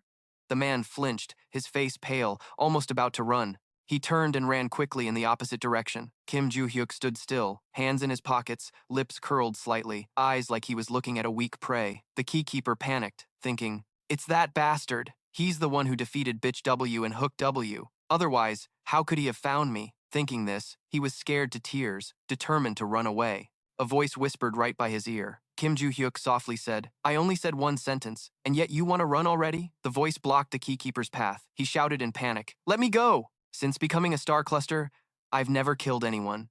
The sword flashed beside the keykeeper's ear. He closed his eyes, waiting for death. Kim Joo-hyuk calmly looked at him, thinking, "What's wrong with this guy? He's even more boring than I thought. I only threatened him a little, and I haven't even put on the ring." To check what kind of star cluster he was, Kim Joo-hyuk thought. He had just placed the sword behind the man's neck when his body trembled and tears streamed down. Kim Joo-hyuk lost interest, thinking, "But maybe I don't need to absorb him after all."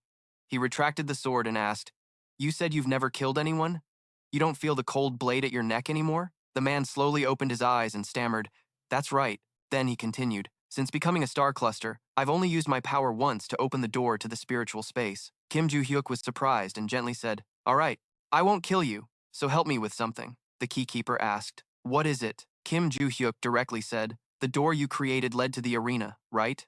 The keykeeper was shocked and widened his eyes. Kim Joo-hyuk smiled with a threatening tone. "Can you open it again?" The dark clouds in the sky gradually dispersed. Under the ruined area, the two were discussing. Kim Joo-hyuk concluded, "So basically, you can't open it yourself, right?" The keykeeper hesitated, then softly replied, "Yes." He continued, "You probably noticed, but I don't have enough magic power right now." He answered, "Yes, it seems so." He stared at the ground and said, "With my limited magic power, I can't open the spiritual space door of all the star clusters." The keykeeper explained further, "Thanks to the crafted item, I have an extended magic power of the original body, enhanced abilities, and increased form to complete it." Kim Joo-hyuk repeated, "The crafted item?" he asked. "So that means you can't do it now, right?" The keykeeper replied, Kim Joo-hyuk frowned, thinking, "Damn it. If that's the case, even if I absorb him and use his power with the ring, I still can't do it, because the ring only lets me use the inherent power of the star cluster."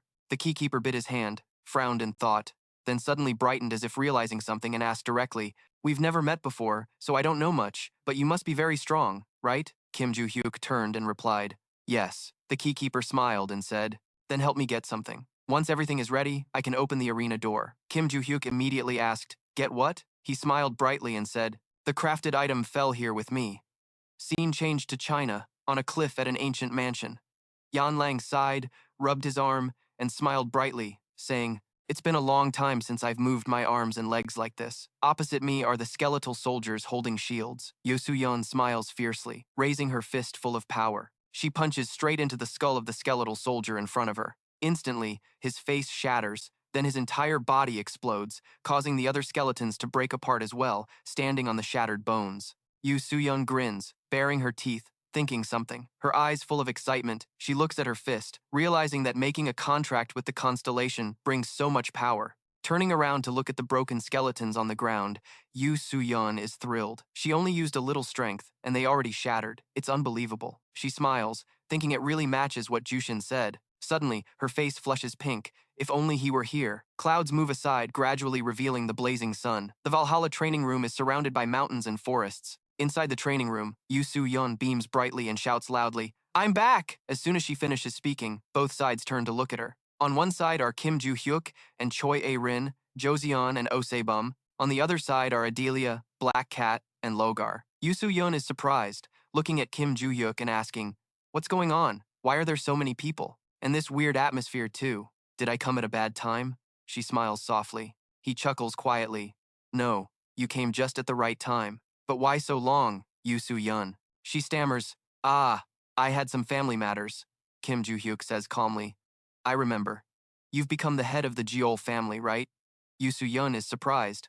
"How do you know?" He slowly says, "I never miss any important information." She smiles lightly, scratching her head shyly. "Well, it's a long story," Soo-yeon explains. "My aunt told me to become the family head," Kim Joo-hyuk asks with a calm face. "Ah, the president of the White Lotus Association, right?" She replies, "Yes, that's right." He continues, "But I'm curious. I thought you said you weren't interested in becoming the family head." Soo-yeon fidgets nervously. "Well, people change. That's normal." Suddenly, her eyes sharpen. She turns to look intently at Choi A-rin, deep in thought. Choi A-rin returns a cold gaze. Choi A-rin says with a smirk, "What's this? You want to fight?" Soo-yeon thinks deeply. "Honestly, part of why I became the family head was because she didn't expect the family's constellation contract to make me this strong." Soo-yeon radiates powerful magic. Her eyes flash brightly. Even though she hasn't fully mastered the constellation's power, she believes she can beat her. Clenching her fist, she replies, "Let's see if you really want to get hit that badly." Kim Joo-hyuk interrupts, "Both of you, stop right now. This isn't the time to fight." Soo-yeon stammers, "Sorry." Choi A-rin responds, "Fine." Kim Joo-hyuk looks at Soo-yeon and asks, "Aren't you busy?" Soo-yeon says, "No." She continues, "Since I just became the family head, everything is my responsibility. I usually focus on hunting monsters to raise the family's prestige." Kim Joo-hyuk smiles lightly, hands in his pockets. "Is that so?" Soo-yeon explains further, hands on her hips. "As for the documents and records, someone will manage those for me too," he says gently. "She's really good." Soo-yeon turns to look at Choi A-rin and asks, "Hey, are you worried about something?" A-rin quickly turns away. "Nothing." He looks at Soo-yeon intently and says, "By the way, it's lucky you're here. We need your help with something." Soo-yeon repeats the words, her ears turning red. "It's really lucky I'm here." Kim Joo-hyuk says seriously, "We're planning to conquer several dungeons." Hands in his pockets, he asks, "Have you tried using your skills after making the constellation contract?" Soo-yeon's hands drop loosely. She replies, seriously, "Not yet." Kim Joo-hyuk strokes his chin softly. "My plan is to split into pairs. There are too many dungeons to handle, but with your current strength, you might be able to handle one alone." He looks at the power radiating around Soo-yeon and says, "After making the constellation contract, your magic power has increased a lot." Soo-yeon wonders, "My magic power has increased?" Looking closely at her hands, she says, "I haven't really noticed, so I don't know." He adds, "The weakness of the monsters inside the dungeons is magic attacks, and magic is your strength. Besides, I'm having a headache over the dungeons in China. That's the perfect place for you." Kim Joo-hyuk points at Soo-yeon. "Use a lot of magic during fights to get used to it." She replies immediately, folding her arms. Kim Joo-hyuk says seriously, "There won't be any worms in the dungeon, only crystal dungeons. And there might even be relics there." Soo-yeon asks curiously, "Relics?" He laughs. "Yes, take those relics and bring them back here." His eyes are full of fighting spirit, showing determination. Soo-yeon stares at her hands thoughtfully. Suddenly, a random thought crosses her mind. If it's a pair, who would Kim Joo-hyuk team up with? Her face flushes with the thought, and images of Choi A-rin, Joseon, and Adelia flash in her mind. Soo-yeon embarrassingly shouts loudly, "What the hell am I thinking about?" Her power bursts out, sharp spikes appearing on her fist. Soo-yeon dashes quickly toward the nearest skull soldier. The VA punch hit the face, shattering it. A huge force flung the other skulls flying backward. The exhilarated face of Yan Lang was panting, his hands trembling as he spoke. "Enough already," she continued. "Today I will crush all of you, you terrifying skeletons." Then, deafening sounds echoed. In the United States, on a rocky cliff, Josh Hutcherson wore a serious expression, walking calmly alongside O.C. Hutcherson, who was panting, and Logar. Removing his sunglasses, he looked at an ancient yellow paper. Kim Joo-hyuk asked Logar, "Are we there yet?" Logar replied, "Not yet." Kim Joo-hyuk calmly said, "Even with coordinates, satellite images, and maps, it's still not as effective as the light ability, right?" Logar wondered. "The light ability? You mean the power of the underworld's master?" "Yes," he continued. "Only a few special organizations know the exact location." "Where is that place?" The detailed location isn't recorded. Logar looked at him and said, the public now believes the association is the only force that knows where the giant demon stone is. So this place is definitely a secret. Kim Joo-hyuk smiled and said, I feel sorry for them. They just abandoned it and pushed this difficult task onto me. Logar objected. They're not really sorry. After all, it's just a reserve source of magic power. With today's technology, they can create it themselves. Kim Joo-hyuk silently listened to their conversation. Kim Joo-hyuk just smiled softly and replied, I understand now. Thanks for explaining. He recalled the words of the Star Keykeeper who said, please find the crafted items that fell with me. At that time, Kim Joo-hyuk asked, where are they now? The Star Keykeeper answered, they've probably scattered throughout the labyrinths. The keeper continued, unlike me, the crafted items emit a very strong magical aura, so you can easily find them. Kim Joo-hyuk nodded in agreement. The Star Keykeeper frowned and hesitated. Ah, there's one more thing. Help me find the giant demon stone too. He asked, isn't that just a larger version of a normal meteorite? When it's full of magic power, it floats in the air and explodes if not handled properly. The Star Keykeeper lightly replied, you're right. He smiled softly and said, to create a door in the illusionary abyss requires a huge amount of magic power. His eyes briefly hesitated, then continued, so big it could destroy me if I tried. The Star Keykeeper sadly said, I'm scared. Kim Joo-hyuk pondered, then suddenly smiled and said, don't worry. Kim Joo-hyuk recalled that moment and said, I will find both for you. The Star Keykeeper looked surprised and stammered, really? Now thinking back, it's strange why I said that. Finding one is already so difficult. But Logar stopped and said, we've arrived. Kim Joo-hyuk snapped awake and looked ahead. Logar hesitated and said, we're here. All three men were amazed as they looked ahead. Logar said, what the hell is that? Before them was a giant stone giant moving, its red eyes glaring behind. The three men froze, then looked back at it. The stone monster slowly stood up, dust falling and scattering everywhere. Logar followed it with his eyes and couldn't help but exclaim, what is that? A golem, OC asked suspiciously. But this golem seems bigger than usual, right? And why is it here? Before the question could be answered, the so-called golem started swinging its fist. The powerful punch slammed into the ground. All three quickly jumped to dodge. They jumped to a safe spot nearby. Looking worried, Kim Joo-hyuk suddenly widened his eyes in surprise. The golem missed its punch and was pulling its hand from the ground, which had just been struck.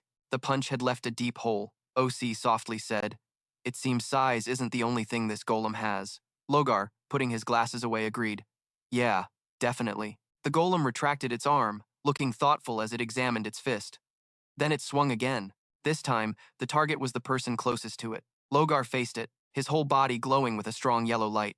He furrowed his brows and said, this stupid monster. His whole body surged as he confronted the golem, shouting loudly, do you know who the hell I am? The fist of a man and a golem collided, sending dust flying. Kim Joo-hyuk raised his hand to shield his face from the dust, thinking to himself, is this like One Punch Man?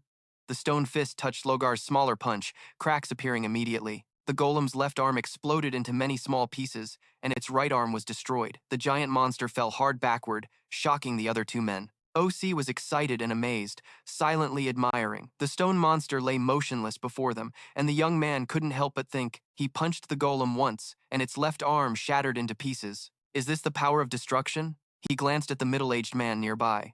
OC thought, just as expected from the contract holder of that Logar, the sole ruler. He quietly turned his head to reassure himself, grateful that he was on the same side. But what was even more surprising was that even Logar mentioned Jooshin with great respect. What exactly is the relationship between them? Jooshin thought while glancing at Julius, recalling the moment they divided into groups to enter the labyrinth. A drop of sweat trickled down his face. Kim Joo-hyuk thought he had been sent to America for sure. Yet it succeeded, and thanks to that, I can now witness the power of these living legends. Kim Joo-hyuk kept marveling without pause. Logar suddenly spoke up, sensing something strange. The golem lying motionless before him made him suspicious. With the shock from that strike, I should have shattered it already. But it still looks intact, Kim Joo-hyuk reassured him, saying it's probably because it's too big, so the force and shock from that hit weren't enough to break its core. Logar replied, yeah, that's likely.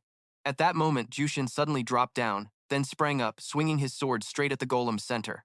Bang! The sword struck hard into the golem's chest. Jooshin was stunned, watching the blade get stuck firmly. He wondered if even the light shot couldn't pierce through. The unconscious golem suddenly snapped its eyes open. It lifted its head, staring intently at the one disturbing it. Jooshin gasped. A gap on its right side started to glow with streaks of yellow light.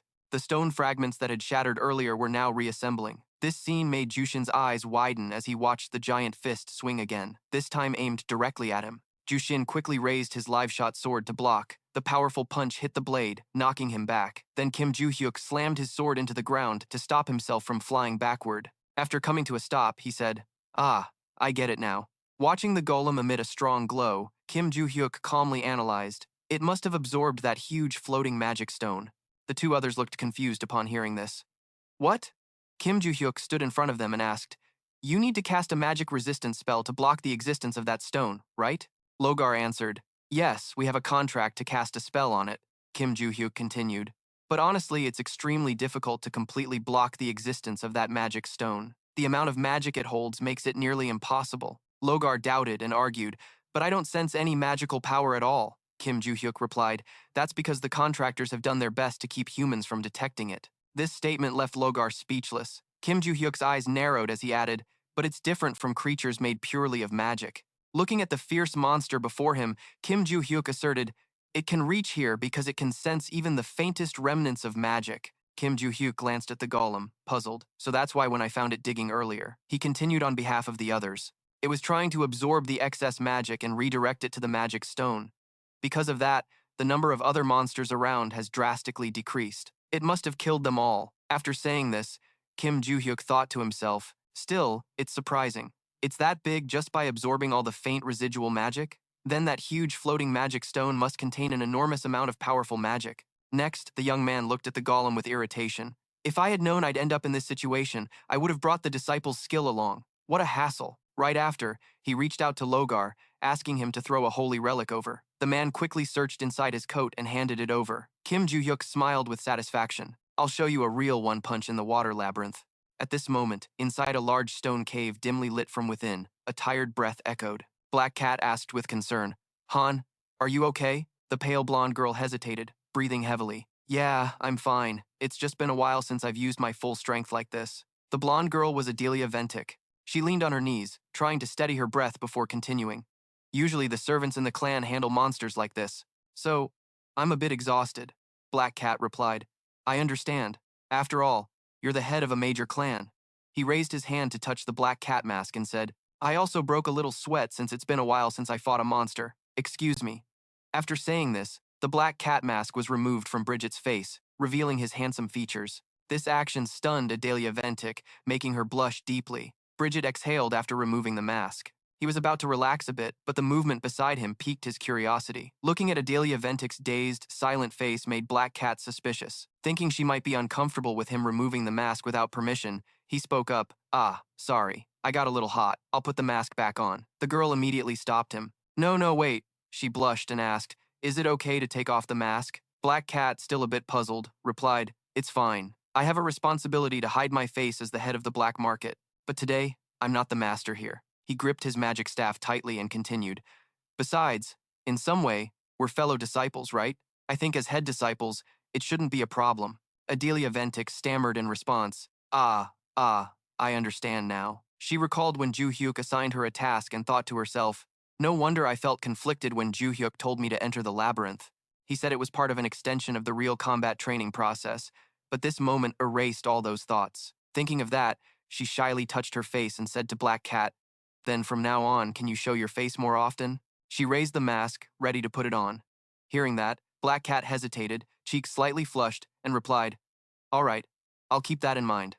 At that moment, a yellow control panel appeared, displaying, "You two can't speed up a bit?" Another dark blue control panel wasn't far behind. The ruler of the underworld angrily said, "Shouldn't we carry out the master's orders first instead of flirting around?" Adelia Ventic looked at the content on the yellow screen and was startled. Black Cat also saw the angry message directed at him and hesitated before replying, "When do I ever do that? Fine." He awkwardly turned to his teammates and said, "I think we've been resting too long." Adelia Ventic blushed and responded, "That's right." He put on his mask and said, "Then let's go." Adelia Ventic agreed, and the two of them took off flying forward. On the giant monster's side, the golem bent its arm, radiating murderous intent. It swung a punch down to the ground, but Joo-hyuk jumped up just in time to dodge. He leapt toward his two teammates with a serious expression. "Watch out, Logar!" Joo-hyuk's call lifted his spirits. Looking around at the prayer beads hanging from Joo-hyuk's ear, he smirked and said, "This is how you use the one fist." The golem's powerful punches slowed slightly as it sensed movement on this side. The stone monster turned to face them and swung its arm quickly to punch Joo-hyuk. A resounding sound echoed. Joo-hyuk was stunned. Logar was no calmer than him. Joo-hyuk's swinging arm directly knocked the stone monster away and dented the space behind it. He pulled back his arm, amazed at the astonishment of the man behind him. Just as expected, the power of this fist technique was truly overwhelming. "It's been a long time since I threw a real punch." Logar was amazed by the result and couldn't help but think, "That's the one fist?" He completely destroyed the golem and even the mountain behind it, so this is the true power of destruction. But Joo-hyuk didn't let Logar think further and placed the prayer beads into his hand, saying, "Here, it's pretty useful." Logar quickly took them and said, "The pleasure is mine." Looking at the prayer beads in his hand, Logar fell into thought. "Could it be that I haven't yet used my full potential?" He quickly called the younger-looking boy. "You, Joo-hyuk! Joo-hyuk!" a voice responded. Logar straightened his back and said seriously, "If you're planning to come back, could you teach me that fist technique?" Joo-hyuk turned and stared at him for a moment.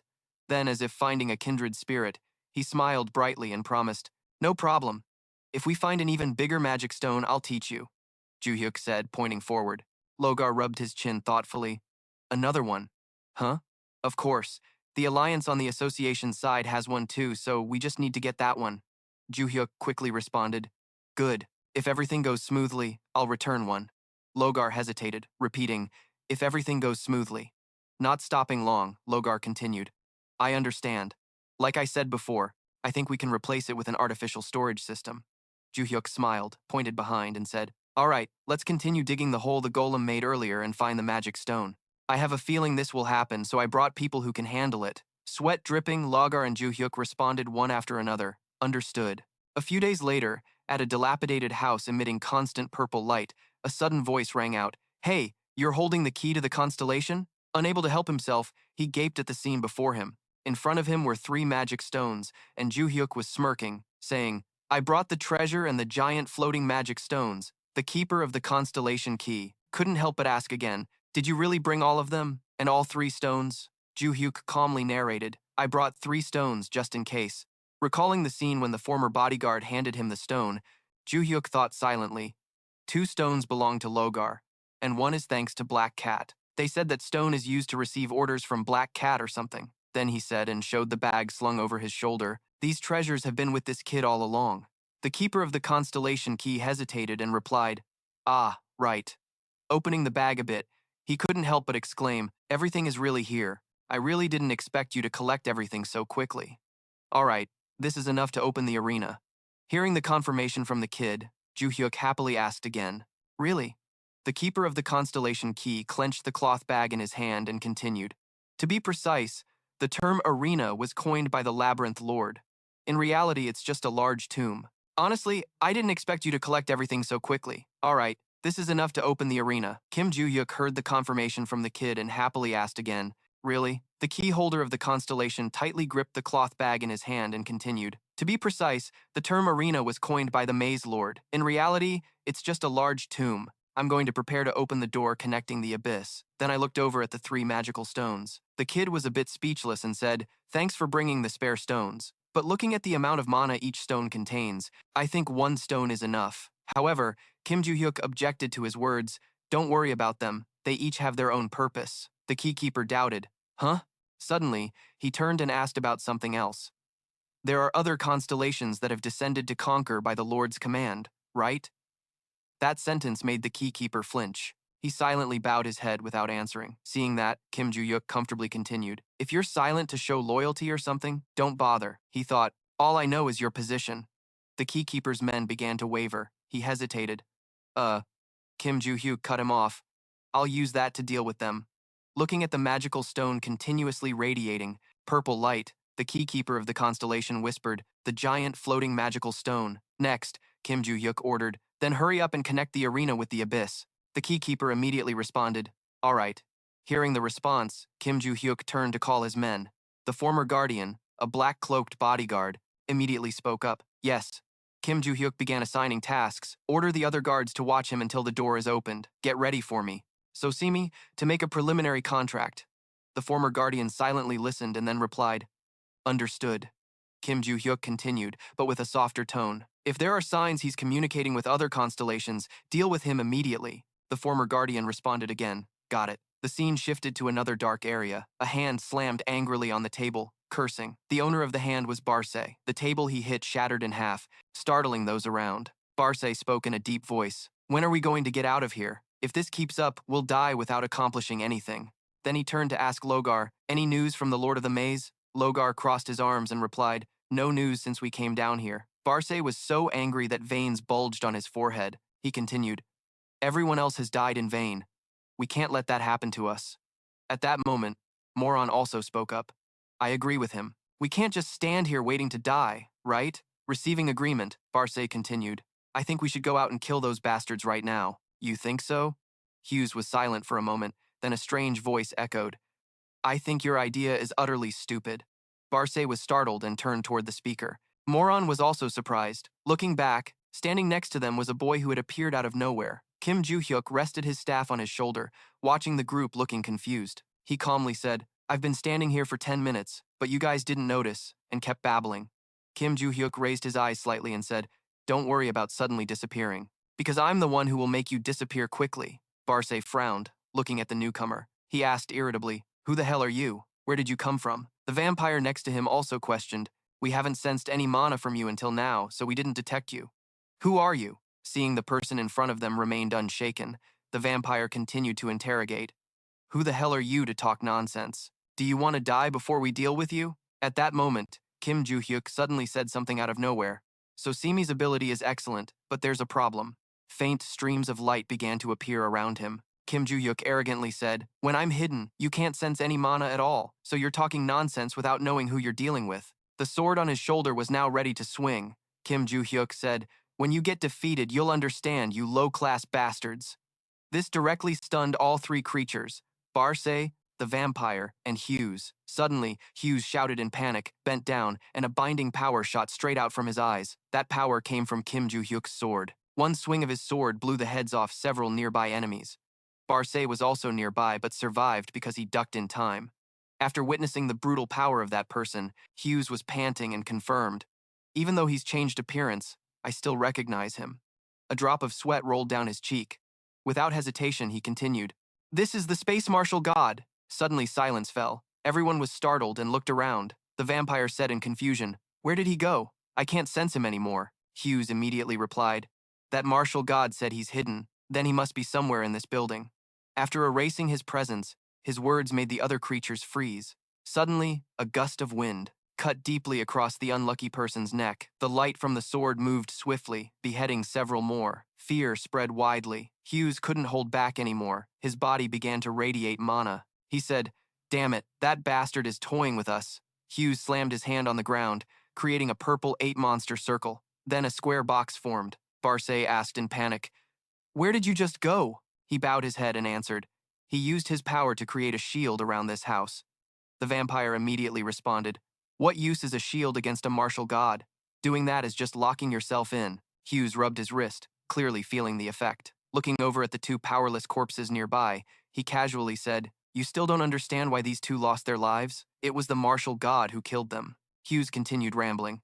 Of course, even if we die, it's not a big deal because only our bodies perish. We will be reborn. But I won't be able to carry out the plan anymore. Suddenly, a sharp sword blade appeared, aimed straight at Hughes's face. A swift arm swung out, breaking the blade while Hughes was still stunned. The vampire clenched his fist and asked, are you okay, Hughes? He jumped to a safe spot and replied, I'm fine. It seemed he hadn't gone anywhere, just shifted into an invisible form. Hughes continued sharing his thoughts with a faint smile. So even if he's hidden, the shield will still work.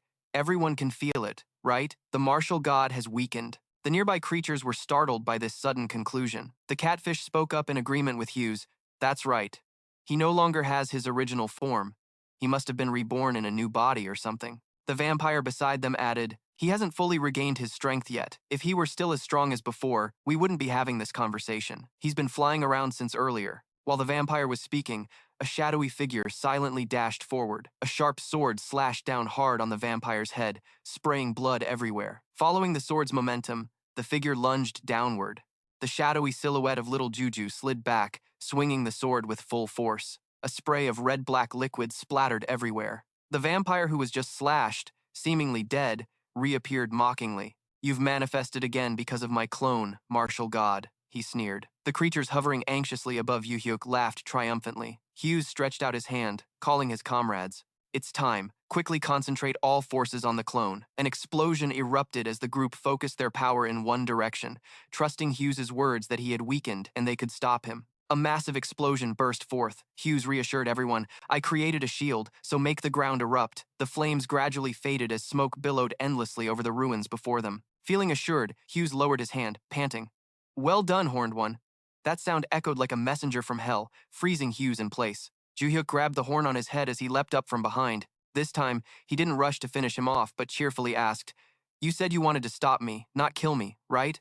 I'm impressed by your foolish little minds." Knowing he couldn't be killed even if weakened, the horn on his head was tightly gripped, making Hughes extremely irritated. He gritted his teeth, growling angrily. Up to this point, Kim Joo-hyuk was serious. He raised his sword high and said, "As a reward, I will free you." The sword thrust forward fiercely. A brutal scene unfolded with a shadowy figure and screams caught in the throat. Hughes bent down with a powerful energy surge, shattering the solid stone floor. Hughes's comrades hovered in shock, staring at the scene. After a moment, the catfish hesitantly spoke.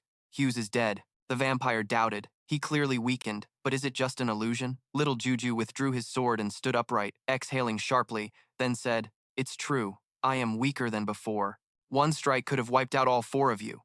Sensing impending danger, none of the others dared to speak. Kim Joo-hyuk toyed with his sword and said comfortably, "Besides, dealing with them one by one is too troublesome." He snapped his fingers. "I've prepared a gift for you." As soon as he finished, a stream of water suddenly appeared on the ceiling. The confused vampire turned to look. "What the hell? Why is there suddenly light up there?" When he looked closer, his eyes widened in disbelief. Two magical stones slowly descended from the gap. Kim Joo-hyuk, standing below, shouted up to the creatures, "Amazing, right? Giant mana stones floating." He continued, "Back in the day, they were common because mana could easily be transferred through them, but I heard they're no longer used nowadays. Makes sense." Seeing the group above fall silent and frozen, Juju teased, "Once fully charged with mana and the internal faults triggered, it will explode." The catfish couldn't help but ask the martial god, "Could it be that you Kim Joo-hyuk didn't answer directly but said, 'It's been a while since I've met you bastards. What a nuisance. Don't expect to see me again.'" With that, he clenched his fist into a mana stone and, as if obeying a command, dashed swiftly downward. When it neared the group, it bypassed them and continued plunging down. The mana stone struck the ground hard. Immediately, the area erupted in a massive explosion, shaking the entire space. Scene shift. A gigantic ancient tree, likely over 1,000 years old, stood with a wooden door at its base. Inside was a globe emitting a dazzling red light. A figure peeked cautiously from behind the doorframe. It was the red-haired female guide. She hesitated, observing the scene inside. The light shifted from a faint red glow to deep black. Memories of a wooden cabin in the forest surfaced, along with the guide's hesitant voice and Kim Joo-hyuk's, both echoing in turn. So, in conclusion, except for the keyholder, everyone else gathered on the final island, the guide concluded. Kim Joo-hyuk's voice echoed one after another. So in conclusion, except for the keyholder, everyone else is gathered on the final island, the guide concluded. From what I know, that's right. She placed both hands on the table and said thoughtfully, "I can't assess the situation down there in real time, but the location probably isn't much different." Hearing that, Soo-yeon stood up and said, "All right, I'll go right away." Just as Kim Joo-hyuk turned around, the guide reached out and called him back. "Wait," she asked, "can I borrow the names you've absorbed?" Kim Joo-hyuk asked confusedly, "Borrow the names I've absorbed? I already absorbed them immediately to become stronger, so I'm not sure if any are left." As he spoke, he searched for the ring with the character Vut. Soo-yeon handed the ring to the guide. She opened her palm to receive it and said, "Thank you. I believe there are still some left." Soo-yeon replied with a single word, then wondered, "All right, but what do you intend to do?" The girl opposite took the ring Kim Joo-hyuk just gave her. Her whole body emitted a faint blue light. When the light faded, the guide opened her eyes and said to Kim Joo-hyuk, "You plan to face all the constellations, right?" Kim Joo-hyuk answered, "That's right." The guide continued, "It would be very troublesome if too many constellations suddenly disappeared." She then placed the ring back into Kim Joo-hyuk's hand, raising a slender finger to her lips. The guide smiled faintly and explained, "I will use the names absorbed to deceive the Maze Lord of Time and Space, then transform back to the bright red globe in the present." The guide gently stepped closer to the red globe. Then she raised her hand and blew out a breath, sending a dense black mist forward. The black mist from the guide grew thicker and thicker. Finally, the mist swirled around, enveloping the red globe.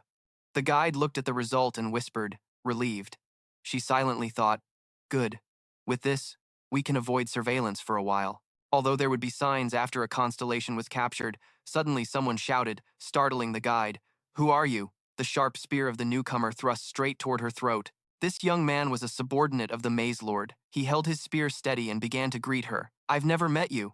What are you doing here? The guide froze. She worried, thinking she couldn't be caught. But as a seasoned individual, the guide raised both hands in surrender and said, calm down, I'm not doing anything. Looking at her unchanged demeanor, and the girl's weak voice made him hesitate. The subordinate didn't withdraw his spear, but softened his tone and said to the guide, I don't know how you got here, but this isn't a place anyone can enter. First, you must come before the Maze Lord. His grip on the weapon wavered slightly. He continued, explain your identity and purpose to him.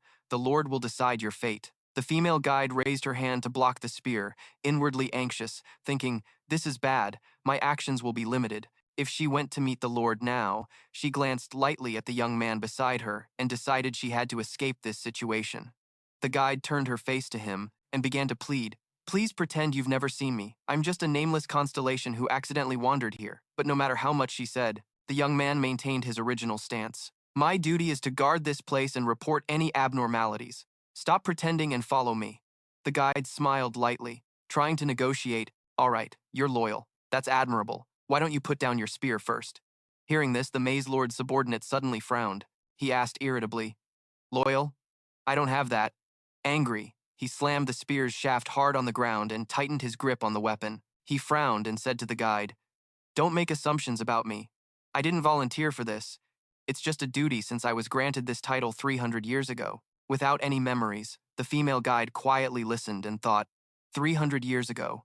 The Maze Lord's subordinate looked at the spear in his hand, then continued, but the truth is, I'm not strong enough to refuse this duty, so I'm just holding on to it. But when he reached this point, he stopped, silently conflicted with himself. Holding the weapon, this phrase kept clinging to his memory. Then the Maze Lord's subordinate pushed aside his thoughts and ordered the girl in front of him. Don't worry about it. Forget what I just said. Follow me. At this moment, the guide spoke calmly. You seem confused about yourself, right? The young man asked her in surprise. You just read me like a book? The guide replied nonchalantly. Yeah, I have that talent. She reached out and said invitingly, don't you want to know who you really are? The young man hesitated and asked, follow you to find out who I am? The guide pressed on. You said you suddenly received this duty 300 years ago, right? I can introduce you to someone who knows your identity. Hearing that, the Maze Lord's subordinate bowed his head and pondered for a moment. He silently watched the guide discussing the conditions. But in return, you can't tell the Lord what happened today. The guide asked him, what do you think? He remained silent and did not answer. Quietly, his own calculations appeared in his mind. A few days later, in the old warehouse from before, the three Kim Joo-hyuk, Black Cat, and Adelia Ventic opened their eyes wide, looking ahead when they heard a voice. The voice of the keyholder finally rang out as a brand new door appeared before them. The keyholder pointed at the door and said, this door leads to the arena. Soo-yeon only now responded with a somewhat doubtful tone. It just looks like a normal door. Are you sure opening it will take us to the arena? The keyholder replied, not exactly. He reached out and touched the door, saying, this door leads to another door that can open to the arena. Kim Joo-hyuk, suspicious, asked again, is that a passageway? The keyholder nodded and said, I discovered this during my research. There's no direct connection leading straight to the arena. The group, including Kim Joo-hyuk, immediately ignited an invisible flame of anger. Joo-hyuk raised his fist threateningly and asked, so, does that mean everything we've done was pointless? The keyholder quickly waved his hand to refute. No. Before he finished, Joo-hyuk raised his hand seriously and said, there's still a space that the Maze Lord calls the arena that hasn't disappeared. However, its location isn't here, but above, Soo-yeon asked, puzzled. The keyholder explained to him. Simply put, it's where the Lord resides. Think about the models I've studied. The keyholder said, remember when I told you the arena only exists in the illusion realm and among the constellations? I believe I'm also up there, and the illusion realm of the constellations is there too. This makes a direct connection possible. But after descending, the constellations and I need to use a passage to reach the Great Hall. He clenched the giant key in his hand and said, thanks to the magical artifacts and the huge magic stones, I've enhanced my abilities. When we open the door to the passage, a door to the Great Hall will also open within the illusion realm of the constellations. Hearing this, Kim Joo-hyuk relaxed and waved his hand, saying, "All right, that's good. Then let's go." But the key holder hesitated at this moment. "Ah, about that." He suppressed his hesitation and said, "It's a passage that twists time and space, so there are many monsters scattered along the way. What I want to say is, Joo-hyuk pursed his lips, waiting for him to finish. But from those few broken words, he chuckled lightly and said, "All right, I get it.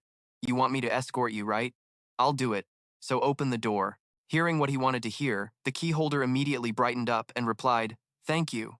Soo-yeon then turned to call the two people standing behind him. "Adelia, Black Cat," the two responded in unison. Soo-yeon ordered, "If a door opens in the illusion realm, notify the constellations immediately." Adelia and Black Cat quickly bowed and replied, "Understood."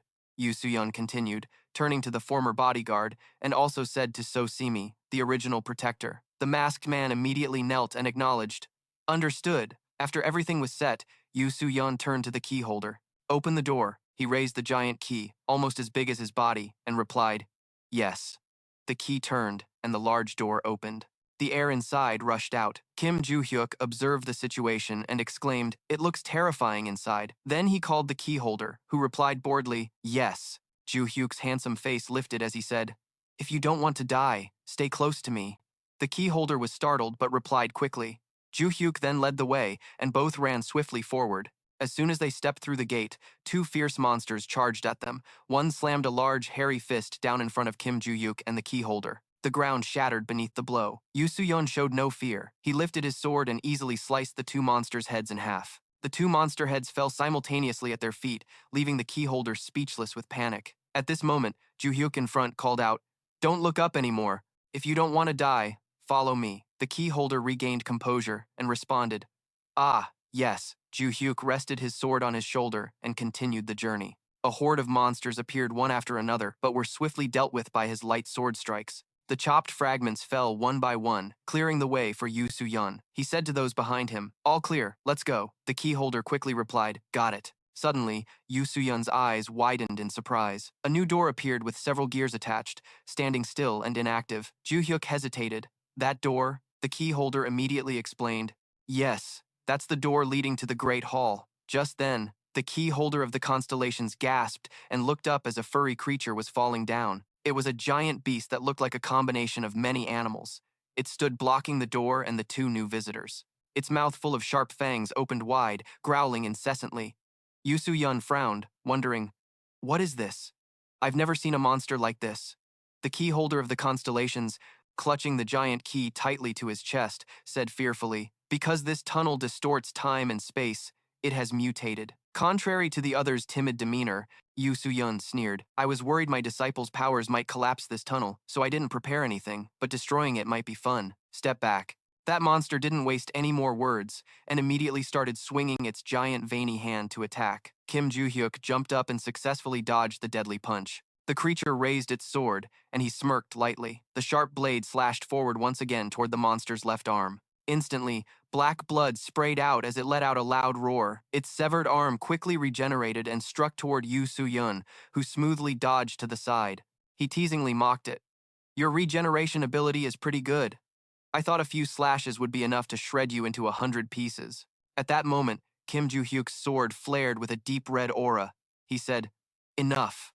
His whole demeanor turned serious as he suddenly swung the sword overhead again, aiming straight at the monster's arm. Several blinding beams of light flashed, binding the monster's arm. This time, the arm was sliced into multiple segments at once. The creature opened its mouth wide and began to howl. Taking advantage of the moment, Kim Joo-hyuk leapt high. The sword's path became a dazzling beam of light that flashed through the monster's leafy mane with a sharp slash. As he landed, the monster's body was cut in two. The giant half collapsed, shaking the ground. The key holder from the Sao constellation stood behind Kim Joo-hyuk, grinding his teeth warily. He defeated it so easily. It looks even stronger than the ones we've taken down before. Watching the monster's broad back, the key holder silently doubted. Is this guy even stronger than the Sao constellations? At that moment, Kim Joo-hyuk turned to call him. "Hey, key holder, it's your turn now. Open it." Receiving the order, the key holder immediately grew serious and softly hummed in response. Holding the large key, he stepped toward the gate. Magic power flowed into the key, igniting a green flame. The key was inserted into the lock. The key holder turned it sideways. He pursed his lips, feeling the slow transformation of the door. Then he said, "It's opening." At Moron's place, as well as the Sao constellation Mori. The bird mask sensed the movement and looked up. Suddenly, a door dropped right before his eyes. Another door appeared similarly. At the luminous constellation in the underworld, another door suddenly fell from midair. At the warrior soul constellation Sosimi's place, and at the Sao constellation's location, Barce quickly moved toward the newly appeared gate with a joyful mood. Finally, it's open. The scene then shifted to another time period as Kim Joo-hyuk's thoughts began to emerge. Along with sensational headlines, after returning from the tunnel, the world has become chaotic. My disciples and acquaintances all know the gate has opened, so they weren't too surprised, but the other Sao constellations were shocked because the Great Hall suddenly opened as if to prove it. The scene showed the Sao constellations gathering with stunned expressions. Soo-yeon tightly gripped the sword in her hand. Thoughts ran through her mind. I tried to enter the illusion with the light sword, but I failed 7 times for some reason. Even when I got into the illusion, the door disappeared as soon as I stepped in. Kim Joo-hyuk absent-mindedly looked around, thinking of his disciples. While my disciples have already used the gate to enter the Great Hall and gathered in a single illusion, I couldn't even enter the illusion, let alone the Great Hall. I even asked the keyholder. Kim Joo-hyuk recalled the short guy cautiously answering, "It's probably because the Great Hall doesn't accept you since it was created by the Maze Lord." Then he quickly decided, but to understand better, I should ask the guide. Looking at the red sword in his hand, Soo-yeon silently cursed. That damn Maze Lord is my biggest obstacle. I can't even gather with my disciples in one place, and I don't even know who's inside the sword. Standing still, Soo-yeon continued to ponder. Even someone as indifferent as her couldn't meet all the disciples. The deep red sword began to blaze with matching colored auras. She kept telling herself, besides, I originally planned to enter the Great Hall to find the door leading to the Sao constellation's illusion inside the sword to see if he's my disciple. Suddenly, an idea sparked, making Soo-yeon's eyes widen. All the disciples can enter the Great Hall, right? Then I'll try a detour to see the Sao. Thinking of that, Soo-yeon curved her lips into a fierce smile. In the Great Hall, some Sao constellations were busy pacing back and forth. The teleportation gate opened, and Moron, wearing a cold mask, stepped in. A questioning voice rang out, attracting attention. "You're late, kid." The voice's owner was luminous. She continued, "We're all here." Next to her, Sosimi stood shyly and greeted the seniors. At this moment, Moron and Luminous started arguing fiercely. "That kid talks to the seniors like that? Are you crazy?" "Sao senior, that monkey. I only became your master a few weeks ago." "Oh yeah? You want to test the skills of the first disciple who arrived before you? Just a few weeks? No way. I challenge you. I'll slash through space and make your height even more modest." Sosimi stood awkwardly on the side, not knowing what to do. Watching the two argue endlessly, she struggled to say, "Stop it, this isn't the time to fight." Then, lower her height a bit modestly. Choi Arin stood awkwardly on one side, unsure what to do, watching the two continuously argue. She struggled and said, "Stop it. This is not the time to fight. We have to complete the master's orders." Hearing the mention of the master, both Moron and Luminous simultaneously fell silent. Moron spoke first. She said that although hesitant, every sentence made sense.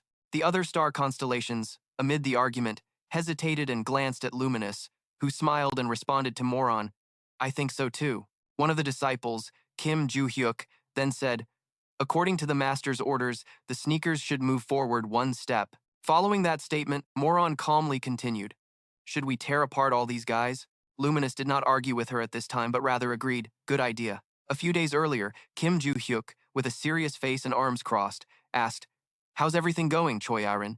Is it stable over there?" On the other side, Moron glanced toward the teleportation gate. The gate opened, emitting blinding light spreading everywhere. Suddenly, the gate slammed shut. Then a voice rang out, "I think it's stable now." Moron was a bit surprised and did not respond. The image of Choi Arin gradually became clearer through the mist. She exhaled deeply, looking exhausted. Choi Arin bowed and clasped her hands in salute. "Senior, long time no see." Moron replied, "Indeed, it's been a long time." To the south, Valhalla had received a notification of her arrival. She spoke to him. "It seems she has arrived here." He answered, "Yeah, I already knew." Moron was a bit puzzled. But how did she find her way here? It's supposed to be very difficult to get here. If relying only on the teleportation gates, Choi Arin explained. "Well, it's not that hard. I concealed my presence, so I could move around the Great Hall more easily. Besides, I know the magical energy scent of everyone here. Moron found it hard to believe and uttered, Huh? Choi-Erin continued, once the order reaches a certain state, I have a feeling that all four siblings will become constellations. So, I used other members to search for them. I couldn't find them all, but was able to find your sacred relics. According to her story, the sword and the staff appeared one after another. Since then, I memorized the magical energy scent and searched the Great Hall. That scent led me here. Moron grasped the situation and responded, I see. Over to you, Kim Joo-hyuk.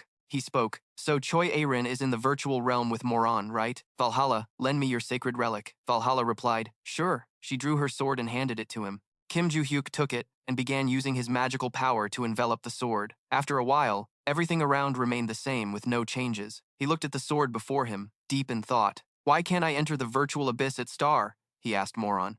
Moron refused his request. Star? Moron replied, confused. Huh? No, I never. A notification appeared on the screen beside Valhalla. Even if I wanted to do that, I couldn't. Moron continued. There's something strange here. Like something is blocking me from calling you last time. Why can't I enter the illusionary abyss? Kim Joo-hyuk asked. Moron, you refused my request? Moron replied confusedly. Huh? No, I never would. The screen next to Choi-Erin displayed a notification. Even if I wanted to do that, I can't. Moron continued. There's something strange here. Like something is preventing me from calling you the last time. Some immense power is holding me back. I suspect some great force is trying to stop me, right? Joo-hyuk said to Soo-yeon. Soo-yeon, you said you don't know the scent of others, right? She denied it. Ah, no. I believe they will become constellations, but I can't find them on my own. If they were in active, influential constellations, I'm sure I'd find them. But that's not the case. They seem to be hiding. So, I don't know anything. I tried to find a sacred relic similar to their weapon, but no results. He asked, have you checked my radiant sword? The notification appeared, Battle Demon. The radiant sword was once a very influential sacred relic, but no one uses a long sword, so I couldn't detect anything. Even now, I can't check because I can't sense the magic power of the radiant sword. He replied, got it, Joo-hyuk said. Even though we don't know who's hiding inside the radiant sword, if there's a chance to find something new, we should check again. Maybe it will help. Soo-yeon hesitated and said, but master, the Great Hall has countless constellation gates leading to the illusion abyss. How can we find the Radiant Sword's gate when we can't even sense its magic power? Joo-hyuk smiled confidently. There's a way.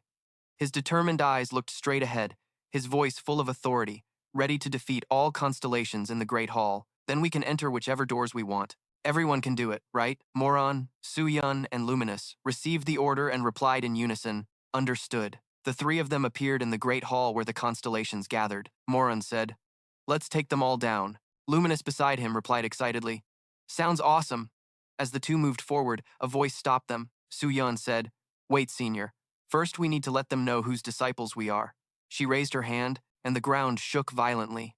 From beneath the earth and rocks, a building rose. The building hung a large sign in front, God of War Sect. Luminous's eyes filled with excitement as he exclaimed, oh wow, you can do that even in the Great Hall? Ah, memories with our master are flooding back, Soo-yeon said. Once when I came to the Great Hall, I tried to create a territory like in the Illusion Abyss. I used magic the same way, and it worked. That sign makes me feel nostalgic. So which constellation do we handle first? The slow, strong voice made Luminous and Moron curious. Soo-yeon said coldly, since I became a constellation, I've recorded all constellations that dared to slander our master, whether through contracts, direct confrontation, or secretly in the Great Hall. Even when the constellation's contract is gone, I still can't get that constellation. The other two silently looked at her. Moron smiled lightly and nodded in agreement. That's right, she's shy, but she's the only one who notices everything around. Luminous, with a deadly gaze, said, then let's destroy the first constellation, shall we? The constellations were stunned by the scene before them, whispering among themselves, wait, do you see that? A neighboring constellation hesitated. Yeah, that's the God of War sect, right? When did that building appear? One laughed loudly. The God of War died 300 years ago. Why would they build something for him? I don't get it. As he finished, he got a crushing kick to the face. Moron pressed him down with her foot, with Luminous and Soo-yeon behind. The three faced the constellations. The battle officially began. One frowned and said, what's this? You? Wait, I know you. Fanatics of the God of War sect. Luminous replied fiercely. Fanatics?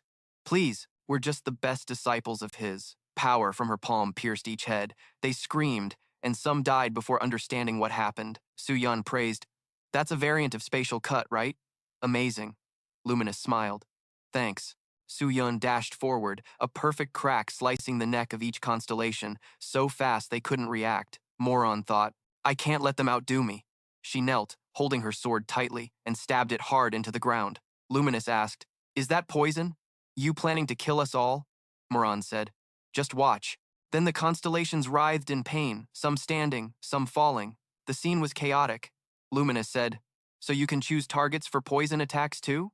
Moron replied, Yes, but it's a bit tricky, especially looking at the one you just took down. Luminous looked at Moron and continued, Their wounds are healing. It seems constellations can't kill each other. Indeed, that guy's wound is closing, Luminous said. Looks like it, Moron suggested. Well, we can still break their spirit, scare them. Luminous laughed. Sounds good. A continuous attack followed, with countless screams. A young man stared in confusion at the scene. He wondered, What the hell? They're disciples of Hyuno, right? They're fighting other constellations? Isn't that the guardian constellation of the Choijin clan? Sword King. A hand rested on his shoulder, and a voice spoke. Guessing, the Sword King suddenly looked aside. Huh. That's the guardian constellation of the San Fist King, he said. It's been a long time since I saw your true form. The Sword King replied, Yeah, long time no see. You calling me Sword King feels a bit weird. The Fist King looked helpless. Well, what can we do? We forgot our names and only have these titles. The Sword King said, But it's kind of awkward. The Fist King looked at the battle and asked, Who are those constellations causing a ruckus over there? The Sword King answered, They're disciples of Hyuno. You don't know them? Probably not. You've never met them. Have you heard of the God of War sect? The Fist King replied, Yeah, I have. Isn't that the sect founded by the God of War? The Sword King explained, The God of War you mentioned is Hyuno, and they're his disciples. The Fist King responded, Ah, got it. He rubbed his chin and said, I'm sure I've heard stories about the God of War. They say he was the strongest in our time, right? I heard he handled most disasters alone, and all his disciples are very strong. But this is the first time I've seen them in person. The Sword King realized something and said, Ah, right. You were stuck in the countryside then. True. The Sword King looked at the sword in his hand, reminiscing with a joyful expression. The one who taught me basic swordsmanship was none other than the God of War. Thanks to him, I developed my own technique and traveled everywhere to prove myself. And that's how I met the idiot who uses fists in the countryside. As he spoke, he glanced aside. The Fist King replied irritably, I don't want to hear that from someone who only knows how to use a sword. The Sword King continued, I was really surprised afterward. While I was teaching everyone how to protect themselves from monsters, you set up a martial arts school and trained fighters. And on top of that, you even taught them hand-to-hand self-defense techniques, right? Joo-hyuk received the unexpected compliment, feeling a bit shy. He scratched his head and said, Come on, that's embarrassing. Suddenly, Joo-hyuk frowned, his voice turning cold as he said, Looking back, we failed. When the water magic disaster appeared, monsters poured out everywhere like crazy. All we could do was evacuate those under our command. The image of the two of them fighting fiercely resurfaced. Joo-hyuk's voice was full of anger. Somehow, we managed to confront the endless waves, but in the end, we ran out of strength and died. Logger listened silently. Joo-hyuk continued, The martial arts we were taught were to help people fight monsters and protect their lives, but since both of us died, doesn't that mean we failed? Logger nodded. I agree. That's why, even as a constellation, I dedicate myself to training to create perfect swordsmanship. Joo-hyuk replied, Same here. I realized after becoming a constellation we could get stronger. Then his eyes changed and a smile appeared. Watching the disciples of the martial god fighting, he said aloud, I'm interested in them. Logger was surprised. You're interested in them? Are you crazy? Joo-hyuk growled. Not in that way. You fool. I mean, I want to fight them. Logger understood. Ah, I misunderstood. Logger warned, though. It's better not to get involved with them. They're completely insane. Joo-hyuk ignored him, leaving with the words, I'm off, before leaping up. He landed heavily on the ground, drawing the attention of the three. His excited voice rang out. I've heard you're disciples of the martial god, right? He shouted. Let's fight. Luminous was indifferent, wondering who this hot-headed idiot was. Moron answered, I don't know. Soo-yeon behind spoke up. He's Joo-hyuk, one of the protective constellations of the 5 Korean clans. Luminous said, So what? Soo-yeon explained, We've never clashed because he's not involved with us, but after becoming a constellation, he got stronger and became the protector of the Osan clan, helping them secure a position among the 5 great clans. Luminous doubted, Anyway, we plan to suppress all constellations, but why did he come here himself? Joo-hyuk pointed and said, as disciples of the martial god, I heard you're very strong. Since becoming a constellation, I haven't had many chances to fight strong opponents, so I thought this might be my chance. Luminous said, compared to our master, our skills are not even a speck on his fingernail. So Simi's eyes were full of killing intent, as she replied, exactly. The word strong can only be used to describe our master. Joo-hyuk was surprised. Wow, this is the first time I've seen someone go crazy over being called strong. So, will you fight me? Show me the skills of the martial god's disciples. His challenging stance made Luminous angry. She frowned. How arrogant. He should be knocked down a peg. Before she finished, Moron said, wait, I'll handle him. A sword appeared in her palm. Luminous was surprised. What? Moron calmly said. He's not one of the martial god cult fanatics. He knows we're our master's disciples. If we dodge or half-heartedly deal with him, it would tarnish our master's reputation. Of course, with our master's teachings, I will win, but I'll give him a proper fight, because I'm his disciple. Her whole body radiated an intense power, the martial god style. Joo-hyuk was also ready, replying, that's how it should be. The two stared each other down. Luminous exclaimed, with a brute like him, we just need to attack from afar with poison to win. No need to get our hands dirty. She was too kind, taking this seriously, so Simi shyly said, honestly, I'm a bit worried. I don't doubt her ability, but we can't ignore the weight difference because I'm used to fighting without weapons. I should have stepped up instead. Luminous crossed her arms and replied, don't worry, I might not like her, but even without weapons, that girl is still strong. Moron, in a ready stance, this time would fight unarmed. Her legs slammed hard into the ground, sending stones flying. Moron opened the fight with a punch aimed at Joo-hyuk. He thought a punch after a guarding stance was a breaking strike, but with her small frame, even with guarding, the punch wouldn't be strong enough. Moron looked straight ahead. Joo-hyuk thought further. Almost no magic was infused in this technique. He should try to absorb it directly. He used both hands to block in front of his chest, ready to receive Moron's punch. Her fist touched his hands. Joo-hyuk smirked, thinking, what's this? Suddenly his hands slammed straight into his face, and he shouted, Moron's counterattack is really powerful. Looking closely, the punch caused an explosion, and Joo-hyuk was blasted far away. He thought he'd been careless.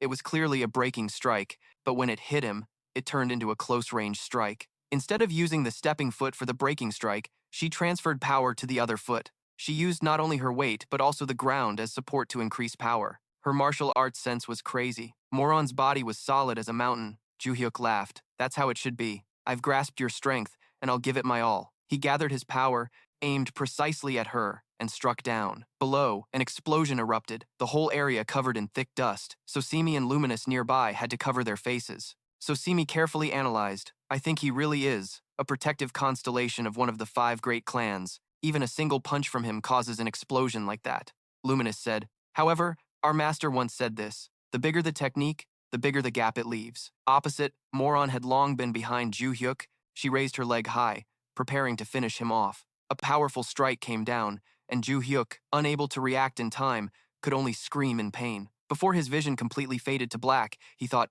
damn it. At the back of his neck. Size difference doesn't matter with a small body. All she had to do was aim at vital points. Moron's strength was terrifying. This kick slammed Joo-hyuk hard into the ground, sending rocks flying. Joo-hyuk was knocked unconscious, his body covered in wounds, lying flat on the ground. Luminous crossed her arms coldly and said, just as expected, he's nothing special. Moron agreed as she landed. Exactly, Moron continued. Now that the trouble is gone, let's move. Luminous replied. Sounds good. Behind a teleportation gate, a shadow quietly observed everything. It was Barce. He witnessed everything and couldn't help but break out in a cold sweat. Barce fearfully closed the teleportation gate again. He hesitated, unsure whether to open it once more. Suddenly, Joo-hyuk's voice rang out. Barce, how are my disciples doing? He was startled and stammered. I haven't checked that yet, Joo-hyuk angrily said. I had to ask you because I can't watch over them myself. Do you want to find death on your own? Barce's face darkened, and he remained silent. He hesitated, reaching out to open the gate, perhaps sensing the powerful energy emanating from behind. His arm trembled as he thought, this is terrifying. Hyuno's disciples have already started causing chaos in the Great Hall. Will they see me as an enemy? Their images stirred turmoil inside Barce. He reconsidered. Everything he did as the overseer of the Destruction Tower was under duress.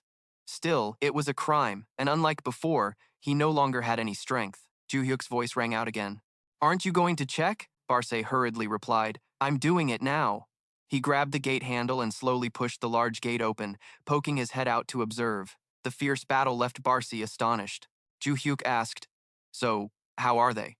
Barce answered, They're still as strong as ever. I can barely see the fight clearly. It seems most of the constellations have been defeated. Joo-hyuk responded, Oh, then they're doing pretty well, huh? Barce thought, If I'm not mistaken, they've grown even stronger.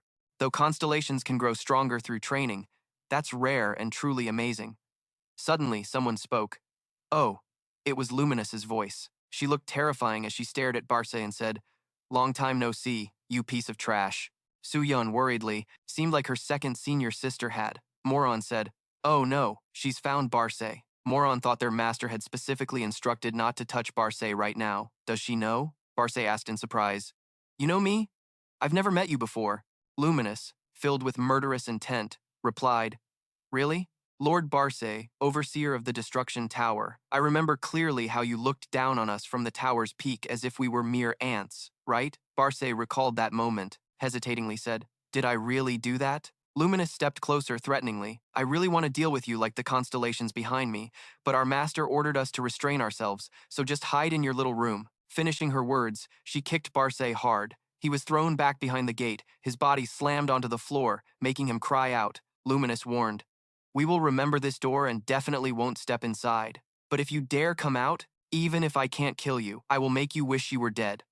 After saying that, she closed the teleportation gate again. Barce hadn't regained his composure yet and sat quietly on the floor. On a gloomy island, surrounded by desolation, Joo-hyuk used his subconscious to contact Barce. He called out, Barce, Barce, what's wrong? Why aren't you saying anything? Have you met my disciples yet? Suddenly, this call was heard. Yan Lang asked, Why did you call us to this island? Behind her were Choi A-rin and Black Cat. Yan Lang looked around and asked, Also, what happened here? The buildings are destroyed. The ground is shattered. Was there a war or something? He looked at the rubble and replied, Yeah, something like that. Joo-hyuk seriously said, The reason I called you is to teach you the next step. A-rin replied, The next step? He pointed and ordered, Black Cat, I called you here for a different reason, so just watch. Black Cat acknowledged, Understood. He turned to the other two and continued, You both have one thing in common. You have made a sacred contract and are now keeping up with my training regimen. At this level, I think it's time to better utilize the power of the constellations. So I will set a goal. Choi A-rin, you are carrying a sword from Wando, right? Show it to me, she replied. Okay. A-rin handed her sword to Joo-hyuk. Here, he took it and said, All right. Joo-hyuk held the sword and walked straight ahead. He led them to a spacious area with fewer trees and grass. Closing his eyes to sense, he said, Being serious isn't usually my style when swinging a sword, but a demonstration calls for seriousness. Finishing his sentence, he opened his eyes and took a ready stance. Power flowed from his hand into the sword, radiating a strong light. A-rin was dazzled by the light, squinting one eye and thinking, This is the trait of my clan.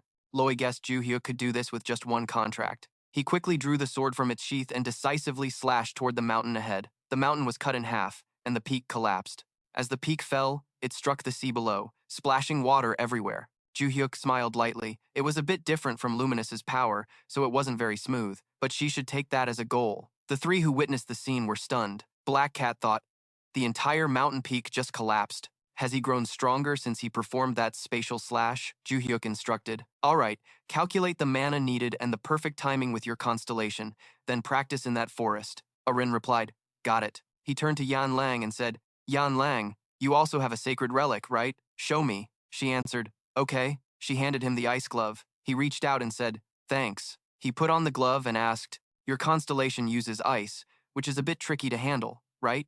Come to this building. Yan Lang replied, Okay. They arrived at the foot of an abandoned house. Yan Lang wondered, The ground here is really messy. Was there an explosion here? He answered, Well, don't worry about that. Look closely here. Then he raised his fist. A powerful punch struck the ground. Sharp ice spikes like thousands of spears shot up. Yan Lang was amazed and speechless. There were ice stalactites here. And there too. In an instant, the entire large building was covered with a layer of cheap ice. Joo-hyuk said, This is your target. Yan Lang looked carefully, seemingly not hearing him. She thought, Forget creating ice chunks. He covered the whole building with snow and ice. There's even snow falling like winter. After a while, she said, Amazing, Joo-hyuk. He took off the glove and returned it to her. What surprised her? This was her constellation's power. If she trained enough, She could do this in no time. She cheerfully asked, "Really?" He replied, "It's okay if you set the bar a little higher." Joo-hyuk thought, "All right, it's time to ask Black Cat about that." Time passed elsewhere. Soo-yeon looked up and noticed something. She said, "Senior, I think I found it." The mage's virtual space before her was a terrifying scene. Destroyed buildings, blood staining a vast area red. Everything before her looked like ruins, with not a single person around, extremely desolate. Luminous asked, "Has that guy found the illusion abyss?" Moron also wondered, "Really?" The three of them silently stared at the building. Luminous spoke. "Yeah, he likes things in red and black," Moran said. "Even the scent of this illusionary abyss feels familiar, but we still need to confirm for sure. Then we have to get past this wall. Should be fine. Let's go." They crouched low and moved deeper inside one by one. Luminous was a bit exhausted, his breathing growing faster. Though tired, Luminous didn't forget to curse. If he had known to crouch like this, he would have just broken a hole from the start. But it seemed someone didn't mind at all. Moron glanced and said, "Want to die?" Suddenly, Moron went ahead and discovered something. They had passed through the narrow path into a room surrounded by piles of scrap stacked into big and small mountains. There was a muscular man sitting right in the middle, his whole body radiating an overwhelming aura. Soo-yeon softly said, "Senior sister, that red outfit." Moron replied, "Yeah, that's junior brother." He turned around and spoke. "What's up?" "The disciples of Joo-hyuk have gathered." Luminous spoke, "It's been a long time since I saw junior brother. What's with this illusionary abyss? It's all red and black," he answered. "Someone like you shouldn't say that, second senior sister."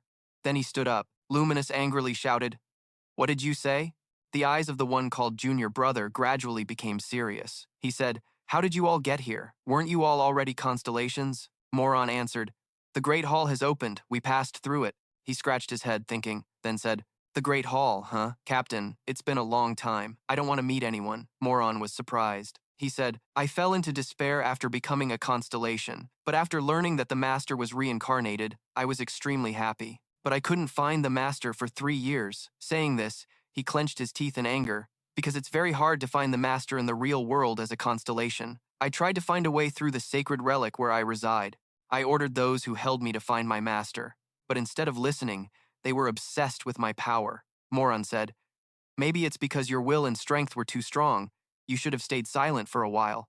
He continued, "But just when I started to hope because someone appeared who could withstand this power, he left me in a basement, so I gave up and decided to rot in silence." "Go back," Moron said calmly. "Then you'll be surprised to know why we came here." He looked at her confused. Moron took off her mask. She smiled lightly. "We came because the master ordered us to find you. The sacred relic is already in the master's hands." He froze and said just one sentence. "What?" His body began to tremble. "So, the master has returned?" Moron replied, "Yeah, that's right," Luminous said with concern. "Calm down." He knelt down, shouted loudly, "Master," then started bowing, banging his head hard on the floor. Soo-yeon looked puzzled. Is he like that?" Moron answered. "Yeah," she continued. "That's why the master calls him the Freak." He lifted his head, revealing a big wound with blood flowing down. But this guy didn't feel pain. Instead, he laughed madly. Moron looked at Luminous and teased, "I still don't get why you didn't give her that nickname." "Junior sister," Luminous said. "Shut up. What does that have to do with me?" Time passed slowly, and he finally stopped. Blood dripping, drop by drop, panting. Moron asked, "Are you done?" He replied, "Yeah," feeling refreshed. "Thanks, senior sister. I'll clean up and get ready to meet the master." He raised his hand to hold the wound on his forehead. Moron said goodbye. "All right, we're leaving now. See you later, junior brother." The three turned their backs and left. Elsewhere, the blue sky and white clouds drifted gently. Inside the contract guild room, Logar opened his eyes wide in surprise. "Yeah," this was Joo-hyuk speaking. "I told you, if things go smoothly, I'll return it." Behind him were Black Cat and a giant magic stone. He handed the stone to Logar. "Here." Logar was impressed by the stone. He stared at it, puzzled. "Thank you, but it's twice as big as what you received." He replied, "Well, it's done now. I advise you to just take it." Joo-hyuk smiled mysteriously, thinking, indeed returning to the island earlier. "Break," asked Joo-hyuk. "Did you call?" He answered, "Yeah, come with me." Joo-hyuk thought, if he's right, this island has a giant magic stone buried. Considering the traits of constellations descending into the real world, that's obvious. They are all full of magical power. If physical entities continuously emitted magic power like that, they should have vanished by now. The forms of vampires, catfish, and some other creatures increased his suspicion. Yet, they all gathered here without disappearing. He reached out to use magic, Only one reason. Somewhere on this island, there must be a giant magic stone floating. The thing providing a stable flow of magic power to the constellations here. The image of the stone surrounded by magic appeared. He was surprised. It's here, Joo-hyuk ordered. Break it. Move the chunk of earth radiating this magic power. Break it replied. Understood. He reminded. Be careful. You know what happens when a magic stone is mistreated, right? Black Cat recalled. Right, it can explode. Returning to the present, Logar looked at the stone before him, thinking it had been moved safely and intact. How did he bring it here? The system appeared. Black Cat quickly read the notification. Black Cat called Joo-hyuk. He turned around.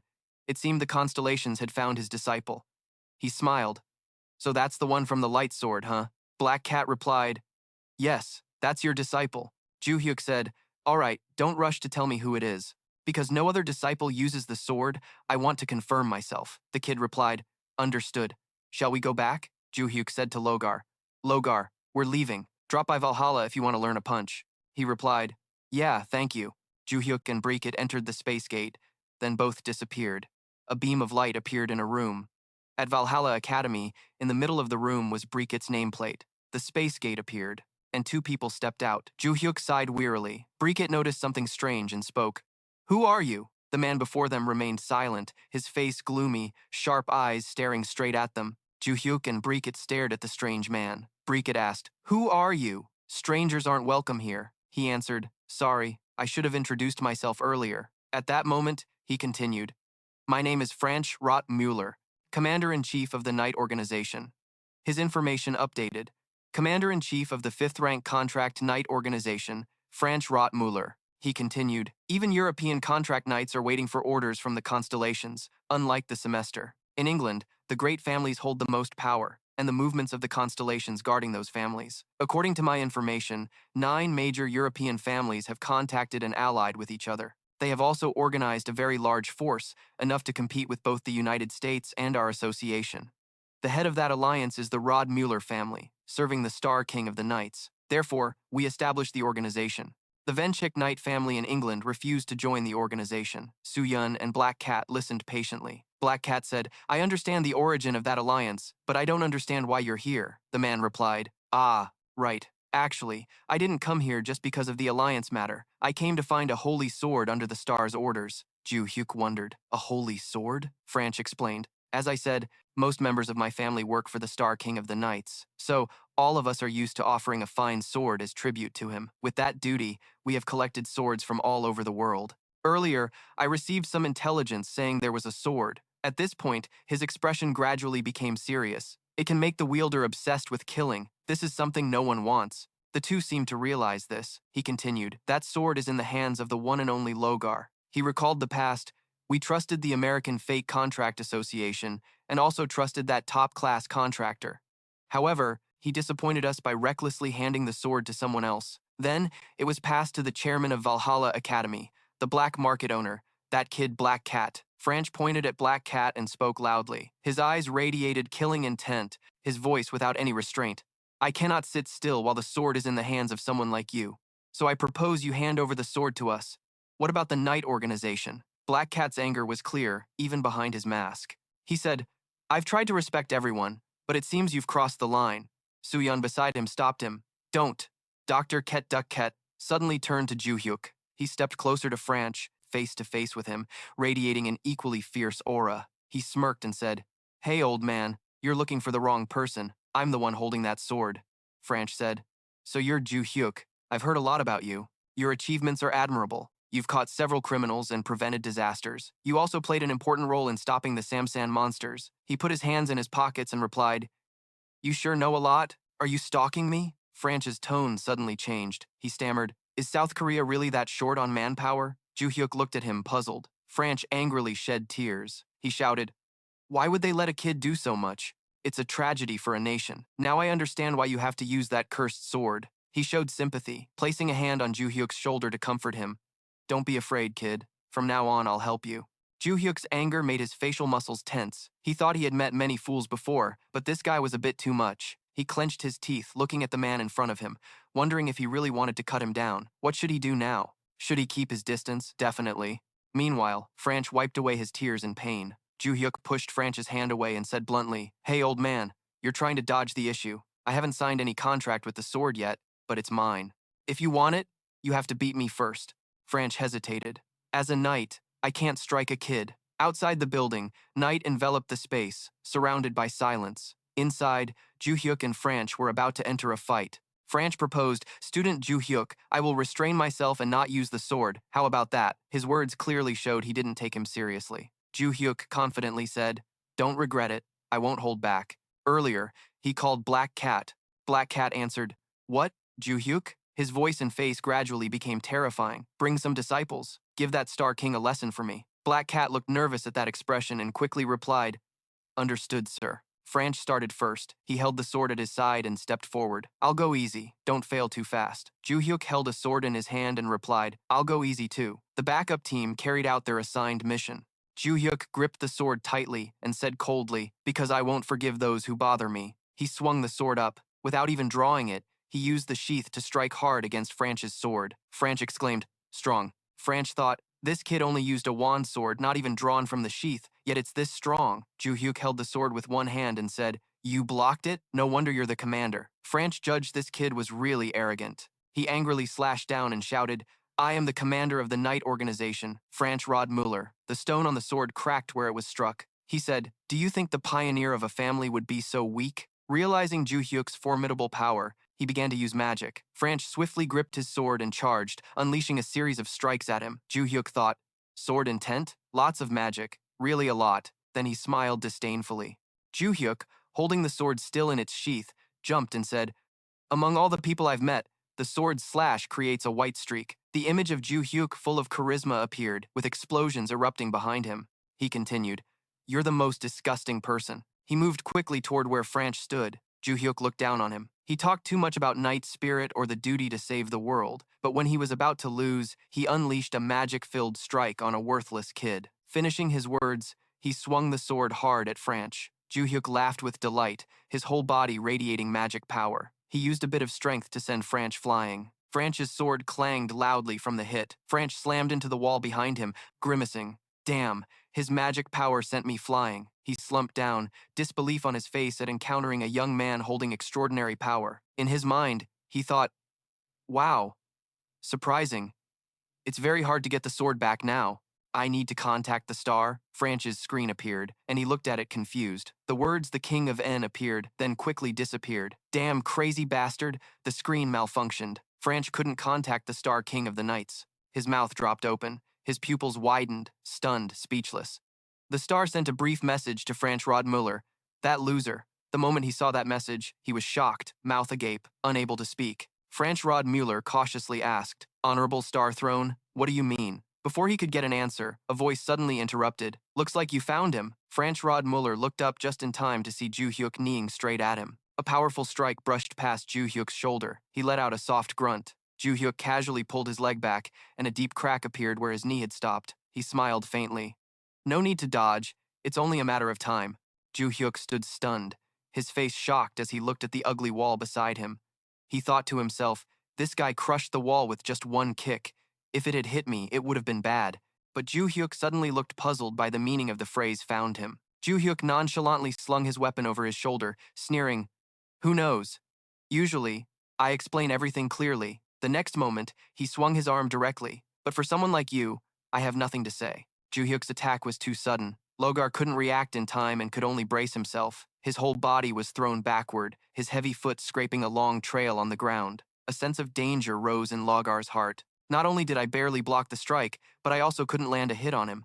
If only I could borrow the power of the spirit seat. His expression grew serious, but since that message, the spirit seat stopped responding. What is going on? I can't understand. Meanwhile, somewhere else, the entire body of the Night King constellation trembled violently, lips murmuring groans. Qui-Gon pressed his head hard against the ground, using all his muscular strength. Let's recount the earlier moments. Luminous bit her finger anxiously, pacing back and forth in the room. She fell into deep thought. The master had ordered them to beat the spirit seat of the Night King. Could he be one of those who took the hit? Moron looked doubtful upon hearing this. The opposing Night King confirmed. Yes. Moron said he wasn't among the ones they dealt with earlier. Luminous crossed her arms and raised an eyebrow. "Do you know that spirit seat?" The other nodded. He is the guardian spirit seed of the Rod-Müller family from Germany. From what Moron knows about the Night King constellation, the one who owns the holy relic shaped like a sword contains loyal knights who have turned into his spirit seats and commands them like subordinates. Hearing this, Luminous was surprised and let out an "oh."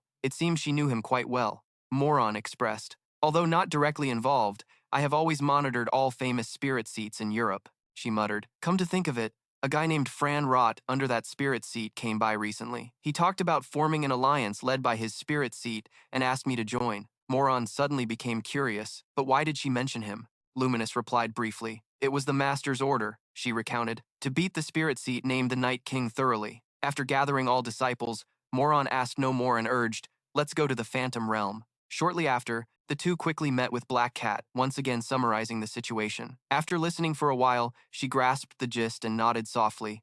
"I understand." The three quickly gathered and set off to find the next person. This time it was Kwaidan. After hearing the story, he was a bit stunned, eyes wide, exclaiming, "What?"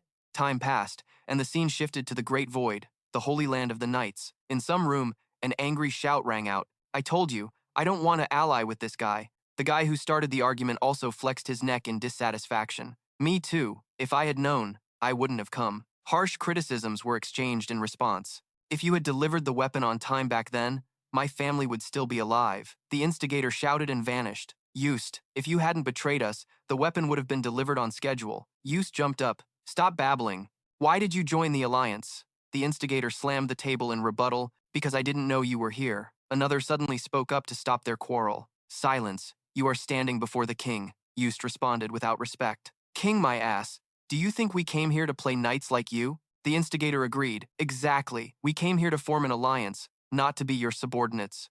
Both suddenly fell silent, sensing the pressure radiating from the one seated at the head. The Night King constellation's eyes sparked, coldly saying, "You are too noisy." Just then, a loud noise suddenly echoed, and the ceiling behind him collapsed. The Night King constellation looked back in confusion, only to see a muscular figure crashing into his sight. Kwaidan lowered his head, his whole body exuding a dense killing intent, slowly saying, "You!" His face was full of madness, grinding his teeth and hissing each word. "You trash! How dare you defy the master?" Those present stood up, gripping their sword hilts tightly. "Who are you? Calm down and look at that outfit." Thinking of a possibility, the other suddenly felt terrified and couldn't believe it. "Impossible. Looking at you now," she panicked and blurted out a name. "Mad Warrior God Sect Butcher." As soon as she finished, a huge hand suddenly grabbed her face. Kwaidan lost his temper, lunging forward, growling fiercely. He pressed the girl who had spoken against the nearby wall, his immense strength shattering the concrete. Kwaidan showed no mercy, holding her tightly so she could only struggle, painfully moaning with muffled cries. An unprovoked rage flared up inside Kwaidan. He aggressively swung his arm hard. The next moment, those present could only watch as the girl's body flew up into the air. Kwaidan turned and swung his arm, throwing the opponent's body into a corner. The heavy thud of the body hitting the ground echoed clearly. After finishing, he stood panting. The Night King constellation witnessed the opponent's wild outburst and could only stand silently. Kwaidan wiped the saliva from the corner of his mouth, turned sharply and asked, "Are you the Night King?" The other hesitated for a moment, then answered, "Yes." But before the Night King constellation could finish, Kwaidan leapt at the back of his head. He struck a powerful blow, shouting, "Don't you know how to manage a fake contract?" The Night King constellation couldn't react in time and was slammed headfirst onto the table. Kwaidan's immense strength quickly destroyed the entire table. It cracked into pieces. Kwaidan aggressively lunged at the Night King constellation. He used force to strike, growling loudly. Did the master not teach the dog not to bite recklessly? The swift attack left the Night King constellation defenseless. Kwaidan grabbed his head, pinning him down on the table. He completely controlled the opponent, who could only lie there, groaning in pain. Meanwhile, 3 people, including Luminous, stood outside the Great Void, the holy land of the Knights, quietly observing the situation. She sighed, "Amazing. A structure like that just sitting right in the middle of this vast space? Really?" Moron pondered for a moment and then made a guess. "When we came here to negotiate with the other constellations, this thing didn't exist, right? Surely, whoever's been hiding inside has already recruited and formed an entire alliance."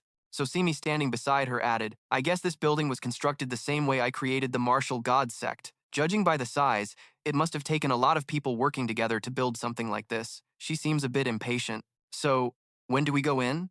"Right now, it's likely only our junior brother inside," Luminous said indifferently. "That brat is still very agitated.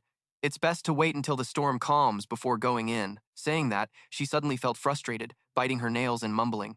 I didn't do anything to the master, yet I'm called a mad dog. That's what makes me angry. That guy's even more twisted than me. Moron found it ridiculous. Not joking. She suddenly paused, focusing on listening to the surroundings. It seemed quieter now. Let's go in. Saying that, Moron led the group of 3 and quickly landed in the target room. Logar noticed their arrival and spoke up. Oh, you're here, senior sister? He's almost done confessing. He pressed harder on his arm, coldly questioning the Constellation King of the Knights. Why did you order the seizure of the Mad Sword? The nearby knights were confused. One of them muttered, Is it true that someone formed an alliance made up entirely of martial god sect fanatics? Those words reached Moran's ears. She immediately dashed forward. Just a few rats left here. The next moment, before the knight could react, a sharp blade was pressed against his neck. The knight beside him fared no better. Both were simultaneously subdued. Sosimi escaped and appeared behind the 2 nearby. They shuddered in fear. She warned, I know you 2 aren't knights, but if you dare meddle in our business,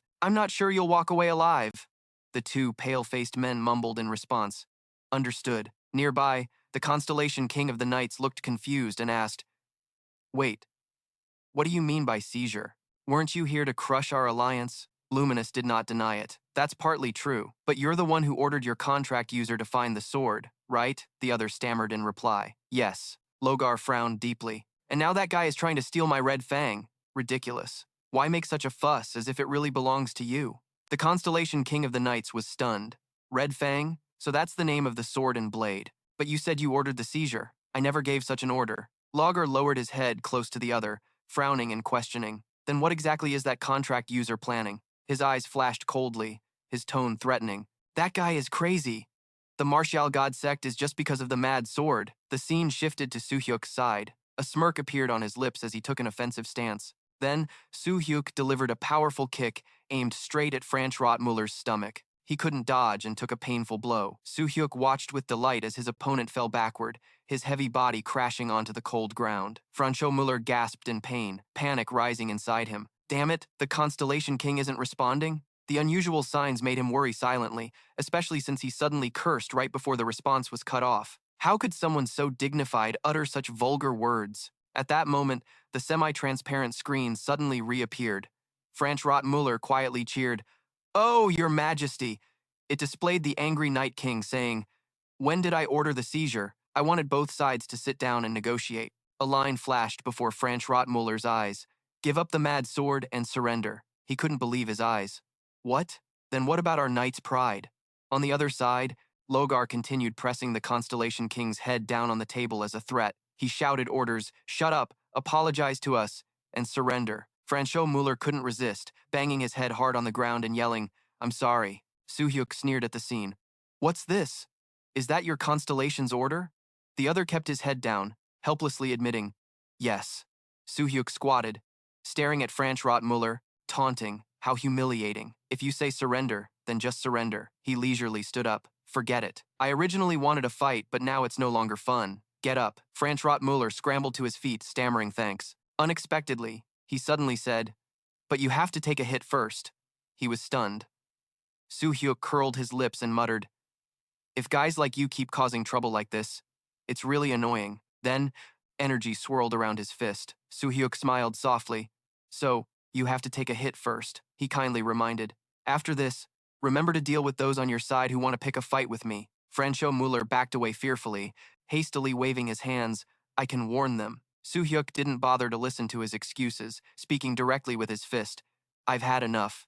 The next moment, he dashed forward and landed a memorable punch on Franz Rottmuller. Pain shot down his spine. Franz Rottmuller gasped, his face pale. He lost all strength and collapsed hard, his head hitting the ground again. Soo-hyuk withdrew his fist, looking satisfied. Black Cat responded immediately. I'm here, Yan Lang. He gave orders. Send that scoundrel back to where he came from. Let me check the mad sword. Black Cat respectfully obeyed the command. Time passed as night fell over a quiet forest. A sword was carefully displayed in a room, powerful energy swirling around it. Soo-hyuk silently examined it, a slight smile curling his lips. The magical flow has recovered. Now I know what it is. He slowly inserted his hand into the sword's hilt, where something was residing. Soon after, Soo-hyuk gave a faint smile and softly said, It's been a long time, hasn't it? Logar knelt deeply before him, bowing respectfully. When he raised his head, blood flowed, but Logar's expression was very joyful. Master, master, it's been a long time since I last saw you. Soo-hyuk laughed. You still have the habit of banging your head on the ground like before? Hurry and wipe it off. The other obediently complied. After a while, Soo-yeon lowered her eyes, staring at him, hesitating where to start. Yeah, that's right. She silently thought. This is bad. Big trouble. It seemed this guy didn't remember his real name after becoming a constellation. Soo-yeon hesitated, feeling awkward calling him by a nickname, and wondered why she had nicknamed him Blockhead.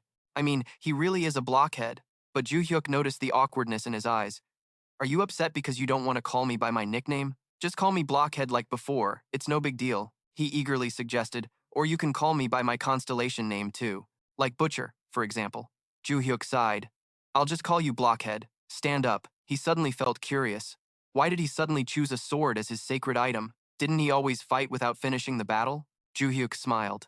Ah, are you talking about the Red Fang? He enthusiastically explained the reason. At first, you mainly fought with a sword, right? So, I also wanted to choose the Red Fang, a trophy in my life. Soo-yeon didn't expect this, stayed silent for a few seconds, then smiled softly. I get it. He shyly scratched the back of his head. If through the sword, I can find a dry sword, that's fine too. When the time comes, I'll bring it out to use. Joo-hyuk softly said. Thank you. Joo-hyuk was so moved by these words that tears welled up in his eyes. Master, I am the one who is infinitely grateful to you. A big guy just bowed his head and sobbed, his strong back trembling slightly. Recalling more than 300 years ago, Joo-hyuk also once bowed low before the previous life of Soo-yeon like that. At that time, he spoke with concern. Kid, what's wrong? Joo-hyuk was once very skinny, his bangs covering his face. Luminous opened his mouth. Please, sir. His body bore all kinds of wounds, but his eyes were full of determination. I beg you to teach me martial arts, so one day I can make those bullies regret it. Luminous timidly peeked his head out from behind the door. Master, is there any food? The meal is ready. Her words suddenly stopped. She frowned slightly, looking at the scene before her. Joo-hyuk raised his voice. This desperate plea. Joo-hyuk, please teach me martial arts so I can take revenge on those who bullied me. Moron and Sosimi stepped out, seeing Luminous standing there, and curiously asked, Junior sister, what are you doing? We're ready to eat. Why haven't you called the master yet? The other party stammered. That kid came to see the master. Moron looked suspicious. The kid in front of them, Joo-hyuk, stood with arms crossed, sternly refusing. I don't know what the kid is talking about. Want me to teach him martial arts? No way. Joo-hyuk pointed behind him, questioning. Then what about that sign? Isn't this a martial arts school? Joo-hyuk sighed helplessly. No, it's because the disciples hung it up without asking first, he added. Of course. Later I will open a real martial arts school, but right now I can't accept disciples. Joo-hyuk lowered his eyes, looking very disappointed. No way, then what should I do? His hands trembled in waves as he muttered softly, I've knocked on many martial arts schools because I want to learn martial arts. Everyone just glanced and didn't want anything to do with me. Joo-hyuk unconsciously shouted loudly, only this place has a grandmaster stepping out. Joo-hyuk scratched his head awkwardly. Ah, that's because lately I haven't received any hunting or escort requests, so I'm quite free. As soon as he finished speaking, the kid in front of him knelt down and begged him. Joo-hyuk closed his eyes tightly, tilted his head to the sky, his voice almost choked. Please teach me martial arts. He gathered strength and slammed his head hard against the ground. Joo-hyuk kept bowing his head repeatedly while speaking earnestly. Please accept me. Teach me. Soo-yeon was embarrassed and didn't know what to do, only able to say, Hey, you finally give up. All right, I'll teach you. Stop bowing your head. Joo-hyuk smiled brightly upon hearing this. Really? Luminous bit her finger and muttered. If you asked the master while bowing like that, he would have agreed back then. Maybe I should try that too. Moron frowned at her. Are you crazy? Joo-hyuk helplessly ruffled his hair. Earlier, another kid came saying he wanted to fight him to create a sword technique. Now there's a kid wanting to learn martial arts. This isn't something he can teach in a day or two. He lowered his eyes and softly said, Anyway, I can show the kid a little. Joo-hyuk suddenly asked, Do you know where those who beat you are? Joo-hyuk sighed, confused. Ah, yes. Soo-yeon immediately cracked his shoulder joints, a slight smile on his lips, leading the way. Not long after, the scene shifted to a secluded alley where a few guys holding a bag gathered chatting. The guy with a crew cut lowered his eyes, carefully trying to open the bag in his hands. The next moment, a pile of glittering gold coins caught his eyes. His companions peeked in to see as well. The guy with the shaved head grinned broadly. The crew cut guy laughed happily. That's right. That kid who looks like a beggar actually has a lot of money. The guy with the shaved head recalled, unable to help but sigh. I don't know what kind of bag that brat carries, but he got a good deal. If he has that much money, he should share it with those of us who can't live comfortably. The crew cut guy laughed. That kid resisted fiercely. Didn't you guys beat him a bit too hard? The long-haired guy sneered, agreeing. Yeah, they were so busy chatting that they didn't notice Soo-yeon and Joo-hyuk approaching closer. Soo-yeon asked, Are those the guys over there? Joo-hyuk nodded in confirmation. Yes. The person beside him looked suspicious. So what they're holding is... Joo-hyuk immediately answered. All my assets, the money I saved up from doing odd jobs.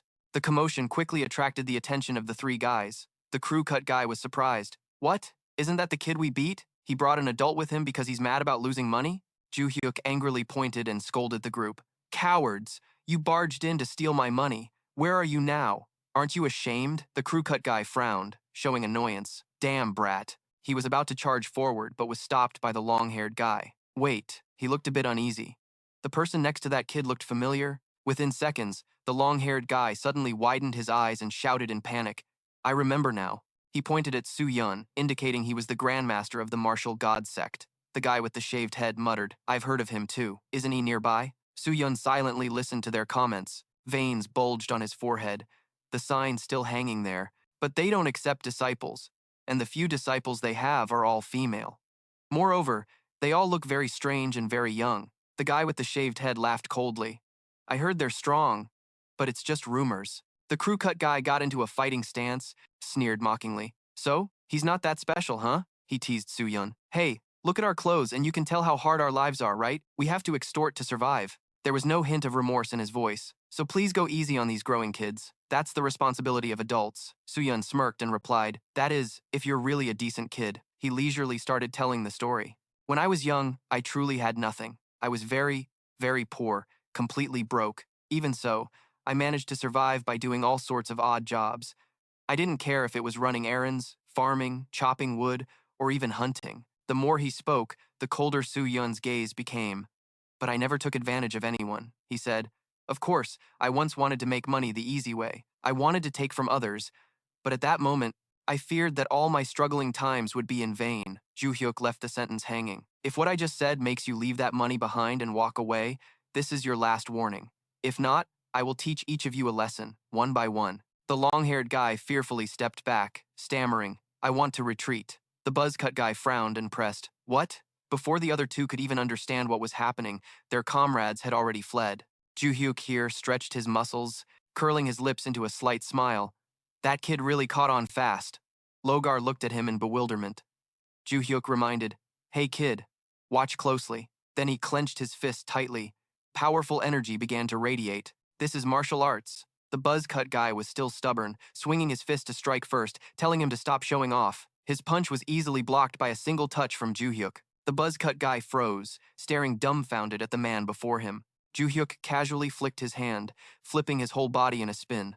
Not stopping there, he retracted his hand, tightened his fist, preparing the next strike. A punch aimed straight at the buzz-cut guy's stomach. He screamed in pain. The spike-haired guy froze when he saw his comrade's body thrown back, slamming hard into the wall. Before he could worry about his ally, Soo-yeon appeared behind him with a smile that made the spike-haired guy shudder. Where are you looking? Not giving him time to react, Soo-yeon delivered a powerful direct punch. He planted his feet firmly, causing the ground beneath to shatter instantly. A punch from Joo-hyuk tore through the spike-haired guy's waist with searing pain. His face turned pale, cold sweat pouring down.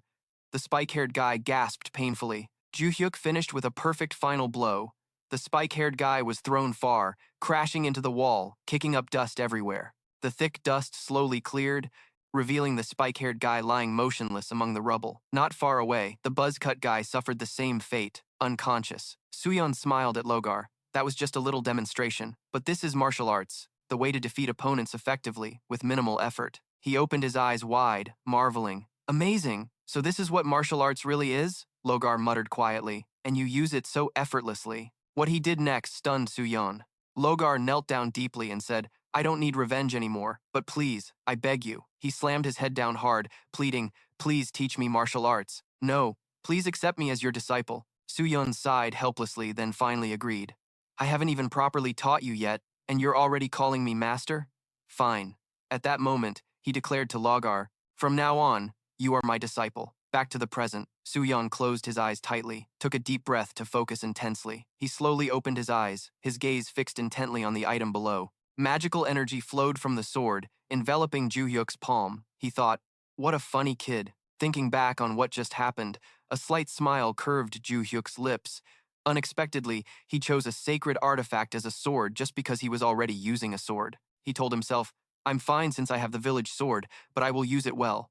At that moment, Black Cat suddenly appeared, turning around with a faint energy aura. He reported, Sir Joo-hyuk, I returned after taking Franch back to Germany. The other asked, good, any problems? Black Cat honestly recounted, on the way there, no. However, after arriving, it seemed the protective constellation stripped his power. Soo-yeon didn't seem too surprised and asked further, what about the defending knights he commands? Black Cat guessed they might stay put. Seeing Soo-yeon's doubt, he explained that the Knights King, their master, obeys Soo-yeon's disciples. He confirmed that even if asked to work for him now, it wouldn't be a problem. Soo-yeon smiled in satisfaction. All right, he silently calculated. Then only one disciple remains missing. Scene shifts to somewhere else. A subordinate of the maze master quietly closed his eyes. Soon after, he opened them with a serious expression, looking across. Another subordinate was present in the room. Both respectfully saluted the maze master behind the curtain. He spoke cautiously. How are the ones we sent down? The red-haired guy immediately reported, half remain, but their numbers are decreasing. He assessed that their ranks have indeed risen, but those we sent are second-tier titles. When mentioning the latter, the red-haired guy hesitated. The worrying thing was the returning one's titles, while the white-haired guy standing nearby remained silent. He suddenly recalled the guide, saying, since we agreed, I'll tell you a bit. I'm the one blinding the maze lord. The white-haired guy was extremely surprised. He couldn't believe his ears. What? The other calmly said. Right now, the maze lord can't see the maze clearly, right? She emphasized. I'm sure he glanced at that object or heard about it from you. The white-haired guy was silent for a moment, then added, because there used to be a constellation relaying information about the maze, but it's gone now. The guide shrugged and softly added the second half. That's because the constellation's name was sent down as a disaster intermediary, right? The white-haired guy was stunned. How do you know that?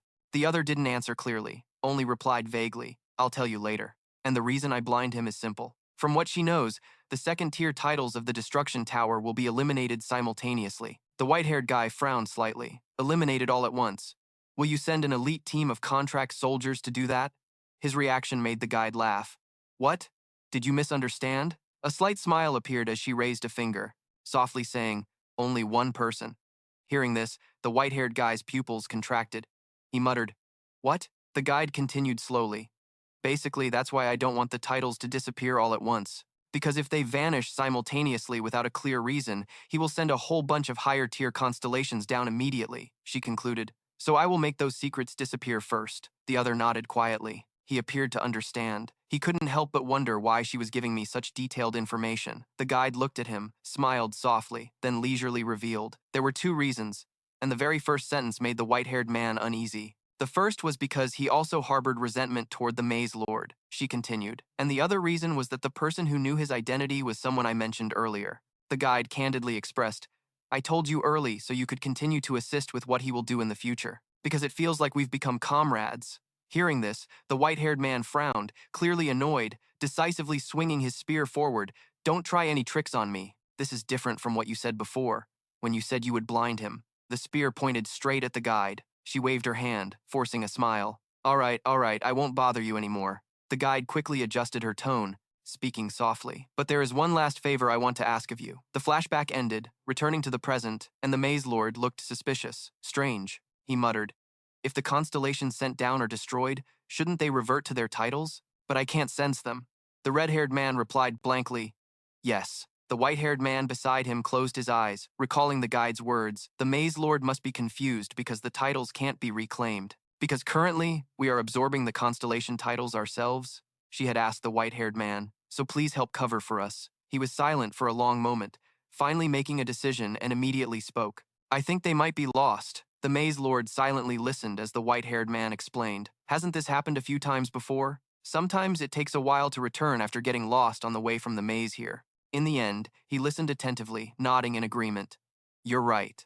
Although if I searched personally, I would find them immediately, but eventually, they will return here. I was worried for nothing. Right after the Maze Lord ordered fine, I will postpone the level 3 deployment and withdraw. The two subordinates bowed and responded clearly in unison. Leaving the room, they walked side by side down the hallway, both silent. The red-haired man spoke first, his face full of disbelief. Surprising. I didn't expect you to suddenly have an opinion when you're usually so quiet. The other replied indifferently. What's surprising? I was just answering the Maze Lord's question. He explained again. Besides, managing the titles is my responsibility, so I just gave him information he didn't know based on my experience. The red-haired man frowned and pressed. So you intend to interfere this way, huh? In response, he gave a sarcastic answer. Don't worry, I won't lose the titles like you. The red-haired man was bitter but couldn't argue, gritting his teeth and drawing his sword to attack. You bastard! The other swiftly brushed past him, calmly walking straight ahead. I'll stop by the Rebirth residential area to check for errors. You should calm down and focus on your work, the red-haired man angrily shouted, standing there. Not long after, the white-haired man lost his tail, cautiously glanced around, then sneaked into a room. He slowly stepped inside, walking up to the glowing red orb placed in the center of the room. The white-haired man silently observed the bright spots on the orb for a long time, then reached out and performed a series of operations on the ancient character-filled keyboard beside it. The next moment, the entire orb suddenly trembled, the red light flickering continuously, and after just a few seconds, the red light went out, the orb vanished, but left space for another to appear. Immediately after, a huge tree stretched tall before the white-haired man. Heavy fruits hung from the branches, each engraved with a name, faintly glowing with blue light. The white-haired man's sharp gaze stopped at one fruit hanging on the tree. He pursed his lips, squinted slightly, focusing intently, unclear what he was thinking. Throughout the process, the white-haired man gripped his spear tightly without letting go. Time continued to pass. Transitioning to a few days later at Hajim, Joo-hyuk looked at the scene before him, running his hands through his hair in frustration. Although I said I would help, I didn't expect everyone to come at once. Black Cat and the two beside him remained silent, their sharp gazes directed at him, speaking volumes. Joo-hyuk faced the intense stares of the three Black Cat members, both sides silent for a moment. The first to break the silence was the contract user, a supreme individual. Logar, he seriously expressed, you promised to teach me the one-fist technique, so I came. Standing beside him was the black market owner, the chairman of Valhalla Academy, Black Cat. He explained, I remember you said you would review my spatial/stance, so I came. The other was the vice head of the Vench clan, Adelia Venchik. Her cheeks flushed red as she hesitantly spoke. I also came for the same reason. I once saw you, Joo-hyuk, use the poisoning power of the Guardian constellation during the World Championship, so I came to seek guidance. Joo-hyuk had no choice but to accept all three, curling his lips in a slight smile. All right, I'm free today. Follow me to the training room. Where are you heading? Lead the way. The three followed closely behind. Those present curiously watched them leave. Soo-yeon rubbed her arms against the cold, her face full of confusion. What's up with Joo-hyuk? Those three always speak politely to him. It was the same last time. Joo-hyuk sighed and said, I don't want to try to understand anymore. His sharp gaze stopped on Joo-hyuk, muttering softly. But one thing's for sure, he's overwhelmingly strong, stronger than everyone here, Joo-hyuk affirmed confidently. Not long after, Joo-hyuk led the three into the training room. They lined up neatly in front of him. Joo-hyuk got straight to the point. I won't say much today, so I'll focus on the essentials only. But first, he pointed at the man opposite him. Black Cat, wouldn't it be easier to take off your mask? You'll be sweating buckets under that thing. The other was a bit surprised, but obediently agreed. All right. He raised his hand and removed the mask from his face. The two beside him curiously followed every move of Black Cat. A super handsome face was revealed. He smiled and asked, Is this okay? Joo-hyuk nodded, slightly impressed. Just as I thought, annoyingly good-looking. Adelia stood beside, gazing at Black Cat with admiration. Logar asked, Is it okay to reveal your face in front of us? The other calmly replied, We're not at the market, so it's fine. Besides, Adelia has seen my face before. Joo-hyuk looked puzzled at Adelia's behavior. What's wrong with you? Adelia blushed, glancing sideways repeatedly, stammering, Nothing. Inside, she was thrilled, thinking, Lucky I came. Joo-hyuk began a preliminary assessment, starting with Black Cat. Joo-hyuk looked puzzled by Adelia's actions. What's wrong with you? Adelia blushed, her eyes constantly glancing to the side, stammering in response. It's nothing. Inside, she was thrilled and cheered silently. Lucky I made it. Joo-hyuk proceeded with a preliminary assessment, starting with Black Cat. Your stamina is pretty solid. The opponent was surprised. Is that so? But I'm still not as good as you, Joo-hyuk. Before he could finish his sentence, Joo-hyuk interrupted. I've never actually seen you fight monsters directly, but we've acted together before, right? From your movements, I can tell. He commented. You'll easily catch up to me if you follow my training routine. Barce blurted out a sentence. You're too generous. He thought to himself that he had worked hard to destroy the labyrinth and eliminate hidden dangers to help Joo-hyuk after his reincarnation. Looks like all those annoying words I had to hear really did help. Soo-yeon crossed his arms and seriously assessed. Your skills are fine, but you just have trouble applying them, right? Black Cat couldn't deny it and softly replied, yes, that's right. Joo-hyuk rubbed his chin, falling into deep thought. Your luminous constellation is one of the powerful ones, so it probably overlooked some details. I used to do the same, so I really have no excuse for myself. Then he suggested, it's too difficult to combine both martial arts and swordsmanship like luminous. Why don't you just choose one? Barce seriously considered Joo-hyuk's suggestion, lowering his eyes to think. If I had to pick one, he quickly decided on swordsmanship, because I usually transform my sacred artifact into a sword. Joo-hyuk praised. Good choice, more suitable for slashing space. Later we'll spar with wooden swords, and I'll observe you. He then shifted his attention to the next person, Adelia. Your problem is clearly endurance. The opponent fumbled nervously and stammered. I'm too busy with the duties of a householder, so I'm quite occupied. Joo-hyuk cut her off. I knew you'd say that. He seriously reminded her. You're MJI's contract holder, so you must know that poisoning is hard to apply. From what Joo-hyuk knows, causing paralysis over an area or remote paralysis can be easy, but lethal poisoning usually requires direct contact. Adelia nodded slightly. That's right. The other party probed. Have you ever used poison to attack enemies from afar? Adelia hesitated but replied, no, never. Joo-hyuk made a decision. Good. Consider that your goal. Physical training is essential to achieve that, so start with stamina first. What he said next surprised Adelia. It will take time, so I want you to follow a specific training routine. Today, let's test your martial arts ability. She doubted and repeated, martial arts? Joo-hyuk analyzed carefully. Do you think you can use poison right after awakening? Also, you might know its sacred artifact. After all, it specializes in blunt weapons. He added that with its small frame, martial arts is an essential factor. Moron seemed surprised by this comment. The small Joo-hyuk asked, have you ever studied martial arts? Adelia honestly replied, I have.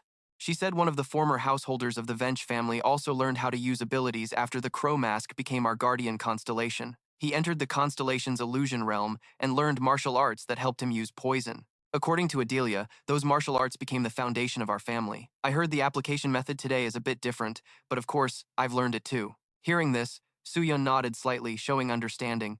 I get it now. Suddenly, he requested, you two fight each other. Adelia and Logar widened their eyes in surprise. What? Adelia panicked, her face almost tearful. Whining. Joo-hyuk, you know who that is, right? My opponent is Logar, the top rank. Unexpectedly, the other calmly continued. I know, don't be afraid. Joo-hyuk clarified. There's a big difference in physique and stamina between you two, so Logar won't be able to use mana. Adelia, however, can use 20% of her mana. Now, start the match. Knowing resistance is useless, Adelia swallowed her tears. Alright. Logar wondered, Joo-hyuk, is this match related to my one-fist training? Joo-hyuk's lips curled slightly, answering slowly, yes. After this match, you'll also realize your own shortcomings. Joo-hyuk watched them enter combat stance, quietly confident. Black Cat looked confused and curiously asked the person next to him, will Joo-hyuk really be okay?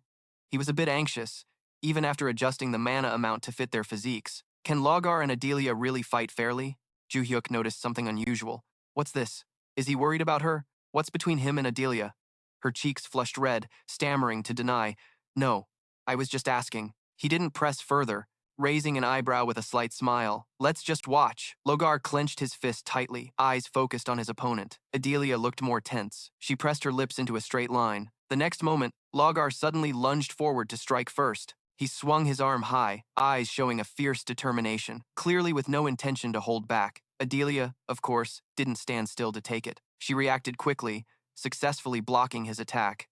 Not stopping there, Adelia decisively prepared a counterattack. A swift move was launched. Logar couldn't react in time and was pushed backward. Watching this, Joo-hyuk smiled slightly, thinking, just as expected. Logar seemed unprepared for this development, suddenly confused inside. Unexpectedly, he looked deeply at Adelia and couldn't help but admire. Her martial arts are better than I thought. Logar calmed down. His body that was hovering suddenly landed firmly. His expression grew serious as he lowered his body, focusing on preparing a counterattack. Logar's soul pressed hard on the ground to gain momentum, unleashing tremendous pressure. In the blink of an eye, he teleported right in front of Adelia. Her mind instantly panicked. He's too fast. I can't block this. Logar threw a punch aimed straight at Adelia's stomach. She was on the defensive, only able to protect herself with all her might. but the force was too strong, pushing Adelia backward into the wall. She let out a painful hiss. Wall step. Adelia hadn't even stood steady, just looking ahead, her eyes widened in shock and fear. Logar tracked her movement closely, leaping forward right before her eyes. He clenched his teeth, using all his strength to throw a powerful punch. Adelia couldn't react, her face pale, only able to watch the punch come toward her. At this critical moment, she quickly adjusted her emotions, squinting and taking a deep breath. Logar, who thought he had the win secured, suddenly took a counterattack from his opponent. Adelia raised her leg high and unleashed a powerful kick, sending Logar flying into the air. Not stopping there, she suddenly spun around, readying a strike with one hand. Without hesitation, Adelia delivered a straight palm strike to Logar's stomach. The heavy impact echoed clearly. Sudden pain hit him, his face turned pale, cold sweat poured from his forehead, and he gritted his teeth with a hiss. Logar quickly retreated, putting distance between himself and Adelia. He clutched his stomach in disbelief. Just as they were both straining intensely, Joo-hyuk suddenly spoke up to stop them. Enough. He smiled at Logar and dropped a cryptic line. Now you probably realize, right? The other man still looked confused and asked back. What? Joo-hyuk had no choice but to reveal the truth directly. All this time, he had only been acting, relying solely on his own power. Logar forged a lead pipe strike straight at Logar. He had been using that power and just showing it off to Logar. His blunt remarks left the other man speechless. Mana was adjusted according to differences in physical endurance, but he had been overwhelmed in pure physical combat. Joo-hyuk smiled slightly. Of course, endurance would increase through training, so the conditions were a bit unrealistic. But aren't you curious? Why couldn't you gain the upper hand against an Adelia who matched strength? Joo-hyuk asked, while Logar still didn't understand but was puzzled. Was there another reason? The answer came as confirmation from the other man, right? Suddenly, Joo-hyuk asked, You've trained in martial arts, haven't you? Logar nodded slightly. I learned it through communication with the constellation? Joo-hyuk stroked his chin thoughtfully. I had that feeling after seeing how you moved. Honestly, the second half of your sentence made Logar freeze. You lost because of your Constellation Master's martial arts, he exclaimed in shock. What? Joo-hyuk closed his eyes and slowly said, Let me tell you a story. Long ago, about 300 years back, a crowd gathered around a figure. Come on, everyone, this isn't an everyday opportunity. He excitedly pointed behind him. If you look behind me, you'll see a large rock, Jooshin said, and performed a move with it. Everyone could verify for themselves. It wasn't fake, it wasn't hollow inside, so it was a real rock. The commotion quickly caught Joo-hyuk and the disciple's attention. He suddenly heard the other's proud voice. But do you know? He gleefully held up a perfectly round pill, just like one I made through the grace of the Buddha ancestor. Without hesitation, Jooshin popped the pill into his mouth. Then he turned to stare intently at the large rock opposite. Jooshin slowly closed his eyes, clasped his hands in front of his chest, and murmured, Amitabha Buddha. The next moment, he opened his eyes wide and clenched his fist tightly. Jooshin took a stance and threw a punch that lightly tapped the large rock. Moron's eyes widened in doubt. What's that? It doesn't even look like he hit the rock? Joo-hyuk said nothing, silently observing, his eyes narrowing. In his view, Jooshin's punch made a small dent on the rock's surface, but just a few seconds later, cracks suddenly spread wide. The huge rock shattered into pieces. Jooshin remained calmly in his stance. After a moment, he withdrew his hand and grinned at the crowd. What do you think? I only punched lightly, and this big rock shattered. Jooshin took the opportunity to advertise. Now with these pills, even you all can have superhuman strength. He cheerfully invited. This superhuman strength pill costs only 10 coins. The crowd immediately believed eagerly, clamoring to buy. Give me one. Me too. One for me. Jooshin laughed heartily. Yes, thank you. Seeing this scene, Joo-hyuk couldn't help but marvel. That guy's power really shone. Moron repeated confusedly. Shone, the other explained. Like your poison, or Luminous's power that cuts through space. She thought for a moment and finally understood. I get it. Joo-hyuk said that a person's power can shine depending on their talent. He lowered his eyes and muttered, For someone without talent like me who only mastered a breathing technique like Hach, I would never find the power inside and would die. Based on what Joo-hyuk observed, he concluded that some people's power shines without much effort, like that guy. Speaking of which, he suddenly frowned. Aside from talent, using such power to deceive people irritates him. Time passed, shifting to a quiet orchard somewhere. Jooshin's eyes gleamed brightly as he stared at the money bag in his hand. Tra, look at this, he happily muttered. I wonder how everyone's doing today. The pills sold out, but thanks to that I made quite a bit. Suddenly, a figure approached. Jooshin looked reluctant. Sorry, the pills are sold out. He smiled and added, If you come next time, there will be some. But the others silently held out their hand. Jooshin was confused. The next moment, Joo-hyuk flicked his forehead hard. Yes.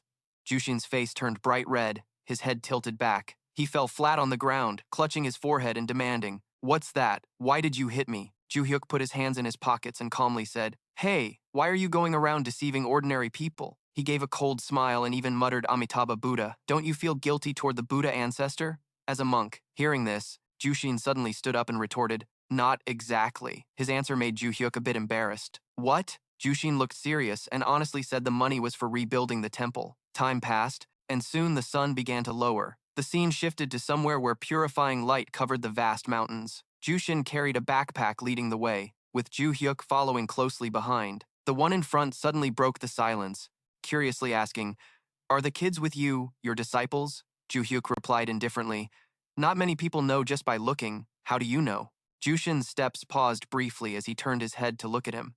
"Then you must be the leader of the martial god sect, Kim Hyun-oh," he said. "I've heard rumors about you, the martial god sect leader who takes in strange kids as disciples." Hearing the last words, Joo-hyuk frowned slightly. "Strange kids." The other quickly added, "Sorry for the late introduction. My name is Joo-hyuk." Joo-hyuk cut him off directly. "Forget it, no need to tell me your name." He smirked.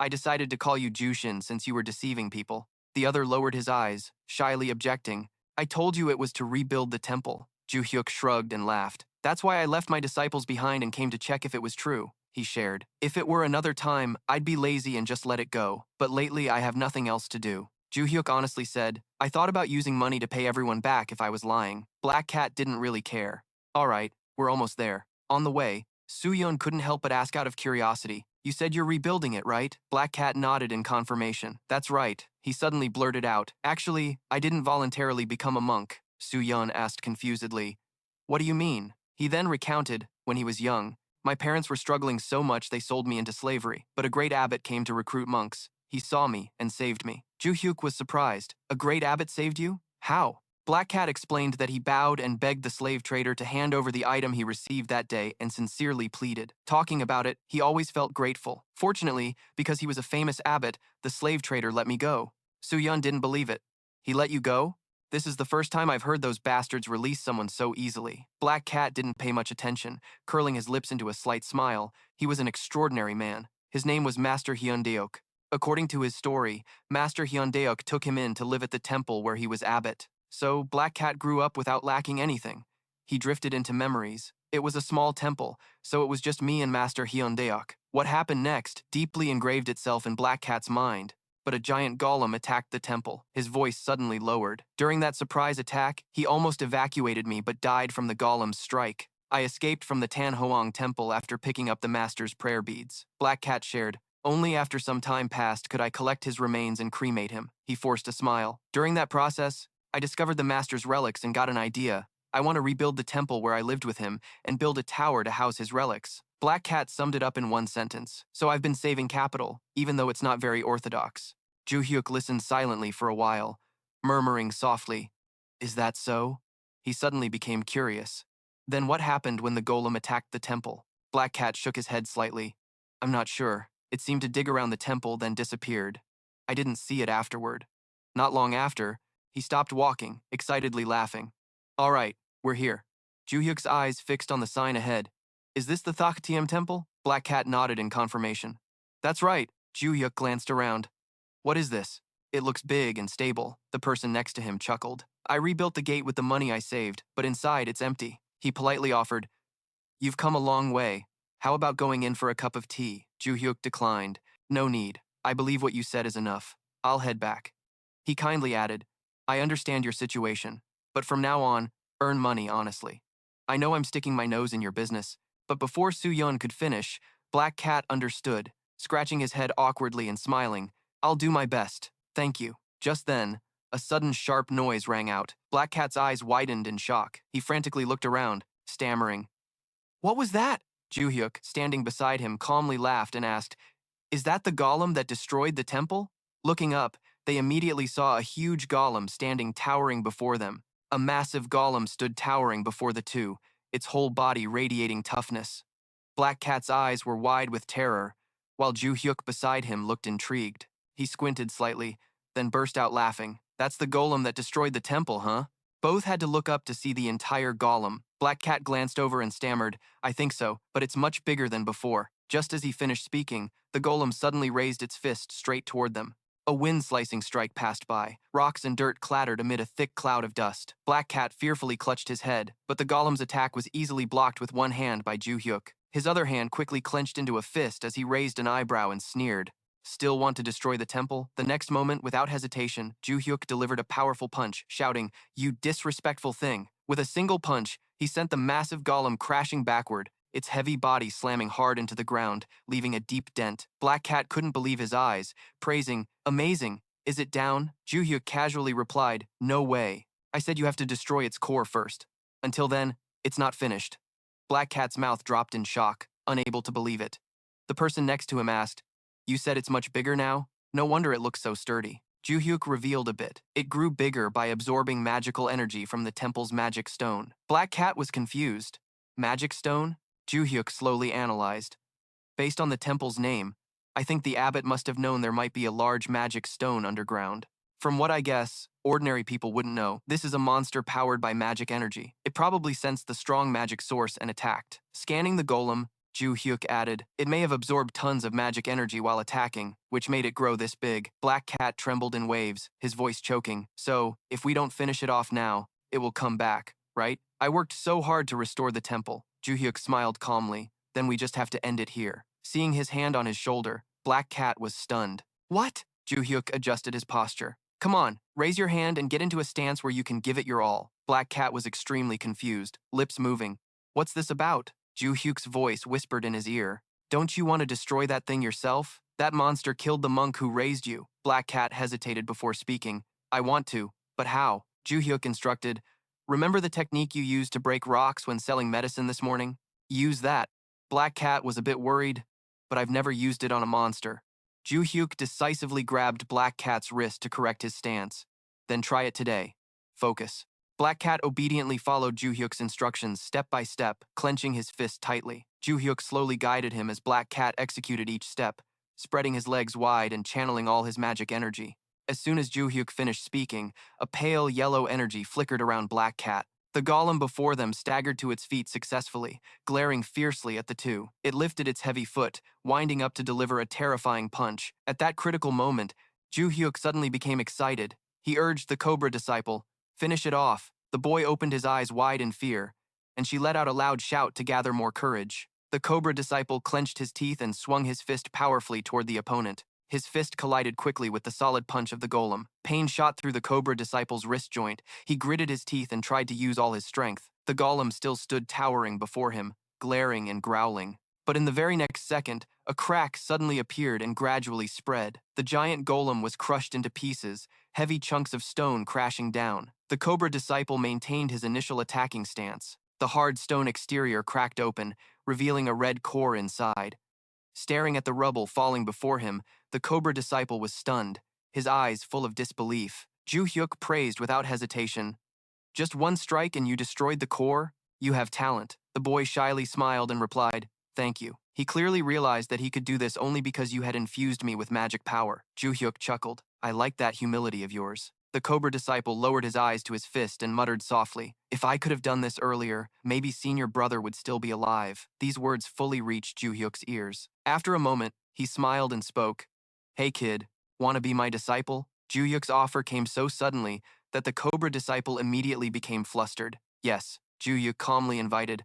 "I have many disciples with talent like you. Join me, and I will nurture your abilities." The Cobra disciple's eyes gleamed with a smile. He clenched his fist tightly and muttered, "A disciple? Huh." But his answer surprised everyone. "Sorry, but can I say no?" He glanced back sincerely and expressed, "I want to protect this temple, even after it's restored. I don't want to leave." Joo-hyuk didn't intend to force him, smiling as he turned to leave. "Fair enough, that's fine." And time continued to pass, the sunset dyeing the nearby mountain in warm colors. Joo-hyuk recalled that since then, he occasionally stopped by the stone temple to check on the boy who was developing his own martial arts, based on the punch he used to destroy the golem. In Joo-hyuk's memory, the boy worked hard to develop a martial art style with the principle of one strike, one kill. One of Joo-hyuk's disciples was very impressed with this style, so they continued exchanging ideas, and Joo-hyuk helped the boy perfect it. However, there was one problem. The attack was too linear. Joo-hyuk had planned to adjust it after the boy completed it. Leaving the flashback and returning to the present, Joo-hyuk crossed his arms and sighed. But in the end, I never got that chance. Logar furrowed his brows, unable to hide his curiosity, and asked, "Why not?" Joo-hyuk didn't hide it. He explained it was because of the Tower of Destruction. Breeket's suspicion was confirmed. Indeed, Joo-hyuk smiled and continued, "Anyway, it was still a good opportunity, wasn't it?" He gathered his spirit and resumed guiding. "I'll point out where everyone needs to improve, so pay close attention." "Everyone agrees," Dongthan responded. In the following period, Joo-hyuk patiently taught each person. First, he discussed swordsmanship with Black Cat. Then, he thoughtfully gave a series of advice to Adelia, who was still confused. Joo-hyuk didn't neglect anyone, and Logar also received thorough corrections from him. After a while, struggling in the training room, Logar stepped forward to express gratitude. "Thank you for your guidance." Black Cat stood beside him, bowing in thanks. Logar enthusiastically shared his thoughts. "I originally came just to relearn the one-strike technique, but I didn't expect you to help me review all my martial skills." Joo-hyuk smiled softly. "I've always regretted not pointing out the flaws in that kid's martial arts earlier. Start moving more fluidly. Don't just go straight," he kindly advised. For Black Cat, movement is essential for both the one-strike technique and spatial slashing. So don't just release power outward. Release magic power with speed and precision. The opponent nodded, showing understanding. Joo-hyuk looked at the other person. As for Adelia, seeing her struggling to breathe, he swallowed his words and gave a wry smile. "First, just build up your stamina." Logar and Breakit warmly said their goodbyes. "All right, we're off." Adelia forced herself to speak. "I'm leaving too." Joo-hyuk smiled in response. "Okay." Outside, the sky had turned to night.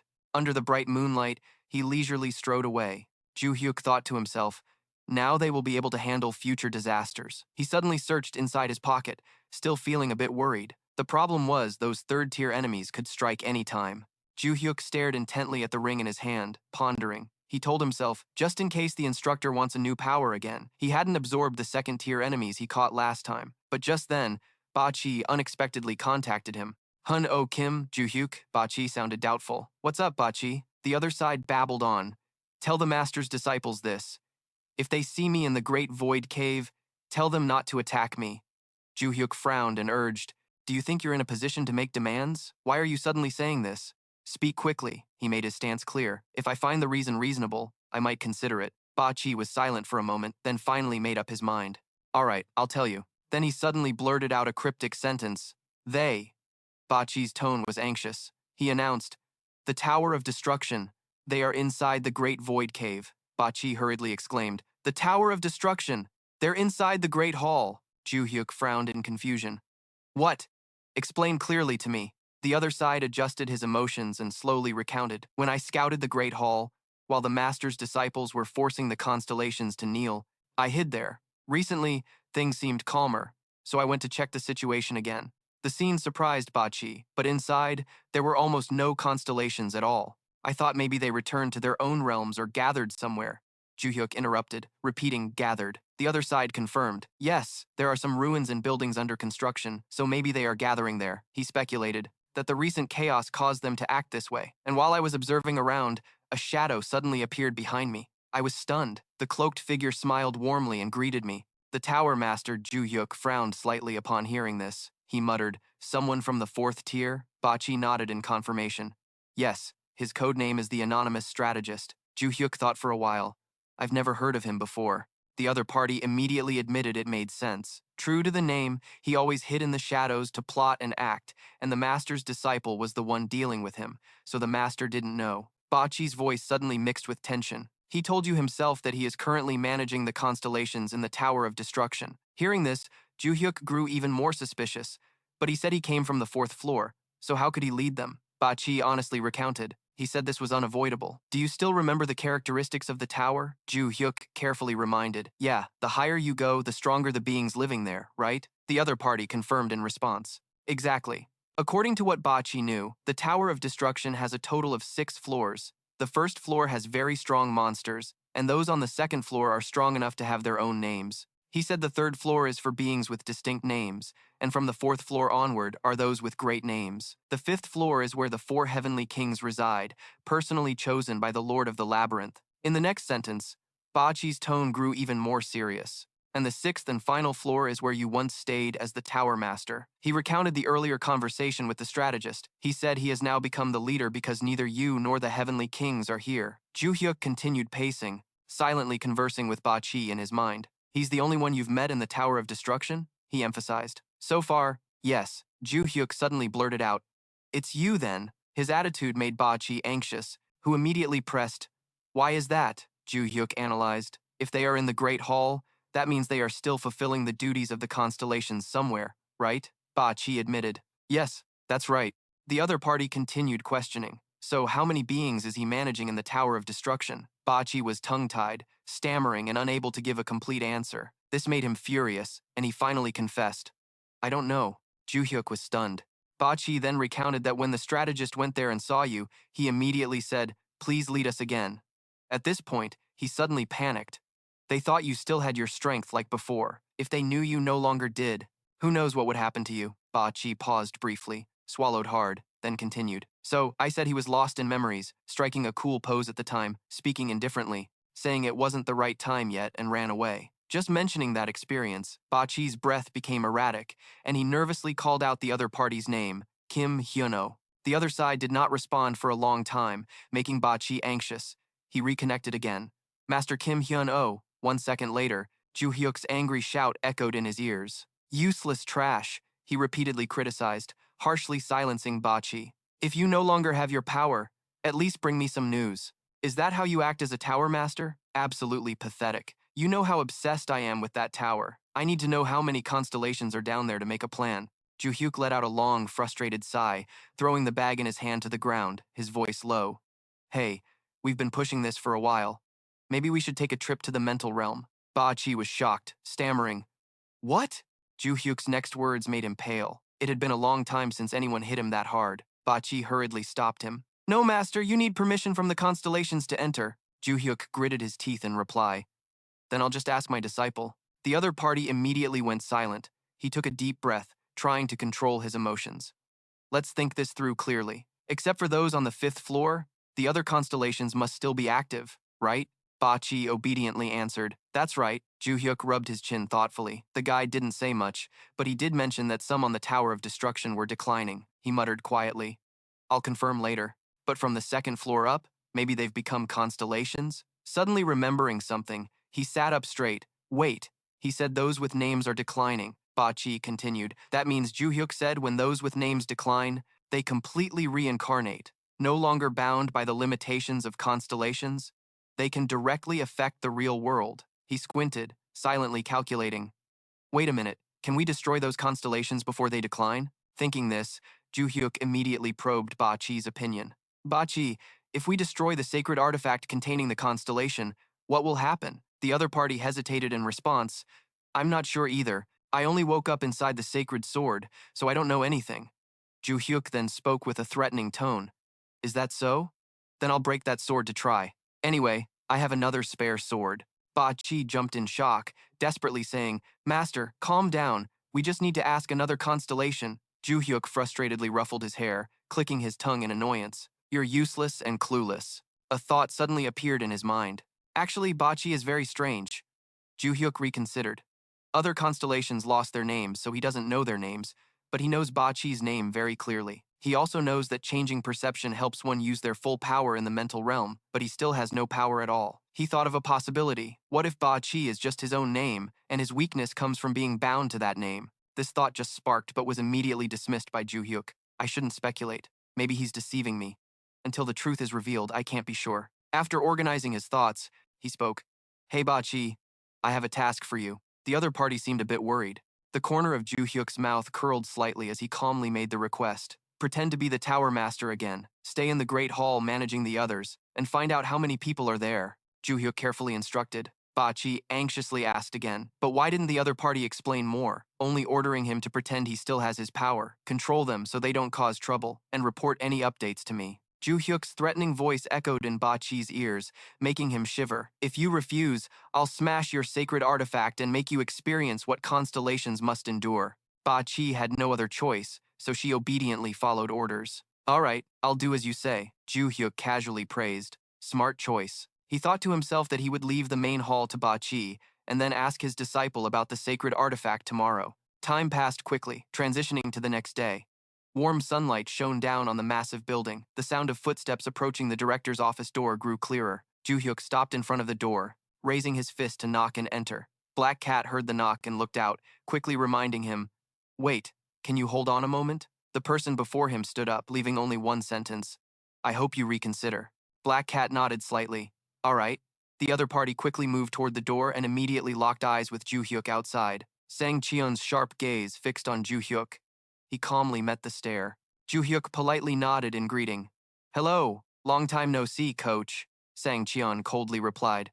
"Joo-hyuk, you've been quite famous lately. Let me reintroduce myself. I am Lee Sung-cheon, head coach of the combat department." He dropped a sarcastic remark and then turned his back to leave. "Well then, I'm off." Joo-hyuk felt curious. Was that really Coach Lee Sang-cheon just now? Did they have something to discuss? Hearing his question, Black Cat hesitated for a moment, unsure where to start. Then he honestly revealed, "We talked about him wanting to resign from his coaching position at Valhalla." Black Cat's answer stunned Joo-hyuk. "Instructor Lee Sang-cheon, wasn't he the top instructor?" The other nodded slightly. "Yes, that's right. He said he only discussed it with me. He hasn't told anyone else. He also mentioned that he planned to stay until the end of the year before quitting." Joo-hyuk found it hard to believe, frowning and muttering, "That's not a discussion. That's an announcement." After Black Cat finished recounting, he changed the subject. "So, what brings you here today?" Only then did Joo-hyuk remember his purpose. "I have a question for Luminous."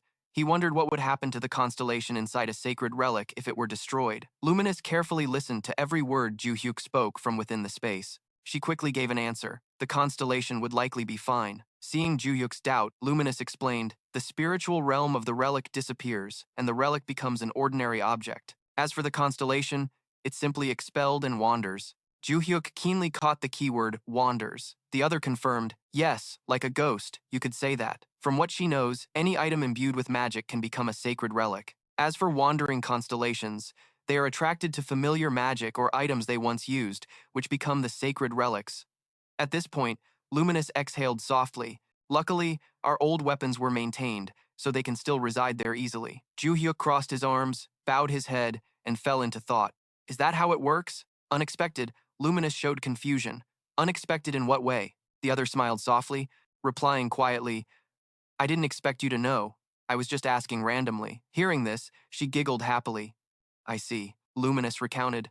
"The first thing I did after becoming a constellation was recreate the environment I lived in with my master." Her voice carried excitement, darkness, purple hues, and gloom, as if a monster could appear at any moment. The desolate scene was exactly as in her memory. Joo-hyuk was a bit speechless, muttering, "Feels like it's darker than I am because of it." Luminous recalled the past when her first apprentice saw it and asked, "Master Constellation, can I make this place meaningful?"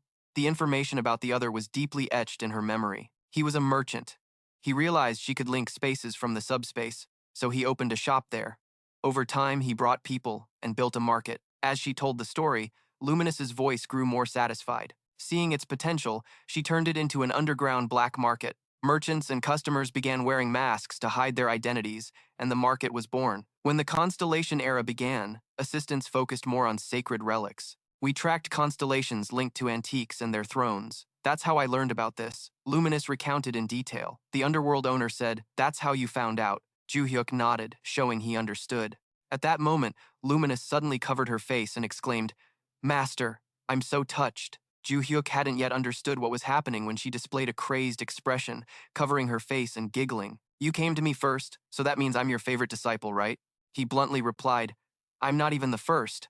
Hearing this, Luminous stiffened, lips moving as she said, "Yes, sir." Joo-hyuk then recounted that since meeting Sim, the guardian spirits kept hiding their presence and following him. He had asked Sim before, but she didn't know. He said since he guessed the hedgehog wouldn't know either, he came to her. Hearing this, she collapsed in despair. "I see." She suddenly blurted out crazily, "Can I kill my junior sister?" Joo-hyuk was speechless. "You think I'd say yes? Didn't you say constellations can't kill each other?" As soon as he finished, he frowned, thinking, "So does that mean we can't kill those damn destruction towers as long as they're constellations?" So frustrating. Joo-hyuk angrily ruffled his hair, gritting his teeth, wondering, should I investigate their sacred relic locations anyway? I don't even know what determines where they manifest. Black Cat probed, "Do you have any other questions?"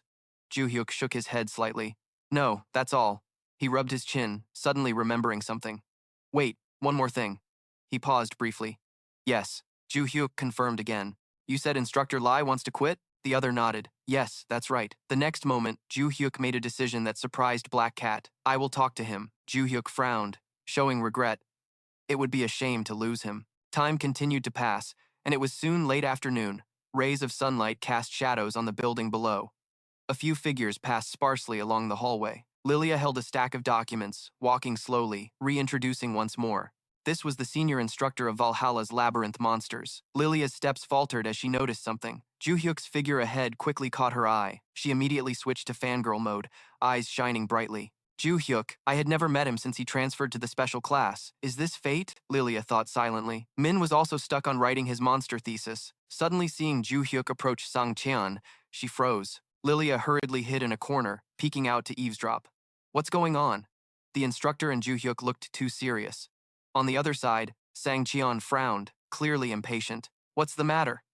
Joo-hyuk, do you also have something to discuss with me? Joo-hyuk responded calmly. Yes, if possible, I want to have a private conversation with you. The other party closed his eyes tiredly but finally agreed. A consultation session? All right, you suggest it. I'm done for the day, so let's go to a cafe instead of the office. Joo-hyuk naturally agreed. Okay. Lilia followed behind, thinking to herself. Normally, I wouldn't peek in, but because it's Joo-hyuk, I'm too curious. Watching the two figures not far ahead, she silently resolved to follow them. The scene shifts to a nearby cafe, where the decoration blends classic and modern styles. Joo-hyuk and Sang-cheon casually found an empty table and sat facing each other. Sang-cheon was not in a hurry, slowly lifting his cup and leisurely sipping his coffee. Sitting right behind him, a figure wearing a hat and glasses that obscured their face silently observed. Lilia pretended to drink coffee, feeling extremely tense, thinking surely she could overhear everything. On the other side, Sang-cheon put down his cup and got straight to the point. So, what do you want to talk about? Joo-hyuk looked directly into his eyes and spoke calmly. I'm curious about something. His next words made Lilia, who was eavesdropping, choke and spit out her coffee. I heard you're about to resign. The noise from her was too attention-grabbing. Both Joo-hyuk and Sang-cheon turned their heads to look back. Lilia avoided their gaze silently, feeling conflicted. No way. Instructor Sang-cheon is quitting. Sang-cheon looked away from the chair behind him, furrowed his brows, and sighed. It seemed the new chairman couldn't keep his mouth shut. That's right. He didn't bother hiding it and decisively expressed, this is the first time I felt powerless as an instructor, and it's because of you. Hearing that, Joo-hyuk was surprised. Huh? The other party explained slowly. I've always been proud of teaching at Valhalla. He recounted, I'm a hunter, also the strongest in Korea. I turned our silver guild into a top-tier guild. When talking about what happened next, Sang-cheon's voice softened. But no matter how strong we were, the monsters didn't decrease. There were too few contract holders, and even fewer hunters. Then Chairman Sim Dok-eun invited me to join the academy as a hunter training instructor. He said he asked him about the gaps in the constellations when contract holders had advantages. He said it wouldn't be a problem because he had collected many sacred relics when he was a hunter. Sang-cheon took another sip of coffee and sighed softly. So I accepted the offer to become an instructor. He sank into his memories. Over time, my students became hunters, clearing dungeons and monsters worldwide. With every success, I felt I was on the right path. At this point, Sang-cheon suddenly slammed his coffee cup on the table, laughing self-mockingly. But now, that feeling was gone. He seriously looked straight into the other's eyes. Do you know what the trend is now? Sang-cheon asked himself and answered. Simply put, tailing Joo-hyuk to get into the special class. Even Joo-hyuk didn't expect this, his face full of shock. What? The other lowered his eyes and continued, the special class has benefits like skipping regular classes. Kids who once aimed to become hunters have become lazy. He confirmed the special class now was full of followers of you. Even the successor of the Snow family is there. Joo-hyuk couldn't deny this, responding softly. That's right, Sang-cheon muttered. Yes, they must have put in effort, but each one comes from top families with protective constellations. He also revealed, now students are obsessed with S-rank contracts and are trying to get into the special class by sticking close to you. Displeasure was clear on Sang-cheon's face. He expressed, it makes me feel my role as an instructor is no longer necessary. Since you came, it feels like the academy revolves around you. Sang-cheon paused, squinting suspiciously at Joo-hyuk. I haven't even figured out your background. Who are you? His eyes flashed coldly, and he asked in a low voice, did you secretly make a contract with an S-rank constellation, Joo-hyuk? Joo-hyuk shrugged, calm as ever, not speaking.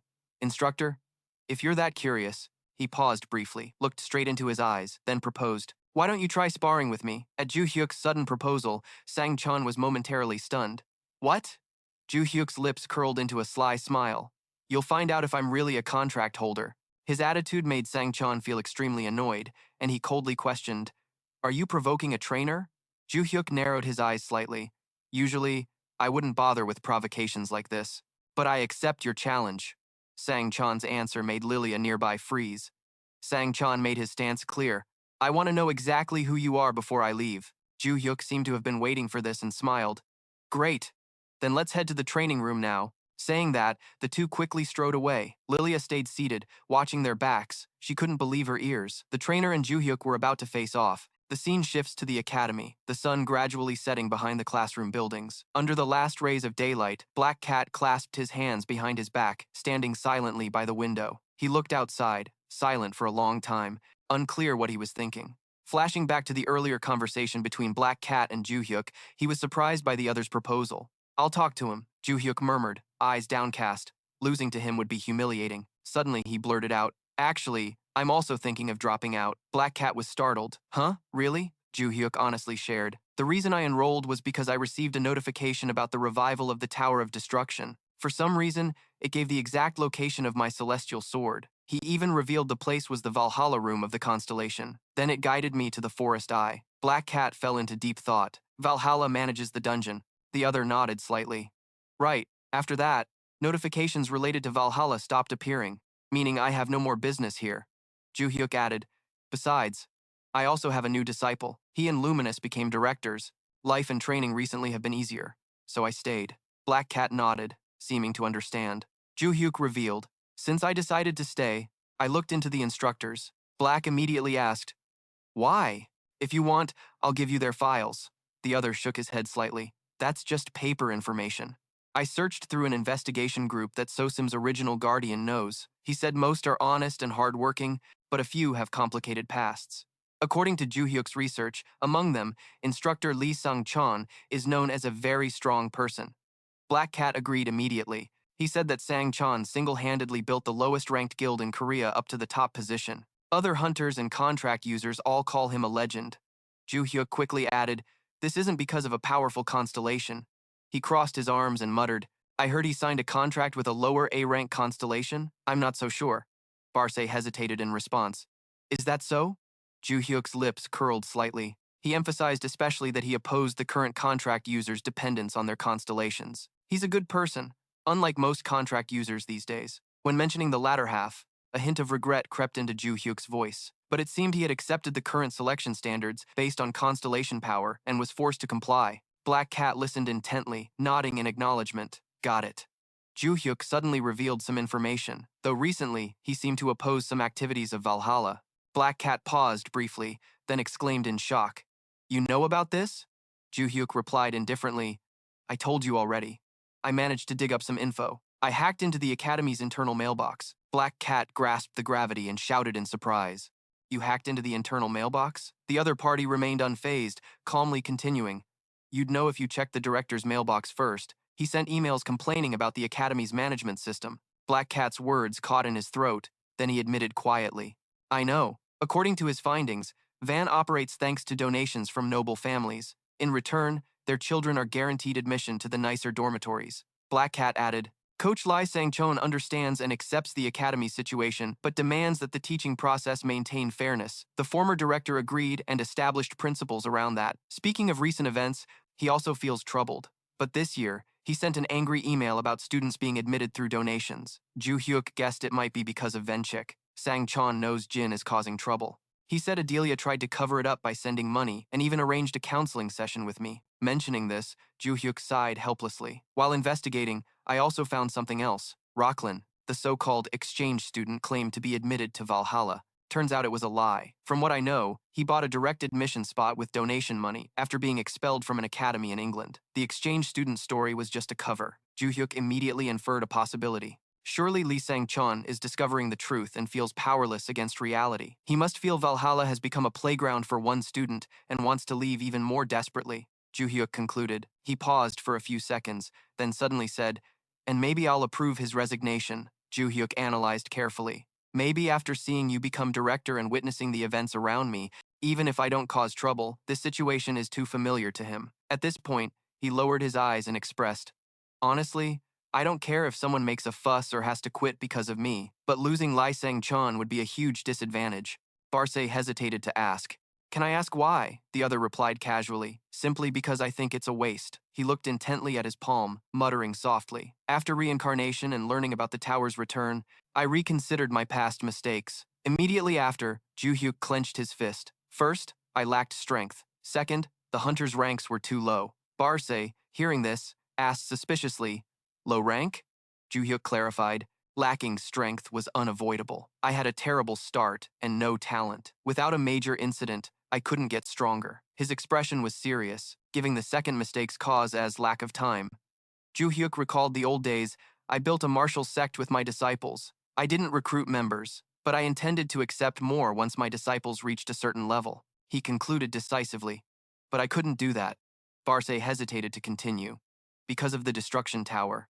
The other slowly recounted, "My disciples and I tried to deal with the destruction tower, but we couldn't stop the monsters and disasters spilling out. What happened then was deeply etched in Joo-hyuk's mind. The surviving hunters sacrificed themselves to stop the chaos, but the devastation was so severe that period became known as the era of extinction." His voice slightly dropped.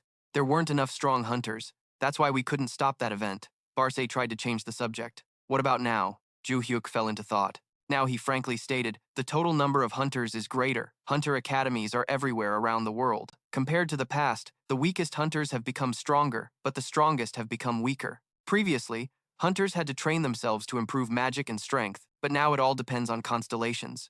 Joo-hyuk pondered for a moment.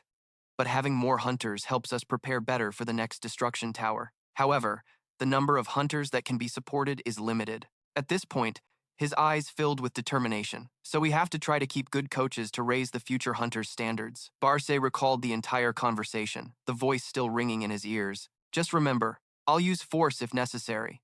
Barce thought to himself, "That last line made me a bit worried, but I was quite surprised." Inside, he couldn't help but feel that he thought Joo-hyuk didn't care about what was happening around him, but it turned out he had his own thoughts. Barce concluded that showed he was truly serious about preventing the destruction tower. The scene shifted elsewhere, the sunset casting a glow over the sturdy building below. In the training room, Sang-chan had already chosen a wooden sword, his face stern as he looked at his opponent.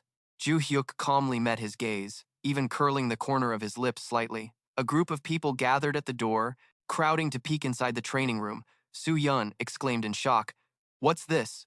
Why is Coach Lee Sang-chan sparring with Joo-hyuk?" Yan Lang beside her complained irritably, "The window's too small. Who's that old guy?" Choi Arin softly introduced, "He's the top coach of Valhalla." Hearing this, the others were stunned. "So he's the strongest instructor?" Sebum chuckled and confirmed, "Yes." Meanwhile, the atmosphere in the training room began to tense. Sang-chan squinted and muttered, "It's been a while since I fought a human." Joo-hyuk showed no hesitation, calmly looking straight into his opponent's eyes. The next moment, a shadow flashed swiftly by. He quickly caught up with that movement. Sang-cheon suddenly lunged forward with a preemptive strike.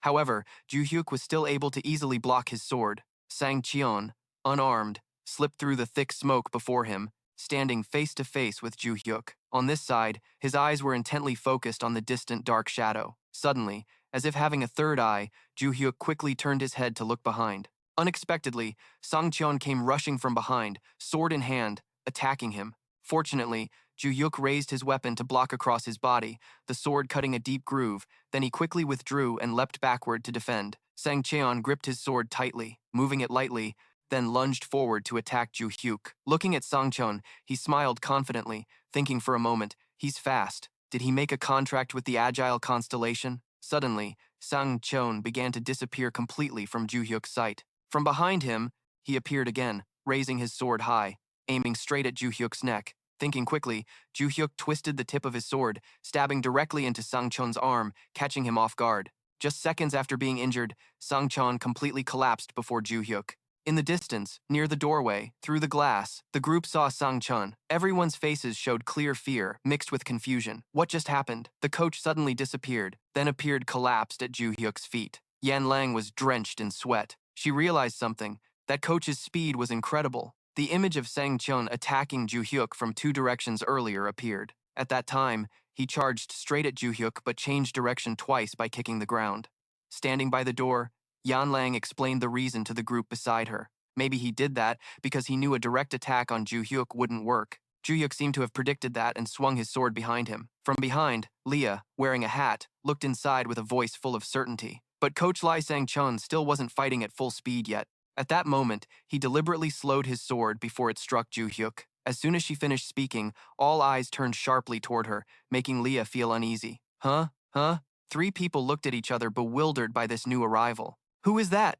One of them asked. Coach Lilia, you're mistaken. Back inside the room, Sang-cheon held his side, his face showing admiration for Joo-hyuk, truly extraordinary. He didn't expect Joo-hyuk to react so quickly. Facing him, Joo-hyuk held his sword resting on his shoulder, smiling lightly with respect. It's all thanks to you, coach. You stopped because you feared I'd die if you hit my head, right? Joo-hyuk's eyes were serious, and he spoke firmly to Sang-chun. You don't have to hold back on me at all. Joo-hyuk's words left the man sitting on the ground silent, unable to respond. Truly, just charge in as if you don't care what might happen to me. After a moment of thought, Sang-cheon had an answer for Joo-hyuk. Are you telling me to ignore a coach's responsibility to protect their student? Hearing that, Joo-hyuk raised his head before Sang-cheon continued. You said you wanted to know what kind of person I am, right? Then please consider this a sparring match between two people, not a coach and student. Joo-hyuk's eyes sharpened slightly, his brows furrowing. Then you'll understand what kind of person I am? From the ground, Sang-cheon helped himself up, hesitating as he asked, a sparring match between two people? Just seconds later, Sang-cheon drew his sword back, accepting the challenge. All right. He forcefully thrust toward Joo-hyuk's chest. Joo-hyuk quickly used his sword to block Sang-cheon's dangerous attack. That move was a bit too fast to just parry. I'll focus on that strike. Without stopping, Sang-cheon withdrew his sword, faster than lightning. Then, a series of rapid slashes rained down on Joo-hyuk's sword. Seeing his sword about to break, he started to worry. I thought it was just a single strike, but it's actually a combo. This isn't good. Joo-hyuk's sword showed a large crack. If Sang-cheon kept attacking like this, just as the thought crossed his mind, his weapon shattered completely, beyond repair. Pulling back, Sang-cheon looked at Joo-hyuk, whose weapon was broken. Now his sword is broken. Seizing this rare opportunity, he unleashed a flurry of slashes forward. What are those blue slashes? Suddenly, injured, Sang-cheon stopped, clutching his side, thinking he couldn't continue attacking because of the last strike Joo-hyuk landed on him. But if there were that many sword auras, his eyes suddenly widened as if seeing something surprising. In the smoke, a figure stood facing Sang-cheon. No one else, it was Joo-hyuk. He was still unharmed. Observing Joo-hyuk, Sang-cheon was quite surprised, silently praising that there wasn't a single wound. Even though it was a fake sword, it was filled with sword energy. How? The smoke cleared, and Joo-hyuk blew lightly on his injured hand. Did he make a contract with a constellation to deflect the attack? Then Joo-hyuk looked at Sang-cheon and said, I hate explaining things, but I'll tell you this, you can't do that. From afar, he slowly approached and said something few people knew about him. Until now, I haven't made a contract with any constellation. It's entirely my own mana that deflected your sword energy. Joo-hyuk raised his scratched hand, pointing to it as he spoke to him. If the sword energy isn't too strong, I can deflect it by concentrating mana into my forearm. Didn't you teach your students this? Hearing this, Sang-cheon's eyes widened in shock at something no one had learned before. I've never taught them that. I haven't even heard of it. In a wide space, their faces met, his voice echoing all around. Not even in the foreign textbooks I studied to teach extra classes. I understand now. Clenching his fist, he pointed forward. Joo-hyuk explained a few things to Sang-cheon. Previously, these kinds of skills were created with the intention of fighting humans in mind, so it's understandable. But now, learning combat skills against monsters is more valuable than learning to fight humans. Before he finished, Sang-cheon, clutching his side angrily, immediately retorted, What are you talking about now?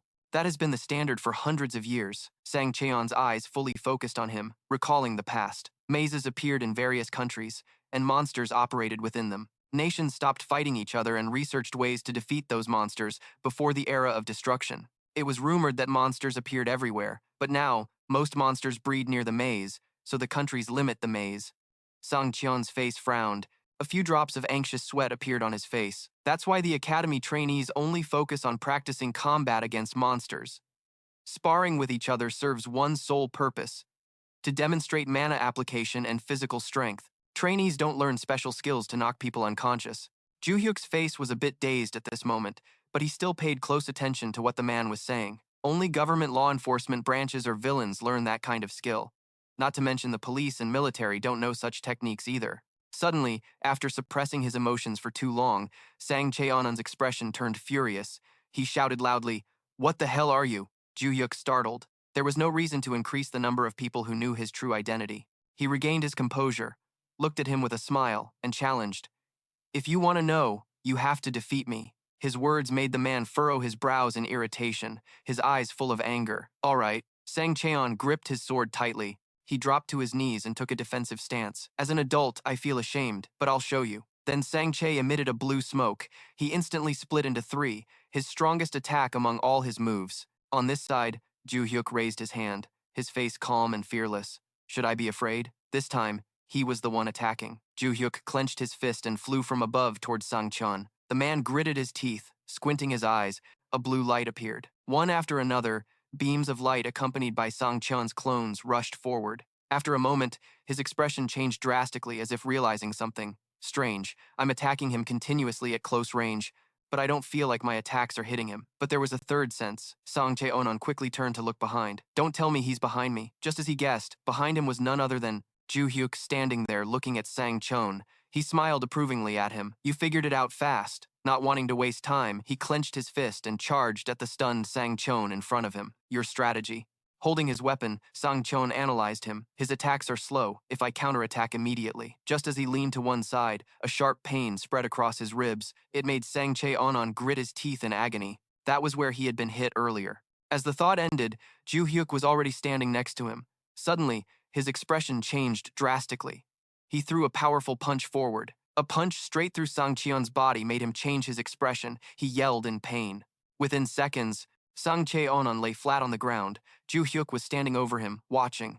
After a while, Sang Cheonan was somewhere else. He lay unconscious on a chair, his eyes beginning to move slightly, opening slowly. Just waking up, he clutched his stomach and sat up abruptly. Someone nearby asked with concern, catching Sang Cheon's attention. He glanced quickly. How do you feel? That person was Joo-hyuk, his face full of worry as he looked at him. Joo-hyuk held back. Sang Cheon quickly looked around the room and asked him, Where is this? The waiting room next to the training room. Joo-hyuk faced him. He didn't hide anything as he told him, I was going to take you to the hospital if the wound was worse, but it seems you're okay. You probably used mana to defend yourself, right? Sang Cheon's next words left Joo-hyuk silent without a reply. You didn't use your full strength, did you? I can tell. Sitting on the chair, clutching his stomach, his face hesitated as he said to him, Looks like I caused a bit of a commotion. An instructor like me losing to a student even when giving my all. Sang Cheon looked at Joo-hyuk and spoke about his next plan. Maybe it's time for me to step down from this position. As soon as he finished, his lips trembled. His eyes fixed straight on Sang Che opposite him. I hope you don't give up, Joo-hyuk hurriedly explained to him, his voice full of regret. I'm really sorry for ruining the school atmosphere. I didn't expect the existence of the special class to affect the students like that. Sitting on the chair, Joo-hyuk raised his hand towards Sang Cheon, expressing his view. Although I still skip regular classes, I can't be lazy in the special class. The man nodded in agreement. That's what I thought too. The image of Joo-hyuk's group asking for extra training flashed before his eyes. On the way to the sparring room, I glanced through the training area and saw a special class student. They were performing extremely intense exercises that other students rarely did. Looking at him, Sang Cheonan guessed. Did Soo-yeon set up the training schedule? It seems each of them is practicing different exercises. Joo-hyuk nodded in agreement. He told him what they were aiming for. Their physiques and fighting styles were different, so we're just trying to cover weaknesses and strengthen strengths. Something like that. Hearing him, Sang Cheonan could only bow his head. He praised him. Oh my, you teach better than I do. Looking at Joo-hyuk, Sang Cheon voiced his curiosity. Then why not continue the special class? Why don't you want me to resign? He didn't hide his feelings and spoke honestly from the heart. Because I'm not good at teaching normal student groups, and no matter how well I teach, I'm still a student, not a lecturer. The school won't value that. On the contrary, I think if you resign, it would be a huge loss. Joo-hyuk's words made Sang Cheon's voice falter. You're making me embarrassed. Looking straight at him, he assured Sang Cheon, if you resign because of me, then I'll quit school and disband the special class. Seeing his stubborn student, his eyes narrowed in obvious frustration. Joo-hyuk Kim. Even if the school atmosphere changed because of you, it doesn't mean they want you to leave. His gaze didn't leave Sang Cheon's face, listening to the challenging question from him. And you want to disband the special class, even though you're the one who created it, then what was your original purpose? Then Joo-hyuk bent down and looked up without provoking Sang-chan. As a loser, you seem to be asking too many questions. Seeing him silent, he closed his eyes and smiled, explaining, I'm just joking, because I also asked you to stay, so I'll tell you some information. Returning to the main topic, Joo-hyuk explained the special class is a kind of special forces. The name alone made Sang-chae confused. Special forces. But he didn't stop there. He began to hint at the old story for him. Do you remember the disaster a few months ago? Looking at him, Sang Cheonon nodded, recalling, Of course, this isn't something that usually happens in Korea, but it was resolved quickly and didn't cause any major news. Joo-hyuk's eyes widened. He continued telling him, Stranger still, even the reports afterward disappeared. Related information was gone too. The special class and I handled it. Sitting opposite Sang-chon, his face showed surprise. What? A special class? Joo-hyuk nodded immediately. Yes.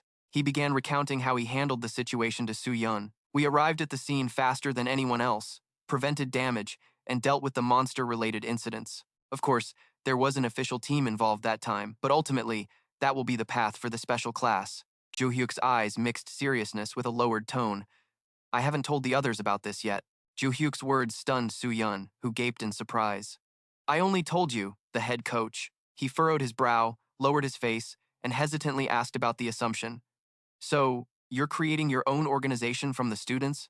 Joo-hyuk raised a finger, pointing directly at Soo-yeon. He agreed with that view. Yes, you could say that. Hearing this, Soo-yeon rubbed his face in exasperation. A group of students handling monsters and dungeons on their own seemed to recall something. Soo-yeon quickly questioned him. Guilds, hunters, and the government already handle that. Your students don't need to get involved in such matters. Joo-hyuk smirked and replied mockingly. Do you know how long it takes them to arrive at the scene? The time Joo-hyuk mentioned left Soo-yeon silent for several seconds in shock. 30 minutes. He placed his hands on his knees, leaning forward to look at him.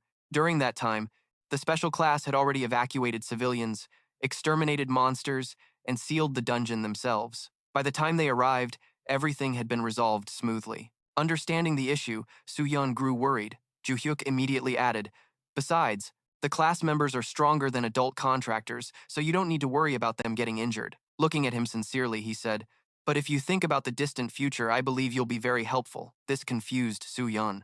Why do you think so? A series of dark shadows appeared in Joo-hyuk's story, because more disasters will come in the future. Disasters are the reason, so he looked at Soo-yeon to confirm and asked for his help when that time comes. Neither the special class nor I can handle everything alone. We need more hunters. Joo-hyuk's face showed more seriousness than ever, so I need you to stay. Before the big disasters happen, we need as many capable hunters as possible. His next words made Soo-yeon's face grimace, and in Korea, the ones who can guide them are you and Valhalla. After finishing, Joo-hyuk leaned back in his chair and smiled softly. That's all I can say. Oh, and there was the image of Leah crying heavily. Guide Lee would also come to ask you not to resign. Soo-yeon was very surprised. How does she know I'm planning to resign? Remembering something, he crossed his arms sitting on the chair and looked at him. But that's true. I personally recruited Leah as a guide. Joo-hyuk nodded. I understand. Looking into the distance with his mouth open, he decided, All right, I'll stay. Soo-yeon raised a finger, pointed directly at Joo-hyuk, sitting opposite, and ordered, And you don't need to leave or disband the special class. He boldly gave his assessment of him. I still don't know exactly what kind of person you are, but I'm sure you're preparing for something big. Seeing Joo-hyuk confused, Soo-yeon quickly explained, And even without the constellation, you're stronger than me. If you're the one creating the special class, I think they'll get hurt a lot. He also warned him about one thing. But if you face something too dangerous, don't fight. Wait for the contractors to arrive. Joo-hyuk bowed his head and replied, I understand. Then he remembered something and hurriedly leaned toward him, who was resting his chin, asking, But what should we do about the instability the special class causes? Soo-yeon winked one eye, opened the other, and suggested, I have an idea. Then he quickly stood up, holding the wound that still hurt earlier. It would be great if you help me put it into practice. Huh? Yes. Standing by the window covered with curtains to block the sunlight, Soo-yeon looked at Joo-hyuk and said goodbye. I'm off now. See you next time. Yes. He smiled, watching the door slam shut. Seeing Soo-yeon leave, Joo-hyuk closed his eyes and thought, I never expected the day I'd bow and ask someone for help like this. Just seconds later, he opened those gentle eyes wide and looked down at the floor. But he's a kind person. If there were more people like him 300 years ago, life would have been easier. Suddenly, a voice echoed.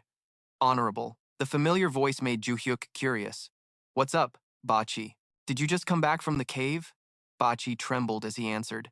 Yes, I went there as you said and acted like I was becoming the leader. But Joo-hyuk's words made him grit his teeth with scratches all over his face. Didn't the master tell the disciples you were only pretending to be the leader of the last tower? Did the master forget to tell his disciples? Bachi recalled Sosimi and another person, Moran, bullying him. The master's disciples saw you appointed as the tower leader and came to beat you. Unfortunately, one disciple used invisibility magic to attack you without the others noticing. But when you explained, they stopped. Hearing this, Joo-hyuk laughed in relief. Then it's okay. Then why are you complaining? Curious, he asked more. Wait, the disciples are in the cave? Who are they? Bachi leaned against a gate and recounted, they wear masks, and he quickly guessed, a rather foolish guy and a shy girl. Returning to his seat, Joo-hyuk crossed his arms with a puzzled expression. But why are they there? I didn't send them. He held his aching cheek.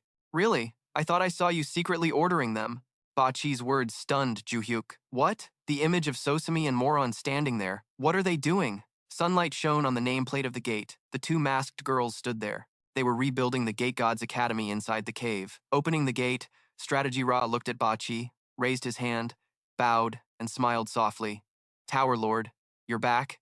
It must be time. Hearing this, Bachi crossed his arms and replied, well, of course, I returned because after thinking, I realized it wouldn't be a problem. Suddenly, Bachi remembered something, sweat dripping from his face, hesitantly said, however, Bachi's eyes looked up at the signboard in front of the gate and asked Strategy Ra, what's that? Oh, looking at the writing on the board. Bachi, do you read divine martial arts? He hesitated for a few seconds. Oh, I'll tell you after we go somewhere else. Quickly, the two of them moved through the hanging doors together. Following them was a person fully hooded. Moran looked into the distance and wondered, that's Bachi, right? Next to Sosimi, she nodded in agreement. That's right. Moran's voice continued to echo with more questions. But who was the star next to him? Soo-yeon bowed her head and explained clearly to her. It seemed to be a star from the Tower of Destruction. Moran's gaze never left the figures of the two people in the distance. Could that be why he looked so familiar? But it was still strange. She recalled the chaotic battle among the stars from before. They didn't belong to the stars that had submitted to us. Soo-yeon nodded in response. That's right. Turning to look at Moran, she guessed that they had surely recognized the situation earlier and escaped. Yeah.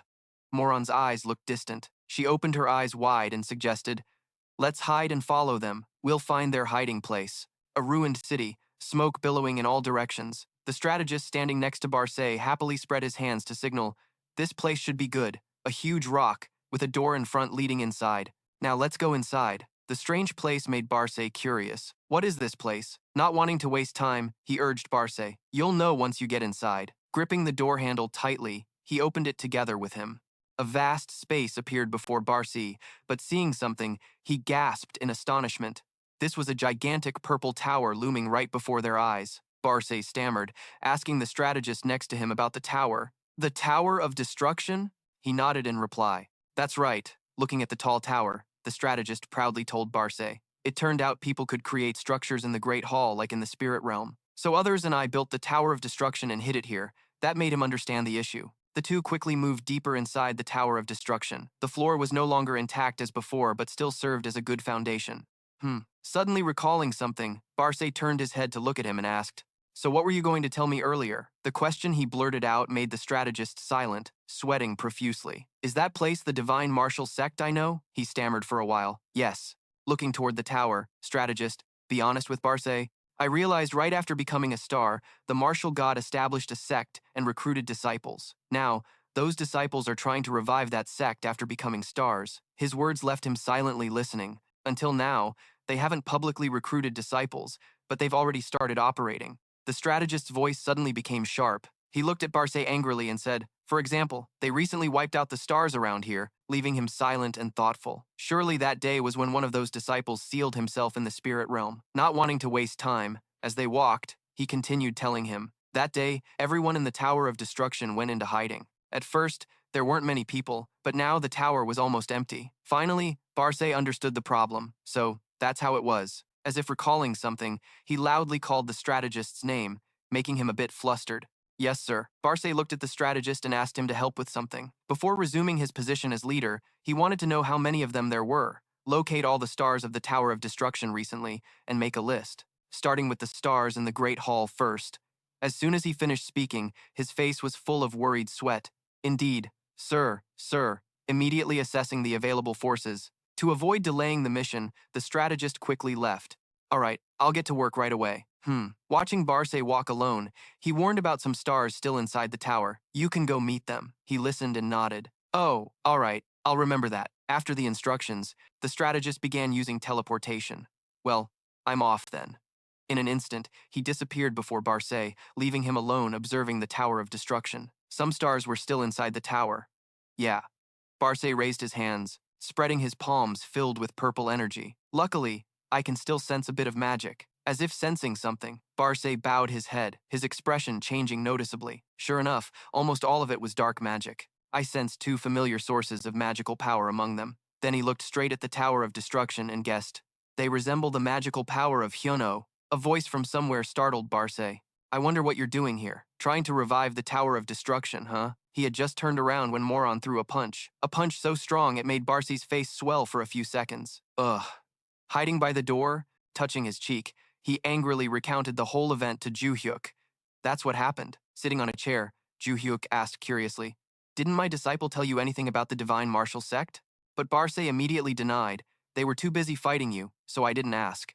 Returning to the important matter, Joo-hyuk asked again about his feelings. Well, I'll ask them later. At that time, did you sense a familiar magical power inside the Tower of Destruction? On this side, Barce touched his chin confidently. Yes, at the beginning of this semester, the teacher fought two names whose powers Barce sensed and who he told Joo-hyuk about, Dizervenchik and Choi A-rin's older brother, Choi Jinan. At that time, I sensed the magical power of those two. The familiar names immediately reminded him. Yeah, I remember. They were vicious as hell, Barce interrupted. However, their stars made a different pact. The image of the Tower of Destruction with two golden-purple flames near the top, their magical power present on the third floor. There's a high chance they'll come in the next invasion. Barce's words matched his own thoughts. Probably so. Seeing enough information, Joo-hyuk smiled and said to him, Thanks for the information. Keep tracking their trail. His words made Barce scream fiercely. In the afternoon, the sunset sky looked extremely beautiful. At a place in the spirit realm of the war demon, Soo-yeon sat on a chair touching her mask. Oh, well then, the divine martial sect. On this side, a purple board appeared before Joo-hyuk, making him visibly excited. Yes, that's right, the war demon said. Yes, that's right, that's right. She was trying to remove the heavy mask from her head. Why? Who? At the gate of Soo-yeon's place, her voice echoed. While I was dealing with the stars inside the Great Hall, I got too excited. And then all the sisters liked it. Hearing her, Joo-hyuk's face was drenched in sweat. Of course, Soo-yeon on this side sensed something and suggested, Who told you that? Was it Barce? Should I kill him? Making Joo-hyuk quickly stop her. Forget it. Stars don't kill each other. Realizing her mistake, she clasped her hands and sincerely apologized to him. Master, I'm sorry for building it without telling you. I'll go to the Great Hall and destroy it. But Joo-hyuk immediately stopped her. It's not here anymore. Just leave it as it is. Hearing him speak, Soo-yeon looked puzzled. Did she find it hard to understand his intention? Joo-hyuk crossed his arms, smiled softly, standing in front of the gate with the sign Jooshin Martial Arts. I'm thinking the same thing you are. Reviving Jooshin Martial Arts was like returning to the morning at Joo-hyuk's school with his friends. A man ran in from outside and asked Sang-cheon, Coach, are you sure about this? Coach Valhalla, head trainer of the first class Akim Rigon. I'm not sure if this will work, he said sadly, looking at him. I think there's no better way. Walking down the hallway, Sang-che asked Rigon, Have you ever seen how the special training class is? It made him quite confused. No, I haven't. He smiled slightly and signaled him. Then be silent and observe. What? Vin's hand tightly gripped the door of a room. Observe carefully the true level of the special class. Sang-che Onon twisted the doorknob and flung the door open. Joo-hyuk, are you ready? Inside, Joo-hyuk smiled and nodded. Yes. My whole team is standing opposite, confirming we're ready. The morning sky was clear, sunlight shining in front of the academy gate. On the sports field, a group of trainees gathered. One trainee was looking at someone talking, sharing everything. It's been a while since I returned to the arena. Since the competition, I haven't visited once. The other trainees were complaining no differently. I feel the same. Why did the coach tell us to gather here? Sang-che stepped out, signaling everyone to pay attention. Following him was the special group. Joo-hyuk's team would have a special lecture today. He looked at the regular trainees on the stadium field. The reason I called you here is to let you experience the special class. Sang-che's face showed a hint of sadness. He looked down at the ground. Most of you here have asked me about joining the special class. Then he turned to look at the one standing behind. So today, I called the special class trainees to show you their daily schedule. His tone and expression changed slightly. He lowered his voice. Those who can keep up today will be transferred to the special class. The group of trainees below the field erupted in excitement. Seeing the task done,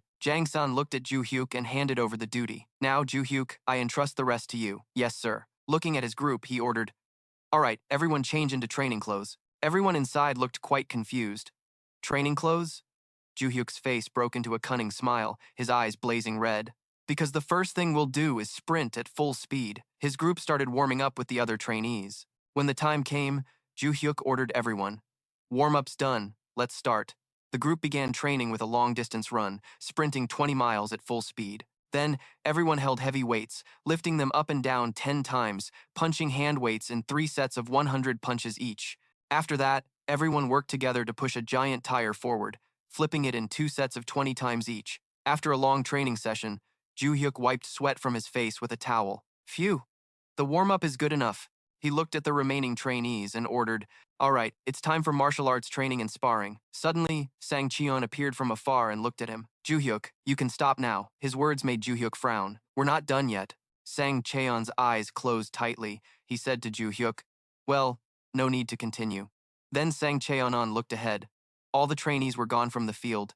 Everyone had run away. His face showed an indescribable sadness. I guess no one will want to join the special class for a while. Seeing the effort, Joo-hyuk and Sang-chae hurriedly thanked him.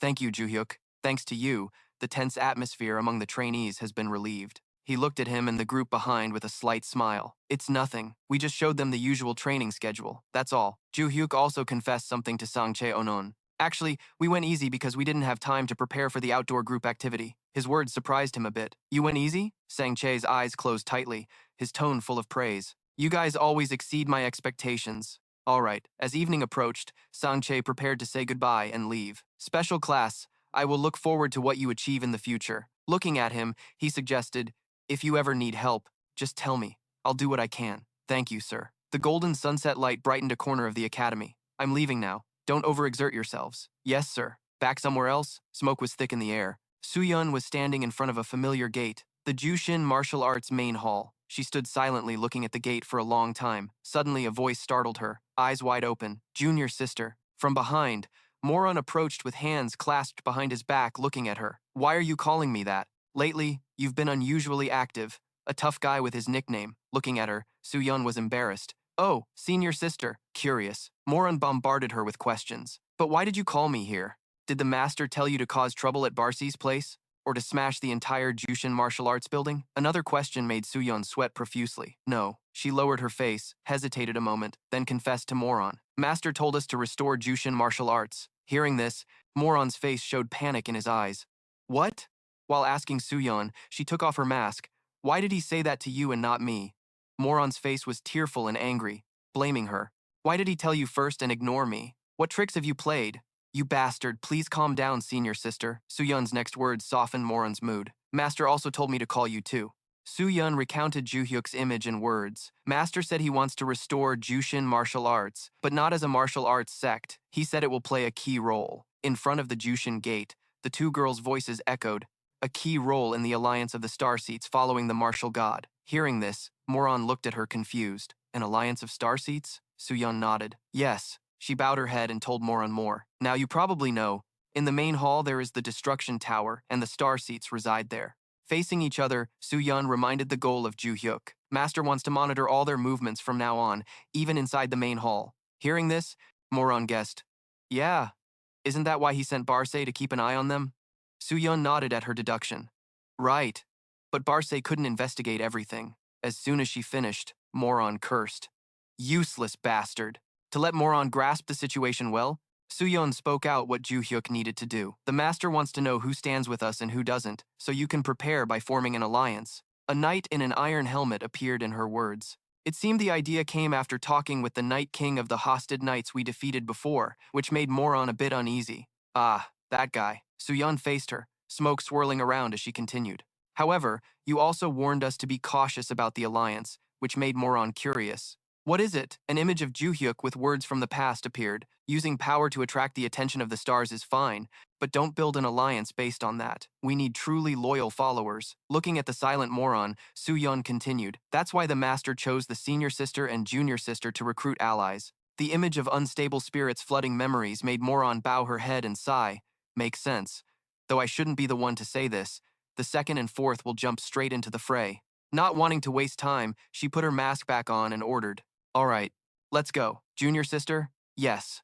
As they walked, the two chatted lively about the matter at hand. "How should we propose the alliance?" Moron suggested, charging in first and scaring them quickly. But Soo-yeon immediately objected. "No way, senior sister."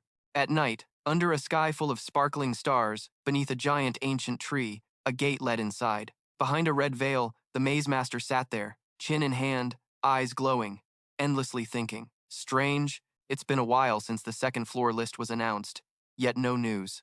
The maze master's eyes widened, shining brighter than a flashlight. The report from the sword was completely silent.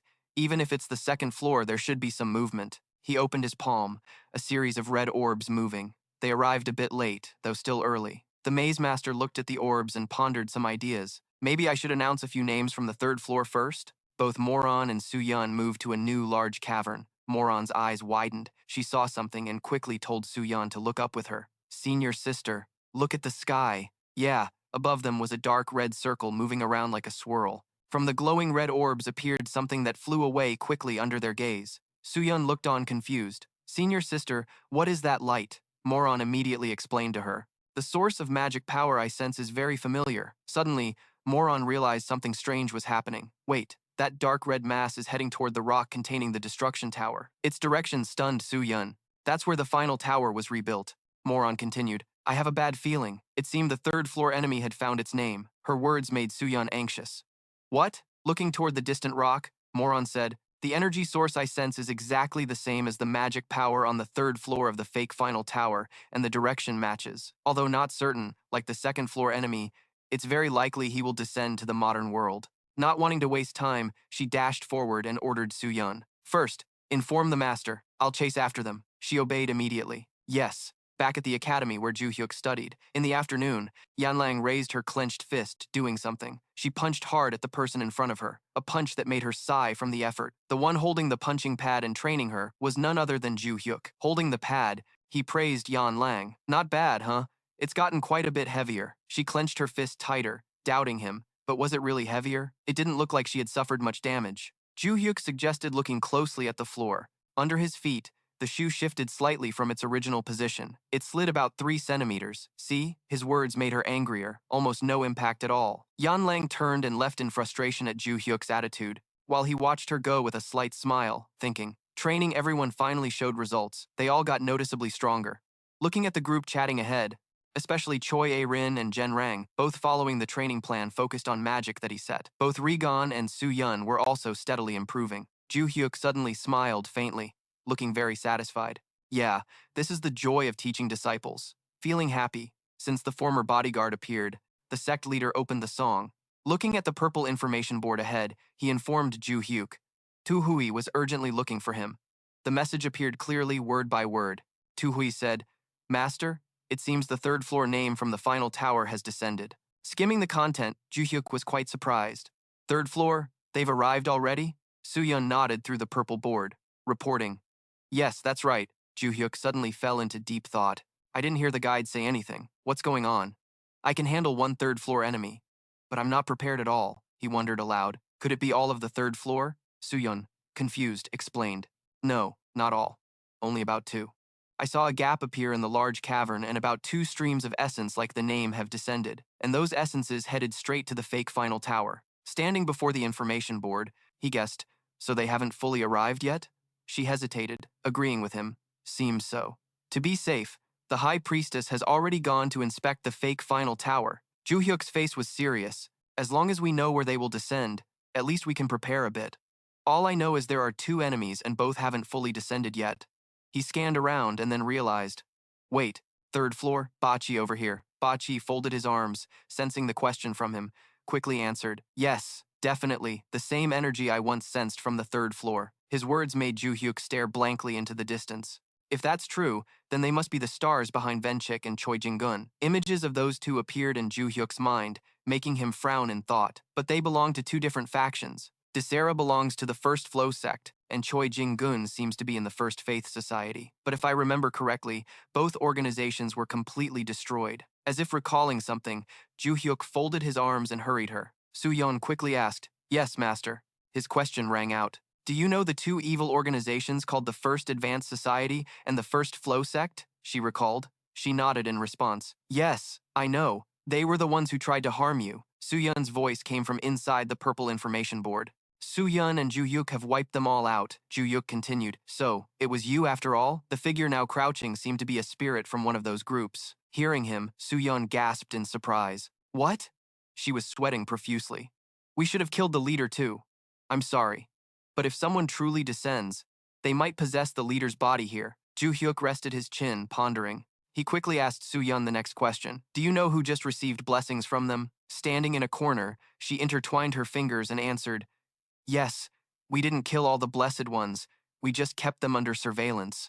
As soon as she finished, Joo-hyuk rested his chin and looked ahead. Good, let's head there. Looking toward the special group, he ordered, Everyone, prepare to move. This is the real fight. Everyone enthusiastically cheered. All right.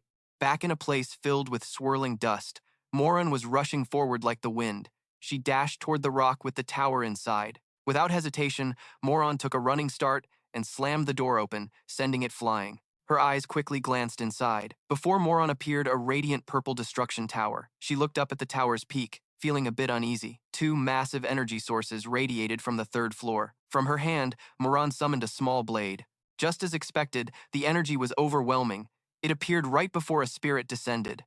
She quickly stabbed the blade into the ground. A blue crack appeared from the blade's tip. It stretched all the way to the destruction tower's door. The blue aura reached the tower's threshold. Suddenly, smoke flared up like a raging fire.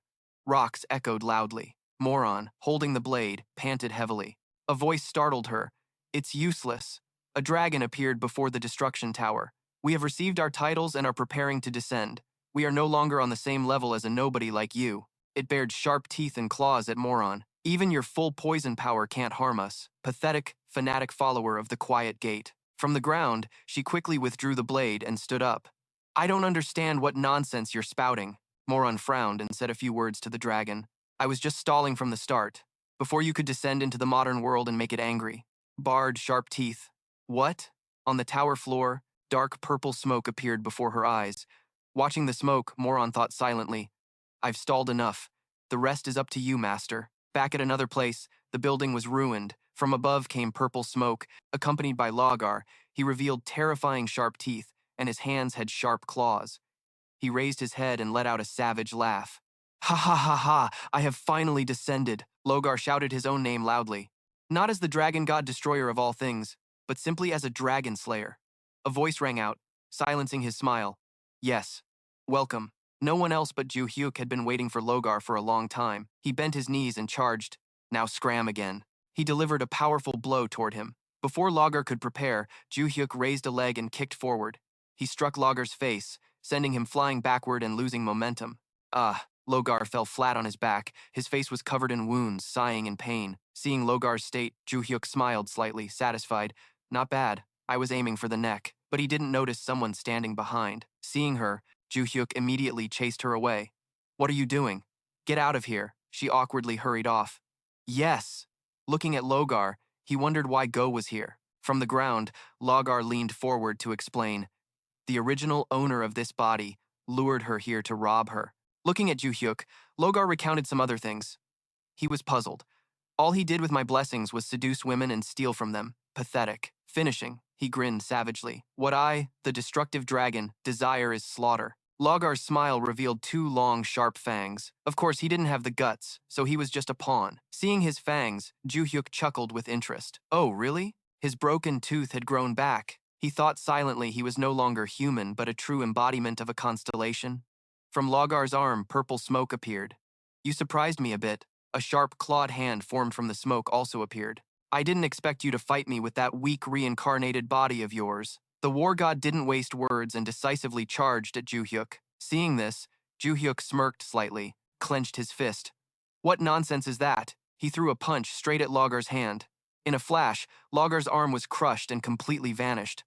Logar screamed loudly at the sight. Joo-hyuk quickly withdrew his fist, looking at him and asked, When you entered Choi A-rin's body, you saw it, right? Didn't you run away out of fear? Logar, holding his missing arm, explained irritably. It's because this body reacts that way when it receives magic. A new muscular arm appeared on him, but then I reconsidered. Your magic power is much less. A strong arm with sharp claws made Logar smile smugly. Compared to you 300 years ago. From above, Joo-hyuk charged at him. Oh, really? He delivered a powerful kick forward. This time, Logar raised both hands to block Joo-hyuk's kick. The ground beneath his feet began to crack. Indeed, after a few seconds, the rocks around Logar burst and collapsed, leaving him wide-eyed in shock. Impossible. He's different from before. From above, large stones began to fall again. Hands on hips, Joo-hyuk watched the stones collide and fall into thick smoke. Once again, Logar lost and lay flat on the ground. Your magic is far better than before. What did you do? Looking at Joo-hyuk, the smoke around him terrified Logar.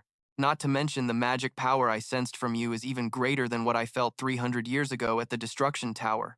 With a confident expression, he raised his hand to pat his clenched fist. Of course, huh? The image of the Destruction Tower appeared in his mind. Back then, my magic was limited, meaning my disciples and I never showed our true magic power before you. From the ground, Logar held his stomach, confused. What? That's impossible. Joo-hyuk didn't want to explain more and ignored him. Believe it or not, up to you. Holding a sparkling ring, he said. Anyway, today is the last day. He slipped it onto a finger in front of Logar. You may act now. Logar raised his arm and summoned the purple smoke again. Stop lying. The constellation with that nickname doesn't have an end day. A surge of purple energy was unleashed by him like a whirlwind. It rushed to attack, shattering stones, but Joo-hyuk still managed to dodge. From his hand, he summoned a small sword that could hold out for quite some time. Are you from the third floor? One slash from Joo-hyuk shattered the earth and rocks below, his face revealing a confident smile. Suddenly, something blocked the light and the smile on Joo-hyuk's face. Logar raised his head high. Behind him, purple smoke took the shape of a dragon. Bowing slightly, Logar opened his mouth and shouted loudly. A stream of purple smoke appeared near her. It rushed toward Joo-hyuk like a small tornado. Within seconds, the entire abandoned house exploded loudly, echoing throughout the area. Logar dropped to his knees, panting heavily on the ground, huffing and puffing. His expression clearly showed satisfaction with his own power. Wonderful. A full-force roar from me. The dust and smoke from the explosion gradually dissipated. Joo-hyuk stood facing him, sword in hand, cut down by just a simple swing of the sword. He carried the sword on his shoulder, looking at Logar. A simple swing? It's infused with tons of magic. Logar lowered his head, panting, cursing him. Crazy bastard, but I'm glad. His eyes darkened to deep purple at some point, his voice lowering. I haven't even told the Destroyer Tower folks about your regression yet. Joo-hyuk heard this confusedly, looking up in puzzlement. Huh? So what's good about that? A satisfied smile suddenly spread across Logar's face. He said, because they would be desperate when they see you after your manifestation. Just imagining that drives me crazy with laughter. Sword resting behind his neck, Joo-hyuk voiced his thoughts. Fucking pervert. I don't think that will make them desperate, which confused Logar. What? His hand gripped the blue sword tightly, staring straight ahead. If you die by my hand, you won't be able to return to your nickname anymore. He thrust the sword straight at Logar's face, causing him to fall backward, collapsing to the ground in an instant. Seeing the job done, Joo-hyuk looked into the distance thoughtfully. All right, that's done here. What about the others? A starry sky shimmering mysteriously. A lion looked forward in confusion. Who are you? The rear sword constellation of Black Cat? That person smiled proudly. It was none other than Joo-hyuk's remaining friends standing to challenge Black Tide. We're here to beat you up. The four of them stood facing Black Tide deep in the forest late at night. Hearing the challenge, he sneered mockingly. Want to fight me? Looks like you guys forgot the situation. Black Tide raised his arm. A red aura appeared. I'm far stronger than those contract holders of your constellations. I am Black Tide. Then he slammed his fist hard into the ground, shattering earth and rocks. Yan Lang watched confused by Black Tide's action. Why is he hitting the ground? Is he stupid? Suddenly she realized something, eyes wide, screaming, "Everyone run!" From the ground, a series of sharp swords shot up. Luckily, they reacted in time, stepping back. Soo-yeon was sweating profusely seeing this scene. The swords were sprouting from the ground. Is that his power? Choi Ah-rin looked on, quickly recalling what Joo-hyuk told her. Joo-hyuk had warned me that his nickname is the Sword of the Mastermind. Sebum looked down worriedly. His power matched the nickname exactly. This was going to be difficult. Yan Lang refused to lose, shouting to boost the group's morale. We just need to break all of them. Then she clenched her fist, smashing all the swords of Black Tide, making him watch without blinking. Black Tide observed every move of Yan Lang, thinking silently. She's breaking the swords with magic combined with shockwaves? She's incredibly strong. Seeing that wasn't enough, Black Tide stomped hard on the ground. Those tiny swords aren't enough. From the earth, a row of swords rose straight up. One sword was right next to Yan Lang's face. Luckily, she dodged just in time. Being hit would be too dangerous. Black Tide raised his hand, twirled it lightly, then swung his arm back hard. Suddenly, the sword began to bend, following his hand's direction. The sharp blade bent, aiming straight at Yan Lang. Everyone dodged. From behind, Choi Arin charged forward with a sword. She slashed hard at his swords. Then a horizontal slash across Black Tide's chest made him stagger in pain. Taking advantage of the moment, Sebum clenched a golden flame in his hand. Yan Lang, a blue flame. Both punched straight at Black Tide's face. The two punches completely knocked him down to the ground. Black Tide lay sprawled on the wreckage, suddenly opening his eyes, wide looking at something. From above, Soo-yeon rushed in with a sword. She didn't hesitate, slashing hard down on him. Ha! A slash split Black Tide into two parts surrounded by purple smoke.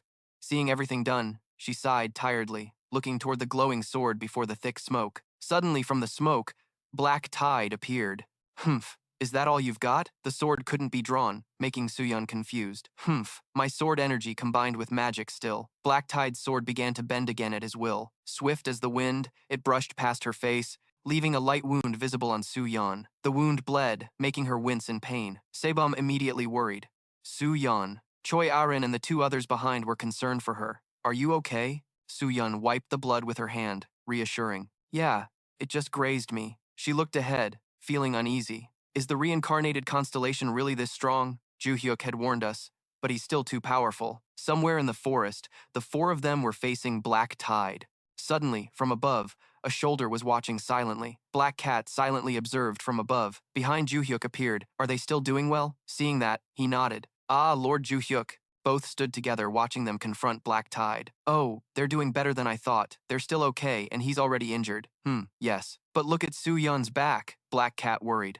The opponent is a constellation, so the battle is extremely intense. Soo-yeon even had scratches, Joo-hyuk lightly reminded him. That's why I told you to watch them, help if needed. He crossed his arms, looking down. But I don't think this is the right time to fight him. Really? Joo-hyuk's eyes glowed fiery red. If the constellations from the third floor descended a little later, dealing with them would be easier. Maybe we have no other choice now. Black Tide's wound changed, starting to heal and disappear completely. I've played with you enough. Looking at him, Arin couldn't help but worry. His wound healed. Is our top/skill too weak? The wound just healed. He smiled confidently. You will make my name known, though I don't like killing kids. Behind Black Tide, a series of swords burst out. I will tear you apart piece by piece. He launched the swords forward. On this side, Yan Lang raised her hand into a fist. She slammed her fist decisively onto the ground. Instantly, a wall of ice appeared, blocking his swords. Seeing this, Black Cat sneered with clear irritation. You're blocking my swords with ice? That's annoying.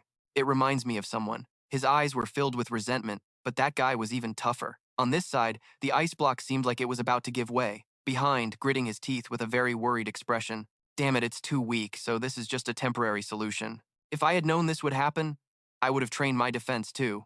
Looking at everyone behind, she quickly asked, the ice wall will break soon. Does anyone have a plan? Choi Arin recalled earlier and reported to Soo-yeon.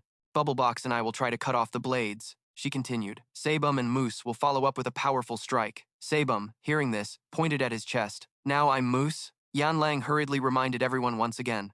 All right, the ice wall will break in 3 seconds. The wall began to crack more intensely than before. Exactly 3 seconds later, the entire wall shattered under Black Cat's swords. He stood there, smiling smugly, not noticing beside him. Soo-yeon held a sword on the left edge, while Choi Arin held a sword on the right edge, running toward him. Both simultaneously slashed their swords down at Black Cat. The strikes made him frown in discomfort and pain. Their sword energy is corroding my swords. It would be better to neutralize their sword energy with mine and then create even more swords. Quickly, a bright red smoke swirled around Black Cat. Yes! The moment has come, someone shouted loudly. At that moment, Sebum clenched his fists tightly and charged forward with Yan Lang. He threw a fierce punch forward without mercy. It slammed straight into Black Cat's stomach without hesitation. The punch hurt so much he opened his mouth wide and screamed. Ugh! The punch sent him flying back, falling hard on the ground. Next was Yan Lang's turn. She gritted her teeth and charged, raising her leg high to kick straight at Black Cat's face without any hesitation. Her kick trailed a blue smoke from above down. Die! Within seconds, an ice wall formed at Yan Lang's feet. Yeah,